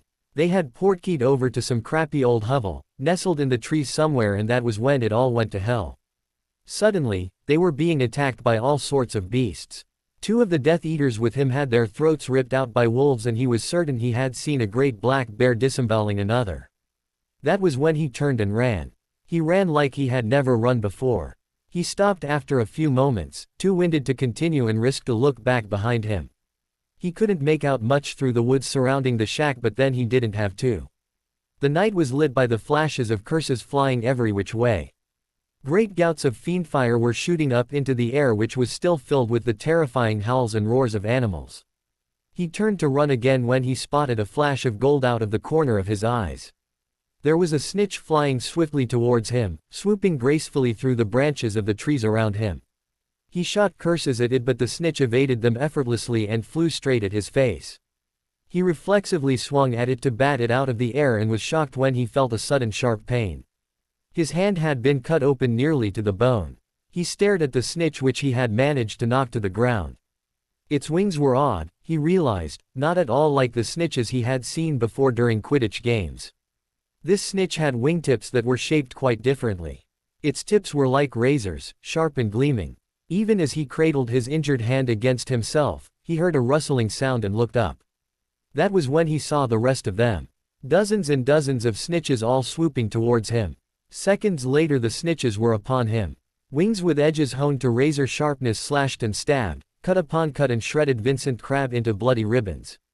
Dumbledore was firing off curses at an incredible rate. Whoever his opponent was, they were quite good. Almost at the level of Voldemort himself, he thought. He parried a few curses with his wand, conjuring solid shields out of thin air to block another couple of unforgivable curses, and swung a flame whip to drive them back. He wondered, yet again, who his opponent was. He had yet to get a proper glimpse of them. It was not Voldemort, as he knew that Voldemort was terribly prone to gloating during a fight. The man could barely fire of a single curse without prefacing it with a long monologue about how he was going to destroy his opponent. A senior Death Eater then, someone he had missed. Quite lucky as he would have had to run if it had been Voldemort, since only Harry could defeat him. A cutting curse clipped Dumbledore in the side. He hissed in pain even as he launched a counterattack.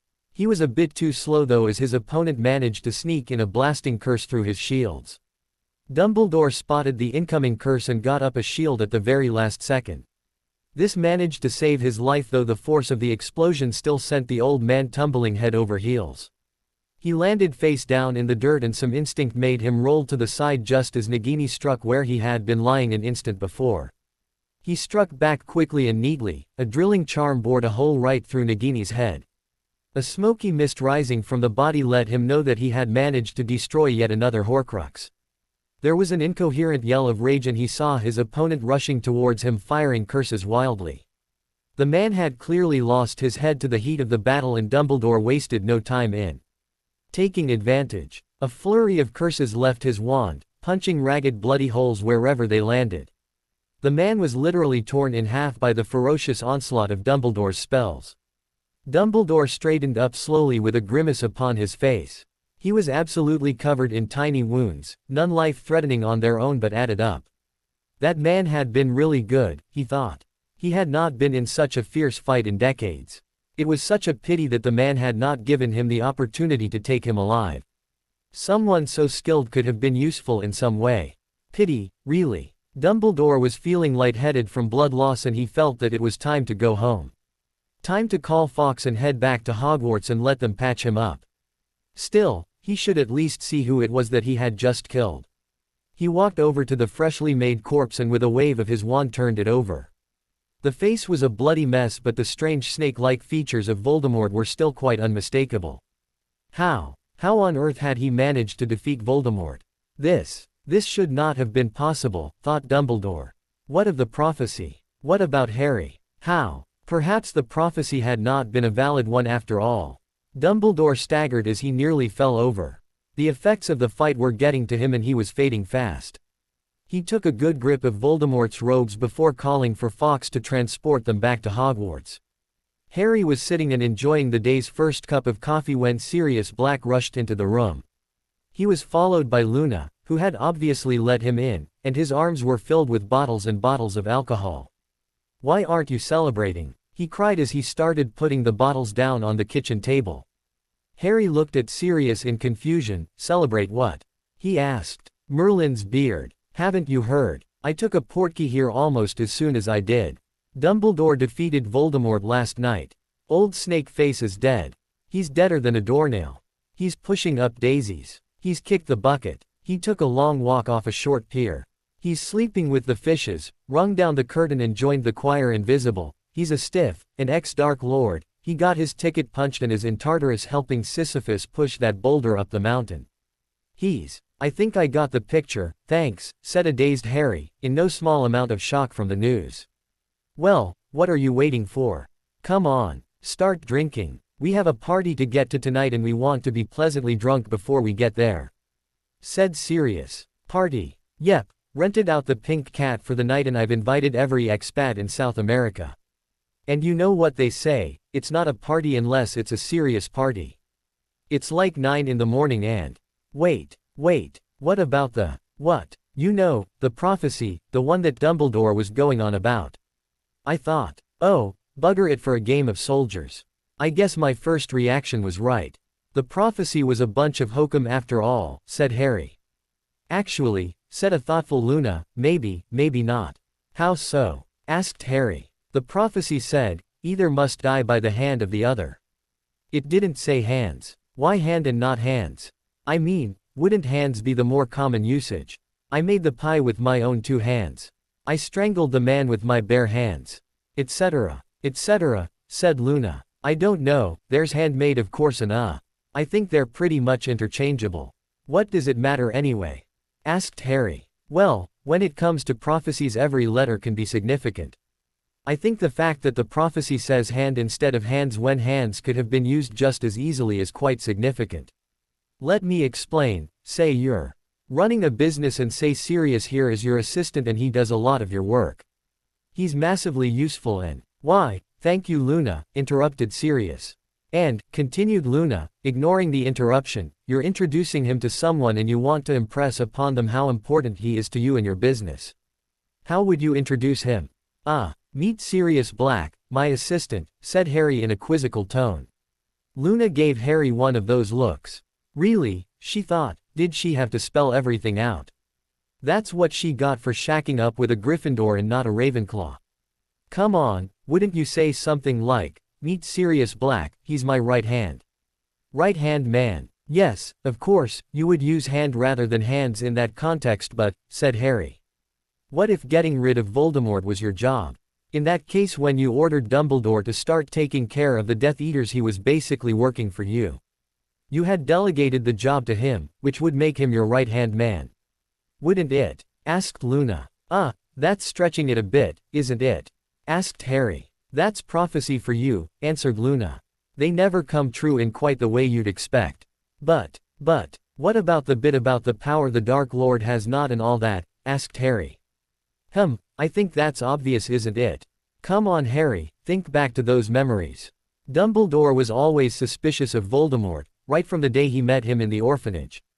Tom Riddle couldn't persuade Dumbledore to hand him a biscuit and you managed to persuade Dumbledore to wage war single-handedly, said Luna.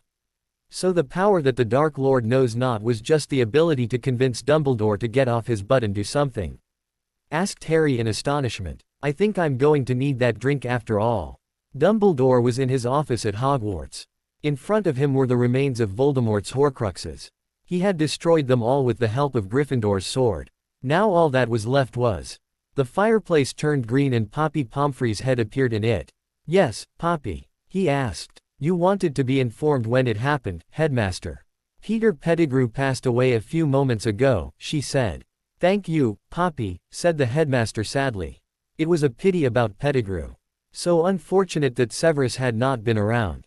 With the aid of the man's potions they might have been able to do something about the curse but sadly Snape had run away years ago. Dumbledore had heard that the man had traveled to the Far East where unfortunately he had run afoul of the local potions guild. The Chinese wizards were quite protective about their little fiefdoms and Snape's acerbic personality would not have helped either. He had rubbed somebody the wrong way and had soon disappeared. They said that the man's head had been left on a stake in the apartment he had rented. Such a pity, the boy had once held so much promise. Dumbledore winced as he sat back down behind his desk. He could barely move without parts of his body protesting.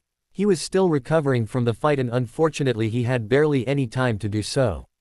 He was dismayed at what he would have to do but he saw no other way out. It was a terrible act he was contemplating but it had to be done for the greater good. Despite the apparent death of Voldemort, he could still be resurrected as long as a single Horcrux remained. No, Voldemort would have made arrangements. He was certain of that. All it would take was for a single Death Eater to carry out the ritual again and Voldemort would be back. He had to move fast. He had to get rid of the last Horcrux before Voldemort could be resurrected. Harry Potter had to die. It was a heartsick Dumbledore who trudged down the street towards Harry's home. He could barely believe what fate was forcing him to do. If only he had recognized Voldemort in time. If only. It was almost inconceivable how royally he had messed up. If only he had not killed Voldemort. Harry would have faced him eventually and then. At least that way there would have been a chance. A slim chance, but a chance nevertheless. The chance that Voldemort would strike Harry with the killing curse instead of, say, a blasting charm to the head which would have been quite unsurvivable.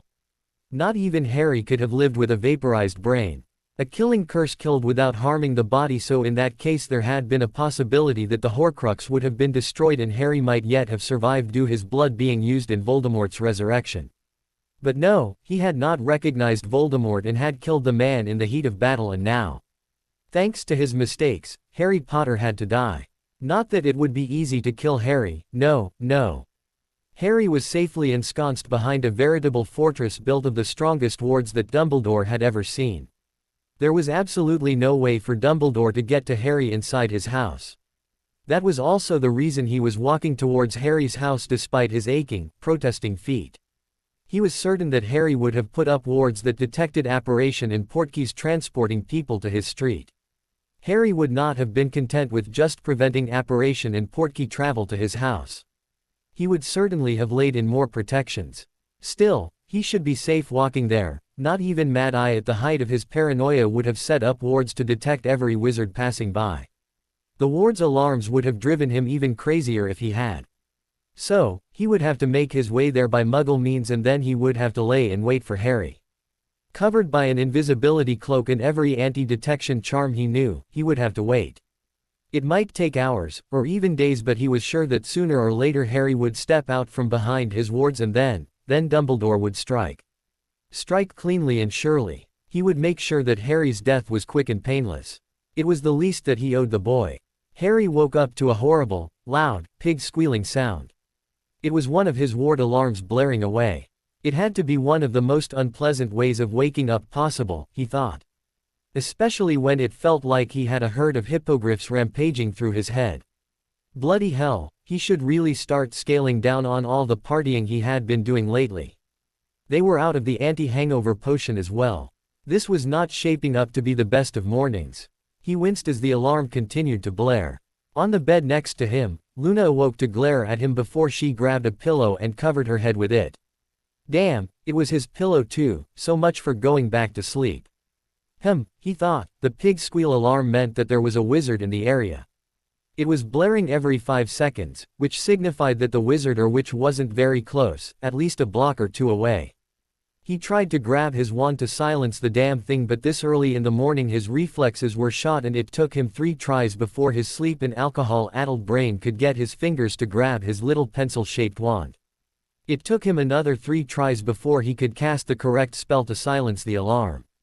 He stumbled out of bed and lurched towards his dresser, where it took him even more time to find his ward monitor, which was a little enchanted device that let him know the state of the wards.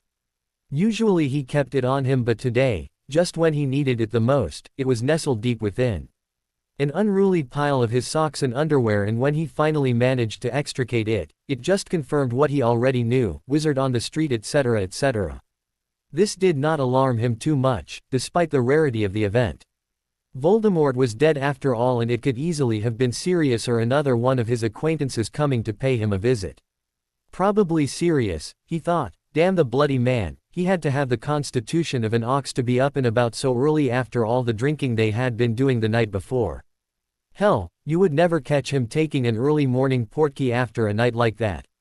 How on earth did Sirius manage it? Did the man even sleep at all? He made his way downstairs, wondering whether he should wake up Dobby to make him some coffee. Dobby would have the coffee ready in an instant, but he would have to deal with the overwhelming, Dobbiness of the little elf. That should really be a word, he thought. Dobbiness, a measure of excitability and unpredictable behavior. He really couldn't call Dobby, he decided. In his current state, the noise that Dobby made while apparating would be unbearable. Better to make the coffee himself, he thought. Or, why didn't he think of that before? He carefully laid a silencing charm upon his ears before croaking out, "Dob, cough. Dobby." And there, with a loud pop, which he thankfully couldn't hear, was Dobby, his house elf, his best friend and compatriot. The one who would save him from this god-awful hangover. "Dobby, coffee please," he croaked, "and could you please be as quiet as possible?" Dobby frowned at him, said something, which Harry couldn't make out. Harry dispelled the charm upon his ears just in time to hear the end of Dobby's sentence. "Too sleepy," said Dobby before collapsing to the ground and going to sleep, right there on the kitchen floor. Crap, so much for that idea, thought Harry. Dobby had been partying with them as well, and obviously, the poor little fellow had imbibed a bit too much butterbeer. Harry carefully tiptoed around the comatose elf and got the coffee started. He decided to use his French press, as running his espresso machine was far beyond his capabilities at the moment. Hell, the way his morning was going, he'd probably end up with jets of steam burning of half his face. He had never quite got the hang of using that steam nozzle thingy even when he was totally sober. 5 minutes later, his coffee was ready and he was slurping it down when Luna traipsed her way into the kitchen. "Oh good," she cried. "You've made coffee. I could kill for a cup." She went and poured herself a cup, and for the next few moments there was silence as the two of them drank their coffee and allowed caffeine to slowly percolate its way through their bodies. What was with that horrible noise this morning? Your ward alarms aren't usually so noisy," asked Luna. "Oh yeah, sorry about that," said Harry. "They automatically ramp up the volume when the occupants of the house are sleeping. After all, you wouldn't want to sleep through an alarm. I thought it might be Sirius stopping by, but it was probably just some random wizard or witch passing by." Harry nonchalantly pulled out his ward monitor and peered at it. He blinked, slowly, as the information displayed on it made its way to his brain. It was like diving into a pool of icy cold water, water that had just run off an Arctic glacier. The sleepiness and hangover evaporating like mist in the midday sun. He was wide awake and horribly alert, his nerves jangling in shock. "What's happened?" asked a worried Luna upon seeing his reaction. "Someone's still on our street. A wizard. If it was just a random passerby they would have gone by now. But the wards are still registering the presence of a wizard on our street. He's standing somewhere in the street, and has been since our alarms went off. That was more than 15-20 minutes ago, so it can't be someone visiting one of our neighbors. If that were the case, they would have probably gone inside one of the houses. Someone just standing in the street for that long. That just can't be anything but trouble," said Harry. But, you know who's dead, so who?" asked a bewildered Luna. "I don't know, but the first time he died, remember what happened to the Longbottoms? They were attacked after Voldemort disappeared by Crouch and the Lestranges because the bloody Death Eaters thought that they might know what had happened to Voldemort," said Harry. "Yes, but how could they have found us?" asked Luna. Dumbledore, it has to be because of him. Oh bloody hell, I knew that letting him into the secret was a terrible idea. He was probably followed here, and now Voldemort's henchmen are probably outside trying to figure out why he keeps coming to this house and whether it has something to do with Voldemort's defeat," said Harry. Harry was about to go off into a rant about meddling old headmasters when he noticed how worried and frightened Luna looked. Damn that old man for making his Luna look like that. Hey, there's no need to worry. Whoever it is hasn't even attempted to get in here yet. We're perfectly safe as long as we're behind our wards," said Harry. Harry grabbed Luna, led her gently to a chair and made her sit down. "Now, you just sit down there and let me deal with everything. I'll get this sorted out. Don't worry about a thing. In fact, why don't you see if you can wake up Dobby? We might need his help." Harry turned on his surveillance mirror with a wave of his wand. To his surprise, it did not show anyone at all on the street. He frowned. This did not bode well. Harry turned to the kitchen table and jabbed his wand into it. A map of their street appeared on the table's surface immediately, and then a ghostly, transparent three-dimensional image rose from it. It depicted the street outside in meticulous detail. It showed every house, car, person and animal on the street. Right then, it didn't show much as none of Harry's neighbors seemed to be out and about. However, there was a bright red throbbing figure standing behind one of the trees a few houses down the street from them. Harry frowned at the figure. It should have shown the intruder in much greater detail than that. The throbbing red outline was just a fixture added by his security system to mark the person as a wizard, but it should also have clearly displayed shown the Mont's features. Instead, all he was seeing was a blurry outline. Another wave of his wand reactivated the ornate mirror hanging upon the wall. It immediately displayed another image of the street outside. Harry waved his wand again and the image zoomed in upon the very tree that should have had the man hiding behind it. The image zoomed and shifted viewpoints to display the tree in every possible angle from the multitude of imaging mirrors that Harry had planted at strategic viewpoints all along his street. Not one of the images showed anyone. Said Harry. Okay, so they're obviously hiding under an invisibility cloak or a powerful disillusionment charm. Harry frowned. I think we can safely rule out any benign intent on their part. So what do we do? Asked a worried Luna. We can't just hide inside our wards forever. Suppose they come back with reinforcements, enough people to break through the wards.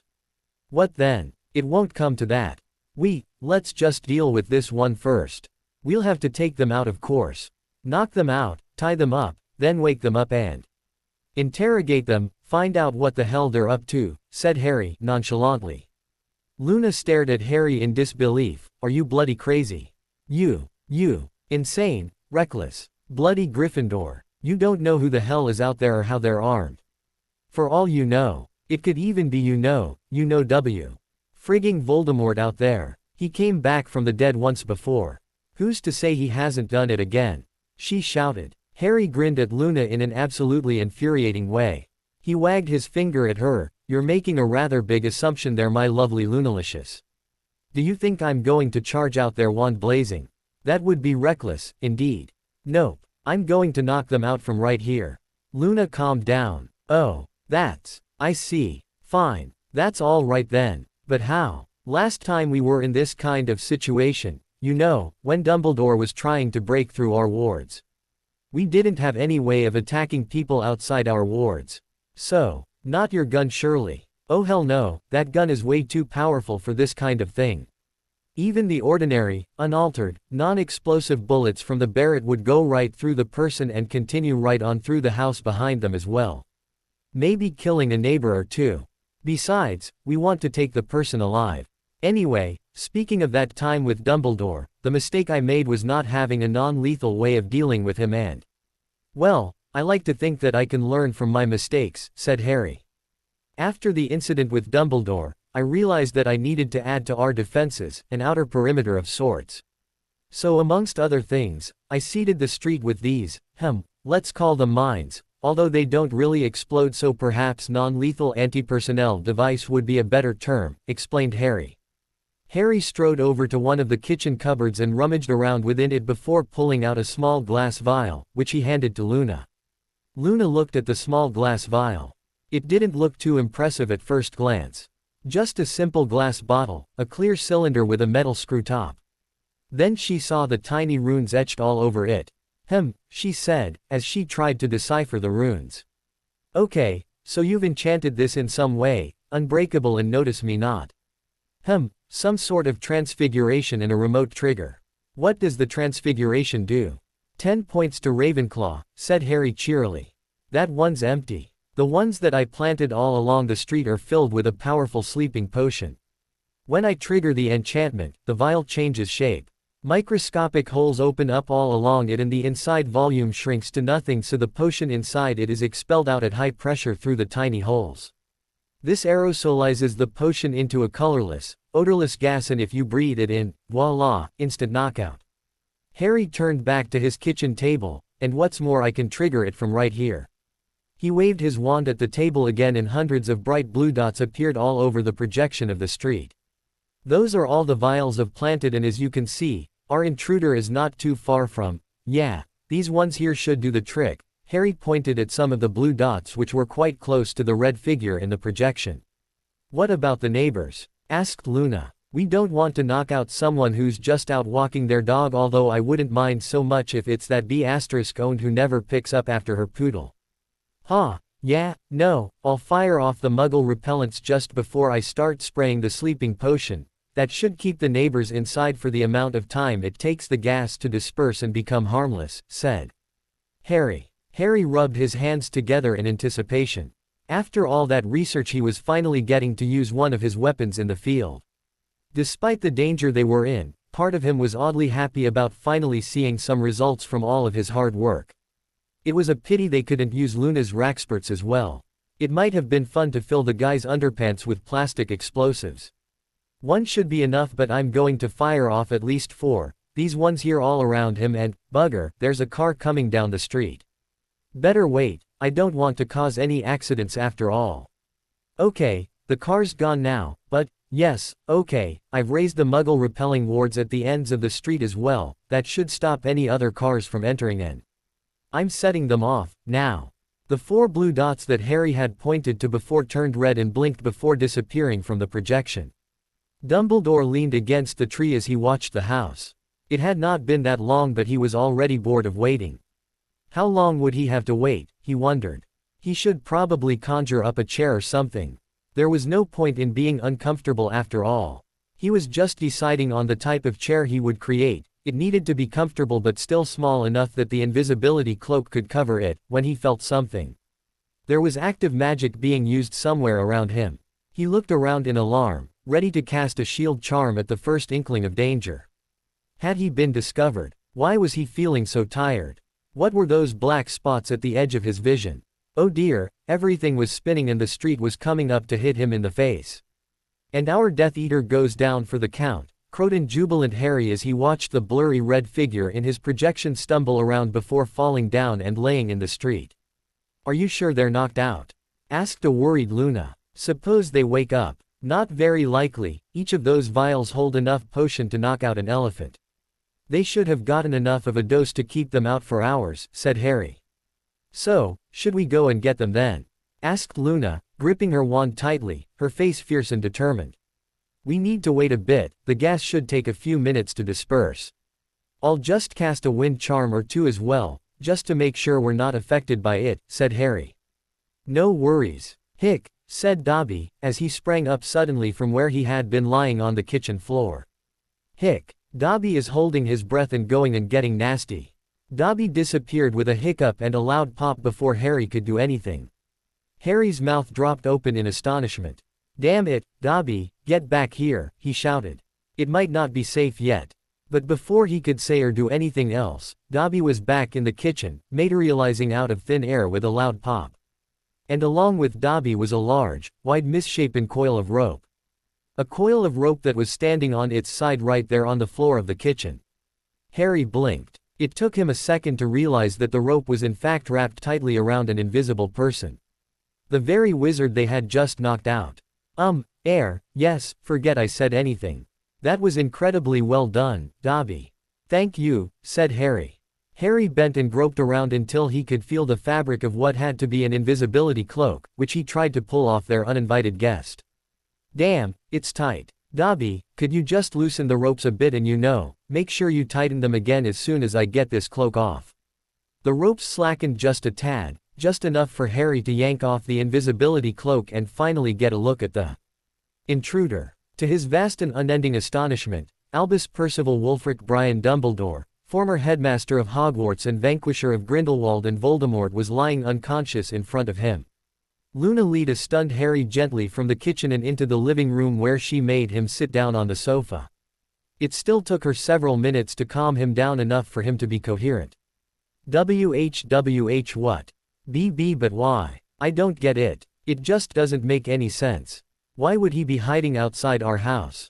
There's just no rational explanation for his behavior, stammered Harry. I know, said Luna. What do we do? Asked Harry. That's bloody Dumbledore in there. What do? What on earth can we do with him? It's not like we can just turn him over to the nearest police station after all. Harry suddenly surged to his feet in a blind panic. Bloody hell. He cried, we forgot to take his wand. He could wake up and... Relax, said Luna, waving an ornate wand in front of Harry's face. I have his wand right here. Harry's mouth fell open, he sat down with a heavy thump and looked at Luna in astonishment. Good. That's good. But that's the Elder Wand. And, it changes allegiance to the person who takes it from its previous owner. So, does that mean, are you the master of the Death Stick now? No, said Luna, dropping the wand and rubbing her hands on her pajamas as if to scrub the taint from them. No, I'm not. I just picked it up from where Dobby dropped it. It was lying next to Dumbledore on the floor. You're the one who knocked him out. Yes, I knocked him out but I never touched his wand, said Harry. It was Dobby who tied him up and brought him back to the kitchen along with his wand I guess, it was Dobby who actually disarmed him. Does that mean that? Is Dobby the master of the Elder Wand? Harry and Luna looked at each other for a long moment before bursting out into laughter simultaneously. Oh God, cried a laughing Harry. Dobby, the master of the most sought-after wand in history. Who would have ever guessed it? We're going to have to start calling him Dobby the Great or Dobby the Terrible. He calmed down after a few more moments of hysterical laughter. Still, back to our original problem, what do we do with Dumbledore? Still, back to our original problem, what do we do with Dumbledore? Asked Harry. Well, said Luna, you were planning on interrogating whoever we knocked out, so I think we should do just that. Yes. BB but how? I mean, if it was just an ordinary Death Eater, we could have tried intimidation, or even roughed them up a bit, but it's Dumbledore. He's not going to be intimidated by me, said Harry. He put his head in his hands and thought furiously. I thought the contract you made him sign made sure he couldn't lie to you, said Luna. Yeah, but there are ways around that. A clever enough person can always twist their words around enough so that while they are technically telling the truth, they're actually telling you something totally misleading. For example, you could ask me my name, and if I answer something like, "You can call me Albert," that's not technically a lie since I didn't say that my name is Albert, only that you can call me that and there's absolutely nothing stopping you from calling me Albert, explained Harry. And we know that Dumbledore is more than clever enough to twist his words around into a pretzel, said Luna. What about legilimency? She asked. It didn't work last time but. I wonder, said Harry. No harm in giving it another go, I guess. He and Luna walked back into the kitchen and with a wave of his wand he levitated Dumbledore up from the floor and into a chair. He then lifted up Dumbledore's head and pried one of Dumbledore's eyes open and said, "Legilimens." Luna looked on in interest as Harry stared into Dumbledore's eye. After about 2 to 3 minutes of this, Harry broke off and dropped Dumbledore's head, letting the headmaster's eyes close on their own. "No go," said Harry as he sank into a chair. "I knew he's a master occlumens, but I'd hoped that I could still get in since he's unconscious, but, even when he's knocked out, I can't get through his shields." "So what do we do then?" asked Luna. "I don't. Well, what we need is some Veritaserum and. But where can we get some?" "Hermione. That's what we need to do.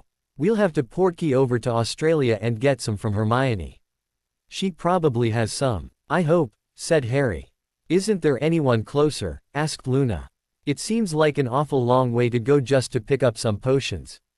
"It's a restricted potion here in the States. You can't buy it anywhere and brewing it takes longer than, at least a month, doesn't it?" asked Harry. "One lunar cycle," confirmed Luna. "But do we even know if she has any?" "Yes, she works in potions research, but Veritaserum is probably restricted in Australia as well, and unless she or her company is the supplier for the licensed users, then she's not likely to have any." Yes, but she's still our best bet and we don't have time to send her an owl. It'll be much quicker to just go there and ask her. We can get a portkey from our usual travel agent and be there in less than an hour," said Harry. "Okay, so shall we go then?" asked Luna. "Yes, but one of us has to stay here and I'm sure as shit not leaving you alone with Dumbledore, so." Luna sighed. "Fine," she grumbled. "I'll go and check with her. Let me just go and get dressed first." Luna paused and said, "You know, it's a good thing we don't have to go through customs or I'd be like one of those poor girls whose boyfriend convinces them to carry drugs for them." "Ha ha, yes, very funny. Now go and be a good little drug mule," said Harry. Harry paced impatiently in front of a thoroughly trussed-up Dumbledore who was still slumped unconscious on a chair in the kitchen. His eyes kept wandering back to the clock, unable to stop himself from checking the time again and again. What could be taking Luna so long, he wondered, not for the first time. Objectively speaking, it had not been that long, just a few hours, but to Harry every second was dragging immeasurably. Finally, he heard a loud pop from the living room, the unmistakable pop of an incoming apparition. He immediately rushed there and to his surprise found not only Luna but Hermione as well. "What are you doing here?" he cried. "I decided to come and see what you're up to," said Hermione. "I can't very well let you have unsupervised access to Veritaserum. I do have a professional obligation to see that my potions aren't misused after all." "Oh, so you had the Veritaserum then?" said a stunned Harry, who had certainly not expected Hermione to drop everything and catch an international portkey. "Of course, my company is the official supplier for Australian magical law enforcement. I'll have to fudge the accounting, of course. Record it as a spillage or something, but that shouldn't be too much of a problem," said Hermione. "Well, I assume Luna filled you in on the details," said Harry. "Yes, although at first I was sure it was one of her little jokes. It's hard to believe that Dumbledore would. But on the other hand, it's not like we really know the man all that well," said Hermione. "And you're in a dress," said Harry, realizing a little late, but his mind was only then registering that Hermione was dressed up to the nines in a stunning little black dress that showed off her legs splendidly. "I was on my way to a party when Luna showed up," explained Hermione. "You're lucky she caught me in time."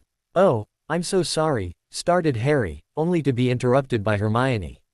"Oh no, this is far more interesting than some boring party," said Hermione. "It's almost like we're back in school, getting up to one of our adventures." "Yeah," said Harry, laughing a bit. Only now, you get to brew the potions we need in a proper lab instead of a bathroom. Hey, remember the time you set fire to Snape? Or the time we knocked him out in the Shrieking Shack?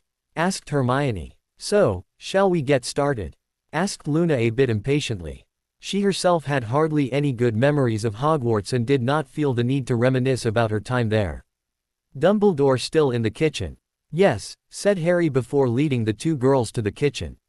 The two girls took one step inside the door and came to a screeching halt at the sight of Dumbledore.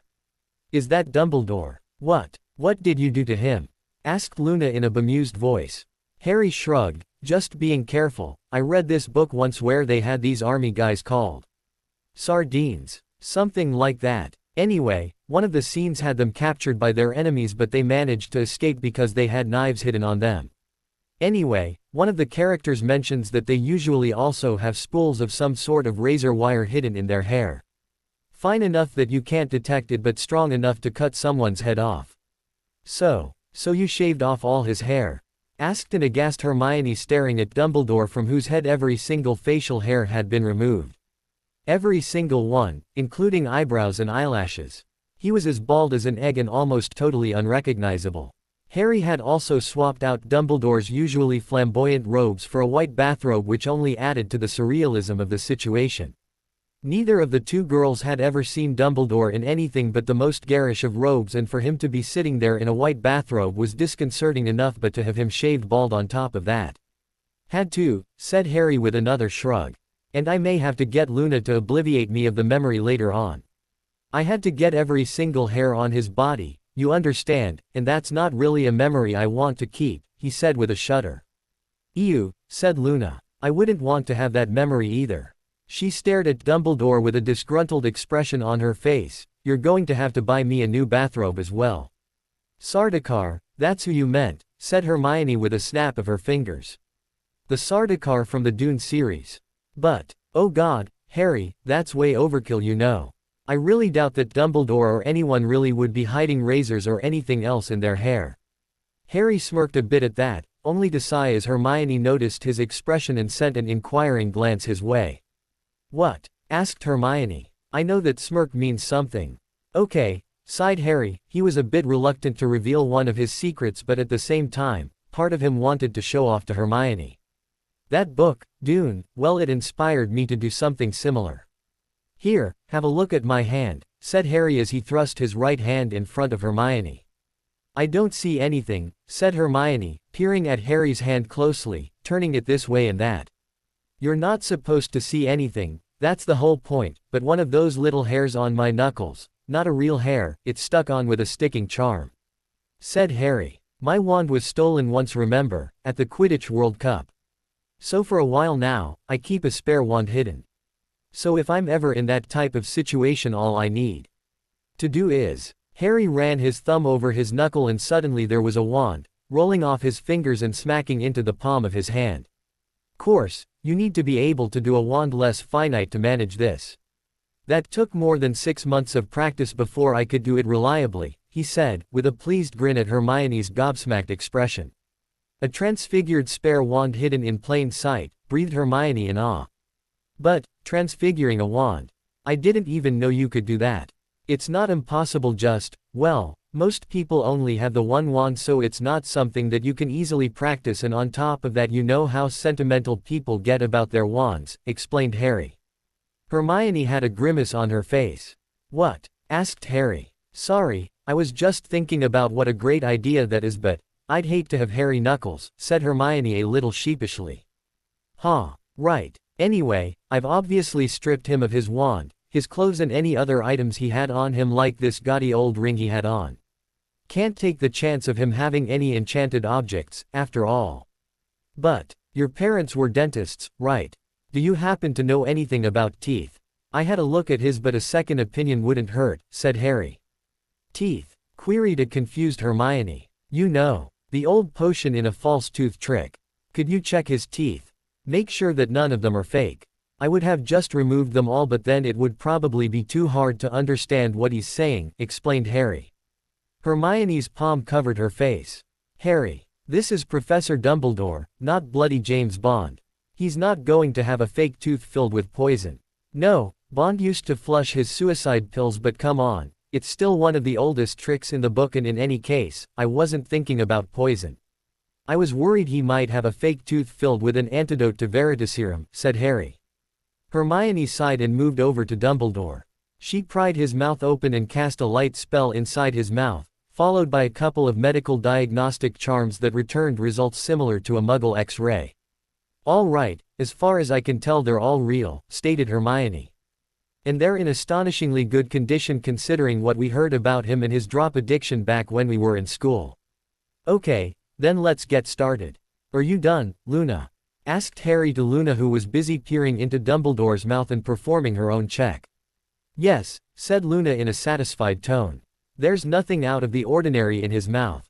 Okay, then could I have the Veritaserum? Asked Harry, putting out his hand towards Hermione. The dosage is 3 drops, right? Hermione rolled her eyes. Wait a minute, she said. She turned towards Dumbledore again and waved her wand, casting more diagnostic charms. Okay, she said. His weight is 96.4 kilos, so the recommended dosage would be 160 milligrams, she stated after a moment of silent calculation. Milligrams, not drops? Asked a confused Harry. Drops are hardly a precise measure, Harry, and only an incompetent potions master would ever measure out a dosage of a potion like Veritaserum in drops. After all, liquids contract and expand according to the temperature, and unless you make sure your potions are at a fixed temperature, which you should really do anyway. Cut to the chase, please, Hermione. How do I measure out 160 milligrams? All I have is a kitchen scale, which isn't precise enough, interrupted Harry. You use an enchanted dropper, of course. Droppers like that come standard these days with vials made for potent potions like Veritaserum, said Hermione as she pulled out a little potions vial. From within her purse, she unscrewed the top to pull out a dropper and then very clearly and deliberately enunciated, 160, before dipping the tip of the dropper back into the vial. The dropper beeped up exactly that amount into itself. Thank you, said Harry as he took the little dropper from her and turned to Dumbledore. Just as he was about to drop the Veritaserum into Dumbledore's mouth, he hesitated and turned to the 2 girls. You know, I don't even know if this is going to work. He is an Occlumens, and that's supposed to be a defense against Veritaserum, right? Asked Harry. Sure, shrugged Hermione. Occlumency might help you against regular Veritaserum. What you're holding is my Veritaserum. It's a bit more potent than the usual, I've had it tested against the best Occlumens. It passed with flying colors. Not one person was able to resist. Oh, that's okay then, great in fact, said Harry, turning back towards Dumbledore. He stopped again and looked back at the 2 women. B***owned and brunette, one was the love of his life and the other, despite the fact that they had lost contact for years, was perhaps his oldest and still best friend in the world. This is probably, scratch that, I know that it's highly illegal. So maybe, it's better if the 2 of you aren't here for this, he said. Hermione turned to Luna with an exasperated look. How on earth do you get through the day without smacking him when he says something stupid like that? It can be hard at times, but then I remind myself of the benefits of keeping him around. After all, he's very talented in the bedroom, said Luna. Harry's face turned crimson. Luna still had the knack of saying, there really was no need to talk about that in front of other people. Still, at least she was praising his skills and perfect, I mean, absolutely perfect hospital corners, and you can literally bounce a quarter off the sheets, continued Luna. ... And of course that's what she finds irresistible, thought Harry. Never mind then. Hermione gave a little giggle at the look on Harry's face. Well, ha ha, since I don't have that option, she turned to Harry and gave him a light slap on the arm. Enough with the stupid statements. Okay, said Harry. Women, he grumbled to himself, why on earth did they always gang up on you? He turned to Dumbledore, tilted Dumbledore's head back and dripped the potion into his mouth. He waited a moment, just to make sure that the potion had time to take effect, and then cast an enervate spell on Dumbledore to wake him up. Dumbledore's eyes opened slowly and he looked blearily at Harry. His eyes, which usually twinkled brightly, were glassy and unfocused. Clearly, the potion had done its work. Hermione bent her head down and peered into his eyes. What is your name? Asked Hermione. Albus Percival Wulfric Brian Dumbledore, answered Dumbledore in a monotone. The potion's taken effect, said Hermione. Ask your questions, Harry. Yes, said Harry, deciding to start with the obvious question. Why were you hiding outside my house, Dumbledore? Why did you come here? I came here to kill you, said Dumbledore bluntly. Harry's mind reeled. Even though he had been expecting something like this, ever since he saw him passed out on the kitchen floor, it was still a shock to hear Dumbledore say that. Yes, he had been wary of crossing the man when he had seen the list of Death Eaters the man had dealt with, but still, he had never really thought that Dumbledore would ever really contemplate harming him, let alone wanting to kill him. The man had been nothing but affable when he had been trying to get him to fight Voldemort. Why? Why would he want to kill him just because Voldemort was dead? Harry saw something out of the corner of his eye and he spun around swiftly and shoved Luna's wand arm up just in time. A brilliant curse shot out of her wand and blasted a hole in the ceiling, showering plaster dust down upon them. Damn it, Luna. Calm down. We still need to ask him why.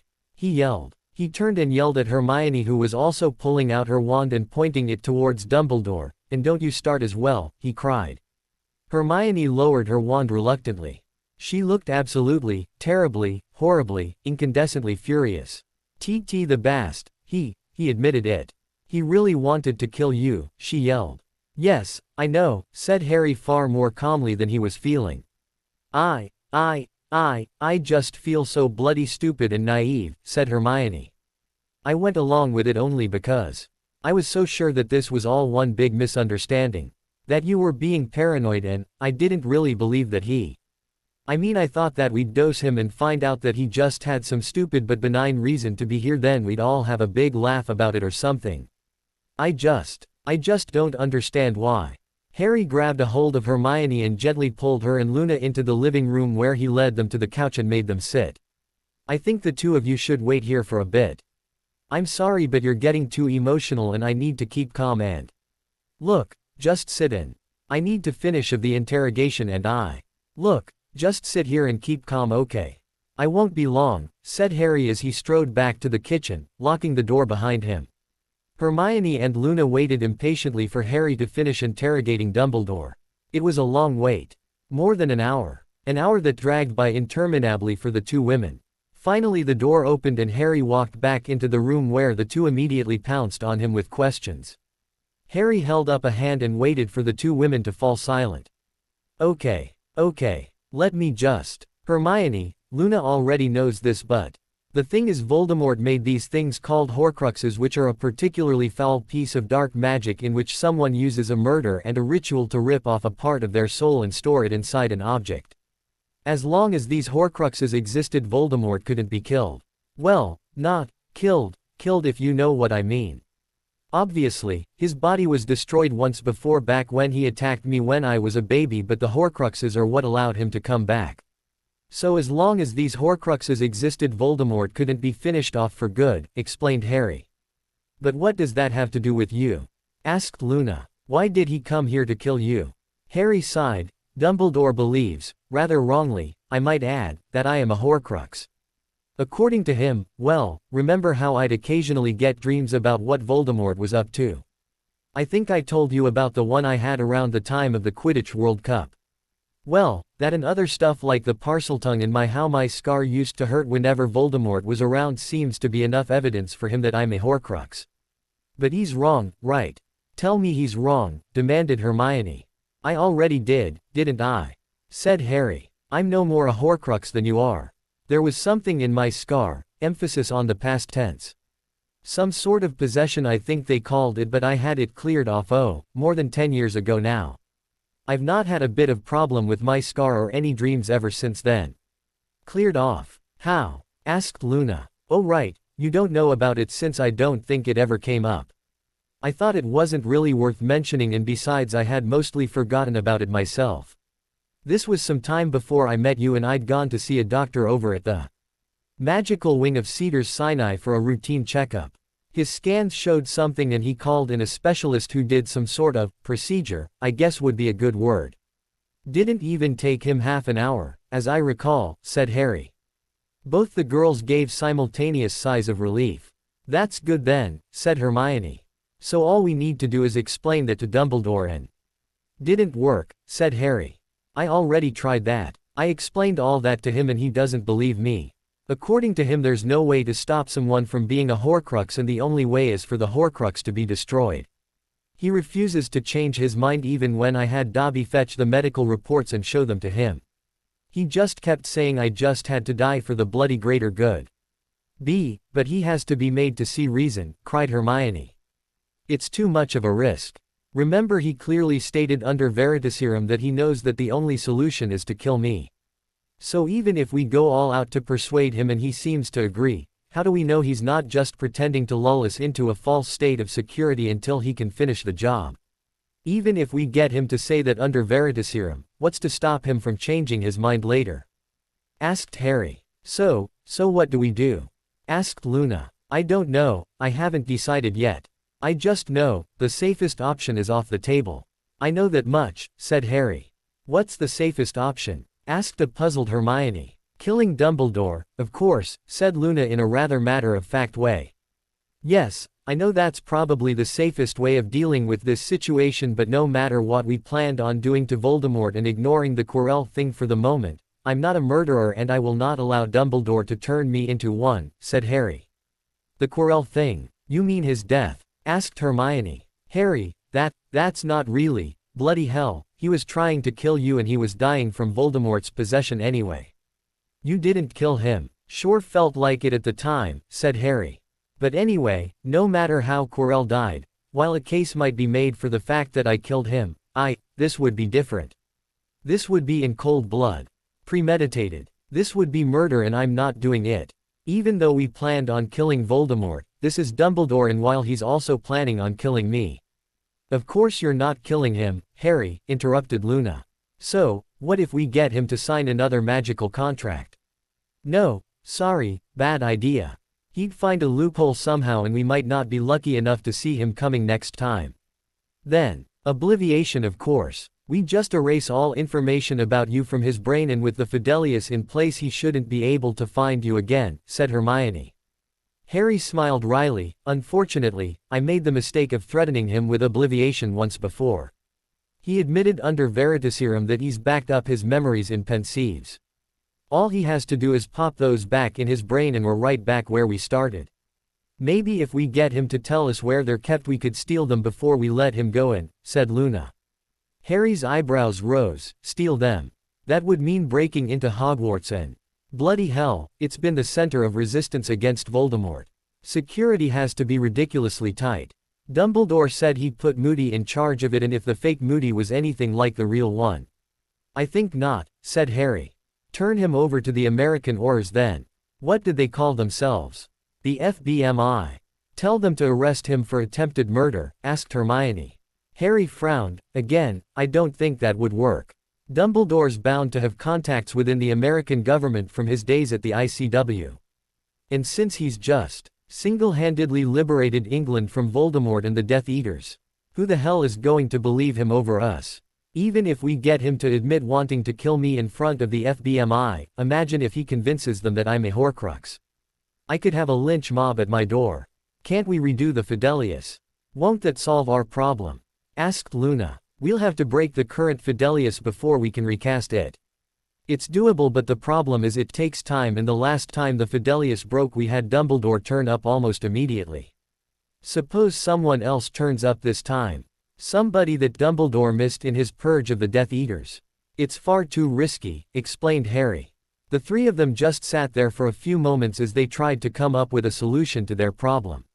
Finally, Harry spoke. I think I have an idea, he said. 17 months later, Mrs. Crawley, the chief administrator at the Shady Acres nursing home and retirement community was not a particularly vain woman. Yet, she found herself compelled to freshen up her makeup before her appointment that day. She was scheduled to meet with a young man who was a relative of one of their guests, a Mr. Ledore. There was just something about the young man that, suffice it to say, she doubted that she was the only woman at Shady Acres who would be freshening her makeup that day. She had settled back in her chair when her intercom buzzed to let her know that the young man had arrived. She looked at the clock and smiled. Right on time, she thought. She did so appreciate punctuality. She got up to greet her visitor with a brilliant smile lighting up her face. Mr. Dobbins, she cried. How nice to see you. It's been quite some time since you last visited. My dear Mrs. Crawley, said the young man in his absolutely lovely dropping accent, how many times must I insist that you call me Jim? Oh, one more time should do it, giggled Mrs. Crawley as she ushered Jim into a seat. And how has your dear wife been? We haven't seen her in quite a while, she asked. Oh, fine, fine. Splendid in fact. She and I haven't been around as much since, well, she's expecting you know. Twins. Boys they tell me, said a beaming Jim Dobbins. Oh, how absolutely lovely. The two of you must be so excited, said Mrs. Crawley. Yes, beamed Jim. It's not all sunshine and roses of course. She wants to name them Lorcan and Lysander, which is a bit, I just think they'll get bullied horribly with names like that, but she just loves those names. Still, I'm hoping to persuade her to choose something a bit more normal before her due date. Mrs. Crawley could not help herself from laughing at that. Oh dear, she cried. Mrs. Dobbins did always strike me as being a very original person. I'd suggest you go along with her and just come up with some good nicknames for the boys. Yes, laughed Jim for a few moments before sobering up. I hate to change the subject to more serious matters, but how's Uncle Brian doing? Oh, he doing very well. He's a fascinating case of course. Quite unlike any patient we've seen before, said Mrs. Crawley. Really? How so? Asked a worried Jim. Well, when you first admitted him he had been diagnosed with Alzheimer's, and of course his behavior did support that diagnosis. The poor man had suffered such a degree of memory loss that he could barely work a light switch. In fact, he didn't even seem to know what they were, which of course was very worrying. Since then he's improved greatly, said Mrs. Crawley. He has. Yes, in fact we don't even think it's Alzheimer's anymore. While I'm sorry to say he still does not seem to remember anything of his earlier life, Mr. Lador has still shown remarkable improvement. I know this must be very painful for you, given that he does not remember you as well as you might wish, but he's still showing quite excellent progress. His mental faculties seem to be quite sharp and he picks up things very quickly. In fact, he's become very popular with the other residents. Most of the ladies absolutely adore him and he's very much in demand for things like bridge and other card games, said Mrs. Crawley. That's good to know, said Jim. But you're certain that he doesn't remember anything about his earlier life? No improvement on that end at all. Mrs. Crawley shook her head sadly. She thought about how absolutely heartbreaking it must be for the young man, for him to have a relative he so obviously cared deeply about in such a state. For that relative to not remember him, how horrible it must be. Shall I take you to see him now? She asked. He should be in the recreation room at this time. Actually, I'd rather just drop off the bird in his rooms. Set up the perch and so on, said Jim. Ah yes, your uncle's pet. Did you get it with you then? Yes, I left it with your secretary, and before I forget, thank you so much for allowing him to have it, said Jim. Oh, it's no problem at all. We find pets to be very beneficial to our residents' morale most of the time. As long as they're relatively low maintenance, of course, said Mrs. Crawley. Oh, don't worry about that at all. As I explained to you on the phone, Fox is very well trained. I'll just pop out and get him so that I can introduce you to him, said Jim as he got up and left the room. He was back in a moment with a bird perched upon his hand. This is Fox, said Jim. Oh my, exclaimed Mrs. Crawley. He's absolutely magnificent. What is he? Some sort of cockatoo? Jim smiled ruefully. Well, I'm no ornithologist, but I believe he is some sort of breed closely related to a cockatoo. Uncle Brian could probably have rattled of his exact scientific name, but now. Yes, agreed Mrs. Crawley, thinking of some way to cheer the man up. Well, I'm sure he'll love to have him even if he can't remember having him before. I'm doing this for Fox just as much. He's been absolutely miserable ever since we had Uncle Brian admitted. He's just been missing him, I guess, said Jim. Anyway, like I explained to you over the phone, he should be very easy to take care of. He doesn't even need a cage or anything, as he was very well trained by my uncle. I've arranged for regular shipments of bird food and I've gotten the instructions for his care typed up so Uncle Brian can just read those in. I'm sure he'll manage just fine, and of course I'll get the orderlies to check up on him from time to time as well. Are you certain that you wouldn't want to see your uncle? I mean, you've come all this way and it just seems like such a shame. Quite sure, said Jim firmly. It's just too, you know. With him not recognizing me. I hope you understand. Of course I do, my dear. Of course I do, said Mrs. Crawley emotionally. The poor boy cared so much for his uncle, it must be so painful for him, she thought. She could hardly blame the poor man for wanting to avoid a painful situation. Harry entered the room assigned to his Uncle Brian. He felt a bit guilty about the way he had brushed off Mrs. Crawley's offers to accompany him, but it was best that he dropped Fox off on his own. He set up the perch in a corner of the room next to the window and set out the bird seed and other food items that Fox liked. Well, I hope you're happy, he barked at the phoenix. You're here and Dumbledore will be along in a while and I'd better not see you around my house ever again, and if you ever try to set fire to my car again I'm going to forget about the time you helped me out with the basilisk and I will bloody take, he broke off with a growl. Damn that damn bird. The bloody phoenix had been stalking him for months. Every time he had left the house the damn bird had been waiting. Appearing in sudden flashes of fire. Dive bombing him and crapping on his car. If it hadn't saved his life he would have. You know the drill, I hope. You don't have to worry about the muggles. They won't notice anything about you even if you burst into flames right in front of them. Neither will Dumbledore for that matter. He'll just think you're a really pretty parrot or a cockatoo or a frigging rooster for all I care. The wards have been adjusted. You can come and go as you please, but if you try and use that flame travel thing of yours to take Dumbledore away you'll be bloody sorry. I've set the wards so that you can't carry anyone through them, in any direction, so don't think you can get someone here to see Dumbledore either. Anyone you try carrying through the wards, they'll be in a really bad state. Obliviated to hell and back, and God know how many bones they'll break once the wards bounce them back, just so you know, said Harry as he glared at the phoenix. The phoenix didn't react much. It just seemed to glare right back at him, although it did have an air of smug satisfaction about it. Harry left the phoenix in the room. Mrs. Crawley would take care of reintroducing him to Dumbledore, and then the two old farts, Dumbledore and Fox, could enjoy living together in the retirement home. He hoped they would get thoroughly sick of each other. To be continued. I hope you enjoyed this story. Also remember to subscribe and like this video. See you in the next video.